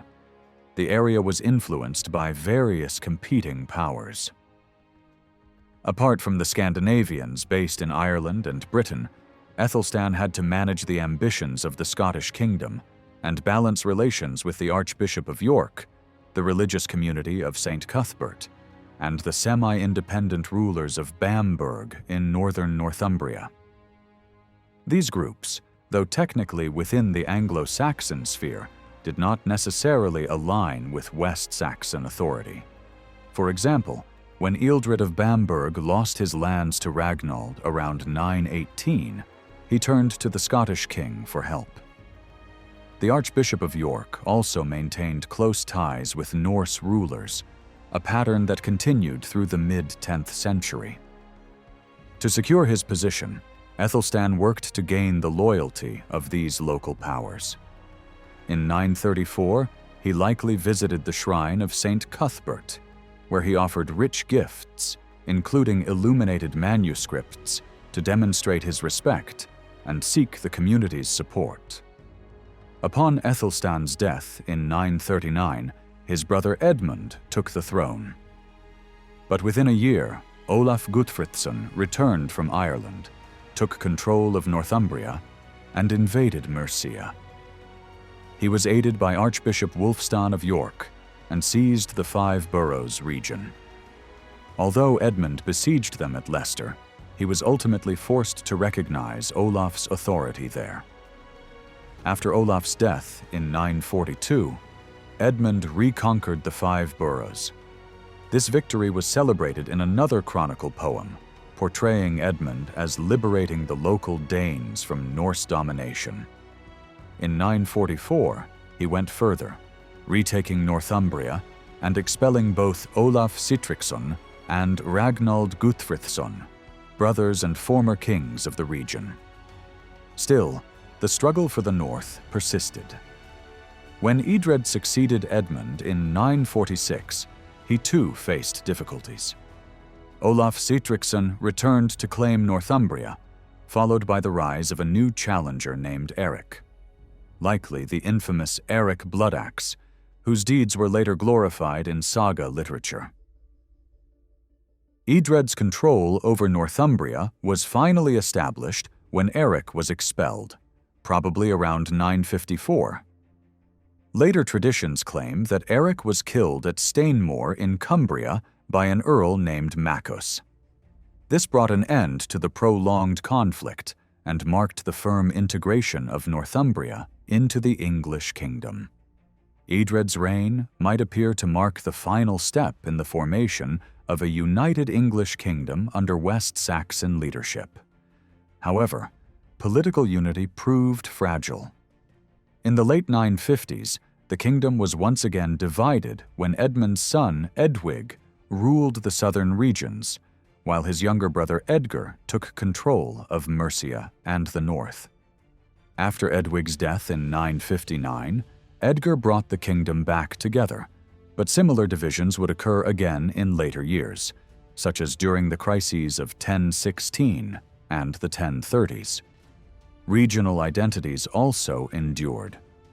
When Edric was named Ealdorman in 1007, the chronicle described his jurisdiction as the Kingdom of the Mercians, indicating how deeply rooted local allegiances remained.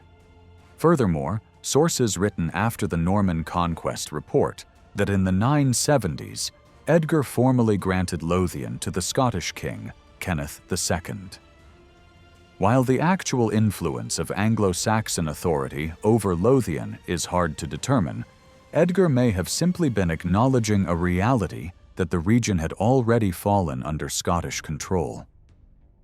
Still, Lothian had once been part of Northumbria, and its people continued to be seen as English long after it became Scottish territory. The kingdom as it existed by the end of Edgar's reign was less the product of a grand master plan than the result of evolving circumstances, chance, and political negotiation. Throughout the 10th century, Alfred's descendants managed to consolidate their power over a large and diverse area, resembling what we now call England. In doing so, they also projected authority over other British kingdoms. Kings like Aethelstan and Edgar claimed not only to be rulers of the English, but of all Britain, adopting titles such as Emperor or Basileus in their official documents. Whether or not these titles reflected real power over the entire island, they certainly signaled ambition. These kings sometimes extracted tribute from other British rulers and forced them to participate in royal councils or support military campaigns. At the same time, the Anglo-Saxon monarchy forged connections with powerful families on the continent. As the Carolingian Empire fragmented, rising dynasties looked to secure legitimacy through marriage into the long-established royal house of Wessex. In addition to these alliances, Anglo-Saxon kings also became directly involved in continental politics. Aethelstan, for instance, supported his nephew Louis IV in claiming the throne of West Francia and provided him with military backing. The ceremonial high point of 10th century royal power came with the coronation of King Edgar and Queen Elfthryth at Bath in 973. Though Edgar had become king in 959, the reasons for the long delay before his formal consecration are not entirely clear. During the ceremony, Edgar was proclaimed as ruler over all the kings of Britain. The choice of Bath, with its Roman associations, was deliberate, enhancing the symbolism of imperial authority. Following the coronation, Edgar met with his subordinate rulers at Chester. In a striking ritual, they rode him on the River Dee while he held the helm, a clear image of his leadership over the entire realm. By the 10th century, the nature of kingship had shifted significantly.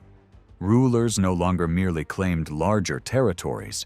They now had to manage relationships with a wide range of regional elites and foreign leaders.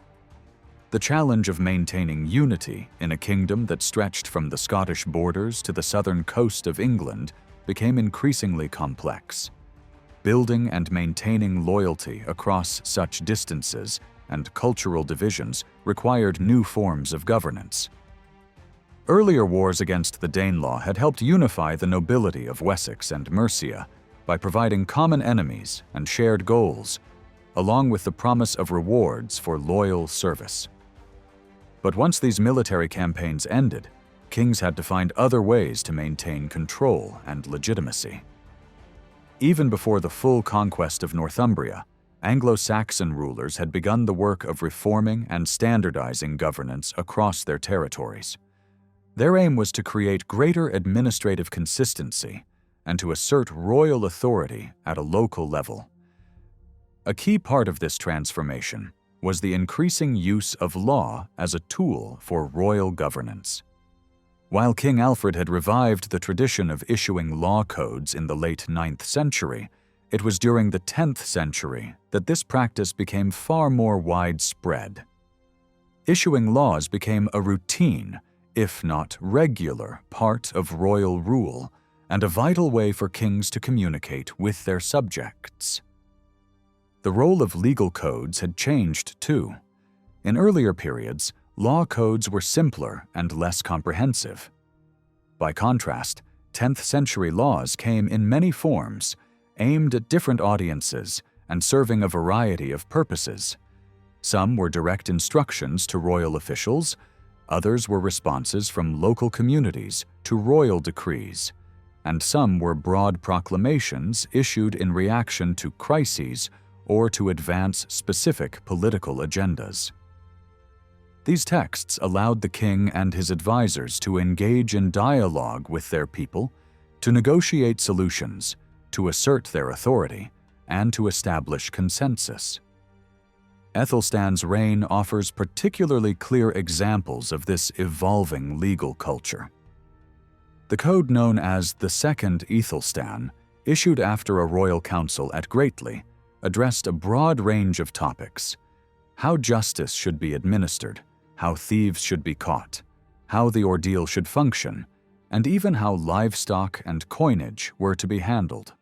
Later, after hearing that the peace had not been maintained, Æthelstan responded with another decree issued at Exeter, vied Æthelstan, which included new measures and even proposed amnesties for certain wrongdoers. Still later, a council at Thundersfield responded to continued disorder by introducing harsh penalties for theft, including the death sentence, fourth Æthelstan. These changing laws reveal a government learning through trial and error. The king and his advisors were not merely issuing commands from above, but were actively assessing their effectiveness and adjusting them as needed. Significantly, the voices of local communities also appear in the legal record. The text known as Third Æthelstan is presented as a formal reply from the people of Kent to the king's decrees. They express gratitude for his efforts, confirm their agreement with certain policies, and offer their own interpretations of the laws. The document closes with a humble request that the king amend their response as he sees fit, pledging their willingness to follow whatever further instructions he might give.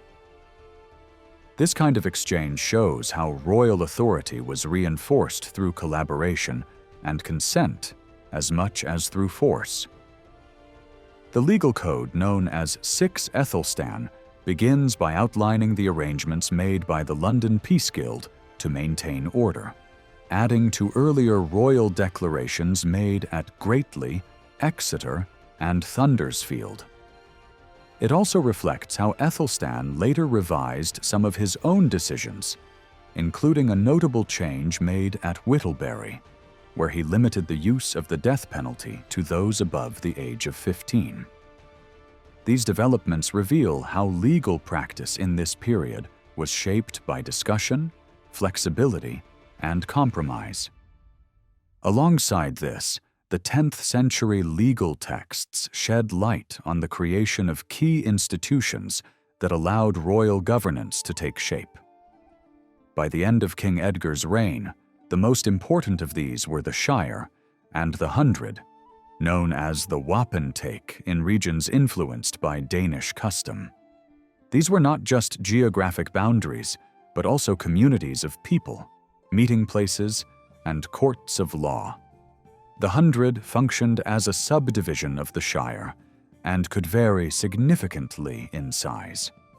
Some covered as little as 67 square kilometers, while others spanned up to 168. In areas like the Midlands, they roughly matched the size of 100 hides of land, while in other regions, especially in southern Wessex, a single hundred might consist of just a handful of villages. A text called the Hundred Ordinance, written during the reign of King Edmund, or perhaps early in Edgar's rule, provides detailed information about how these hundreds operated. According to the ordinance, the Hundred Court was supposed to meet every 4 weeks to hear legal cases. Anyone who failed to attend was fined, and repeated refusal to comply with court decisions could result in harsher penalties, culminating in the loss of property and exile. The Hundred was also responsible for witnessing legal transactions and for organizing the pursuit of criminals. If a pursuit crossed into a neighboring hundred, the local official there was required to assist in the chase. There is still debate about what the appearance of the hundred in these texts really signifies, Some features of the system can be found in earlier laws. For example, Alfred's Code refers to public gatherings overseen by royal officials, and laws from Edward's reign mention monthly meetings, just like in the 100 Ordinance. Additionally, the practices of the London Peace Guild, as described in Book 6, Ethelstan, share several features with those found in the 100 Courts. The locations where these courts met often reveal deep historical roots. They were usually set at prominent or meaningful sites: ancient roadways, burial mounds, notable stones, trees, or crossroads. Some of these places may have had ritual or administrative significance going back to prehistory. For instance, the Guthlaxton Wapentake was named after a stone thought to be a Roman milestone near the Fossway. Sometimes entirely new mounds were constructed for this purpose. The mound associated with Seklo 100 dates from after the Roman period. Even if many parts of the 100 system were already in use by the mid-10th century, the 100 Ordinance marks a shift in how these practices were officially controlled and structured. It illustrates a growing effort by the Crown to regulate and define local administration more directly. Above the 100 was the shire, a territorial unit that first appears in surviving records from the time of King Ine of Wessex. Back then, it was associated with the authority of a senior noble called an ealdorman, and already had some connection to legal oversight. In the late 8th and 9th centuries, however, references to shires mainly appear in military contexts, with ealdormen leading their region's forces against external threats like Viking armies. By the 10th century, law codes began to refer to shires more consistently as both territorial and administrative entities. For example, Ethelstan instructed that royal officials obtain oaths of loyalty from people within their own shires, showing that such areas were recognized as distinct units of governance. This marked the beginning of a transition in which the role of the ealdorman was gradually supplanted by royal officials known as shire reeves, an office that would eventually evolve into the modern position of sheriff. Although ealdormen had long been associated with legal functions, it was only during Edgar's reign that the first clear reference appears to a shire court jointly presided over by an ealdorman and a bishop. A legal code issued at Andover in the early 960s ordered that these courts meet twice a year and that both church and secular law be explained to those in attendance. When and how Mercia and the Midlands were divided into shires remains uncertain. Shires outside of Wessex are first clearly mentioned only towards the end of the 10th century. In these regions, shires were typically named after fortified towns, or boroughs, such as Chester giving its name to Cheshire, or Stafford to Staffordshire. One puzzling omission is Tamworth, an important royal centre in earlier Mercian history. Its absence from the shire system, and the fact that its territory was split between two shires, might suggest that King Edward the Elder deliberately reorganized these areas to weaken older power structures and reinforce his own authority. This reorganization may also relate to a document known as the Burgel Heidage, which details defensive arrangements probably made during Edward's reign. Still, with no clear evidence, scholars continue to debate when these administrative changes took place, and they could belong to any period within the 10th century. Systems like the 100 and the shire gave Anglo-Saxon kings tools for ruling more effectively. But these tools only worked if there was support from local elites, officials, and communities. The strength of royal power in this period often depended on a partnership between centralized authority and regional influence. This cooperation was the foundation of governance in late Anglo-Saxon England. Kings had many ways to build loyalty among the nobility, but one of the most important was through the court, which served as a hub of patronage and validation. Monarchs could grant land, wealth, and official positions to those who supported them, while also confirming and legitimizing power that nobles already held. Being present at court, or even just being close to the king, was a source of immense prestige, and was something both guarded by the ruler and proudly displayed by those who received such access. Written accounts also highlight the role of royal feasts and ceremonies in strengthening the bonds between the king and his leading subjects. These events helped promote a shared sense of identity and loyalty to the crown. Because the court often remained in the heart of Wessex, nobles from distant regions had to travel far to attend, reinforcing the central authority of the king and exposing regional elites to one another. These gatherings provided a space where local identities could be softened and where national unity could begin to form. Such events also offered occasions for elaborate displays of rank and ritual, such as the symbolic wearing of the crown, first recorded during the reign of King Edgar. During the 10th century, certain noble families rose to considerable power, holding important titles across multiple reigns and exerting significant influence over royal governance. One of the most prominent of these families was that of Aethelstan, known as Half-King, a title that reflected the scale of his authority. Between 932 and 957, he served as Ealdorman of East Anglia, though his reach extended across the eastern Danelaw. He was succeeded by his son Ethelwine, and his brothers Edric and Ethelwold also held positions of power in the 940s. His father, Ethelfrith, had held authority in southern Mercia earlier in the century.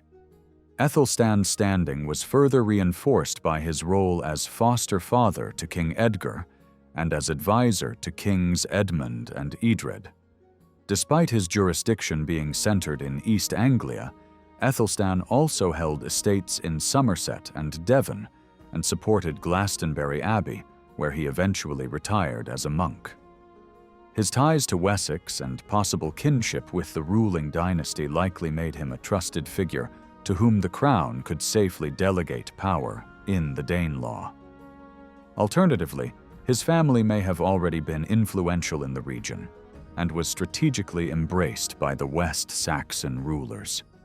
Either way, the wide distribution of Aethelstan's estates and those of other leading nobles played a key role in unifying the newly expanded kingdom and may reflect intentional royal policy. The 10th century marked a major evolution in how England was governed. Though change unfolded gradually throughout the century, the reign of King Edgar appears to have marked a critical moment in consolidating royal authority and administrative reach. The hundred system, while emerging earlier, only reached its full form by the mid-10th century. Shires had existed in parts of the kingdom for some time, but it was under Edgar that the operation of shire courts became clearly documented in legal codes and records of legal disputes. Edgar's most striking administrative reform came later in his reign with a complete overhaul of the kingdom's coinage. This reform introduced a single standardized design for coins throughout England, managed by a central authority. The number of active mints was expanded, and future kings would periodically recall and replace old coins with new designs, possibly every 6 years. Though these recoinings likely never covered all coins in circulation. While aspects of this system had earlier roots, Aethelstan's legislation at Greatley had already called for a uniform coinage within Wessex. It was Edgar who extended this policy across the entire realm. By the close of Edgar's reign, the machinery of government in Anglo-Saxon England had become highly developed and capable of carrying out complex administrative tasks. Some historians, such as James Campbell, have even gone so far as to describe it as a true state, or even a nation-state. Whether such ideas would have made sense to people at the time is debatable. Moreover, the historical record we rely on tends to reflect the views and aspirations of those at the center of power, royal scribes and churchmen with close ties to the court. As such, these texts often reveal royal intentions more than the practical realities of governance. They may gloss over the local variations and informal arrangements that defined the daily functioning of law and administration in many parts of the kingdom. Still, the very fact that late Anglo-Saxon England can be discussed in terms of statehood says much about the profound transformations of the era. Even if the power of rulers like Edgar never quite matched the idealized image portrayed in the sources, there can be little doubt that the 10th century brought lasting and significant changes to the relationship between kings and their subjects. In the year 964, the Anglo-Saxon Chronicle reports that King Edgar removed the priests from several major churches, including both the Old and New Minsters in Winchester, as well as Chertsey and Milton, and replaced them with monks. According to later accounts, Edgar sent a man named Wulfstan of Dahlem to carry out the expulsion at the Old Minster, and the priests there were reportedly filled with fear. These events were part of a broader religious transformation known today as the Benedictine Reforms, which reached their height during Edgar's reign. The goal of these reforms was to replace communities of secular clerics with monks living under the rule associated with Saint Benedict of Nursia. The leaders of this movement were three influential churchmen: Dunstan, Archbishop of Canterbury, Ethelwold, Bishop of Winchester, and Oswald, who served as Bishop of Worcester and later as Archbishop of York. They were inspired by monastic centers on the continent, such as Cluny, Fleury, and Gorze, and their readings of historical texts like Bede's Ecclesiastical History led them to view the early Anglo-Saxon Church as having once been dominated by strong monastic communities. Over time, they believed, these monasteries had declined, being taken over by clerics who owned property and sometimes had families, and whose houses were often controlled by secular lords who misused their resources. The narrative of these reforms is largely shaped by later texts written in the 10th and 11th centuries, which reflect the outlook of the reformers. Ethelwold himself authored works explaining the rationale behind the changes, but most of what is known about the movement comes from later biographies. Chief among them are the lives of Ethelwold, Dunstan, and Oswald, written by authors such as Wulfstan Cantor and Byrhtferth of Ramsey. These texts were composed during a period when England was once again facing Viking threats, and they often portrayed Edgar's reign as a lost golden age. As a result, the lives of these reformers tend to exaggerate their impact and draw sharp contrasts between the supposed corruption of the past and the purity of the Reformed Church. Because the historical record is so heavily influenced by reform-minded authors, it is difficult to determine how much monastic life had actually survived into the 10th century. The destruction caused by Viking raids and Scandinavian settlement likely contributed to a significant decline in monasticism by the late 8th and 9th centuries.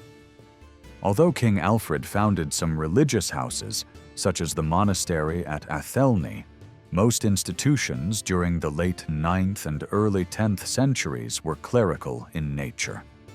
Even so, some evidence suggests that monastic traditions persisted. Byrhtferth's claim that there were no monks or monasteries in England by the 940s is contradicted by his own writing. Some religious houses still had monks, and leading churchmen like Bishop Senwald and Archbishop Oda were themselves professed monks. Oda's tonsured appearance, which earned him the nickname the Bald, may further support this. The revival of monasticism that would culminate in the Benedictine reforms appears to have begun during the reign of King Aethelstan. He was renowned for his devotion, amassing sacred relics and creating a notable library. Some of his books, like the MacDurnan Gospels, were donated to religious institutions. Aethelstan's court was a hub of scholarship, attracting figures from across Britain, Ireland, and the continent, including the distinguished Israel, the grammarian, a scholar of Greek, and various Irish and Breton intellectuals. English bishops such as Cenwalh also traveled extensively in Europe, visiting monasteries in areas like modern Germany and Switzerland. These journeys exposed them to developments in continental monasticism, including efforts to revive the Benedictine tradition.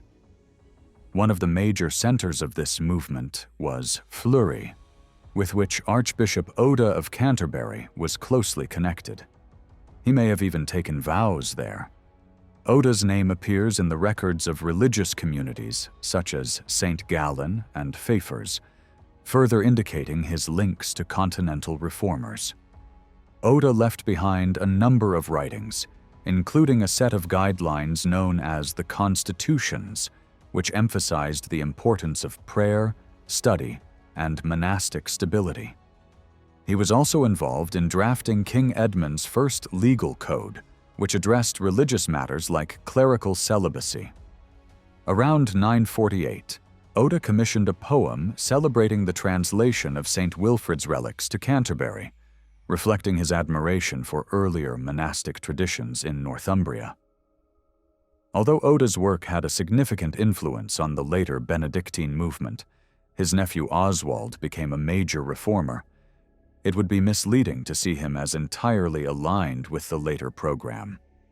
His reforms were broader and more accommodating of the existing religious landscape, showing a willingness to work with the structures already in place. By the 930s and 940s, a number of English churchmen had become committed to monastic ideals, had ties to the continent, and held positions of influence at court. Figures like Dunstan and Ethelwold likely encountered reformist ideas during their time in royal service. Dunstan's appointment as abbot of Glastonbury by King Edmund is often seen as the formal beginning of the reforms, though the situation is more complex. Dunstan had personal ties to Glastonbury and received his early religious education there. His biographer even describes a childhood vision of the monastery he would someday build.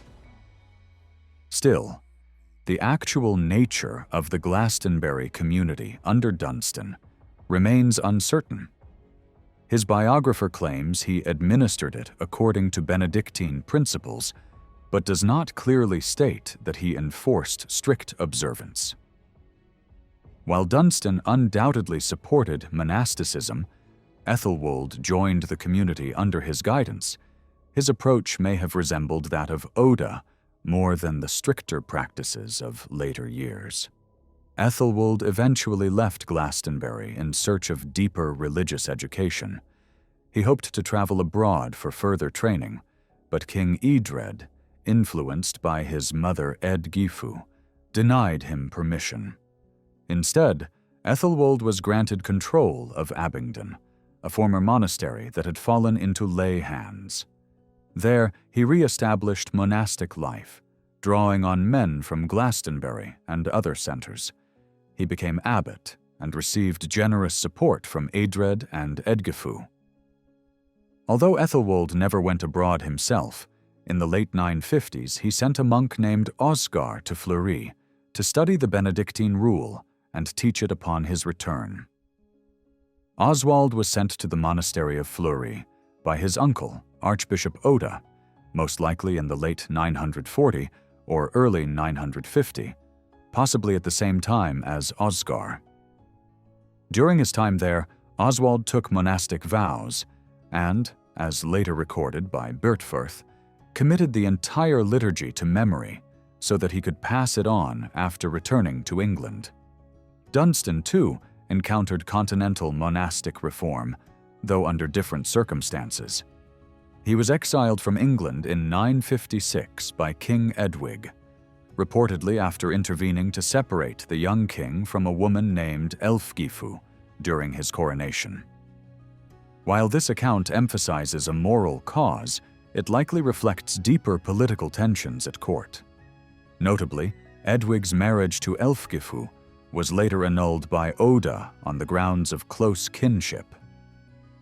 Dunstan's exile took him to Flanders, where he stayed at the monastery of St. Peter's in Ghent. This monastery had recently adopted Benedictine practices under the guidance of Gerhard of Brogne. When Edgar rose to power as king over the Mercians and Northumbrians, he recalled Dunstan and appointed him first to Worcester and then to London, possibly holding both sees at once. By the end of 959, Edgar named Dunstan Archbishop of Canterbury. Edgar's reign marked the peak of the Benedictine reform movement in England. He was deeply committed to the reformers' ideals and features prominently in the texts they produced. Alongside Dunstan at Canterbury, Oswald became Bishop of Worcester in 961 and later Archbishop of York in 971, serving in both roles simultaneously. Ethelwold was named Bishop of Winchester in 963. During Edgar's rule, numerous monasteries were founded or restructured according to Benedictine principles. Ethelwold established or revitalized monasteries in East Anglia, including Medhamstede, Peterborough, Thorney, and Ely. Oswald was responsible for founding religious houses at Westbury-on-Trim, Ramsey within his cathedral precinct in Worcester, and at Winchcombe. Although Dunstan's role in founding monasteries is harder to trace, later sources suggest that he removed clerics from Malmesbury and appointed Wulfsig as Abbot of St. Peter's in Westminster. Despite their shared goals, the leading reformers had differing views on how these changes should be implemented. Ethelwold, with Edgar's strong backing, took the most aggressive approach. In 964, he oversaw the removal of clerics from both the new and old minsters in Winchester, replacing them with monks from Abingdon. Edgar had sought papal approval for this action the year before, and he dispatched Wulfstan of Dalham to ensure the plan was carried out. While contemporary records describe these removals as swift, the process at the new minster, in particular, seems to have unfolded more slowly. A detailed royal charter issued in 966 formally re-established the new minster and outlined the privileges granted to it by Edgar. The charter, likely written by Ethelwold, included a long preface condemning the previous clerical occupants and offering a detailed account of the expected conduct for the new monastic residents. The delay between the removals and the issuance of this charter, along with its defensive tone, suggests that the reforms faced resistance Mercian and authority required continued justification even 2 years later. Ethelwold's more forceful strategy was not mirrored by Oswald or Dunstan. Both preferred gradual reform. At Worcester, Oswald carefully recorded his control over the lands of the diocese, and his efforts can be traced in surviving documents. Over 70 land leases made under his authority between 963 and 991 have been preserved, illustrating his patient and methodical approach to monastic transformation. The witness lists attached to the land leases made under Oswald show no signs of abrupt personnel changes that would suggest a mass expulsion like the one led by Ethelwold at the new minster. Although a few individuals are identified as monks, clerics continued to be part of the cathedral community. Interestingly, at least one lease was granted to a monk, which indicates that the principle of communal ownership had not yet fully taken root in Worcester. Over time, however, there was a shift in preference for those who had taken monastic vows, especially for leadership roles such as dean. Instead of forcibly removing clerics, Oswald created a new monastic house, St. Mary's, within the cathedral grounds, allowing both communities to coexist. At Canterbury, the records are less clear, but Dunstan also appears to have pursued a more measured path, as the cathedral became fully monastic only by the early 11th century. These contrasting strategies may reflect the reformers' different encounters with continental monasticism. On the continent, reforms following the rule of Saint Benedict did not typically involve cathedrals or bishoprics, but focused exclusively on monasteries. Dunstan and Oswald likely adopted this model. In contrast, Ethelwold, although influenced by continental developments through figures like Osgar, may have drawn more deeply from Anglo-Saxon tradition. His writings reveal a strong engagement with Bede's ecclesiastical history, from which he may have envisioned a church led by monk bishops like Augustine, Aidan, or Cuthbert, with monastic communities governed by poverty and communal discipline. By the mid-1970s, a significant number of English religious houses had embraced Benedictine principles.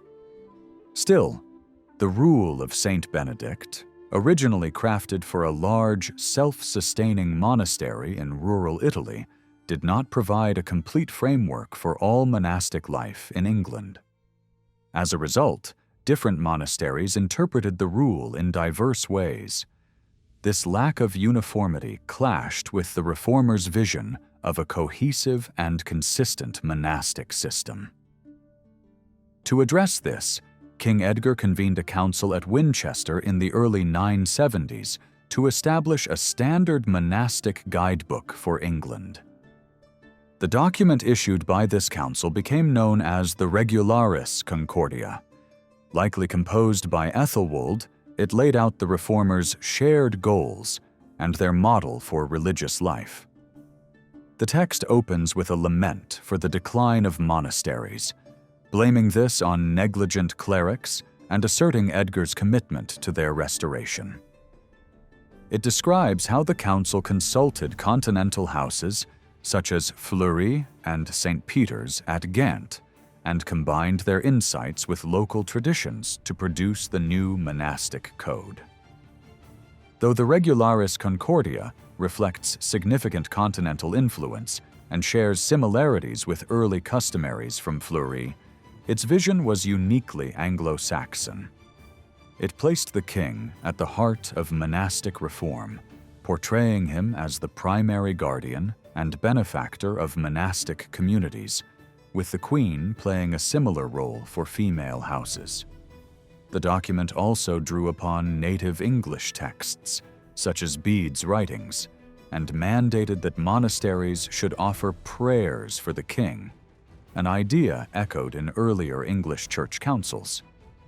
Texts like the Regularis Concordia painted the Benedictine reforms as a profound transformation of English religious life.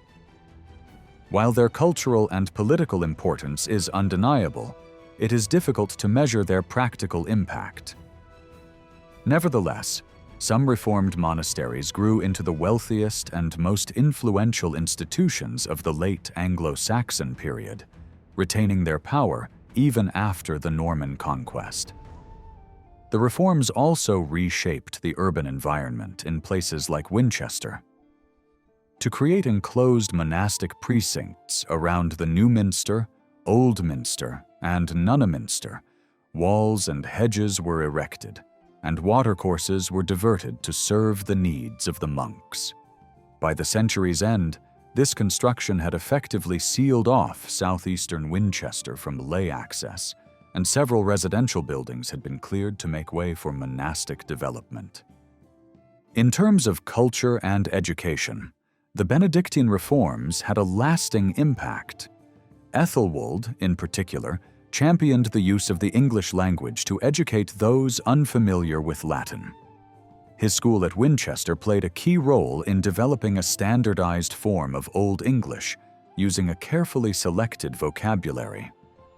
As a result, Much of the surviving Old English literature was composed by his pupils or their intellectual descendants, and written in this refined literary style, leaving a powerful legacy that extended well beyond the 10th century. The reformers of the 10th century also promoted a distinct form of Latin writing known as the hermeneutic style. This approach was marked by its deliberately scholarly and obscure vocabulary, often borrowing words of Greek origin or inventing new terms, while employing a complex and often tangled sentence structure. This stylistic choice became the dominant form of Latin composition in England during the later 10th and 11th centuries. Alongside their literary efforts, the reformers developed a unique artistic tradition in manuscript decoration known as the Winchester style. Inspired by earlier Carolingian models, this style featured elaborate vegetal and acanthus leaf designs, stylized and elongated human figures, and flowing drapery. Some of the earliest surviving examples are found in St. Dunstan's class book, with its full expression seen in works like the Leofric Missal and the richly decorated Benedictional of St. Ethelwold. The Winchester style went on to influence other media, including sculpture, mural painting, and metalwork. Despite these significant contributions, the wider impact of the reforms was uneven. Even though Oswald held the position of Archbishop of York, there is scant evidence of similar reform efforts in the north. Notable northern monastic sites like Jarrow and Hexham, which held deep historical and symbolic value, were not revived as part of the movement. Although Oswald is said to have restored Ripon and moved the relics of Wilfrid and other early abbots into new shrines, there is no indication that a new monastic community was established there. This absence of reform activity may reflect the strong dependence of the reformers on royal backing, particularly that of King Edgar. Without the firm support of the king, especially in politically unstable regions like the north, large-scale reforms, such as the removal of secular clergy, may have been unfeasible. Overall, the Benedictine reforms appear to have been closely tied to the royal court, with the most influential figures deeply integrated into royal circles and their most concentrated efforts centered in Winchester. While the Benedictine reforms were clearly transformative for the Church, other developments during the 10th century ultimately had a broader and more lasting influence on English society. Both documentary and archaeological evidence reveal a surge in church construction during this period. While some of this involved the building or expansion of major institutions like Christ Church in Canterbury or Westminster Abbey, the vast majority of activity came from lesser nobles and landowners who founded small churches on their estates. As larger estates were divided into smaller holdings, these emerging landholders saw church building as a way to assert and legitimize their social status. Over time, these small estate churches became the foundation of the parish system in medieval England. This growing network of local churches began to reshape the delivery of pastoral care, often overlapping with or even challenging the authority of older religious institutions. Before the Viking Age, there were already references to various payments and dues owed to the church for religious services. In the 10th century, these local and informal arrangements were gradually brought under royal regulation. Prior to Edgar's reign, laws did not clearly specify where such dues should be directed. For instance, Aethelstan merely stated that church dues and payments for the souls of the dead should be made to the proper places, without naming them. Edgar's laws, however, issued at Andover, specified that tithes should go to established long-standing churches unless a nobleman owned an estate with a church and graveyard, in which case 1/3 of the tithe could be retained locally. If the estate church lacked a graveyard, the full tithe went to the old church, and the landowner was expected to fund the local church from the remaining portion of his income. By the early 11th century, a more elaborate church hierarchy had taken shape. King Ethelred II issued laws that distinguished between different kinds of churches, including chief minsters, smaller minsters, and field churches. These older churches, like the ones mentioned in Edgar's laws, often originated as large monastic foundations tasked with ministering to wide geographic areas. Many of these mother churches maintained their influence long after the Norman conquest, but the rise of local churches had already begun to shift the balance. Wealthy patrons increasingly supported their own churches, redirecting tithes and offerings away from the older institutions in favor of new, more localized communities. Just as the system of hundreds and shires had become established during Edgar's reign, this new structure of pastoral care eventually solidified into a lasting model. Over time, it helped shape not only the ecclesiastical framework of the Middle Ages, but also the structures of early modern and modern England. The institutions and systems that emerged in the 10th century proved remarkably durable. However, in the following century, the political stability of the Anglo-Saxon realm would face serious strain.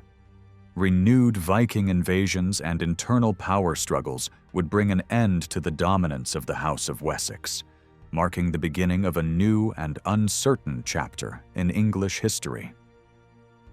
In the years just after 1000, the statesman and preacher Wulfstan was writing at a time when many continued to anticipate the end of the world. Although the first millennium had come and gone, anxieties about the apocalypse remained intense, and Wulfstan, like other writers of his day, interpreted the turmoil around him as signs of the approaching end times.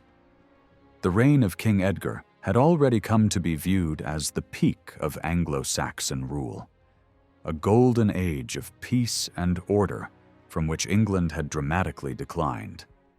Edgar's legacy, long celebrated, earned him the title Edgar the Peaceable, and he was remembered as the model of good kingship.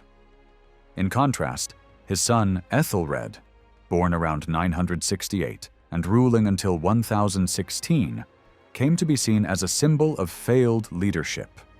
His nickname, often interpreted as Ethelred the Unready, actually stems from unread, meaning badly advised, a play on his name, which meant noble counsel. Although the pun offers a softer interpretation, it still reflects the widespread disappointment in his reign. Ethelred's rule began with the murder of his half-brother, was interrupted by his exile, and ended with the conquest of England by the Danish king Knut. His time on the throne was marked by instability, brutal politics, and above all, his failure to stop the renewed wave of Viking attacks. These raids, which returned in the 980s after decades of peace, escalated until England was overwhelmed, earning Ethelred harsh criticism, both from his contemporaries and later historians.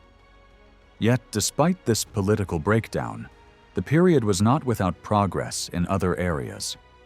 The late 10th and early 11th centuries witnessed a flourishing of intellectual life in both Latin and Old English. It was also a time of increased social mobility, with many new landowners emerging and enjoying rising wealth. This growing class of local gentry, although affected by the chaos of the time, still found opportunities for prosperity and advancement. When Edgar died on the 8th of July, 975, in his early 30s, the impact was immediate and profound. A monk named Byrhtferth later described how the kingdom was shaken. Bishops were confused, nobles were angry, and the monastic communities were gripped by fear. In contrast, the secular clergy rejoiced, believing their time had come. According to Byrhtferth, influential figures like Elfhere, the ealdorman of Mercia, led opposition to the monastic communities, seizing their lands and turning public opinion against them. This wave of unrest spread east across Mercia, only halting with the intervention of Ealdorman Ethelwine of East Anglia, who was praised by Beorhtferth for his leadership and noble character. Other sources, such as the Anglo-Saxon Chronicle and the Book of Bishop Ethelwold, also record how monasteries like Ely were repeatedly stripped of property in the aftermath of Edgar's death. This backlash, often referred to as the anti-monastic reaction, highlights how much the reforming monastic movement had depended on royal support, particularly Edgar's. Yet what followed Edgar's death was not simply a rejection of monastic ideals. Reformist writers like Beorhtferth used the language of religion and purity to cast their opponents in a negative light, portraying the disputes as spiritual conflicts rather than power struggles. In truth, figures like Elfhere were not opponents of monasticism at all. He supported major monasteries such as Glastonbury and Abingdon, where he was eventually buried. His actions may have been driven more by local politics and tensions with the church at Worcester than by any ideological opposition to reform. Legal records suggest that Edgar's death created opportunities for individuals to challenge monastery landholdings, particularly at Ely. Some claims appear to have been opportunistic, while others may have stemmed from genuine disputes. One man, Elfwold of Mardleybury, claimed that he had been forced to sell land to Bishop Ethelwold, and that he had suffered violence during the transaction, suggesting that royal authority may have been used to pressure landholders. In another case, the family of a man named Boga claimed a property at Bluntisham, citing a petition supposedly made to King Edward the Elder decades earlier. Even Ealdorman Ethelwine, portrayed as a monastic ally in Beorhtferth's writings, appears more complex in other accounts. The Book of Bishop Ethelwold shows him both defending Ely and also pressing claims against it. In one instance, Ely had to surrender other estates just to recover land at Hatfield that had been taken by Ethelwine. These actions suggest that rivalries between noble families, especially between the factions of Elfhere and Ethelwine, played as much a role in the political struggles as religious ideology. This period of tension, including the so-called anti-monastic reaction, was just one aspect of the wider unrest unleashed by Edgar's death. Long simmering rivalries and political tensions came to the surface, and one major point of contention was the question of royal succession. Toward the end of his reign, Edgar had emphasized the legitimacy of his marriage to Elfthryth and favored the sons from that union. But Elfthryth's elder son Edmund died young, leaving her other son, Ethelred, still a child at the time of Edgar's death. Despite this, Ethelred gained support from key figures like Elfthryth herself, Bishop Ethelwold, and Ealdorman Elfhere. On the other side stood Edward, Edgar's elder son by another union, likely around 13 or 14 years old. He appeared a more capable heir due to his age, though some questioned his legitimacy. Later tales even claimed that Edward was the child of a nun seduced by Edgar. Beorhtferth described Edward as harsh and feared, while Ethelred was portrayed as gentler and more likable. Ultimately, Edward was chosen as king, likely thanks to the backing of Archbishop Dunstan and Ealdorman Ethelwine.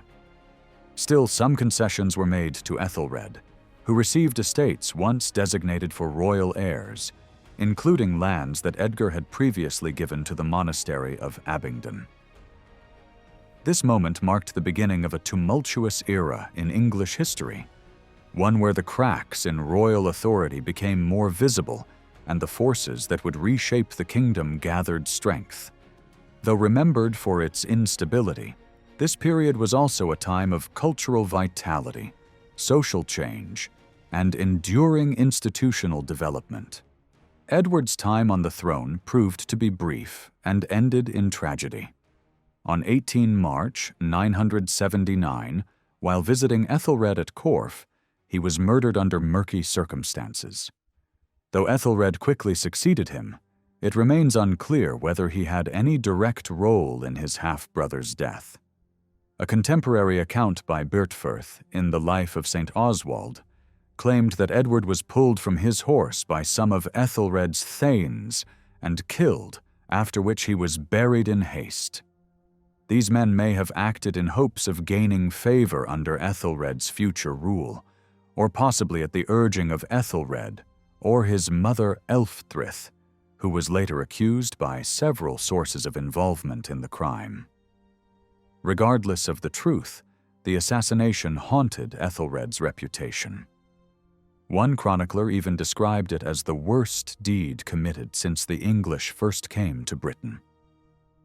Edward's remains were reinterred at Shaftesbury, where he became venerated as a saint and martyr.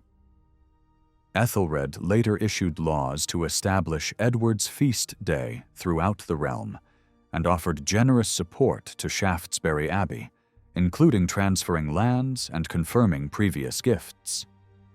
Whether this reflected genuine reverence or an effort to repair his own damaged image remains uncertain. Ethelred's long reign, from 978 to 1016, has often been remembered as one of the darkest in Anglo-Saxon history. Since the 11th century, writers and historians have portrayed him as indecisive and manipulated by others. The nobility of the time are likewise accused of being self-serving and untrustworthy, prioritizing personal gain over national security. One Victorian historian summed it up bluntly: Ethelred consistently failed to do what he should have and repeatedly did what he should not. This harsh judgment stems in part from how his reign ended in foreign conquest. After years of intensifying Viking raids, Ethelred was eventually driven into exile in 1013, when Swine Forkbeard seized the throne. Though Ethelred returned briefly after Swine's death, he could not prevent Swine's son, Canute, from taking control. Chronicles from the time paint Ethelred's rule as one of betrayal, passivity, and disunity. The royal charters of this period often contain grim narratives about the loss and theft of land, with wrongdoers and traitors playing central roles. In recent years, historians have tried to re-examine Ethelred's reign with a more nuanced approach. Rather than merely rescuing his image, scholars have sought to understand how this reputation developed and what it reveals about kingship during that period. A key insight has been that the most detailed accounts of Ethelred's reign, especially those in the C, D, and E versions of the Anglo-Saxon Chronicle, were written after his death, most likely during the early years of Canute's reign.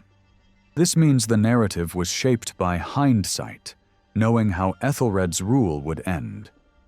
The author's choices in what to include and how to connect events were likely influenced by this knowledge. Although these chronicles do not often directly criticize Ethelred, they clearly depict his reign as one of steady decline. The A version of the chronicle, which was more contemporary, presents a less dramatic account, but lacks the same level of detail and thus carries less influence. The challenges that Ethelred faced were not entirely unique to him. His reign revealed the broader strains within the Anglo-Saxon political system, problems that may have existed long before, but had now become more visible. Indeed, the period is one of the best documented in early English history, perhaps because landholders needed to secure their rights amidst ongoing turmoil. The sheer volume of written material may have amplified the sense of crisis, making Ethelred's difficulties appear more dramatic than they might otherwise have seemed. The real challenge is determining whether his reign truly represented a break from the past or simply a more fully recorded example of long-standing tensions. One case frequently cited is that of Wulfbald, whose misdeeds illustrate the limits of royal authority. In 996, Ethelred granted lands in Kent to his mother, Elfthryth, property previously held by Wulfbald, who had lost them through forfeiture. The royal charter recording the grant describes a troubling sequence of events. Wulfbald had repeatedly ignored royal commands to return goods he had stolen from his stepmother. He then seized land from a relative named Britmer and again refused orders to give it up. Eventually, the Royal Council in London declared his property forfeit and placed his life in the king's hands. Yet despite this, Wulfbald retained his lands until his death. Even afterward, Ethelred faced resistance. Wulfbald's widow violently defended one of the estates, killing a king's thorn and 15 of his men in an apparent effort to block the crown's claim. Although Ethelred often appeared powerless in the face of noble defiance, he was not unique among Anglo-Saxon rulers in this regard. Decades earlier, King Ethelstan had been forced to legislate for noble families whose power shielded them from the consequences of their crimes.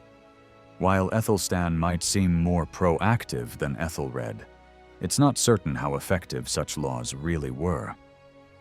What makes Ethelred's situation stand out is the survival of detailed royal charters from his reign, which give vivid insight into the difficulties he encountered. Problems that in Ethelstan's time remained more abstract.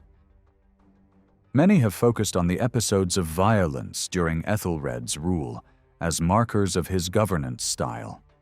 The blinding of Elfgar in 993, the killing of Elfhelm, and the mutilation of his sons in 1006, the executions of Sigefyrth and Morcar in 1015, and perhaps most notoriously, the massacre of Danish settlers in 1002. Yet these actions did not mark a radical departure from earlier kings. Even in a supposedly well-ordered Anglo-Saxon state, governance could be brutal.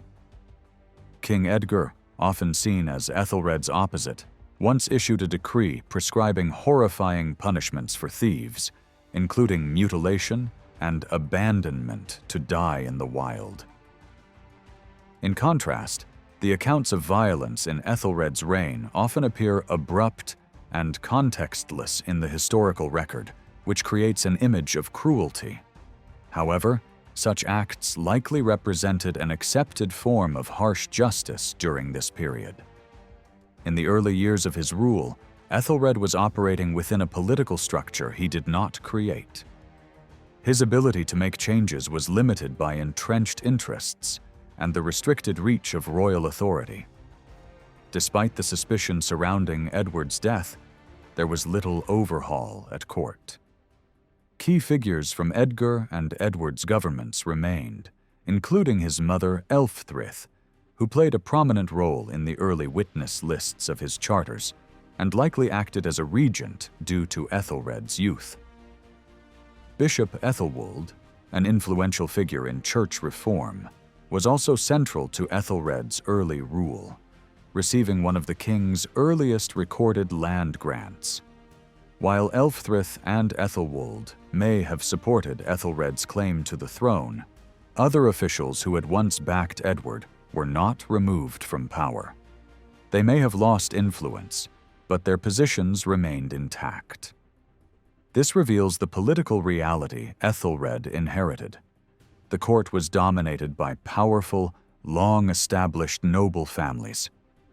Ealdormen like Ethelwine and Elfhere came from ancient lineages with deep regional roots, and Byrhtnoth, the Ealdorman of Essex since the mid-10th century, had marital ties to Elfhere. Edward's short reign also saw the rise of other nobles, such as Ethelwerd, a member of the royal family with strong connections to the continent. Ethelred had limited means to remove such men, even if he had wanted to. With Edward gone, Ethelred was the only viable candidate for kingship, and those who had supported his predecessor had little choice but to accept him. It was not until the 980s that Ethelred began to take fuller control of government and introduce new policies. His mother disappeared from the record for a time, only reappearing in the 990s, while Elfhere and Ethelwold both died in the mid-980s. This cleared the way for a shift in power. A new coinage type, known as the Second Hand, likely emerged in this period, and Ethelred probably issued his first law code around 985. Though only fragments survive, it marked a significant step toward asserting his legislative authority. During these years, Ethelred also began reclaiming church lands and redistributing them to his secular followers. This is known from a series of charters, starting in 993, in which he returned previously seized estates to institutions like Abingdon, the Old Minster, and Rochester. In these texts, Ethelred is portrayed as having acted under the influence of poor advice in his youth. Councillors such as Ealdorman Elfric, Bishop Wulfgar, and the Thegan Æthelsiga are singled out. Now older and guided by wiser figures, the king claimed to be making amends for past misjudgments. The retrospective tone of repentance in these documents may reflect a later effort to justify earlier actions. At the time, the seizures might have been driven by serious disputes between the king and certain church leaders. For instance, Ethelred had a significant conflict with Bishop Elfstan of Rochester, even launching an assault on his diocese in 986. Such disputes may have underpinned other appropriations of church land. The return of these lands often occurred only after the king's former advisors had died or been disgraced. Wulfgar passed away around 986. Æthelsiga was removed from office due to a murder, and Elfric was accused of betraying English plans to the Vikings, though he managed to remain in power. In the 990s, the royal court itself underwent a major transformation. New figures rose in prominence, such as Ealdorman Ethelweard and his son Ethelmer, as well as Elfhelm of Northumbria, his brother Wulfric Spot, and Wulfhea, Elfhelm's son. Around this time, Elfthryth also reappeared in the records. The narrative of Ethelred's youthful inexperience, later contrasted with his mature wisdom, may have served as a useful way to explain these changes in royal patronage and court politics. During the 900s and 900s, Ethelred's decisions unfolded alongside a rising tide of Viking aggression across England. In 980, the Anglo-Saxon Chronicle recorded a naval assault on Southampton.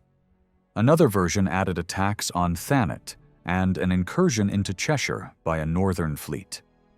These early raids, though limited in scale, were still damaging.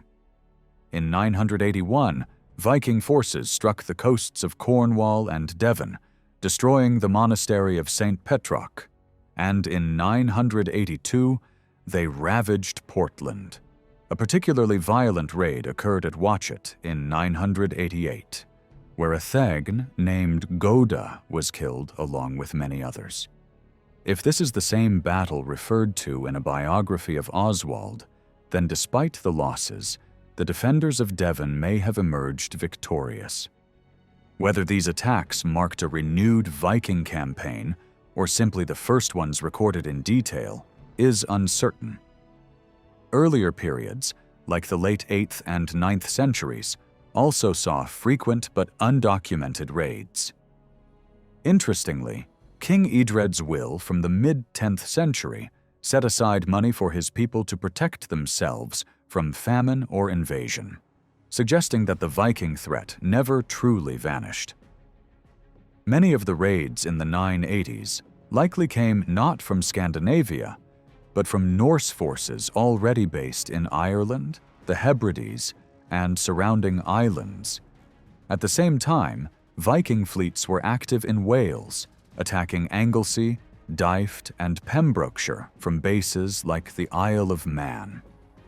The intensity of the Viking threat escalated sharply in 991, when a fleet of over 90 ships raided several southeastern towns before clashing with an English force at Malden in Essex.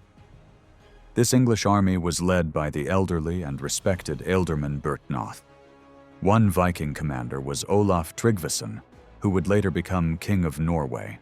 Another may have been Swine Forkbeard, son of the Danish king Harald Bluetooth.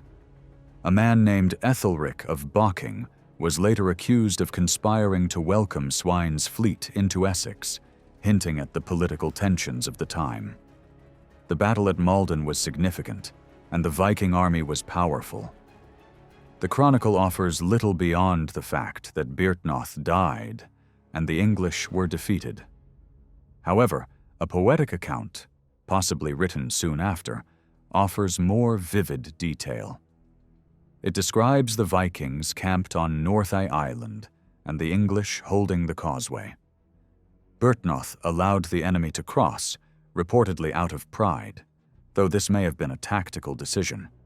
Refusing to engage would have allowed the Vikings to escape and strike elsewhere. Despite the defeat, other sources suggest the English inflicted considerable losses. One text claims the Vikings barely had enough men left to sail home. After the loss at Malden, a large sum of money, £10,000, was paid to the Viking army to secure peace. Still, the threat persisted. In 992, Ethelred summoned the entire English fleet to London, hoping to trap the invaders. However, the plan failed, allegedly due to the betrayal of Ealdorman Elfric, who allowed the Vikings to escape. In 994, Olaf and Swine returned with another fleet, attacking London and burning their way along the southern coast before moving inland. In response, Ethelred offered peace once more, along with a payment of £16,000. Olaf was baptized soon afterward, a common diplomatic move intended to create bonds and reduce future threats, and he promised never to return to England. These tribute payments became a recurring tactic.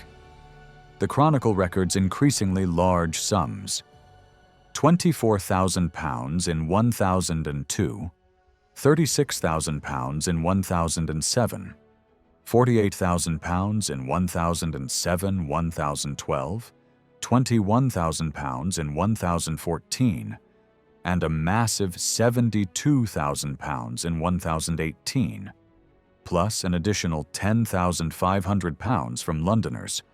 Although these figures seem inflated, other documents support their general accuracy. One treaty from 994 mentions a payment of £22,000 for peace, higher than the Chronicle's account. Later kings also raised similarly large sums. For example, Harthacnut collected over £32,000 in the 1940s to fund his fleet. These enormous payments strained the kingdom's economy.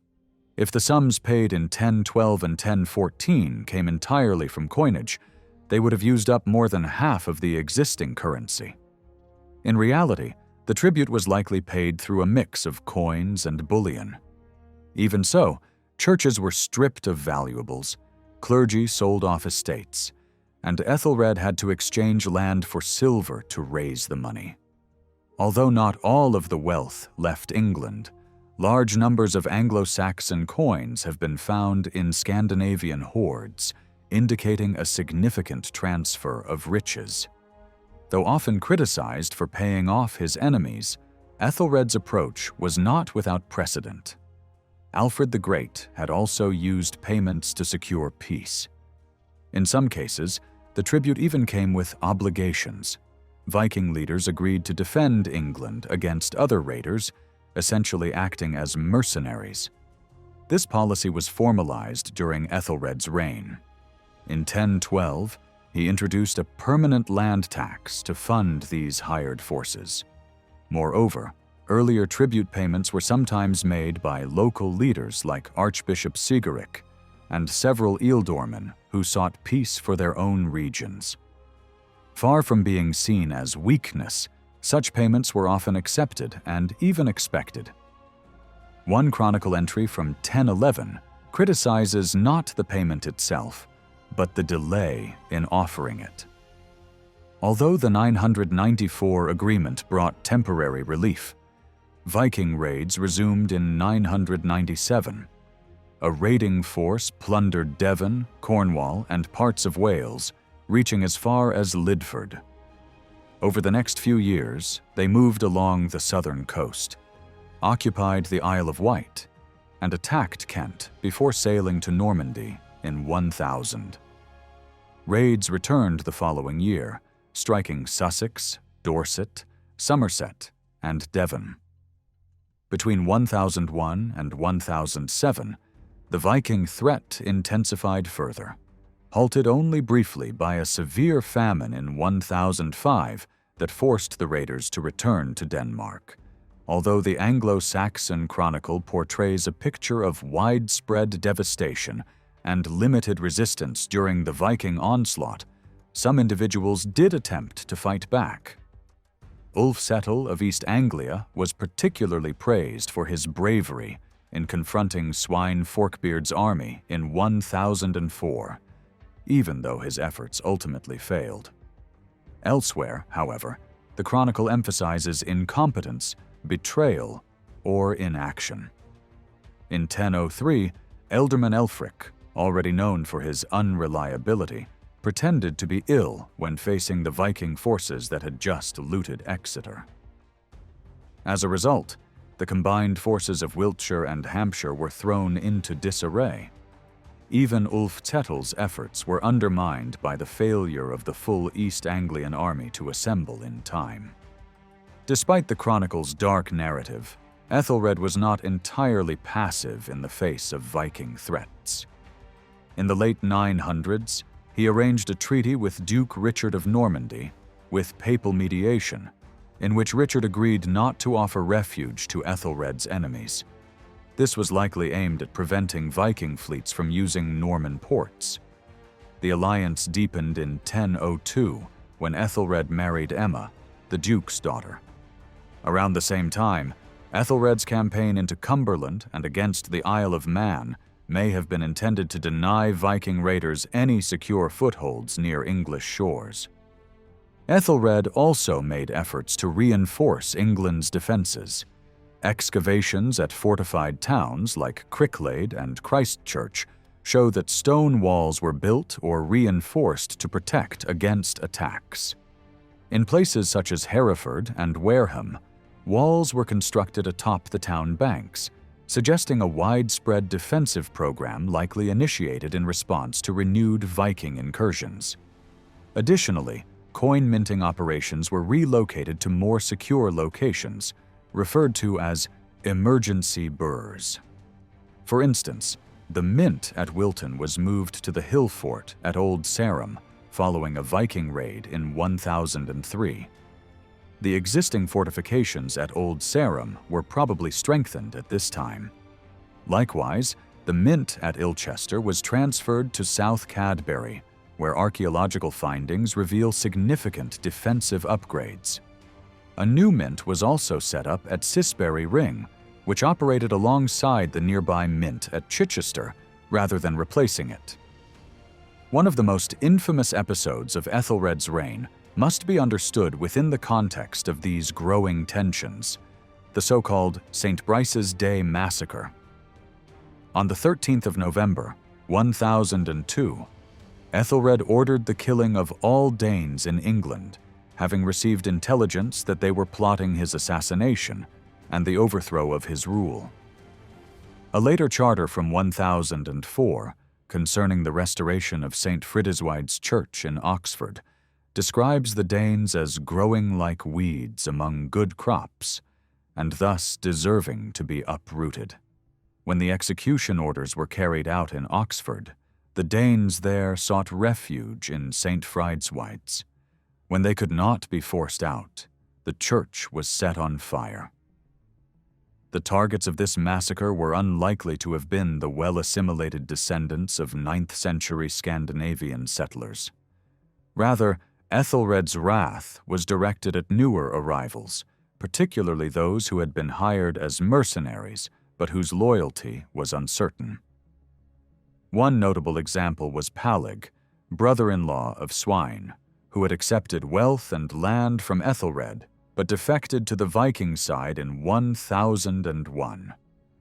Such betrayals may have fueled the king's drastic actions.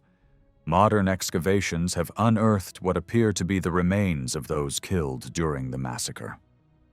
At St. John's College in Oxford, a mass grave containing around 35 male bodies was discovered in 2008. Most of the men were in their 20s or 30s and showed wounds to the back or skull, suggesting they were attacked while unarmed or trying to escape.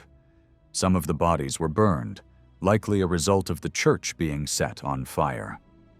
Carbon dating places the deaths in the early 11th century. In 2009, another grave was found at Ridgeway Hill in Dorset, where 54 decapitated male skeletons showed signs of violent execution. Isotope analysis linked many of them to Scandinavian origins, and dating confirmed a time frame between the 10th and 11th centuries. Though the massacre is often presented as an act of fear and cruelty by an increasingly paranoid ruler, it also reflects the intense frustration and desperation felt in England after years of relentless Viking raids. While the chronicle emphasizes treachery and terror, Ethelred's actions also reveal a ruler who retained considerable authority. The site of the Ridgeway Hill burial is consistent with known Anglo-Saxon execution grounds, hinting that the killings may have followed some form of legal process. The language of the St. Frideswyde's charter portrays Ethelred not as a tyrant, but as a protector of his people, acting in what he believed was the kingdom's best interest. In August 1009, a massive Viking army led by Thorkel, a seasoned commander who had once served under Swine Forkbeard, arrived on the shores of Sandwich. According to accounts from the period, this invasion marked a decisive turning point in the decline of Anglo-Saxon England, clearing the path for Swine's eventual conquest. The narrative that unfolds focuses less on military strategy and more on the failures of leadership, betrayal, and internal divisions that plagued King Ethelred's court. Key events, such as the submission of northern England or Ethelred's return from exile, are treated with surprising ambiguity. Instead, the chronicler emphasizes personal rivalries and flawed characters, casting Ealdorman Edric as the central antagonist. Hidden beneath these personal dramas, however, lies a deeper political story involving factional conflict, shifting alliances, and disputes among Ethelred's sons. Evidence from royal charters indicates that the final decade of Ethelred's rule witnessed a dramatic reshaping of his inner circle and governing structure. One major episode in this internal upheaval came in 1006, when Ealdorman Elfhelm of Northumbria was killed and his sons were blinded. This violent purge brought an end to the influence of a group of nobles who had risen to prominence during the 990s. Some figures, like Ethelweard and Wulfric Spot, had already fallen out of favor, while others, such as Ethelmer, son of Ethelweard, also vanished from records around this time. The rise of Edric's family, who had been present at court since the 990s, now reached its peak. Edric himself was appointed Ealdorman of Mercia in 1007, and by 1011 had become Ethelred's chief advisor. The eventual collapse of the regime was closely tied to the fallout from this power shift and the growing tensions between competing factions. The arrival of Thorkel's army had not come without warning. The year before saw a significant increase in military activity. with Ethelred issuing a nationwide order for shipbuilding and equipment provision. Every 310 hides were to provide a warship, and every 8 hides a helmet and coat of mail. Despite assembling what was likely the largest English fleet to date, the effort quickly fell apart. A quarrel between Breitrich, Edric's brother, and Wulfnoth killed led to the seizure of ships and raids along the Sussex coast. Breitrich's failed pursuit scattered the fleet, nullifying the hard work and resources of the entire kingdom. Not long after this chaos, Thorkel's forces landed at Sandwich and, after receiving payment from Kent, began pillaging along the southern coast. In 1010, the Viking army pushed into East Anglia before advancing into the Thames Valley and deep into Wessex. By this point, according to the chroniclers, English resistance had completely broken down. No leader could raise a defense, and each region acted alone, unwilling to aid its neighbors. In 1011, the chronicler grimly listed the regions overrun by the invaders and condemned the late and ineffective attempts to buy peace with truces and tribute.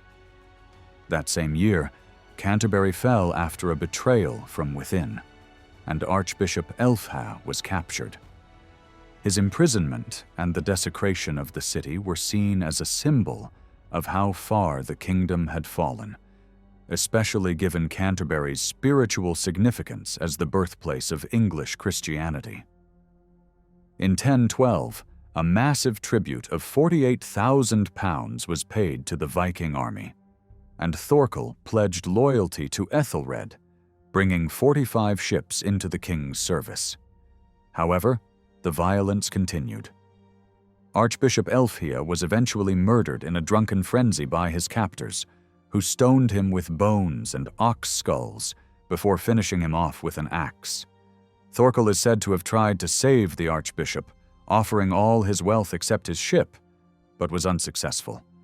The brutality of the killing shocked even a kingdom accustomed to bloodshed, and Elfha was soon honored as a martyr. The following year, in 1013, Swine Forkbeard returned to England. Sailing to Sandwich and then upriver to Gainsborough, he began a swift and effective campaign to seize the crown. His reasons may have included revenge for past massacres, rivalry with Thorkel, or simply the opportunity to exploit a fractured and wealthy kingdom. With Thorkel's fleet no longer in opposition, Swine had additional forces at his disposal. He secured the loyalty of Northumbria, Lindsey, the 5 boroughs, and all lands north of Watling Street. Rather than relying on shared Scandinavian heritage, Swine likely capitalized on existing political resentment, especially among the allies of the late Elfhelm. This may explain his son Knut's marriage to Elfgifu of Northampton, Elfhelm's daughter, at this time. From there, Swine attempted to take London, where Ethelred and Thorkel had taken refuge, but failed. However, he soon received the surrender of the western regions at Bath, led by the returning Ealdorman Ethelmer. With London's eventual submission, Ethelred fled to Normandy, seeking shelter with his brother-in-law, Duke Richard II. Swine's triumph was short-lived. He died suddenly on 3 February 1014. Though his army proclaimed Knut as king, the English nobles invited Ethelred back, on the condition that he would correct past injustices and pardon his critics. Ethelred reclaimed Gainsborough, forcing Knut to retreat by sea. Yet this brief restoration did little to heal the kingdom's deep divisions. In 1015, Thegns Sigefyrth and Morcar were murdered under suspicious circumstances at an assembly in Oxford, likely at the instigation of Edric. Ethelred seized their lands and captured Sigefyrth's widow. These acts may have been retaliation for the earlier surrender of their regions to Swine, and suggest that Ethelred's promises of reform had strict limits. This unrest provided an opening for Edmund, Ethelred's son by his first wife, to assert his own claim to power. He married Sigefyrth's widow and traveled north, taking control of their estates and gaining support from the 5 boroughs.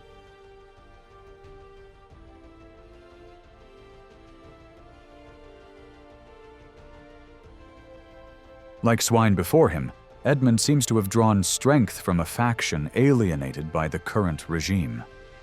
His connection to this group may have deep roots, as his brother Ethelstan had been close to them, and Morcar may have served him as a military companion.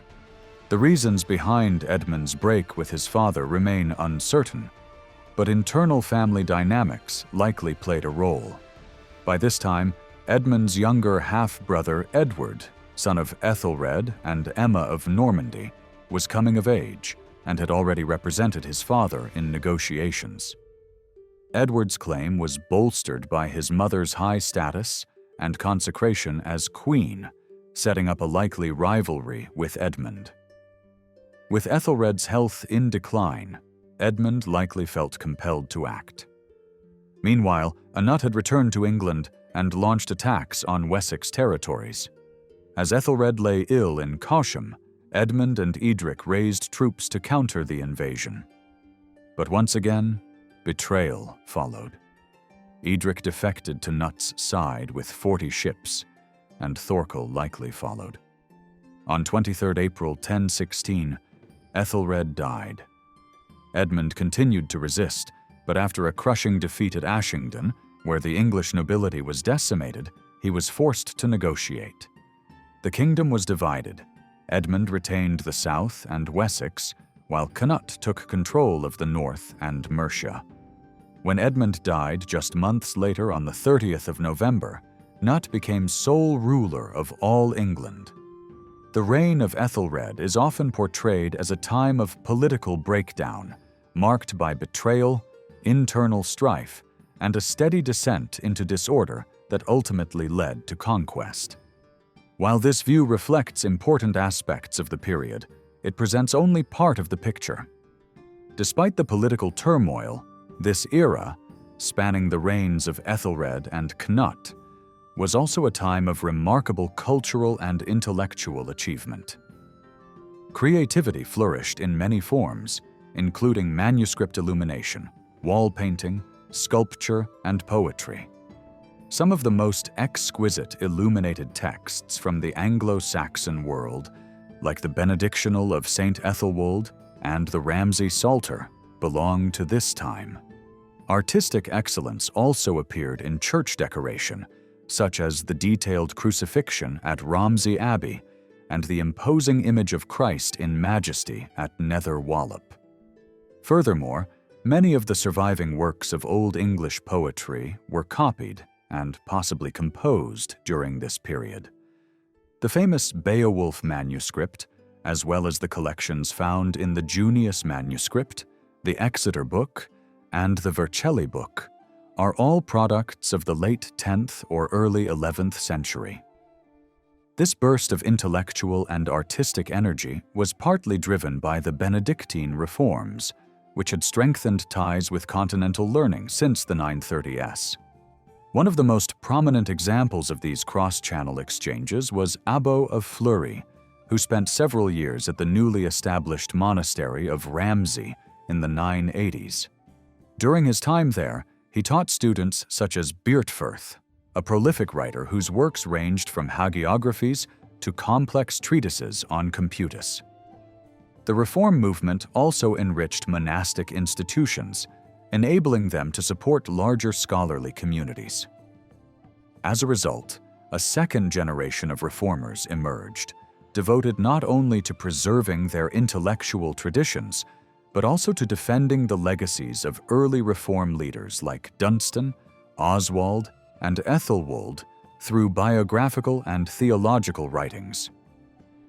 The instability of the time did not stifle learning. Instead, it often spurred it on. Scholars, monks, and their patrons sought explanations for the crises they were witnessing, turning to scripture, history, and moral philosophy in their efforts to understand and address the troubles affecting the realm. Their inquiries were shaped not just by events in England, but also by broader cultural concerns, including a rising sense of apocalyptic expectation as the year 1000 approached. While not all of Europe shared these anxieties, they clearly influenced the thinking of many Anglo-Saxon writers and theologians. Two figures in particular stand out from this period for their intellectual contributions: Archbishop Wulfstan of York and Elfric of Eynsham.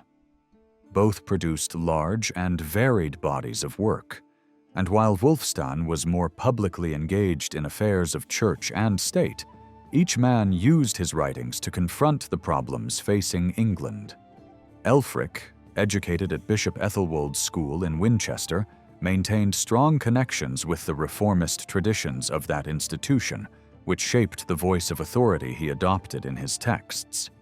He appears not to have begun his education in a monastic setting, however, since he writes of early teachers with only limited Latin skills, implying a more basic formative background before joining the church. Although Winchester played a central role in his intellectual life, Elfric began writing seriously only after being sent to Cerne Abbas in the late 900s and 80s. This move was made at the request of Ethelmer, son of the nobleman Ethelweard. At Cerne, Elfric produced most of his works, which included Old English translations and adaptations of biblical texts, a grammar and glossary for learners of Latin, pastoral letters for priests, a compilation of saints' lives, and a series of homilies known as the Catholic homilies, which followed the liturgical calendar. In 1005, Elfric was appointed Abbot of Eynsham, a monastery newly founded by Ethelmer following his political fall from grace. The monastery may have been intended as a place of retreat or quiet scholarship. Though the exact date of Elfric's death remains uncertain, it likely occurred around 1010. Elfric's two series of Catholic homilies, written between the years roughly 989 and 995, provided a comprehensive presentation of Christian teachings in the Old English language. The first series was intended to supply a full cycle of homilies aligned with the liturgical calendar, with the preacher primarily acting as a reader of prepared texts. The second series gave more freedom to the preacher, allowing for adaptation and selection of material based on the needs of the congregation. This second collection also included teachings aimed at educating the clergy, referencing matters such as celibacy and the importance of avoiding secular entanglements. These homilies appear to have been crafted for a wide and varied audience, addressing not only the clergy, but also lay people and monastic communities. Elfric's move from the prestigious scholarly center of Winchester to Cerne Abbas marked a shift in his audience and purpose.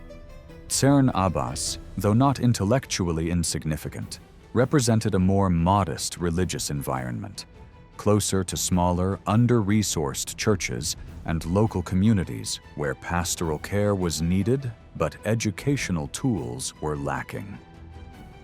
Elfric's writings helped supply these communities with the essential material needed to carry out their religious duties.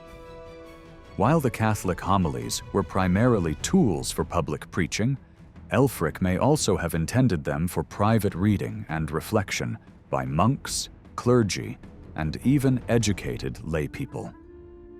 This is suggested by the context of his Lives of the Saints, in which Elfric notes that his noble patrons, Ethelweard and Ethelmer, not only read his earlier works, but also requested a translation of the saints' lives celebrated in monastic practice. This implies a growing lay interest in the spiritual disciplines of the cloister. Other works commissioned by lay patrons include a shortened version of the Bible for Sigurweird of Asthall, and a letter on celibacy written for Sigefirth. demonstrating Ælfric's appeal among a literate and devout aristocracy. Ælfric's concern for pastoral responsibilities extended beyond religious instruction. In the later part of his life, especially after his appointment as abbot of Eynsham, he increasingly addressed the political and social challenges facing England. One of his homilies, centered on the prayer of Moses, drew a direct contrast between the suffering caused by disease, famine, and pagan invasions, and the former stability enjoyed during times of moral vigilance and monastic devotion. Through biblical figures like Judas Maccabeus, Ælfric urged the English to uphold their promises and resist enemies with courage and faith, suggesting divine reward for loyalty and strength. His commentary even reached into royal policy. In a text known as Vied Veteras, Ælfric supported the idea that rulers should delegate military leadership to trusted nobles, or ealdormen. Given the chronicle's frequent mention of betrayal among these figures, such a view may have needed defense. Ælfric might also have offered subtle critiques of royal decisions. His reflections on the penance of the Roman Emperor Theodosius after the massacre at Thessalonica may contain a veiled commentary on the controversial killings ordered by Ethelred on St. Brice's Day. Much less is known about Wulfstan's personal life outside his ecclesiastical career. He was appointed Bishop of London in 996, became Archbishop of York in 1002, and simultaneously held the bishopric of Worcester until at least 1016, possibly longer. Though his early work consisted of homilies in Latin and Old English, Wulfstan made his most lasting impact as the author of royal law codes issued during the reigns of both Ethelred and Nut. He also wrote treatises on social structure and governance, contributing heavily to the political ideology of the time. Wulfstan's ideas about society, as conveyed through his writings and the proclamations he issued in the names of kings, have profoundly shaped how historians interpret this period. For years, these law codes were seen as evidence of England's inability to respond effectively to the Viking threat, what some critics dismissed as nothing more than pious moans. However, this interpretation imposes modern expectations on a very different era. In the context of the early medieval world, the boundary between religious teaching and legal instruction was far more fluid. For Wulfstan, religious and royal decrees formed a single moral framework designed to bring order and righteousness to society. In his vision, the law included both divine commands and royal edicts, not only because the king was considered God's chosen ruler, but also because a righteous monarch was expected to align his governance with Christian principles. This alignment was believed to promote spiritual and political harmony, strengthen the church, and secure the realm. Similarly, ceremonies like royal consecration, where a king promised to uphold justice and serve God, were seen as part of the same moral and political tradition as the issuing of laws. Both reflected public commitments that defined the nature and legitimacy of kingship. In Wulfstan's view of society, the Viking invasions were not so much the root of England's troubles as they were the outward signs of deeper internal failings. This interpretation followed a long-standing tradition, echoing earlier thinkers like Alcuin of York and King Alfred, both of whom had seen Viking attacks as divine punishment for moral decline. Wulfstan was deeply influenced by Alcuin's writings and adapted similar themes in his own work. His early sermons were shaped by the spiritual anxieties surrounding the year 1000, a time when many believed the end of the world was imminent. These texts are filled with apocalyptic warnings, urging people to prepare their hearts and minds for the tribulations that were believed to signal the coming of the Antichrist. Even after the turn of the millennium, when the immediate fears of apocalypse began to fade, Wulfstan retained his sense of urgency. He channeled this energy into a broader effort to reform Christian society, aiming not only to avert divine punishment, but to build a stronger and more orderly realm. As his writings matured, the Vikings appeared more frequently, though not as primary causes of turmoil.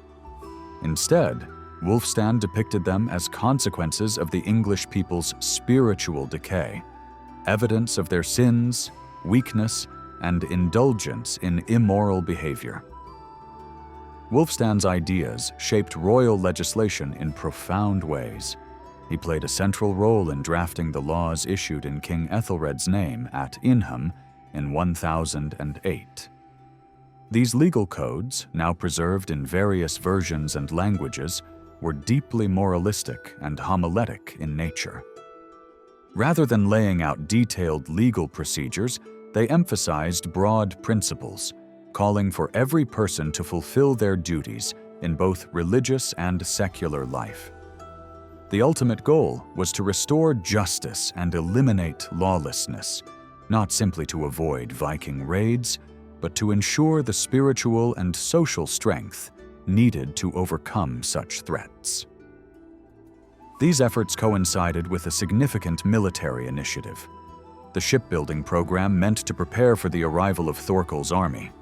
When Thorkel did arrive in 1009, Wulfstan once again crafted legislation to address the crisis.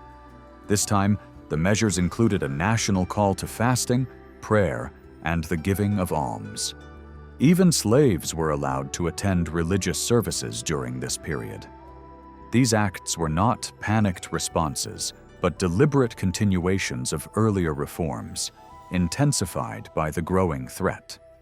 The use of fasting and penance in response to disaster had deep roots in English religious tradition, and Wulfstan's law code drew on these familiar practices. Similarly, Ethelred's own public repentance during the 990s may have been part of an official effort to invoke divine mercy against the growing Viking menace. By 1009, this spiritual campaign had expanded into a coordinated national act of atonement. Wulfstan's message may even have extended into England's currency. A rare issue of coins, known as the Agnus Dei pennies, replaced the king's portrait with the Lamb of God, possibly symbolizing peace or divine protection. The reverse showed a bird with wings outstretched, perhaps representing the Holy Spirit or peace itself. These coins were likely not used in daily commerce, but rather served as symbolic reminders of the religious and political ideals being promoted.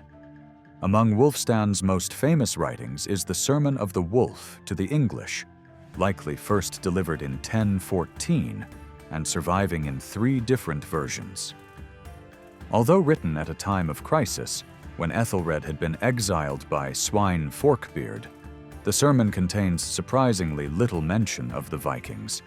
Instead, it focuses almost entirely on the moral failures of the English. Wulfstan condemns the destruction of churches, the exploitation of the poor, the denial of justice, and especially the betrayal of lords, citing the murder of King Edward and the exile of Ethelred as examples of this treachery. These sins, according to Wulfstan, had brought down divine punishment in the form of famine, disease, oppressive taxation, and widespread suffering, possibly even the Viking attacks themselves. The longest version of this sermon ends with a chilling historical warning, quoting the British writer Gildas. Gildas had written that the sins of the Britons were so great that God allowed the Anglo-Saxons to invade and destroy them entirely. For Wulfstan, this served as a stark reminder of what might happen to the English if they did not change their ways. And indeed, just 2 years later, in 1016, the English crown passed to naught following continued turmoil and military defeat. Despite the hardships, Wulfstan's ideas about Christian kingship and social order found acceptance under Knut's rule. The legal codes issued during Knut's reign, particularly those written in 1020 and shaped by Wulfstan, brought together the culmination of his moral teachings and legislative thought. These laws were the last of their kind in the Anglo-Saxon period, yet they lived on through their preservation and study after the Norman conquest, continuing to influence the development of English legal and religious traditions. The events of 1066 have long overshadowed those of 1016 in the public memory of English history, leaving Knut's conquest largely forgotten. This is partly due to the limited availability of detailed sources. While the Anglo-Saxon Chronicle offers vivid accounts for the final years of Ethelred's reign, it provides far less information about Knut's time as king. Only a small number of charters from his reign survive, and even among these, many are believed to be forgeries. The most critical years of his rule, particularly from the late 1020s to early 1030, are especially poorly documented. Aside from the charters, only a handful of writs, law codes, and letters issued in his name remain. Although other narrative sources help to complete the picture, they bring their own complications. The most important of these is the Encomium Emmae Reginae, which is less a tribute to Queen Emma herself and more an account of Knut and his son, Harthacnut's reigns. Written by a Flemish monk in the 1040s at Emma's request, the text omits key events, including her previous marriage to Ethelred, perhaps reflecting the complex political maneuvering she had to undertake throughout her life. Yet, beyond the scarcity of records, it is the degree of continuity between Knut's reign and that of earlier kings which explains the lack of emphasis on his conquest. Unlike the massive shifts that followed the Norman invasion, the transition from Ethelred to Edmund, and finally to Knut, appeared far less disruptive. Though changes certainly took place, especially under the influence of Archbishop Wulfstan, Knut largely styled himself as an English ruler. He consciously portrayed his kingship as a restoration of the justice and order associated with King Edgar's Golden Age. Later sources emphasized that Knut gained the crown of all England through a mutual agreement with Edmund Ironside and with the support of the English nobility. However, Knut's early actions reveal a king still unsure of his hold on power. In 1017, he divided the kingdom into 4 parts, giving East Anglia to Thorkel, Mercia to Edric, and Northumbria to Eric, a Norwegian ally who had helped secure Knut's victory. Knut retained Wessex for himself. This division likely served to secure the loyalty of powerful men who could have posed a threat, especially Edric, whose history of shifting allegiances made him a potential rallying point for opposition. By the end of the year, Edric had been executed in a purge that also claimed the lives of several other notable nobles. In addition to these internal threats, the surviving sons and grandsons of Ethelred posed a danger to Knut's rule. Eadwig, the son of Ethelred by his first wife, Elfgifu, was exiled in 1017 and soon after likely killed. Ethelred's sons by Emma, Edward, and Alfred were taken to Normandy, while Edmund Ironside's sons were sent into exile on the continent, eventually arriving in Hungary after surviving an apparent assassination attempt ordered by Knut. Also in 1017, Knut married Emma, Ethelred's widow. The chronicle simply notes that he ordered her brought to him as a wife, while the encomium offers a more flattering tale of a queen sought from abroad. This marriage helped reinforce Knut's claim to the throne and possibly prevented the Normans from supporting Emma's sons against him. The encomium presents Emma as asserting her influence, by demanding that Nut promise not to place any children by another woman ahead of her own in the line of succession. Whether this account reflects her actual position at the time, or was shaped by later conflicts between her sons, it is clear that Emma wielded considerable influence during Nut's reign. Some later accounts even suggest she acted as regent during his absences from England. By 1018, Nut had grown more confident in his position. After collecting a massive tribute, he disbanded most of his army, retaining only a small fleet. That same year, a significant agreement was reached at Oxford between the English and Danes. The associated legal text, believed to have been written by Archbishop Wulfstan, reaffirmed earlier laws and connected Nut's kingship with the era of King Edgar, presenting his rule as a return to a golden age of stability and justice. This text also set the tone for later law codes issued in the early 1020s, which further reflected Wulfstan's influence. Despite the legal continuity emphasized in these texts, real changes occurred in royal governance under Canute. One of the most noticeable shifts was the replacement of many of Ethelred's officials with Scandinavian appointees. In the first decade of Nut's rule, most of his ealdormen, or earls, as they increasingly came to be called, were Scandinavian. These men, such as Eric and Ulfr, were either relatives or close allies from the conquest. Few Anglo-Saxon nobles held on to their positions during this period. One exception was Leofwine, who managed to remain in office despite the execution of his son. By the 1030s, however, there was a significant return of Anglo-Saxon nobility to positions of power. Prominent among them was Godwine, whose rise began under Nut, and whose son Harold would later become king. Leofric, the son of Leofwine, also became a leading figure, and together their families would dominate English politics in the years to come. As a result, the older aristocracy of pre-conquest England faded, replaced by a new elite whose roots lay in Nut's regime.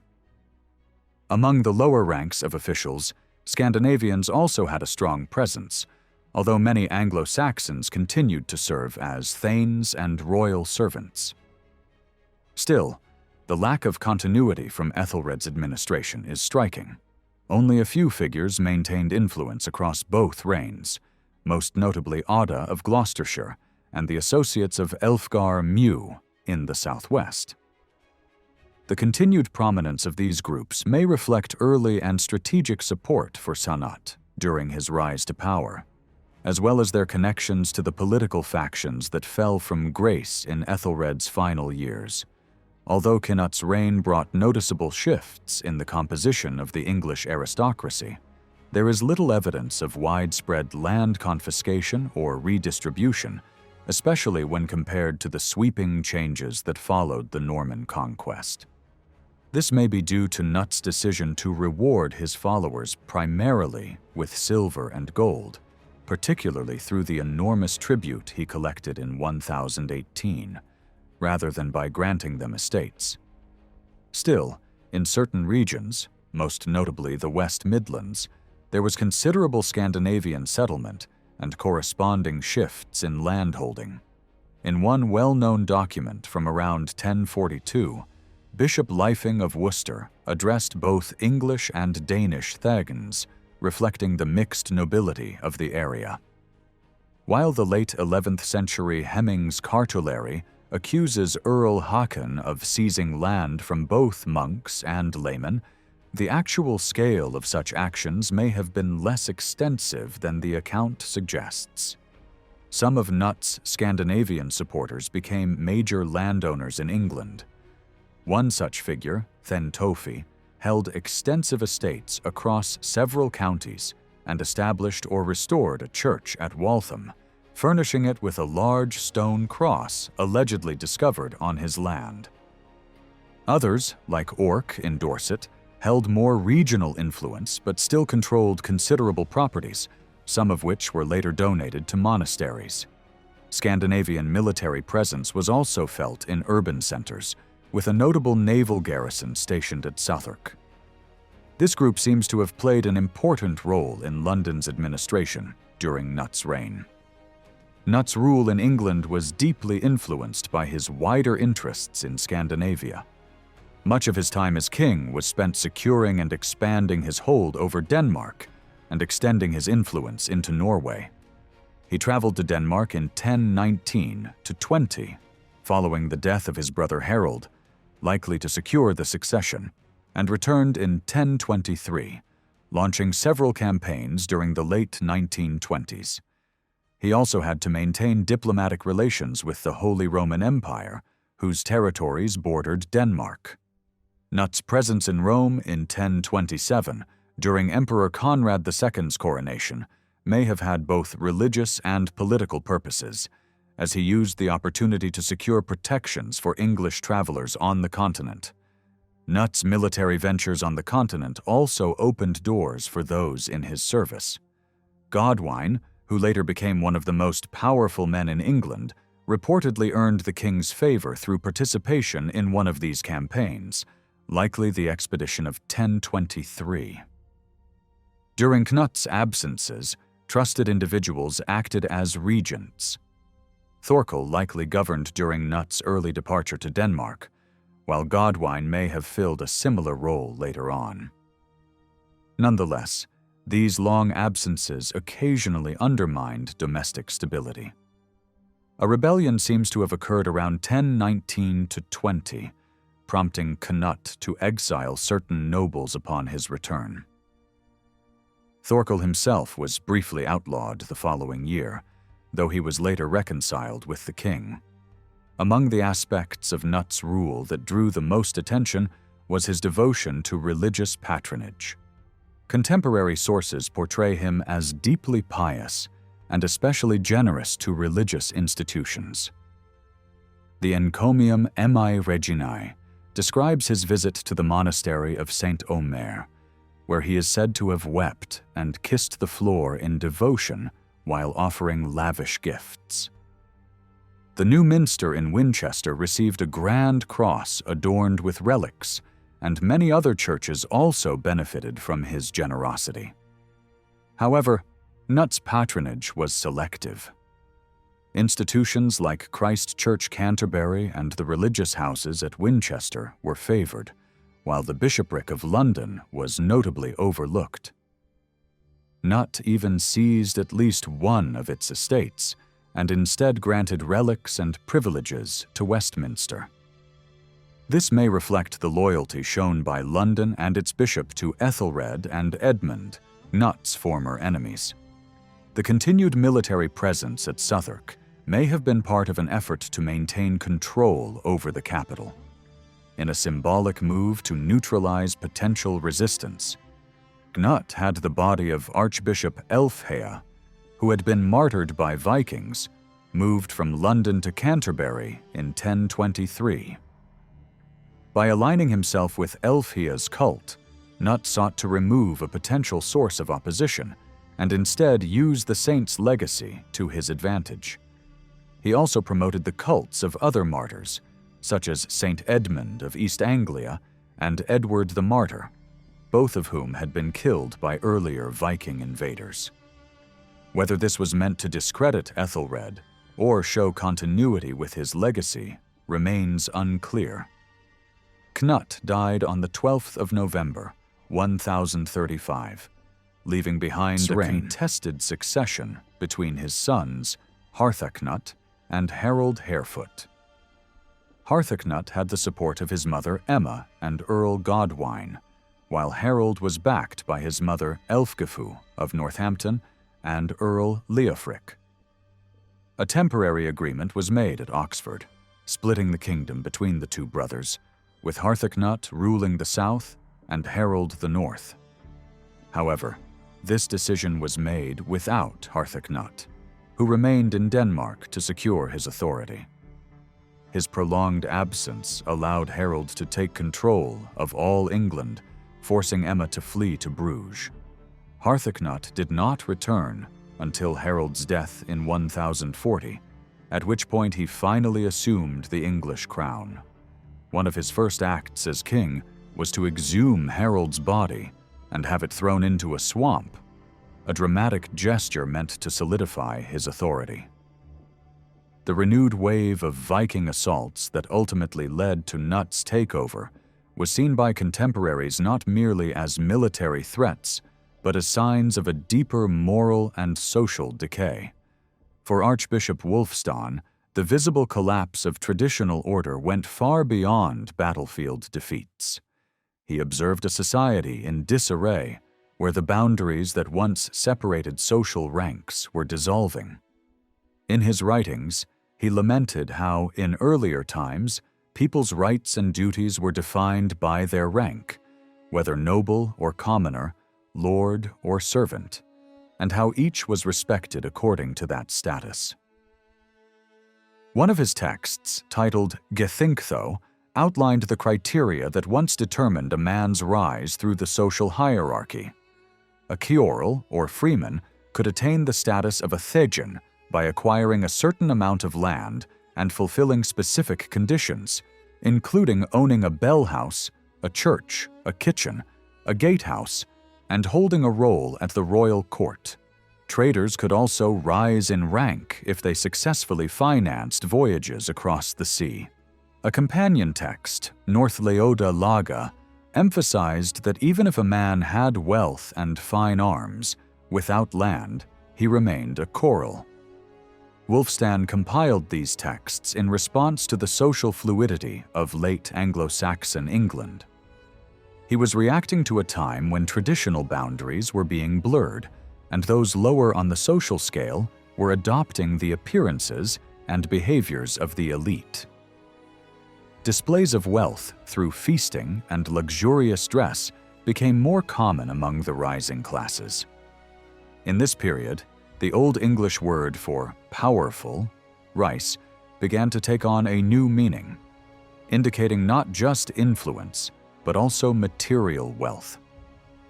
Wulfstan's efforts were aimed at restoring what he viewed as a more just and orderly past, reinforcing controlled and limited paths to upward mobility. His work was both a call to legal reform and a historical reflection. While a handful of powerful families, like those of Godwin and Leofwine, rose to dominate politics during this time, a more significant development was the emergence of a landed gentry.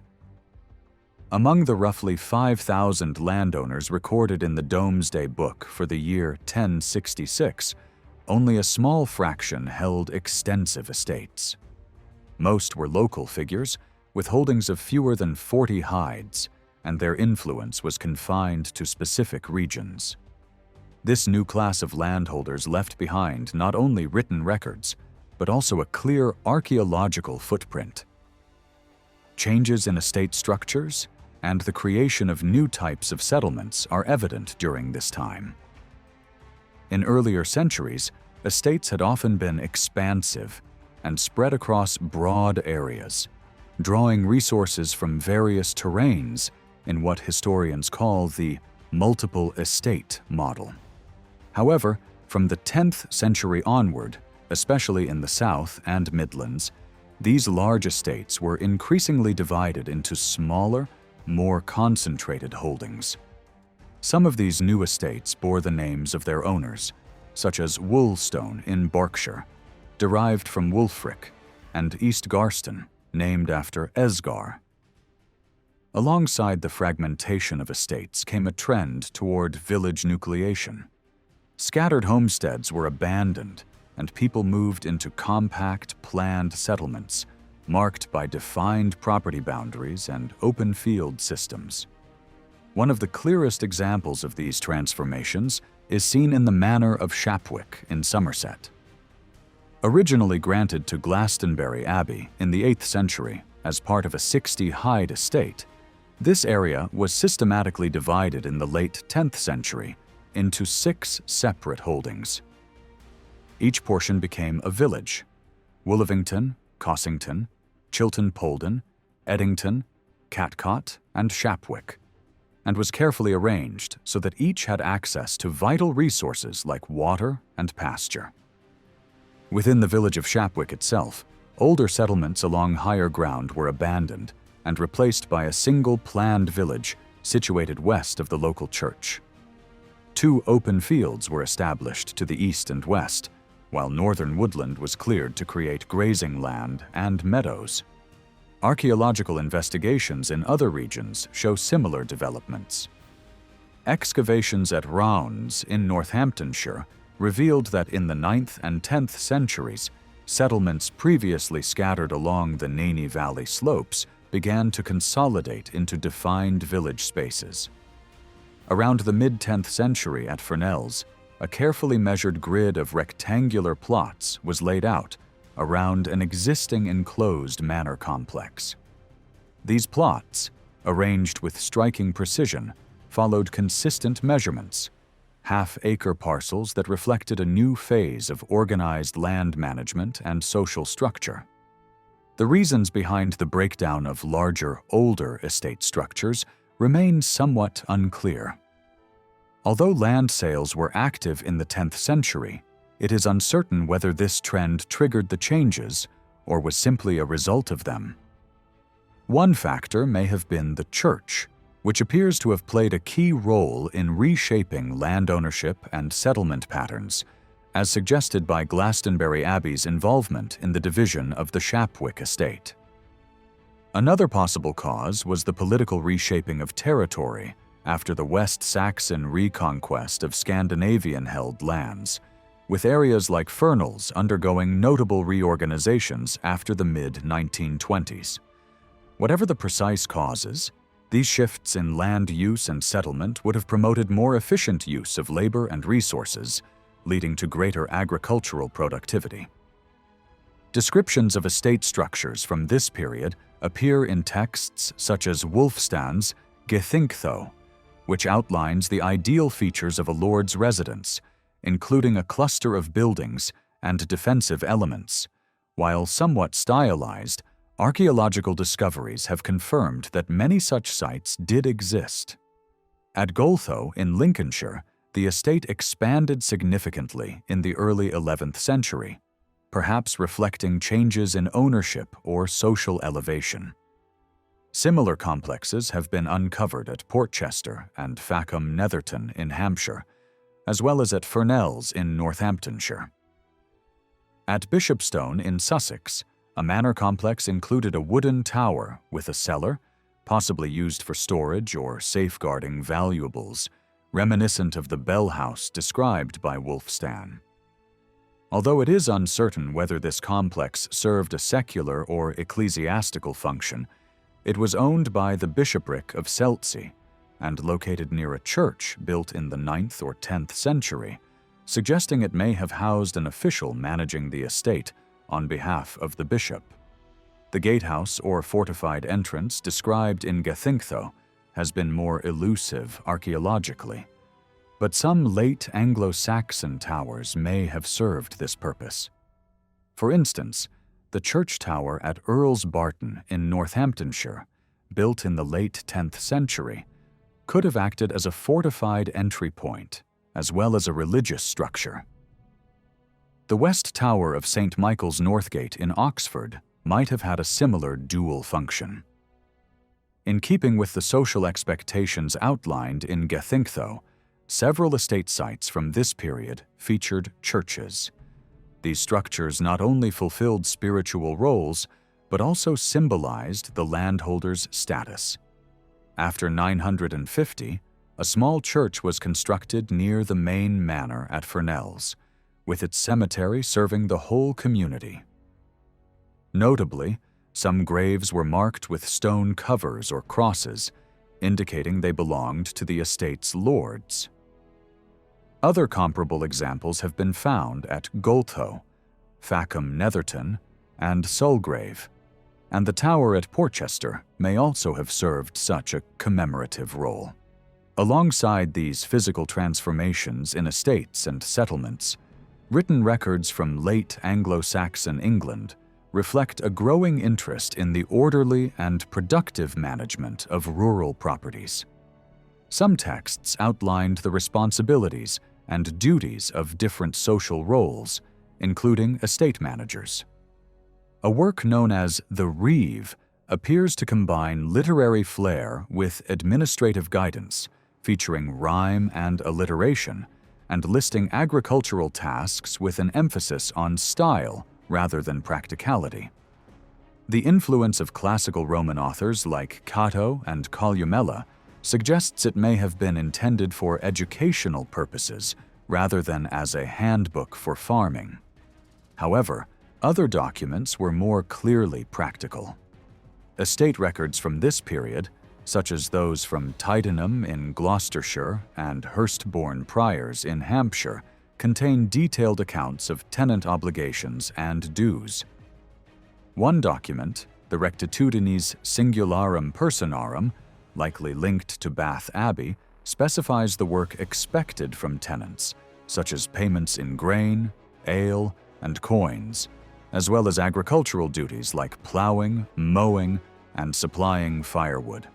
Tenants at Hurstbourne, for example, had to plough 3 acres, stack firewood, and carry out weekly tasks, though they were granted time off during major festivals.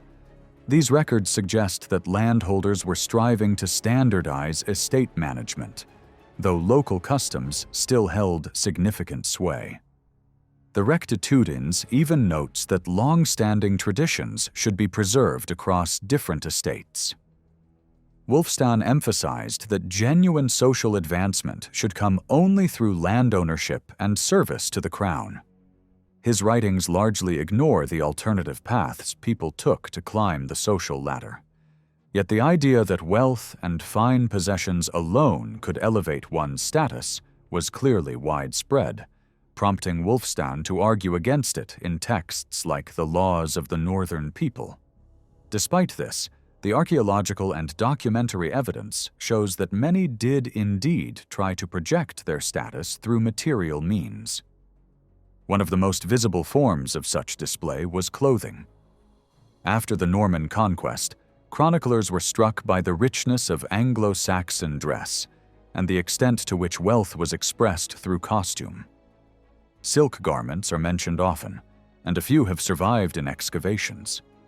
Decorative features such as embroidered cuffs and hems, possibly sewn with gold or silver thread, appear in manuscript illustrations. English embroidery, later famed across Europe as opus Anglicanum, had already gained renown by this period. The investment in clothing was so significant that garments were treated as a form of portable wealth. For example, the will of a wealthy woman named Wulfwaru from 10th century Somerset includes a bequest of a gold headband worth 30 mancuses to her daughter and another to her servants, indicating both value and versatility. Although only the wealthiest could afford the most elaborate garments, many people of lower status sought to imitate elite fashion to assert their social aspirations. Minor nobles could appear more powerful than they were simply through their attire.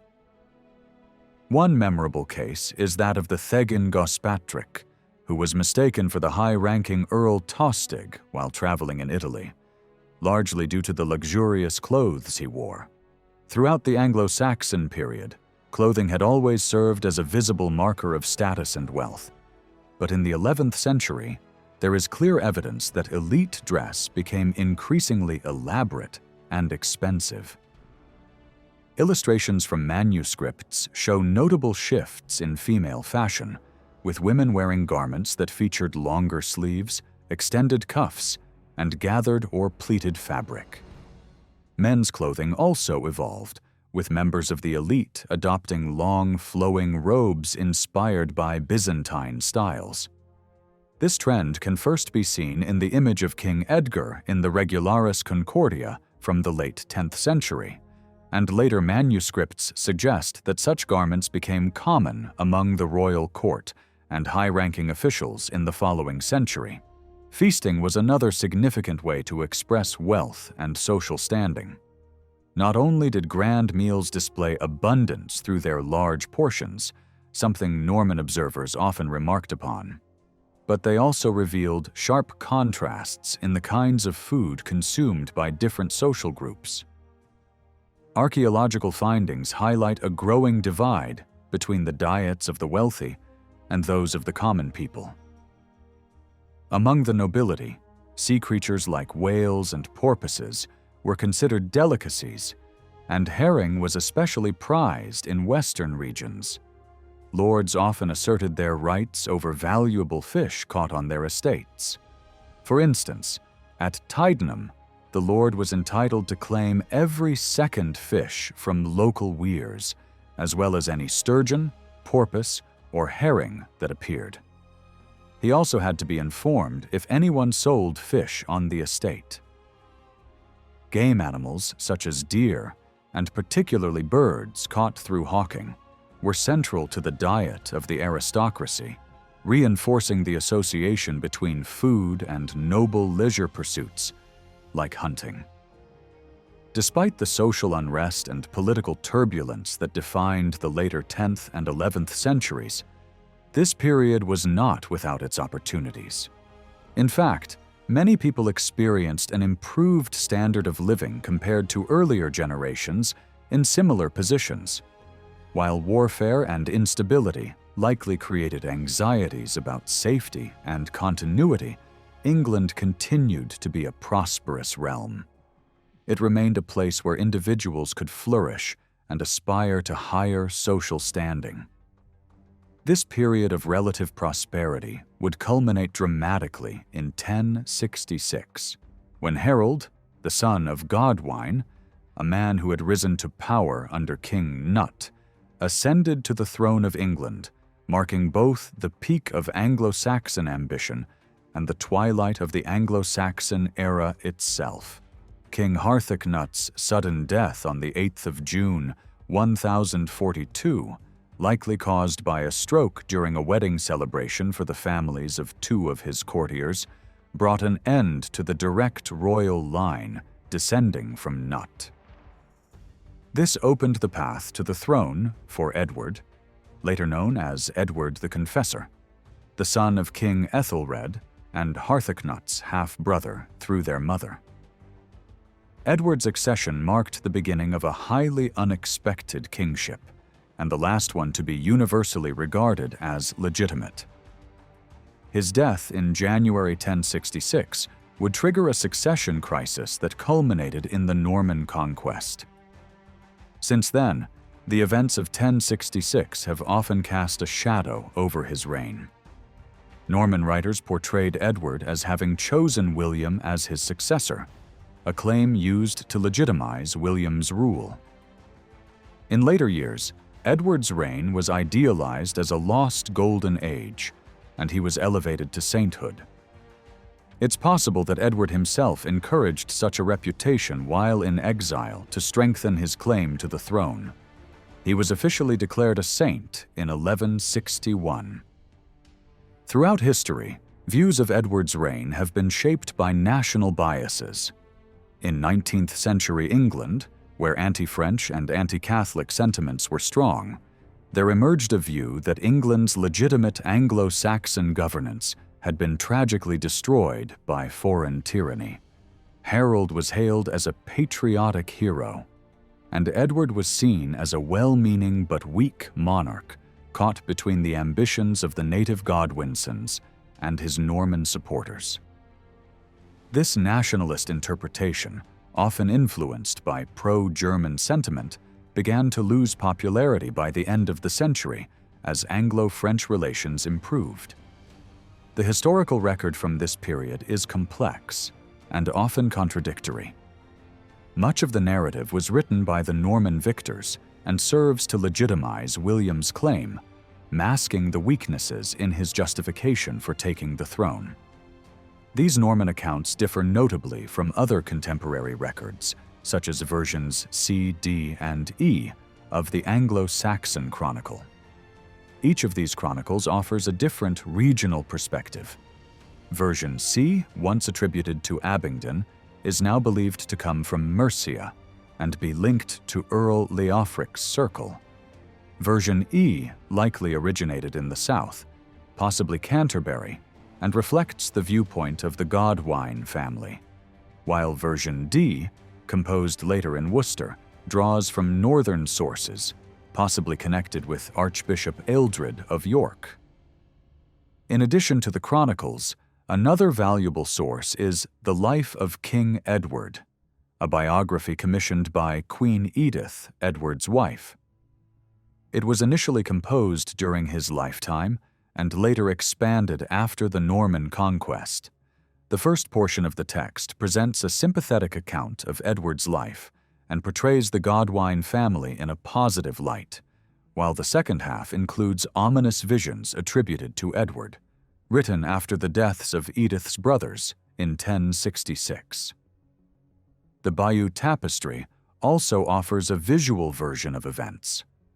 Though created for a Norman patron, its Kentish craftsmanship hints at more nuanced influences. Scandinavian sagas, though written later, provide yet another angle on how these events were remembered in Viking traditions. None of these sources are fully impartial.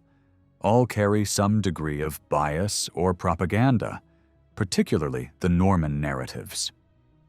The inconsistencies and selectivity of each account make it difficult to reconstruct the exact sequence of events.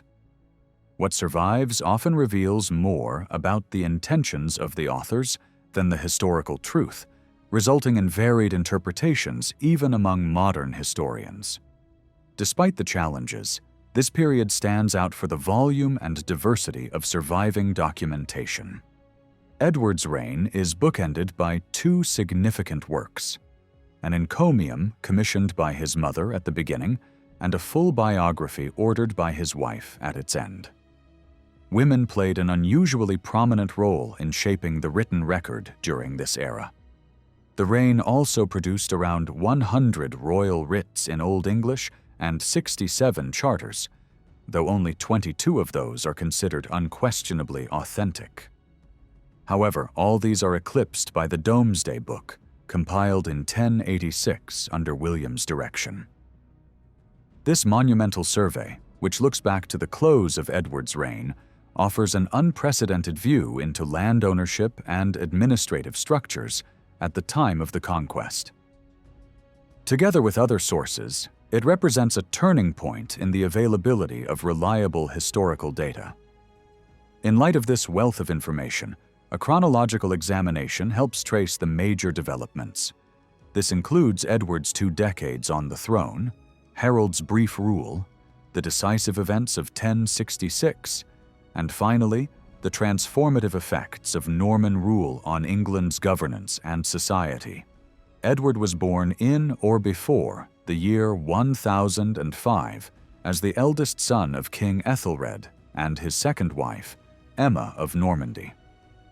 His early years were deeply affected by Viking attacks, and in 1016, his family fled England to escape the Danish conquest. Edward then spent over 2 decades in exile in Normandy, even after his mother married Cnut, who ruled England from 1016 to 1035. During his time in Normandy, Edward received support and recognition from his cousin, Duke Robert the Magnificent. However, the Duke's death during a pilgrimage to the Holy Land left Normandy in a state of turmoil, as his illegitimate son, William, was still a child, and his rule was not yet secure. William's position only stabilized after the Battle of Valais Dunes in 1047, and even then, it took several more years for him to fully control the duchy. At one point, Edward reportedly arrived at Southampton with a fleet of 40 ships after Cnut's death, but withdrew due to lack of support. Meanwhile, his brother Alfred attempted to enter England separately, only to be captured by Earl Godwin and killed. From Edward's perspective, the events of 1035 and 1036 were a bitter failure. Although later accounts emphasized Edward's birthright as the heir of Ethelred, his return to England in 1041 was made possible by the invitation of his half-brother, Harthacnut. Around the same time, his mother Emma commissioned a pro-Knut narrative that also portrayed harmony among her surviving sons. When Harthacnut died in 1042, Edward stood as the only viable royal contender in England, while his rival, Svein Estrithson, was engaged in conflict with the Norwegians over control of Denmark. Upon returning, Edward was largely unknown to the English political elite. He was no longer young and had little political or military experience, nor did he possess estates or widespread support. He arrived with a small group of Norman companions and likely spoke French. There was probably widespread concern that he might seek revenge on those who had supported the Danish regime, particularly those involved in his brother Alfred's death. Edward's bid for the throne was unlikely to have excited much enthusiasm among the established Anglo-Danish nobility, which had been appointed by Knut and included powerful figures such as Siward in the north, Leofric in the Midlands, and Godwin in Wessex. All of them had previously supported other claimants and had ignored Edward's legitimacy. Even his mother Emma had done so. Godwine, who was closely linked to the Danish royal family, had the most to lose. Thus, Edward's early reign was shaped by political compromise, accepting the support of these figures in exchange for being accepted as king. He was crowned on Easter Day in 1043 and found himself presiding over a kingdom led by a heavily Scandinavian aristocracy, very different from the political landscape his father had known. To secure Godwine's backing, Edward made significant concessions. Godwine likely gained Kent, and his sons were appointed to powerful positions. Sweyn became Earl on the Welsh border, Harold took control of East Anglia, and Bjorn, nephew of Edward's wife, was granted lands in the Midlands. Edward also married Godwine's daughter, Edith, in 1045. These promotions, particularly Sweyn's in the west, were partly meant to counter the power of Gruffudd ap Llywelyn, the king of Gwynedd.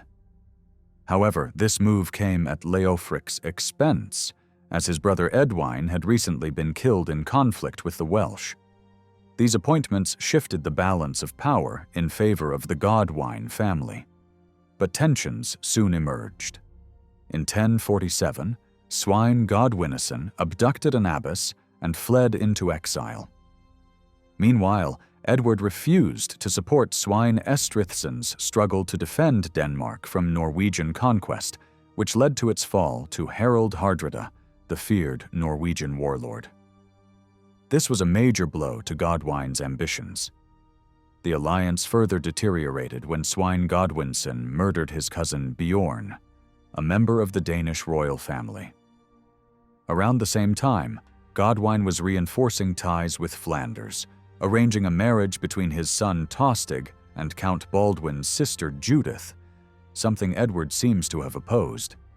Instead, Edward aligned himself with Emperor Henry III and even mobilized a fleet against Baldwin in 1049.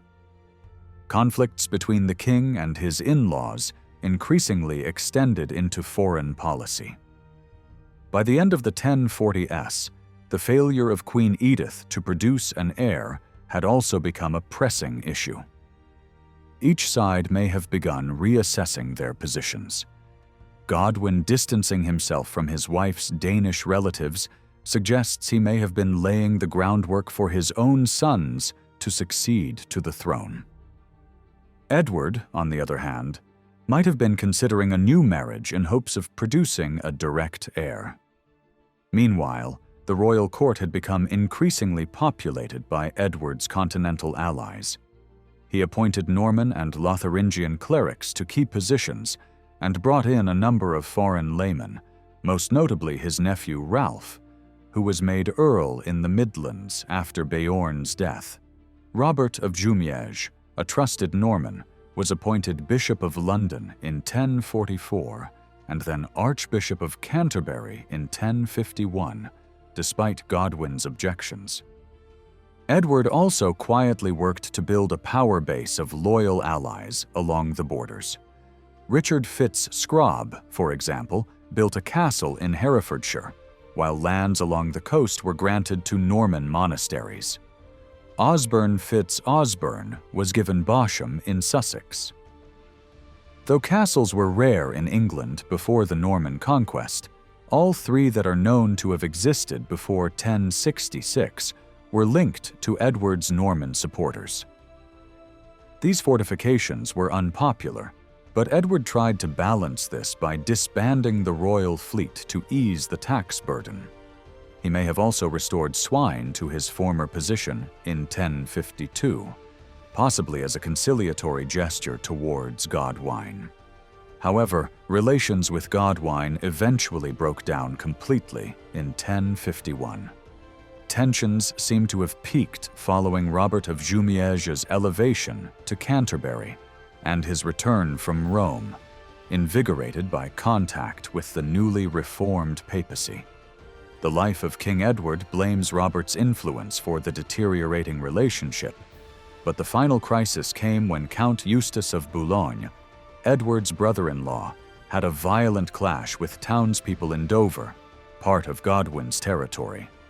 Godwin refused to punish the townsfolk, prompting a standoff. Edward was supported by other powerful earls, Leofric, Siward, and Ralph, who helped drive Godwin and his family into exile. Most fled to Flanders, while Harold and Leofwine took refuge in Ireland. Edward sent Queen Edith to a convent, a typical strategy used by kings to remove politically inconvenient wives. During Godwine's absence from September 1051 to September 1052, Edward had a rare chance to assert his own authority. His new coinage adopted a royal portrait and a scepter with the word peace inscribed on the reverse, reflecting an effort to calm tensions. Leofric was rewarded. His son Elfgar received Harold's former earldom, and Leofric's influence may have spread to Oxfordshire. Siward likely gained more territory as well. Edward promoted new men, including the Norman Osborne Pentecost, who was granted land in Herefordshire, and his distant relative Odda, who became Earl in the southwest. A particularly intriguing detail appears in one version of the Anglo-Saxon Chronicle, which notes that William, Duke of Normandy, visited Edward in 1051 with a large retinue and was well received. Although Norman sources don't confirm this, the visit remains a possibility. Another account by William of Jumièges suggests Edward sent Archbishop Robert to Normandy to nominate William as his heir. Robert would have passed through Normandy en route to and from Rome, making this plausible. Members of the Godwine family became hostages in Normandy, likely around this time. Edward was probably preparing for Godwin's return with Flemish support, while Harold sought aid from Ireland. With William now secure in Normandy, Edward may have seen him as a useful ally, and certainly one to whom he owed a great deal. He also seems to have been determined to block Scandinavian claimants from the throne. The French king's sudden opposition to William may also relate to these developments in England. Whether Edward explicitly promised William the crown is unclear. No English sources from the time confirm such a pledge, and ultimately, the decision on succession was not entirely Edward's to make. In the final years of his reign, Edward appeared to take a more assertive role, shaping events according to his will. However, this control was short-lived. In the summer of 1052, Godwin and his son Harold returned with combined forces, rallying support and building a fleet in Sussex and Kent. Edward's own backers were not as steadfast as before, and when both sides met in London, a peace agreement was reached. This settlement fully restored Godwine and his family to their former status.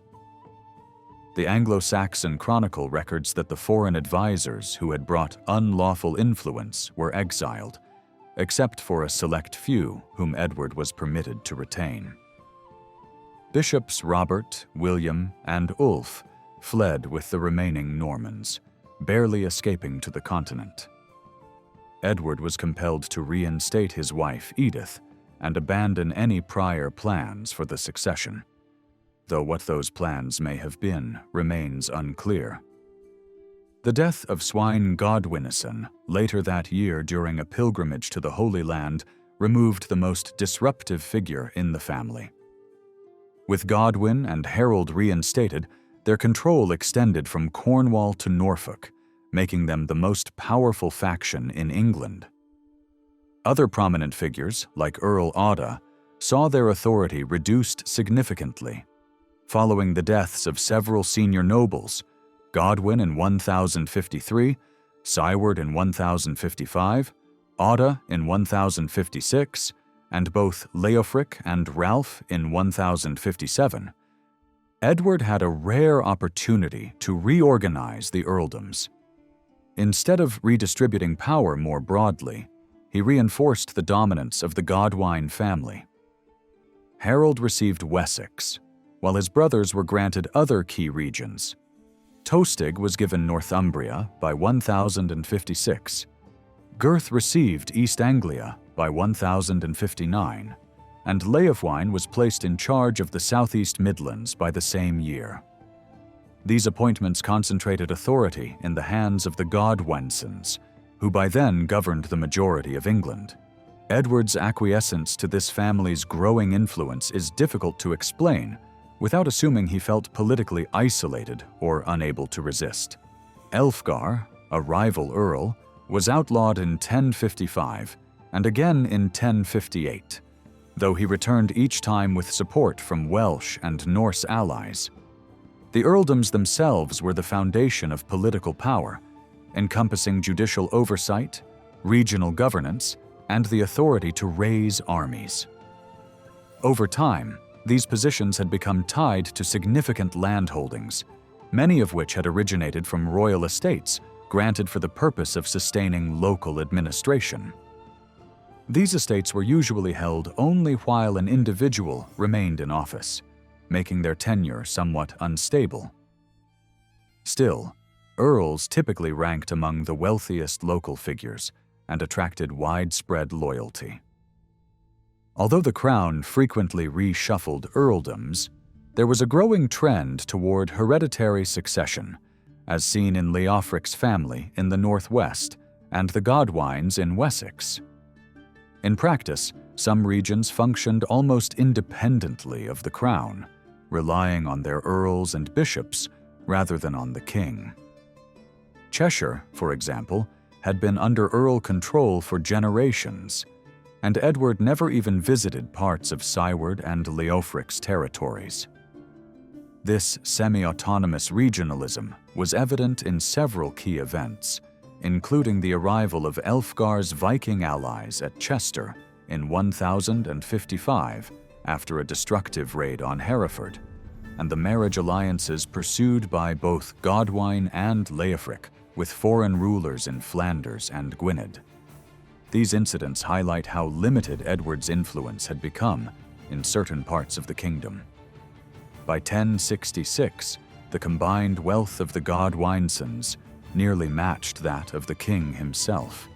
While the precise value of their holdings is hard to calculate, particularly in terms of privileges like the farm of one knight, which allowed powerful individuals to receive hospitality from estates, it is clear that their economic base was vast.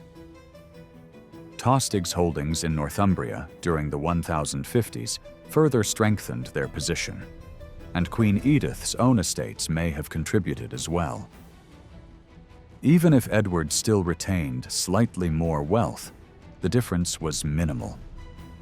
Moreover, nobles like Harold and Tostig held lands far outside their official territories, indicating the scale of their reach.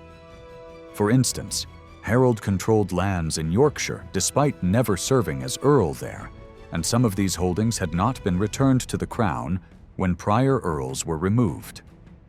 The issue of succession remained unresolved. Around the mid-1000s and 50s, an attempt was made to bring back Edward the Exile, the son of King Edmund Ironside, from Hungary. He arrived in 1057 with his wife and children, including young Edgar, but died shortly after reaching England.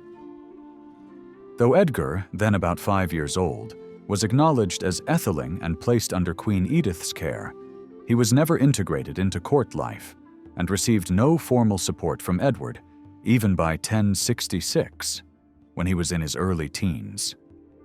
During this period, Edward increasingly retreated from governance. The military campaigns in Wales in 1063 were led by Harold and Tostig, not the king.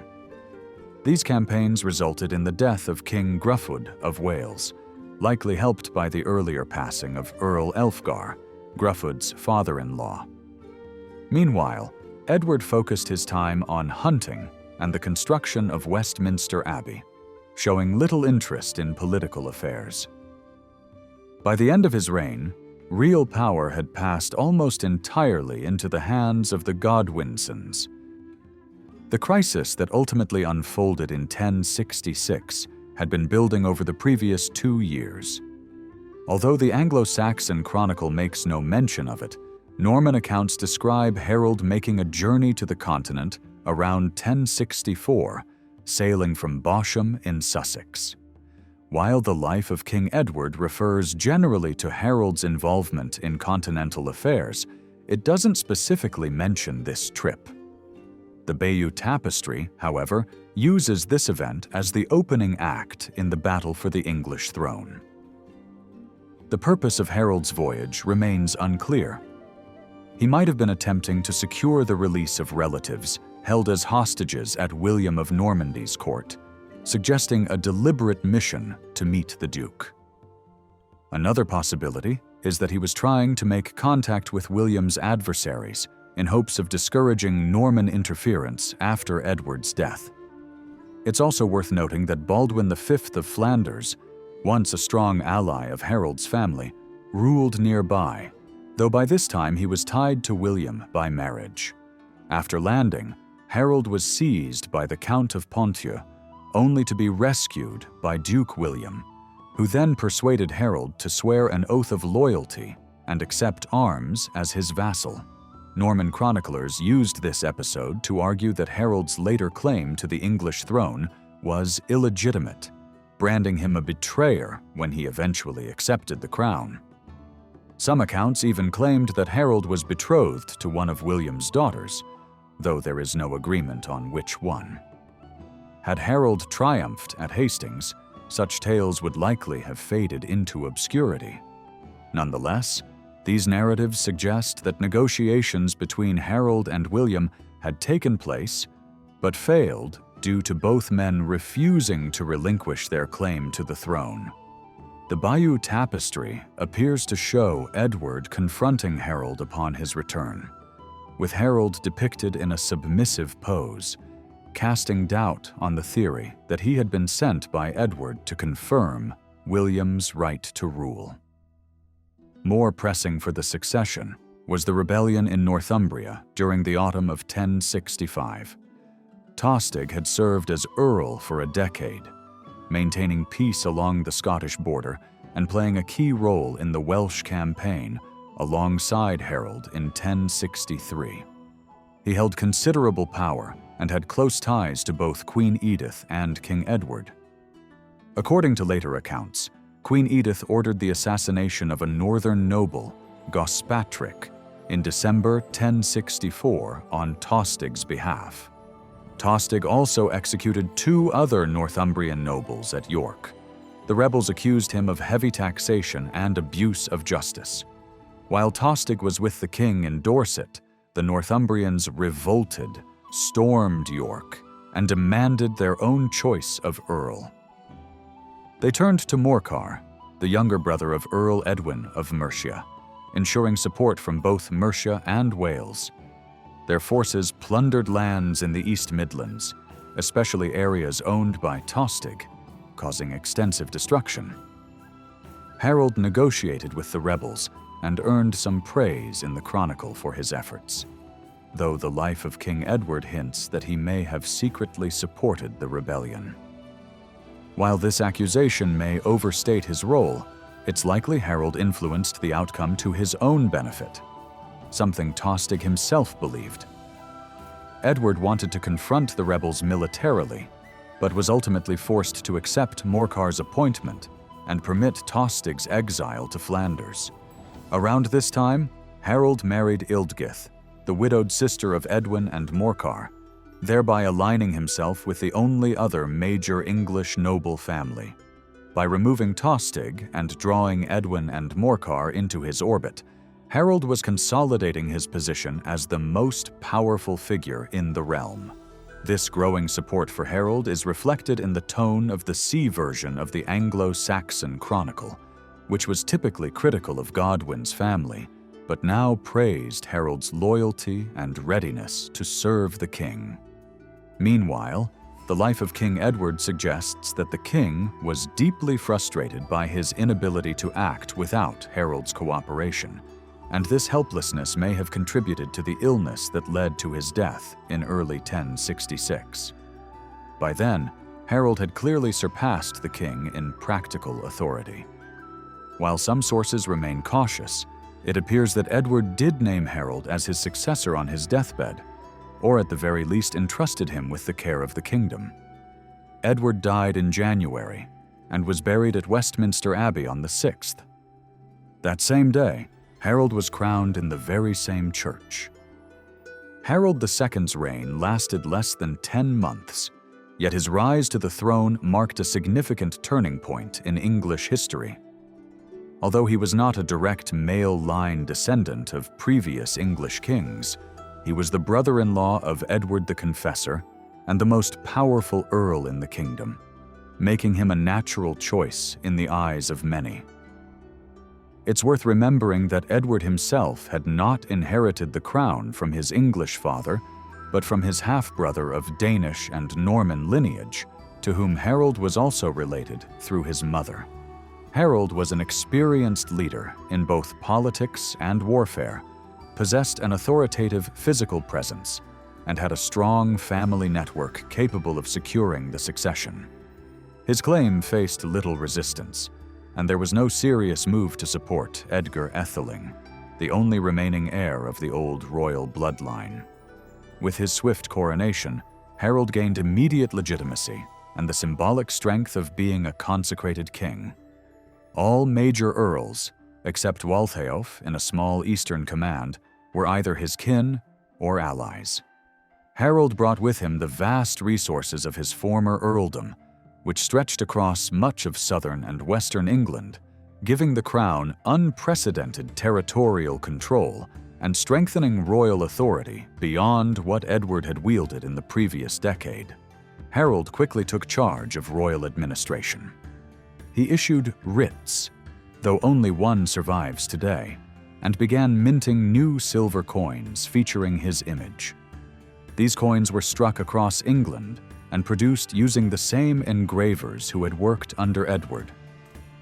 The design Harold chose was distinctive.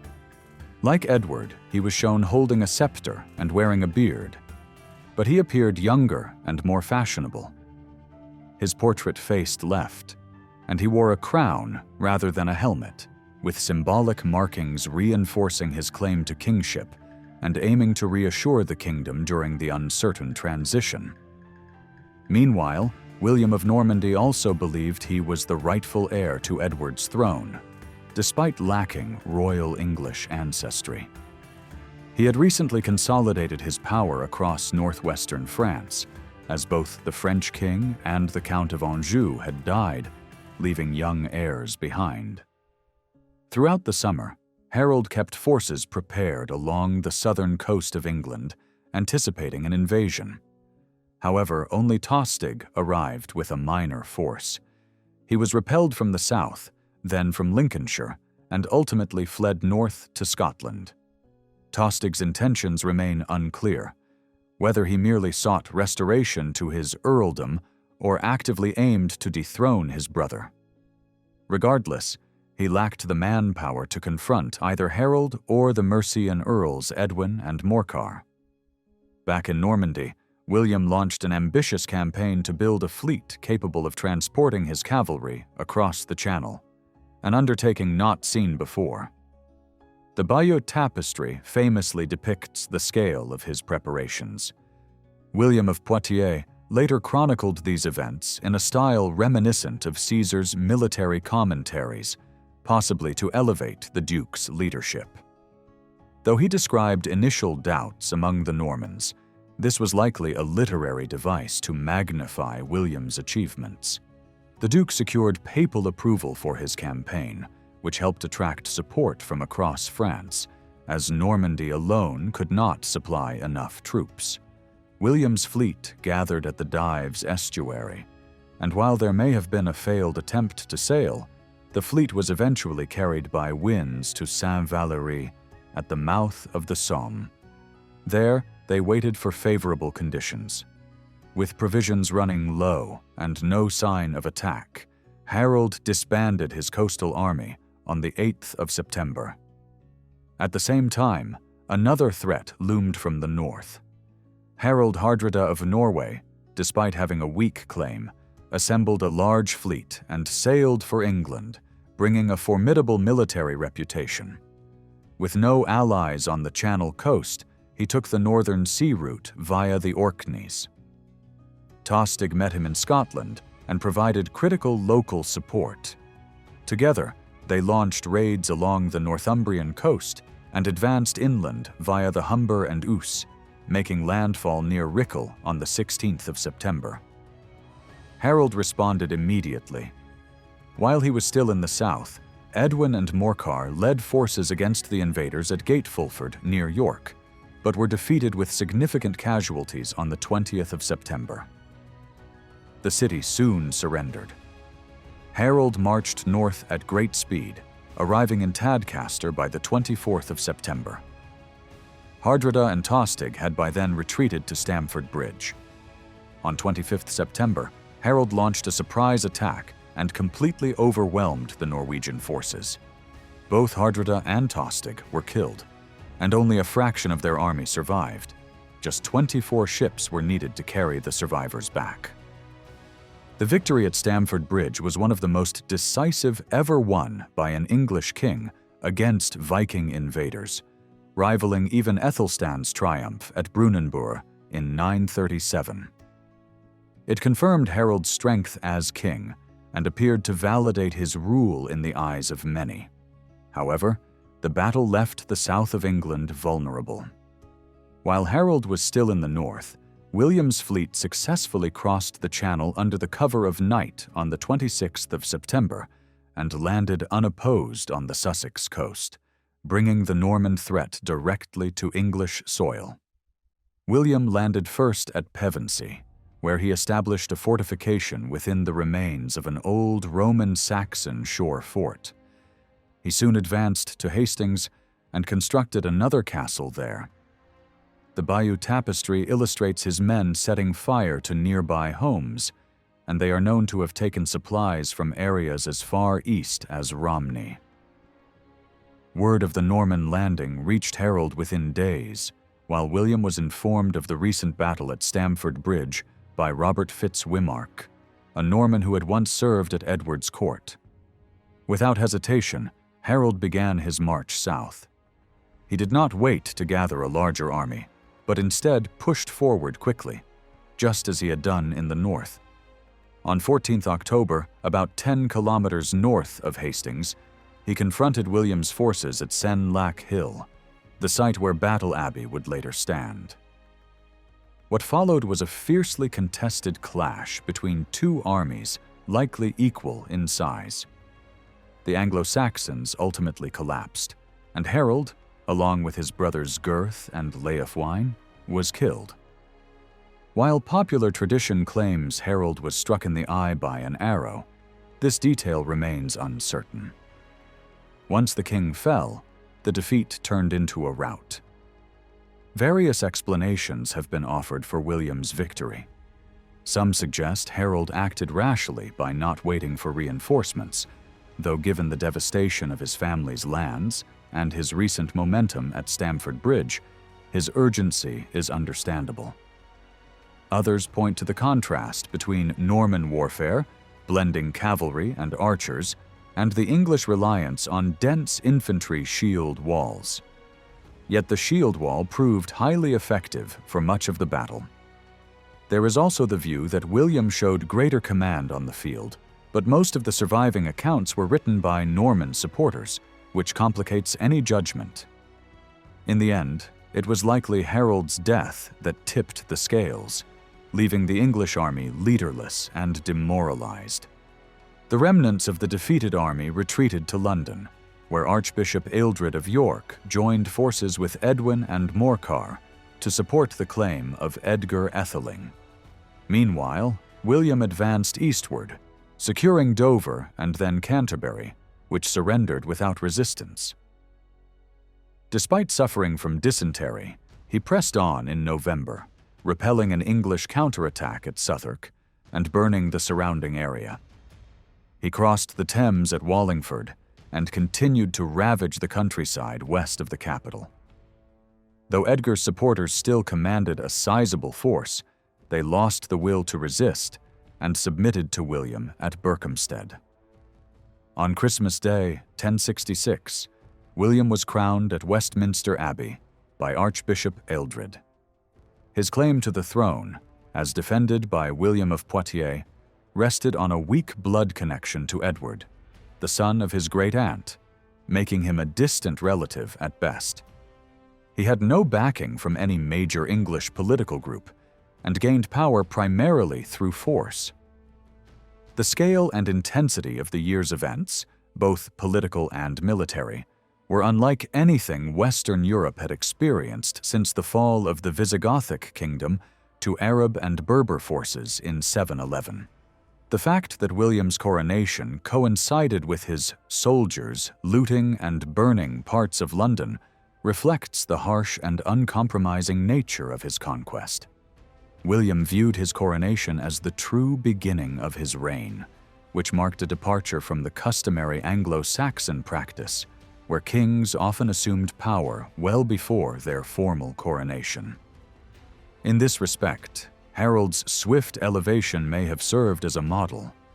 The ceremony gave William a crucial sense of legitimacy, and at first he took a conciliatory approach toward the English. Those who had not opposed him at Hastings were allowed to retain their lands. Unlike Cnut, who had eliminated many English nobles at the start of his rule, William spared key members of the political class. He accepted the submission of leading Thegns from Mercia, including Edwin and Morcar, and oversaw a similar act of allegiance at Pevensey. Nevertheless, William imposed financial penalties for confirming land titles, leading some to incur debts that ultimately cost them their estates. Meanwhile, the lands held by the Godwinsons and their supporters were confiscated and redistributed. While a few Normans already in England, such as Robert of Rhuddlan, and some Englishmen close to Edward benefited, most of the properties went to newcomers from the continent. In March 1067, William took Edgar Atheling, Edwin, Morcar, and other prominent English leaders to Normandy. Some sources suggest they were effectively hostages. During his absence, governance was left to his half-brother Odo, Bishop of Bayeux and newly made Earl of Kent, and to William Fitz-Osbern, Earl of Hereford. Both were accused of forcing English heiresses into marriages with foreign knights and of levying heavy taxes. They also oversaw a wave of castle building, especially in the Welsh borderlands, where fortresses like Ewias Harold, Chepstow, Monmouth, Clifford, and Wigmore were established as the Normans expanded their control. Along the southern coast, William granted consolidated estates to loyal followers who built strongholds at Hastings, Arundel, Lewis, Bramber, and Tonbridge. Growing resentment led to sporadic uprisings. Edric the Wild stirred rebellion in the Welsh Marches, and Exeter resisted Norman authority, likely in cooperation with Harold's sons. William suppressed the Exeter revolt and built Rougemont Castle to secure the town. An attempted invasion by Harold's sons from Ireland along Devon's northern coast failed, and more castles were established, such as at Totnes, to secure newly granted Norman lands. English nobles began losing their estates, either through indebtedness, forced eviction, or dubious legal means. Some fled, like Merliswine, a prominent figure in both the East Midlands and southwest England. Edwin and Morcar also left court after Queen Matilda's coronation in May 1068, possibly angered by broken promises, including a marriage alliance. The granting of a new earldom at Shrewsbury to Roger of Montgomery, in their home region, likely added to their discontent. When a rebellion erupted in Mercia, William responded swiftly. He advanced north and built a series of castles in key cities like Warwick, Nottingham, York, Lincoln, Huntingdon, and Cambridge, suppressing the revolt before it could take hold. Robert de Comines was made Earl of Northumbria, but he was killed in Durham in early 1069, sparking a larger uprising in the north. This involved the House of Bamberg and their relative Edgar Etheling. Discontent with Norman rule, particularly under William Mallet, the Sheriff of Yorkshire, drove local thegns to revolt. They were joined by Earl Waltheof and other nobles like Syward Barne. William's campaign north and the building of a second castle in York failed to prevent a renewed rebellion later that year, which gained the support of a Danish fleet. The rebels overran York, killing the Norman garrison and burning the city. Archbishop Ealdred died during the upheaval, ending any hope of reconciliation between the conquerors and the English. William responded with extraordinary brutality. His campaign, known as the Harrying of the North, left a deep scar. Although some modern interpretations suggest it may not have been as devastating as once believed, contemporary reports tell of refugees begging as far south as Evesham. By the time of the Domesday Survey in 1086, large areas in the North and Northwest Midlands were recorded as wasteland, devoid of value or population. William reorganized these devastated regions into vast baronies. Count Alan of Brittany was granted a large estate centered on Richmond, encompassing nearly 200 manors. Other grants included Pontefract to Ilbert de Lacy, Chester to Hugh Lupus, and a new fortress in Derbyshire known as the Castle of the Peak. This widespread revolt likely convinced William to remove all remaining English officials from positions of power. In 1070, he replaced many senior churchmen, including Archbishop Stigand, who was succeeded by Lanfranc, an Italian reformer and longtime ally of William. By the time of William's death in 1087, only one English bishop remained in office, Wulfstan of Worcester. Giso of Wells, a Lotharingian appointed by Edward, also remained. During this period, English nobles across the Midlands and North lost their lands. Despite these measures, resistance did not immediately vanish. The Danish fleet stayed in the Humber over the winter and returned in 1070. But with the north in ruins, it moved to East Anglia. There, Hereward led opposition from the marshes of Ely, though the Danes merely looted and returned home. Edwin and Morcar escaped from court in 1071, hoping to join the resistance, but arrived too late. Edwin was soon killed. Morcar allied with Hereward, but was captured and imprisoned for the rest of William's reign. By 1072, William felt secure enough to launch a campaign into Scotland. King Malcolm had married Margaret, Edgar Etheling's sister, giving him a connection to the English royal line. At Abernethy, Malcolm submitted to William and agreed to stop supporting English rebels. Edgar and Gospatric fled to Flanders, while William appointed Waltheof.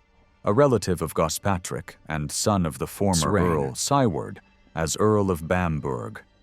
However, Waltheof later became entangled in the so-called Revolt of the Earls in 1076.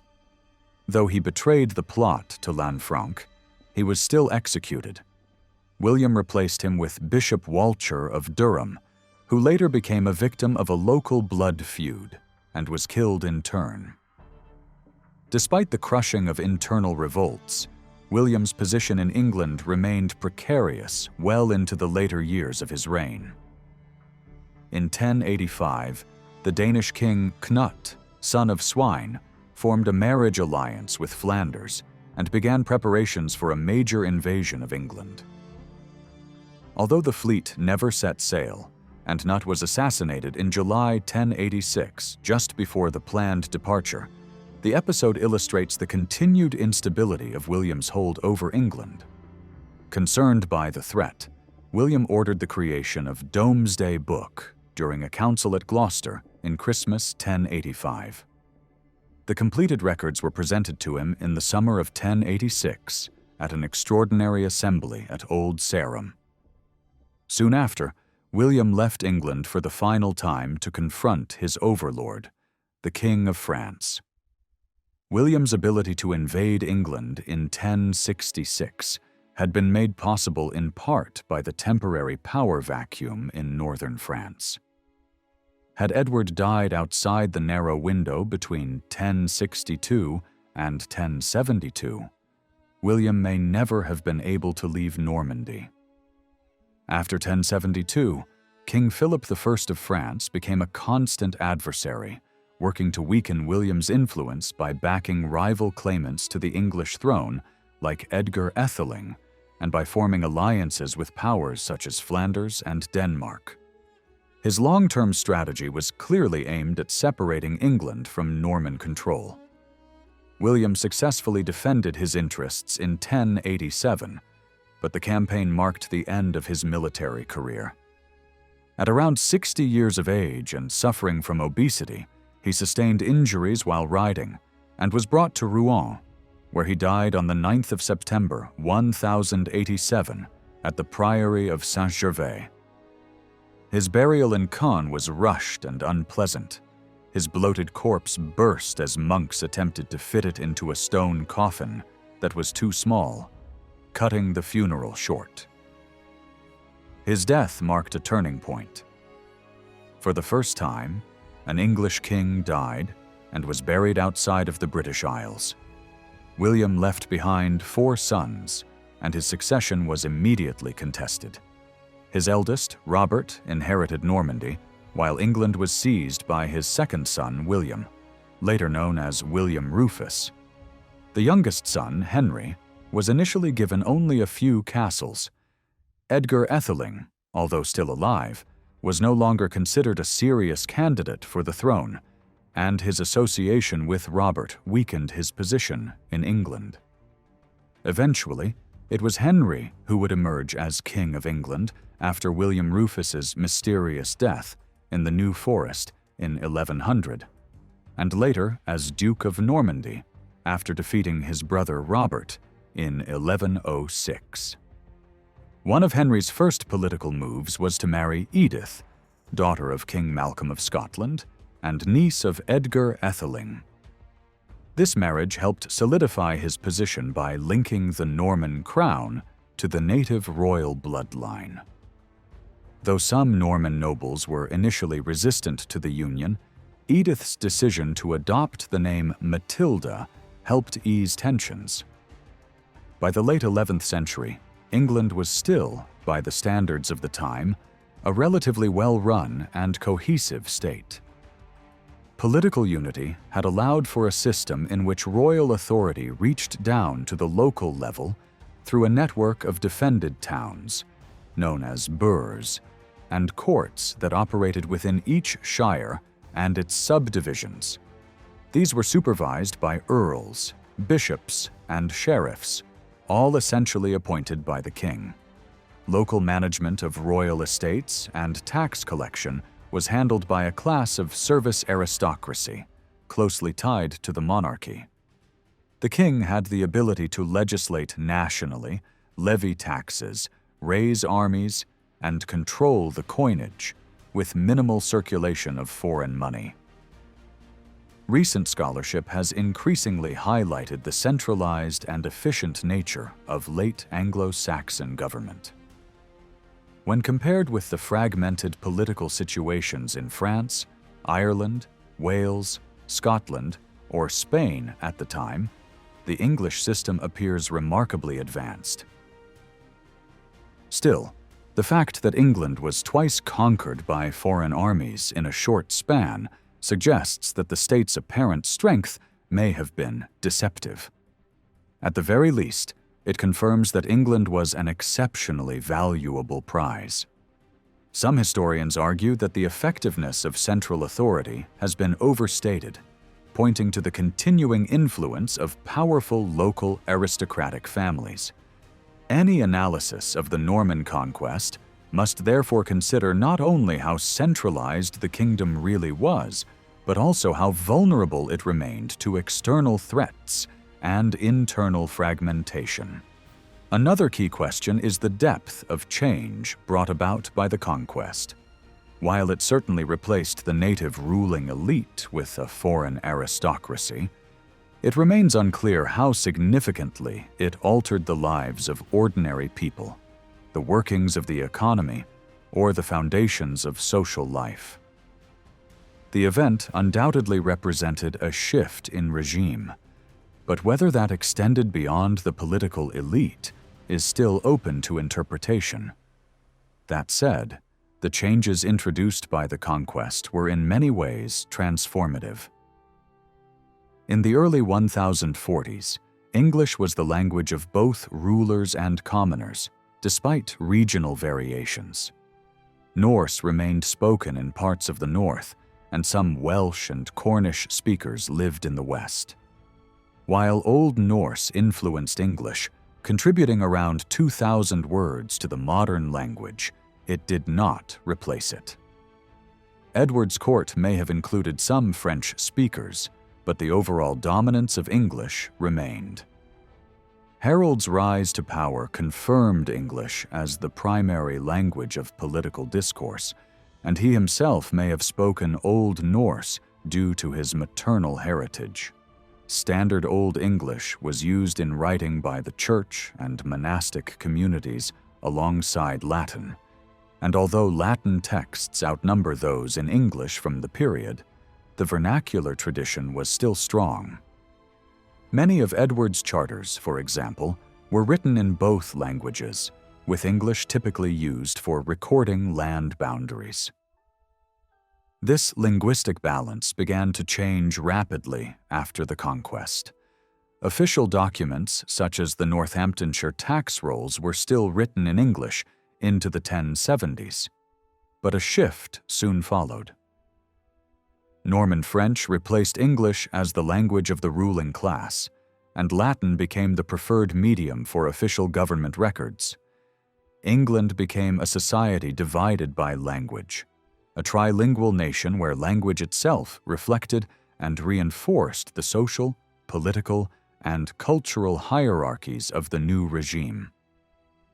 The last version of the Anglo-Saxon chronicle, known as the E manuscript, switched from the standardized written English of earlier centuries to local dialect after 1132. By 1154, even that had ceased, marking the chronicle's end and symbolizing the final fading of pre-conquest English literary tradition. Within just 2 generations of the Norman conquest, the standardized written form of Old English had disappeared, and the spoken language had evolved into what would become Middle English. This transition was marked not only by the fragmentation of written English into regional dialects, but also by the integration of a vast number of French words, enriching the vocabulary and making English one of Europe's most diverse languages. A clear example of this linguistic blending is the dual terminology for animals and their meat, such as cow and beef, or sheep and mutton, which reflects an English-speaking class of producers and a French-speaking elite of consumers. Additionally, the grammatical structure of English began shifting from inflection to reliance on word order and prepositions, a change partly influenced by earlier contact with Scandinavian languages, but accelerated after the conquest. The transformation of the elite class was equally profound. By 1086, very few of those who had held large estates in 1066 still retained them. Mid-20th century scholars identified only Thorkel of Warwick and Coleswine of Lincoln as major surviving landowners from the pre-conquest era, with later research adding a few more like Edward of Salisbury and Gospatrick, son of Arnkel. While a small number of English names appear in Domesday Book, such as Alfred of Malmesbury, the overwhelming majority of landholders were of Norman or continental origin. In the Domesday records for Leicestershire, only a priest and two widows, Godiva and Elfeva, had English names among 44 landholders, demonstrating the near-total replacement of the native elite.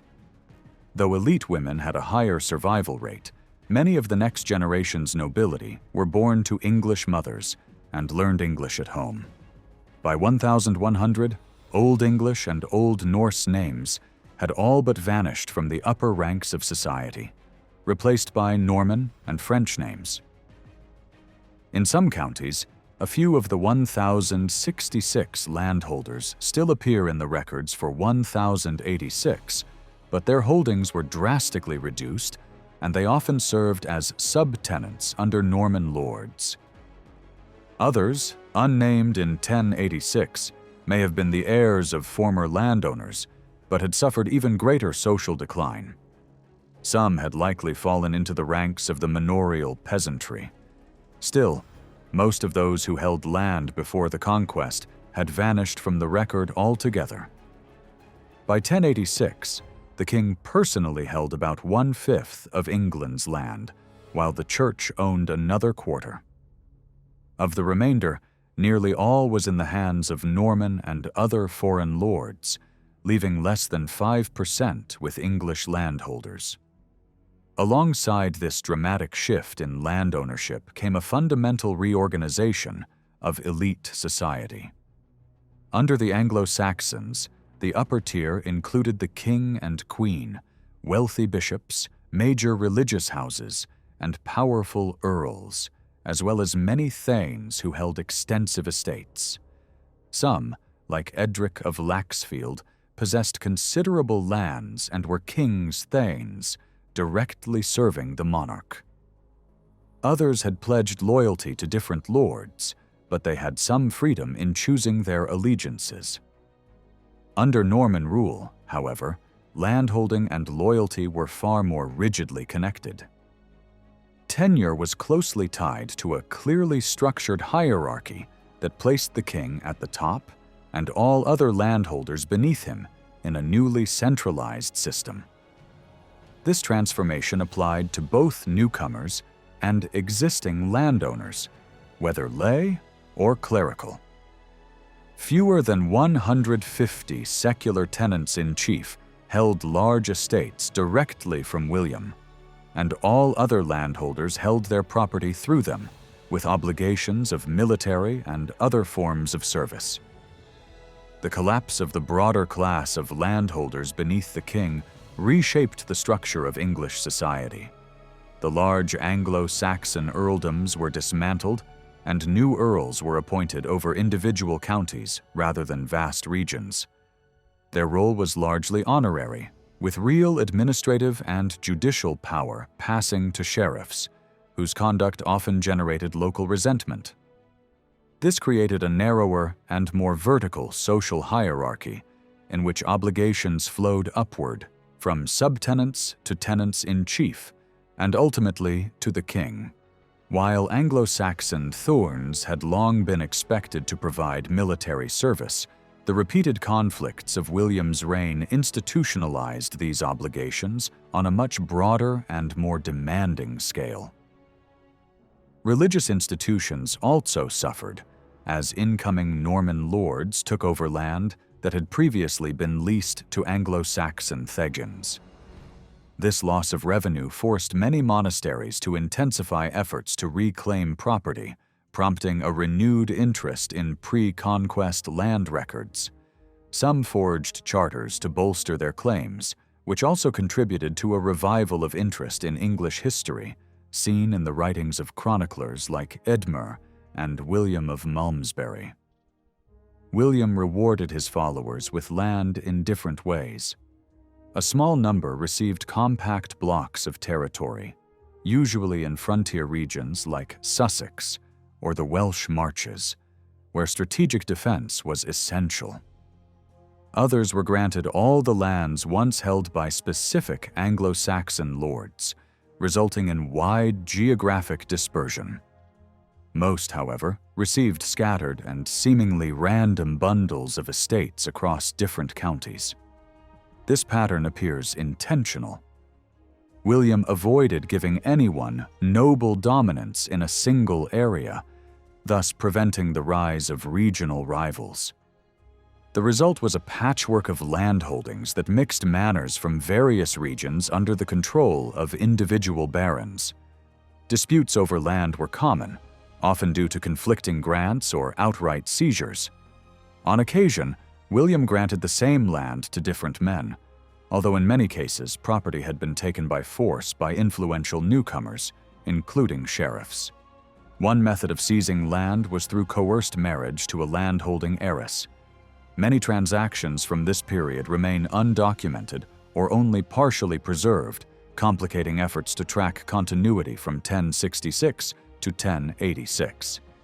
In some regions, the process of redistributing land by tenants-in-chief was still ongoing at the time of the Domesday Survey. While some dispossessed Englishmen managed to present their grievances in court, these cases were rare, and justice was hard to achieve. Norman officials dominated the legal system, and juries often bowed to pressure.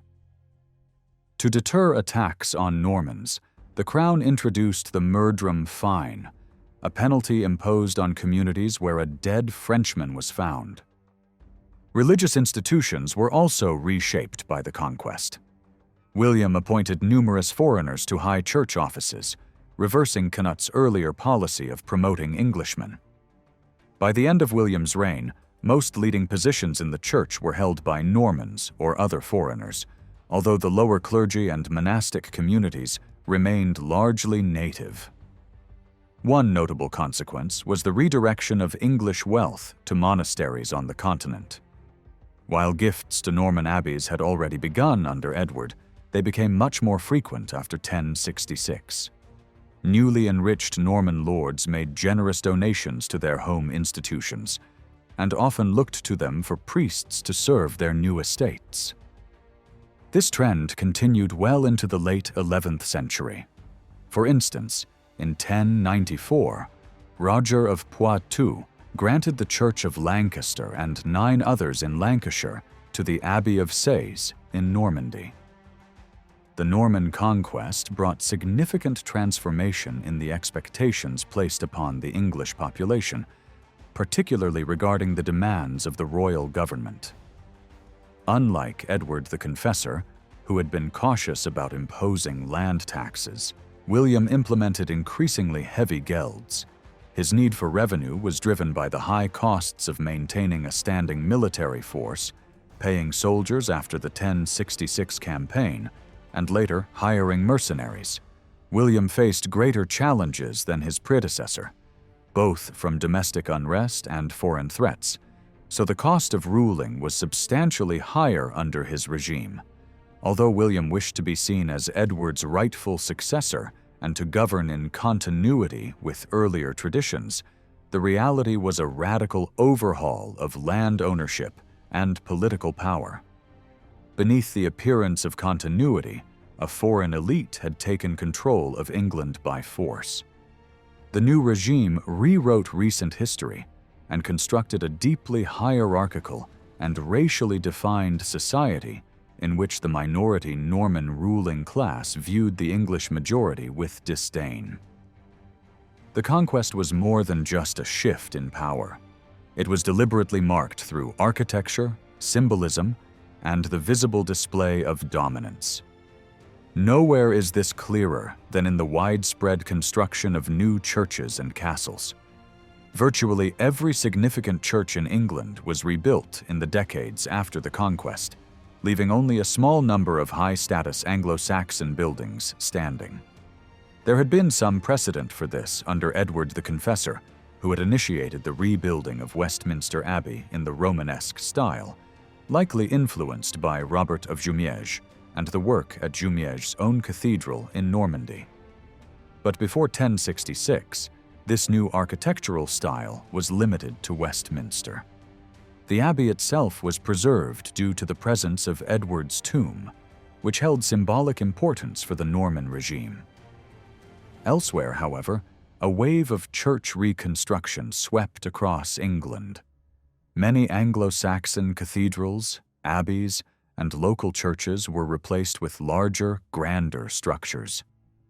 At Canterbury, Lanfrance's rebuilding was not vastly larger than the Anglo-Saxon cathedral it replaced, which had burned down in 1067.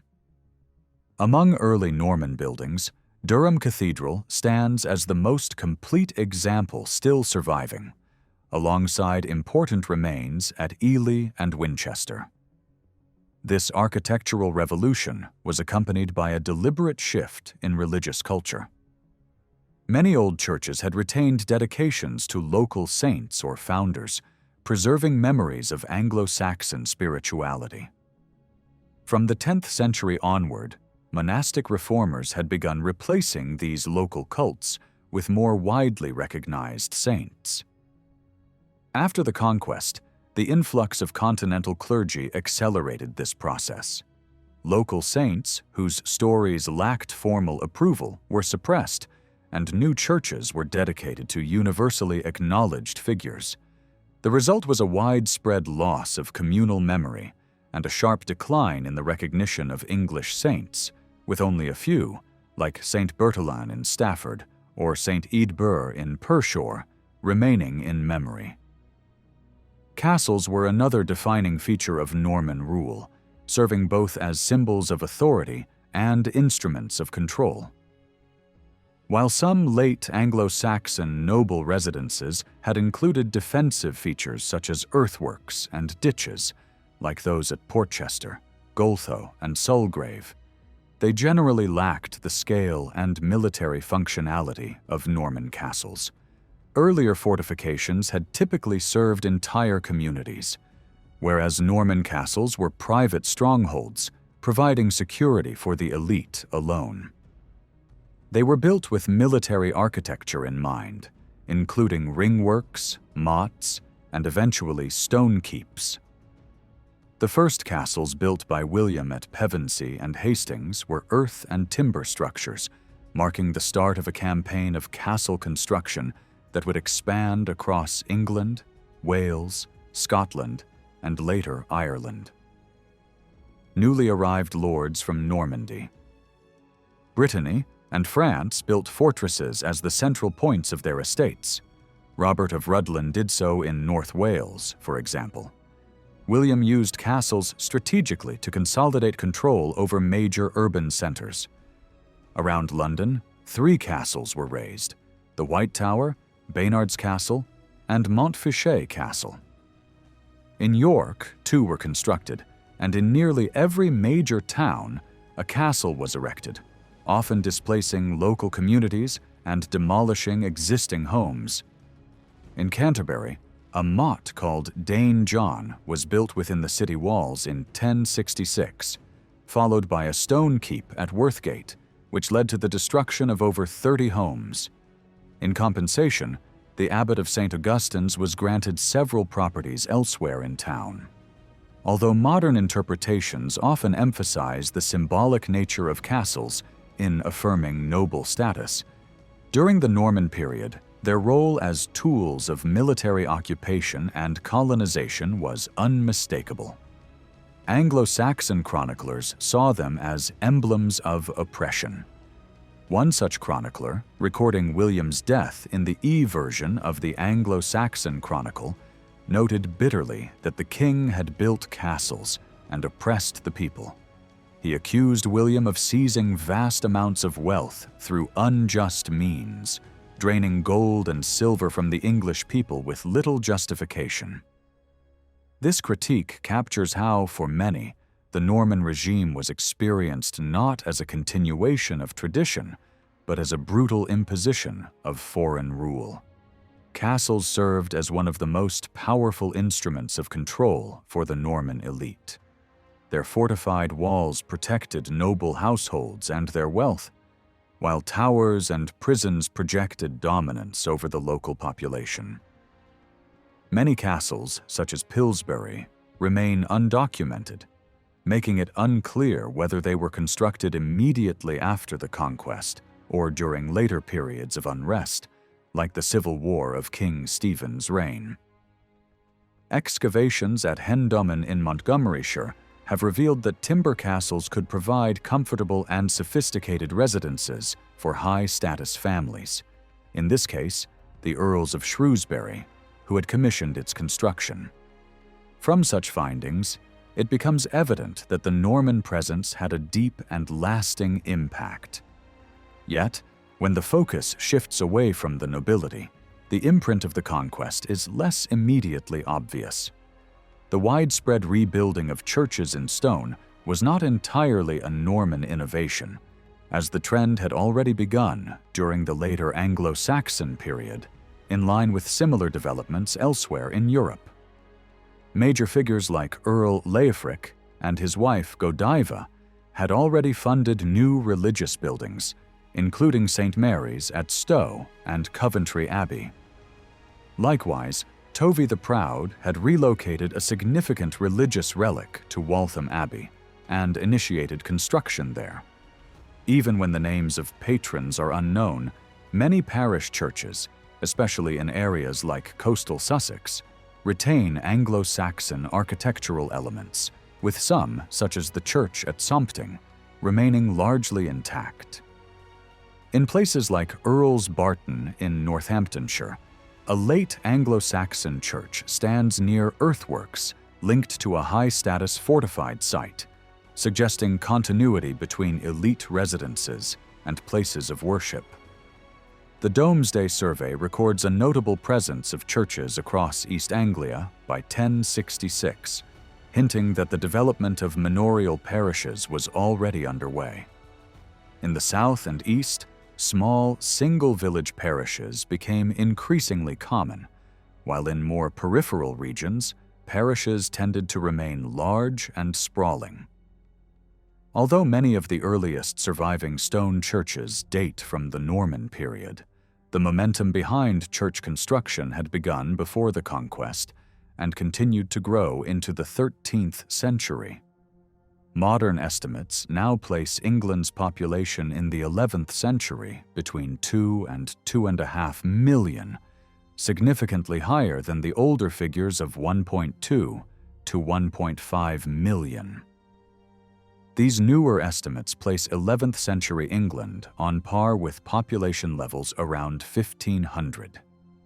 Despite the major social upheavals of the conquest, Norman immigration was minimal, perhaps numbering no more than 20,000 people, less than 1% of the population.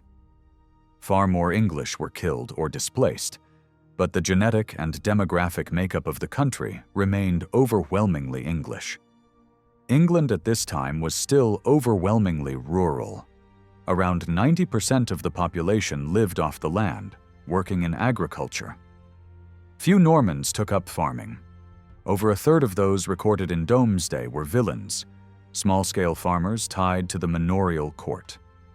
Other major categories included boarders, cotters, and slaves, all engaged in rural labor. These groups were not newcomers but native English. The clustering of rural settlements into villages, known as settlement nucleation, was already underway before 1066, though Norman lords may have introduced the pattern into new areas. Brittany and France built fortresses as the central points of their estates, Robert of Rhuddlan did so in North Wales, for example. William used castles strategically to consolidate control over major urban centers. Around London, 3 castles were raised: the White Tower, Baynard's Castle, and Montfichet Castle. In York, 2 were constructed, and in nearly every major town, a castle was erected, often displacing local communities and demolishing existing homes. In Canterbury, a motte called Dane John was built within the city walls in 1066, followed by a stone keep at Worthgate, which led to the destruction of over 30 homes. In compensation, the abbot of St. Augustine's was granted several properties elsewhere in town. Although modern interpretations often emphasize the symbolic nature of castles in affirming noble status, during the Norman period, their role as tools of military occupation and colonization was unmistakable. Anglo-Saxon chroniclers saw them as emblems of oppression. One such chronicler, recording William's death in the E version of the Anglo-Saxon Chronicle, noted bitterly that the king had built castles and oppressed the people. He accused William of seizing vast amounts of wealth through unjust means, draining gold and silver from the English people with little justification. This critique captures how, for many, the Norman regime was experienced not as a continuation of tradition, but as a brutal imposition of foreign rule. Castles served as one of the most powerful instruments of control for the Norman elite. Their fortified walls protected noble households and their wealth, while towers and prisons projected dominance over the local population. Many castles, such as Pillsbury, remain undocumented, making it unclear whether they were constructed immediately after the conquest or during later periods of unrest, like the Civil War of King Stephen's reign. Excavations at Hendomen in Montgomeryshire have revealed that timber castles could provide comfortable and sophisticated residences for high-status families, in this case, the Earls of Shrewsbury, who had commissioned its construction. From such findings, it becomes evident that the Norman presence had a deep and lasting impact. Yet, when the focus shifts away from the nobility, the imprint of the conquest is less immediately obvious. The widespread rebuilding of churches in stone was not entirely a Norman innovation, as the trend had already begun during the later Anglo-Saxon period, in line with similar developments elsewhere in Europe. Major figures like Earl Leofric and his wife Godiva had already funded new religious buildings, including St. Mary's at Stowe and Coventry Abbey. Likewise, Tovey the Proud had relocated a significant religious relic to Waltham Abbey and initiated construction there. Even when the names of patrons are unknown, many parish churches, especially in areas like coastal Sussex, retain Anglo-Saxon architectural elements, with some, such as the church at Sompting, remaining largely intact. In places like Earl's Barton in Northamptonshire, a late Anglo-Saxon church stands near earthworks linked to a high-status fortified site, suggesting continuity between elite residences and places of worship. The Domesday Survey records a notable presence of churches across East Anglia by 1066, hinting that the development of manorial parishes was already underway. In the south and east, small, single-village parishes became increasingly common, while in more peripheral regions, parishes tended to remain large and sprawling. Although many of the earliest surviving stone churches date from the Norman period, the momentum behind church construction had begun before the conquest and continued to grow into the 13th century. Modern estimates now place England's population in the 11th century between 2 and 2.5 million, significantly higher than the older figures of 1.2 to 1.5 million. These newer estimates place 11th century England on par with population levels around 1500. Despite the major social upheavals of the conquest, Norman immigration was minimal, perhaps numbering no more than 20,000 people, less than 1% of the population. Far more English were killed or displaced, but the genetic and demographic makeup of the country remained overwhelmingly English. England at this time was still overwhelmingly rural. Around 90% of the population lived off the land, working in agriculture. Few Normans took up farming. Over a third of those recorded in Domesday were villeins, small-scale farmers tied to the manorial court. Other major categories included boarders, cotters, and slaves, all engaged in rural labor. These groups were not newcomers but native English. The clustering of rural settlements into villages, known as settlement nucleation, was already underway before 1066, though Norman lords may have introduced the pattern into new areas. In most regions, the rural landscape changed little beyond higher demands for labor, rent, and produce, and the construction of castles that occasionally disrupted village life. Farming methods also showed remarkable continuity. Domesday assumes widespread use of the heavy plough across Anglo-Saxon England, with each capable of working around 120 acres annually. While the data in Domesday makes it difficult to measure total arable land precisely, more than 70,000 plough teams were recorded in 28 counties. This suggests an area under cultivation comparable to the 3.1 million hectares recorded in 1914, though the geographical distribution would have been quite different. Northern regions suffered most from wartime devastation, especially after the harsh reprisals of the harrying of the North in 1069–70. Parts of northern and northwestern Mercia also experienced decline, but elsewhere, arable farming likely continued to expand into pasture, woodland, and heath regardless of political turmoil. While most people lived off what they grew, the economy was becoming increasingly monetized, and some surplus produce was brought to market. These markets were mostly in towns. In Domesday, York, for example, there was a dedicated meat market, and larger towns often hosted multiple specialized markets. It is harder to track local markets in this period, since the widespread issuing of borough charters that makes them easier to identify only began in the 12th century. However, place names containing the element port, as in Stockport or Bridport, often point to early market activity, and names like Hugh of the Port in Domesday Dartford suggest similar implications. In some towns, archaeology shows that the medieval layout may predate 1066. At Barton-on-Humber, for instance, Domesday records a market and ferry, indicating early commercial activity. One sign of a functioning town was the presence of burgesses, tenants holding urban plots of land under burgage tenure.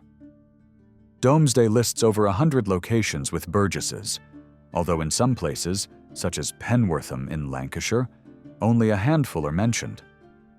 Certain counties show clusters of small towns, including Wiltshire, e.g. Calne, Malmesbury, Somerset, e.g. Bruton, Frome, and the southeast coastal regions, e.g. Fordwich, Hythe.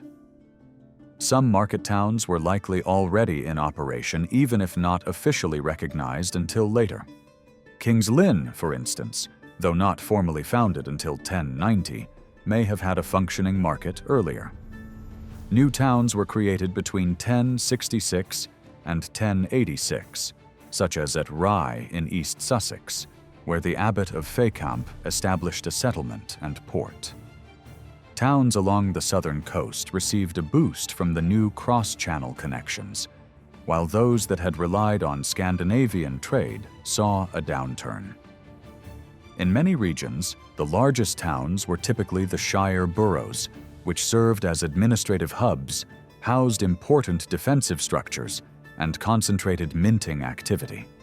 However, some non-shire towns, like Thetford in Norfolk, were also significant. In 1066, Thetford had a long-established mint and nearly 1,000 burgesses, indicating a sizable population. A few towns mentioned in Domesday were clearly exceptional in scale. York, for instance, had over 1,400 houses in 1066, not including those held by the archbishop, likely supporting a population of around 8,000. Lincoln, Norwich, and Oxford were also major urban centers, though all experienced a decline in population by 1086, with York's reduction being particularly steep. London was undoubtedly the largest town in late Anglo-Saxon England, but because it was not included in Domesday Book, its size is hard to gauge. Archaeological evidence from within the old Roman walls and from Southwark, south of the river, shows continued development, particularly along Borough High Street. Southwark was burned by the Normans in 1066, yet the riverfront between London Bridge and Billingsgate was frequently rebuilt and yielded imported pottery from the mid-11th century onward, pointing to a lively community engaged in trade with both the continent and coastal regions of England, exporting items like wool, cloth, and lead. During Edward the Confessor's reign, all English mints relied on dies issued from London, which was the most prolific minting center. Edward's promotion of Westminster reflects the capital's expanding suburban footprint, and in the Norman period, the establishment of several new religious houses around the city followed. Whether London suffered significantly during the Norman conquest is unclear. Some literary sources describe burning and destruction, but the removal of sections of the riverside wall later in the century implies urban growth, suggesting any downturn was short-lived. Most other towns, including many shire centers, were considerably smaller. Several even saw their populations decline during William's rule. Stafford, for example, had only 179 houses in 1086, of which 41 were vacant or in disrepair, an apparent population drop of over 20% since 1066. There was evidence of castle building in Stafford, though its castle was eventually relocated away from the town. Many houses were tied to rural estates. Some, like those connected to Robert of Stafford's manor at Bradley, likely served as accommodations for his household and retainers. These small towns experienced significant population fluctuations, with numbers rising during local court sessions, fairs, or markets, and then falling again. Even in more established boroughs, farming remained a common occupation. In Derby, 41 of the burgesses managed 8 ploughlands in 1086. The town's total number of burgesses had fallen from 243 in 1066 to 140, meaning nearly 30% were engaged in agriculture. Derby also had 10 mills, showing its role as a center for flour production. At Colchester in Essex, the Domesday Book includes a detailed list of royal burgesses, many of whom held small plots of land and combined trades with subsistence farming. In Bury St. Edmunds, records mention a wide variety of occupations: bakers, brewers, tailors, washerwomen, shoemakers, robe makers, cooks, porters, and bursars. Southern towns often featured tile-roofed buildings and were close to ceramic production centers, such as those near Canterbury. Other towns specialized in processing local products like salt, as seen at Droitwich in Worcestershire and Middlewich in Cheshire. Literacy among some townspeople is evident, and written documents were becoming increasingly important in business, estate management, and governance. Despite declining populations, many towns paid higher taxes in 1086 than they had in 1066. Hartford, for example, saw its payments rise from £7 10 shillings to £20. This pattern of lower population combined with higher taxation suggests declining prosperity for many towns. A similar pattern is observable in rural areas, where land values often rose between 1066 and 1086, despite no clear increase in productivity or assets. These figures likely reflect increased revenues collected by landlords, meaning that landowners were taking a larger share of the agricultural output than before. Consider the 36 estates of Count Alan in Norfolk, for which both 1066 and 1086 values are available. The total value increased by about 40%, from £96 17 shillings to £133 19 shillings. 16 of these estates saw their value rise, while only 5 declined. Some estates experienced dramatic increases, such as Costasy, which jumped from £20 to £45, and Ingham, which rose from £2 to £9. In Warwickshire, where there is no record of military conflict between 1066 and 1086, values also rose significantly. Among the estates held from the king by Earl Roger, Earl Aubrey, and the Count of Melun, 68 show an average increase of about 30%. There was variation, however.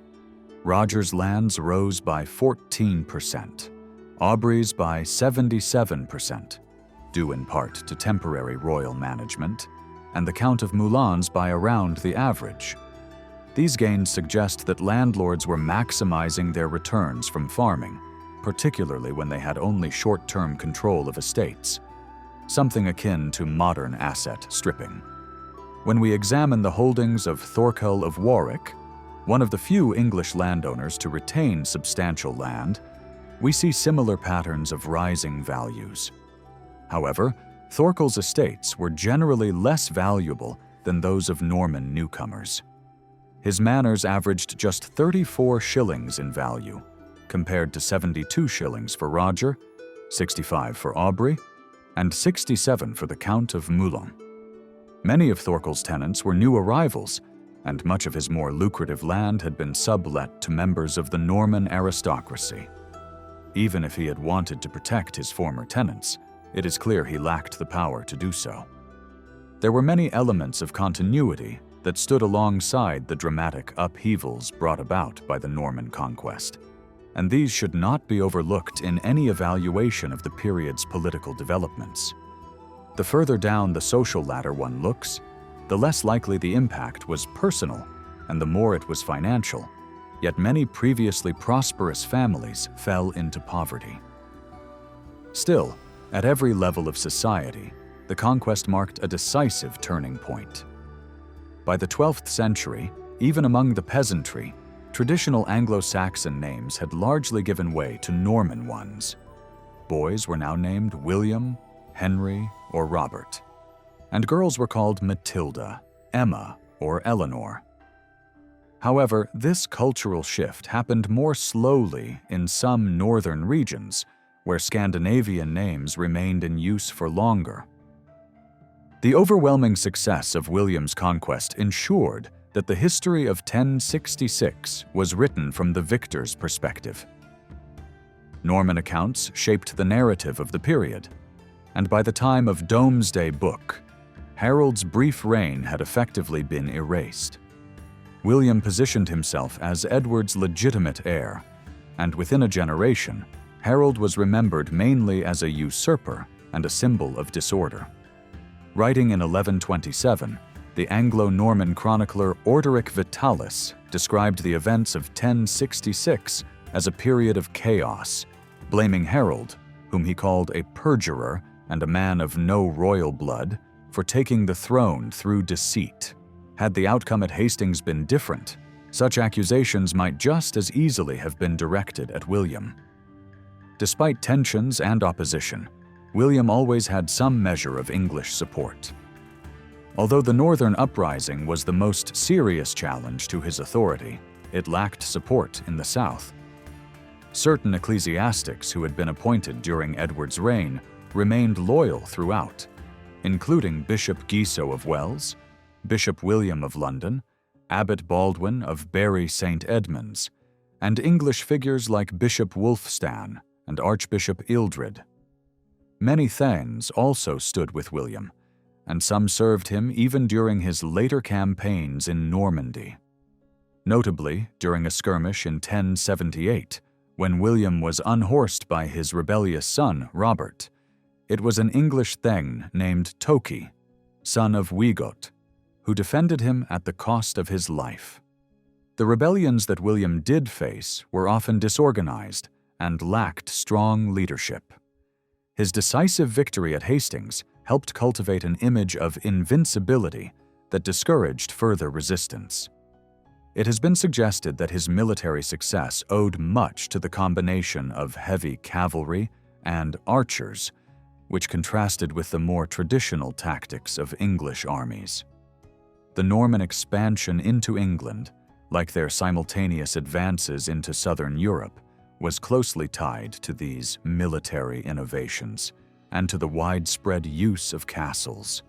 William's energy, strategic skill, and sense of purpose were central to his success, though similar things might have been said of Harold or Harold Hardrada had events unfolded differently.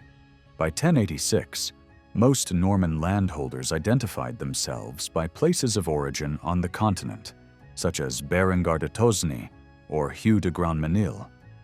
However, a few were beginning to use English place names like Robert de Romney or Roger de Westerham.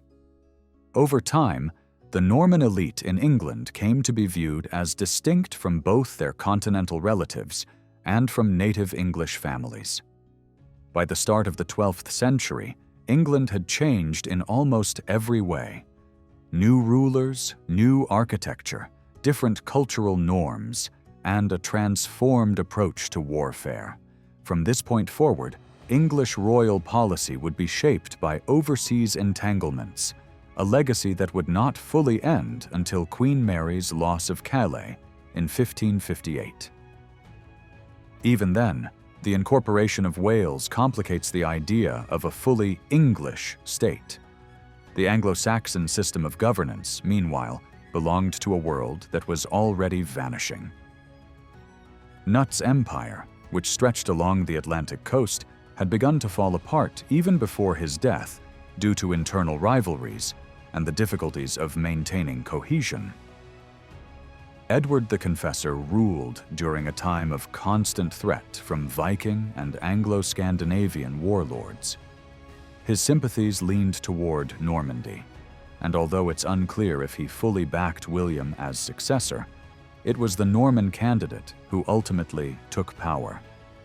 Anglo-Saxon England may not have ended entirely at Hastings, but it underwent radical transformation in the years that followed.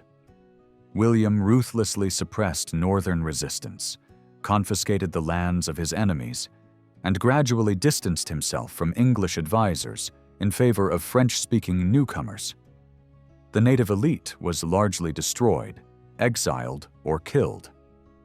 Many fled abroad, to Ireland, Scotland, Scandinavia, or even the continent, where they joined Viking armies or sought new roles.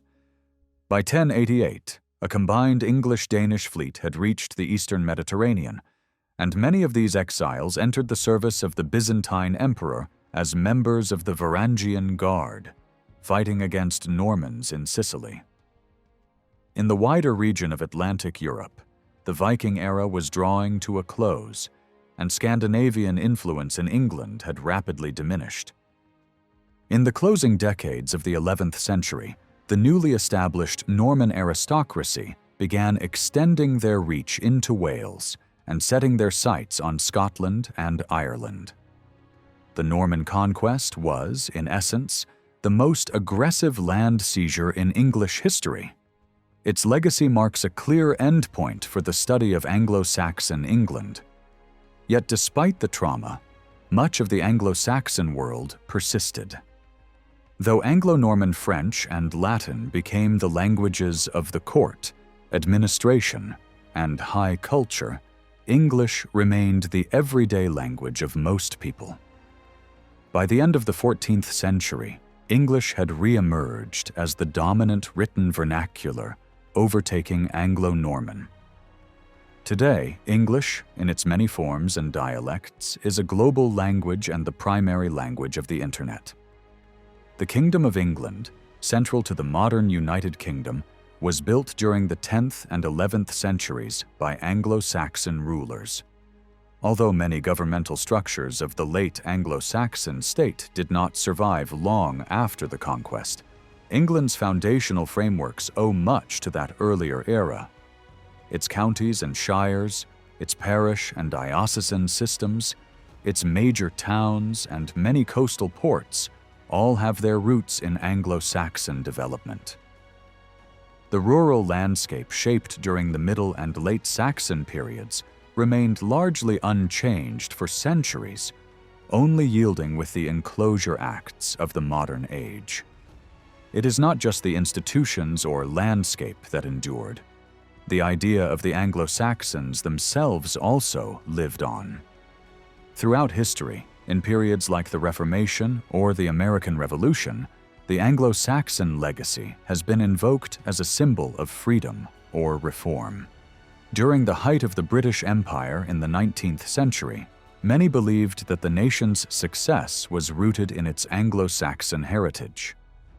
This cultural pride even led to the revival of Anglo-Saxon names such as Alfred, Edgar, Ethel, and Edwina.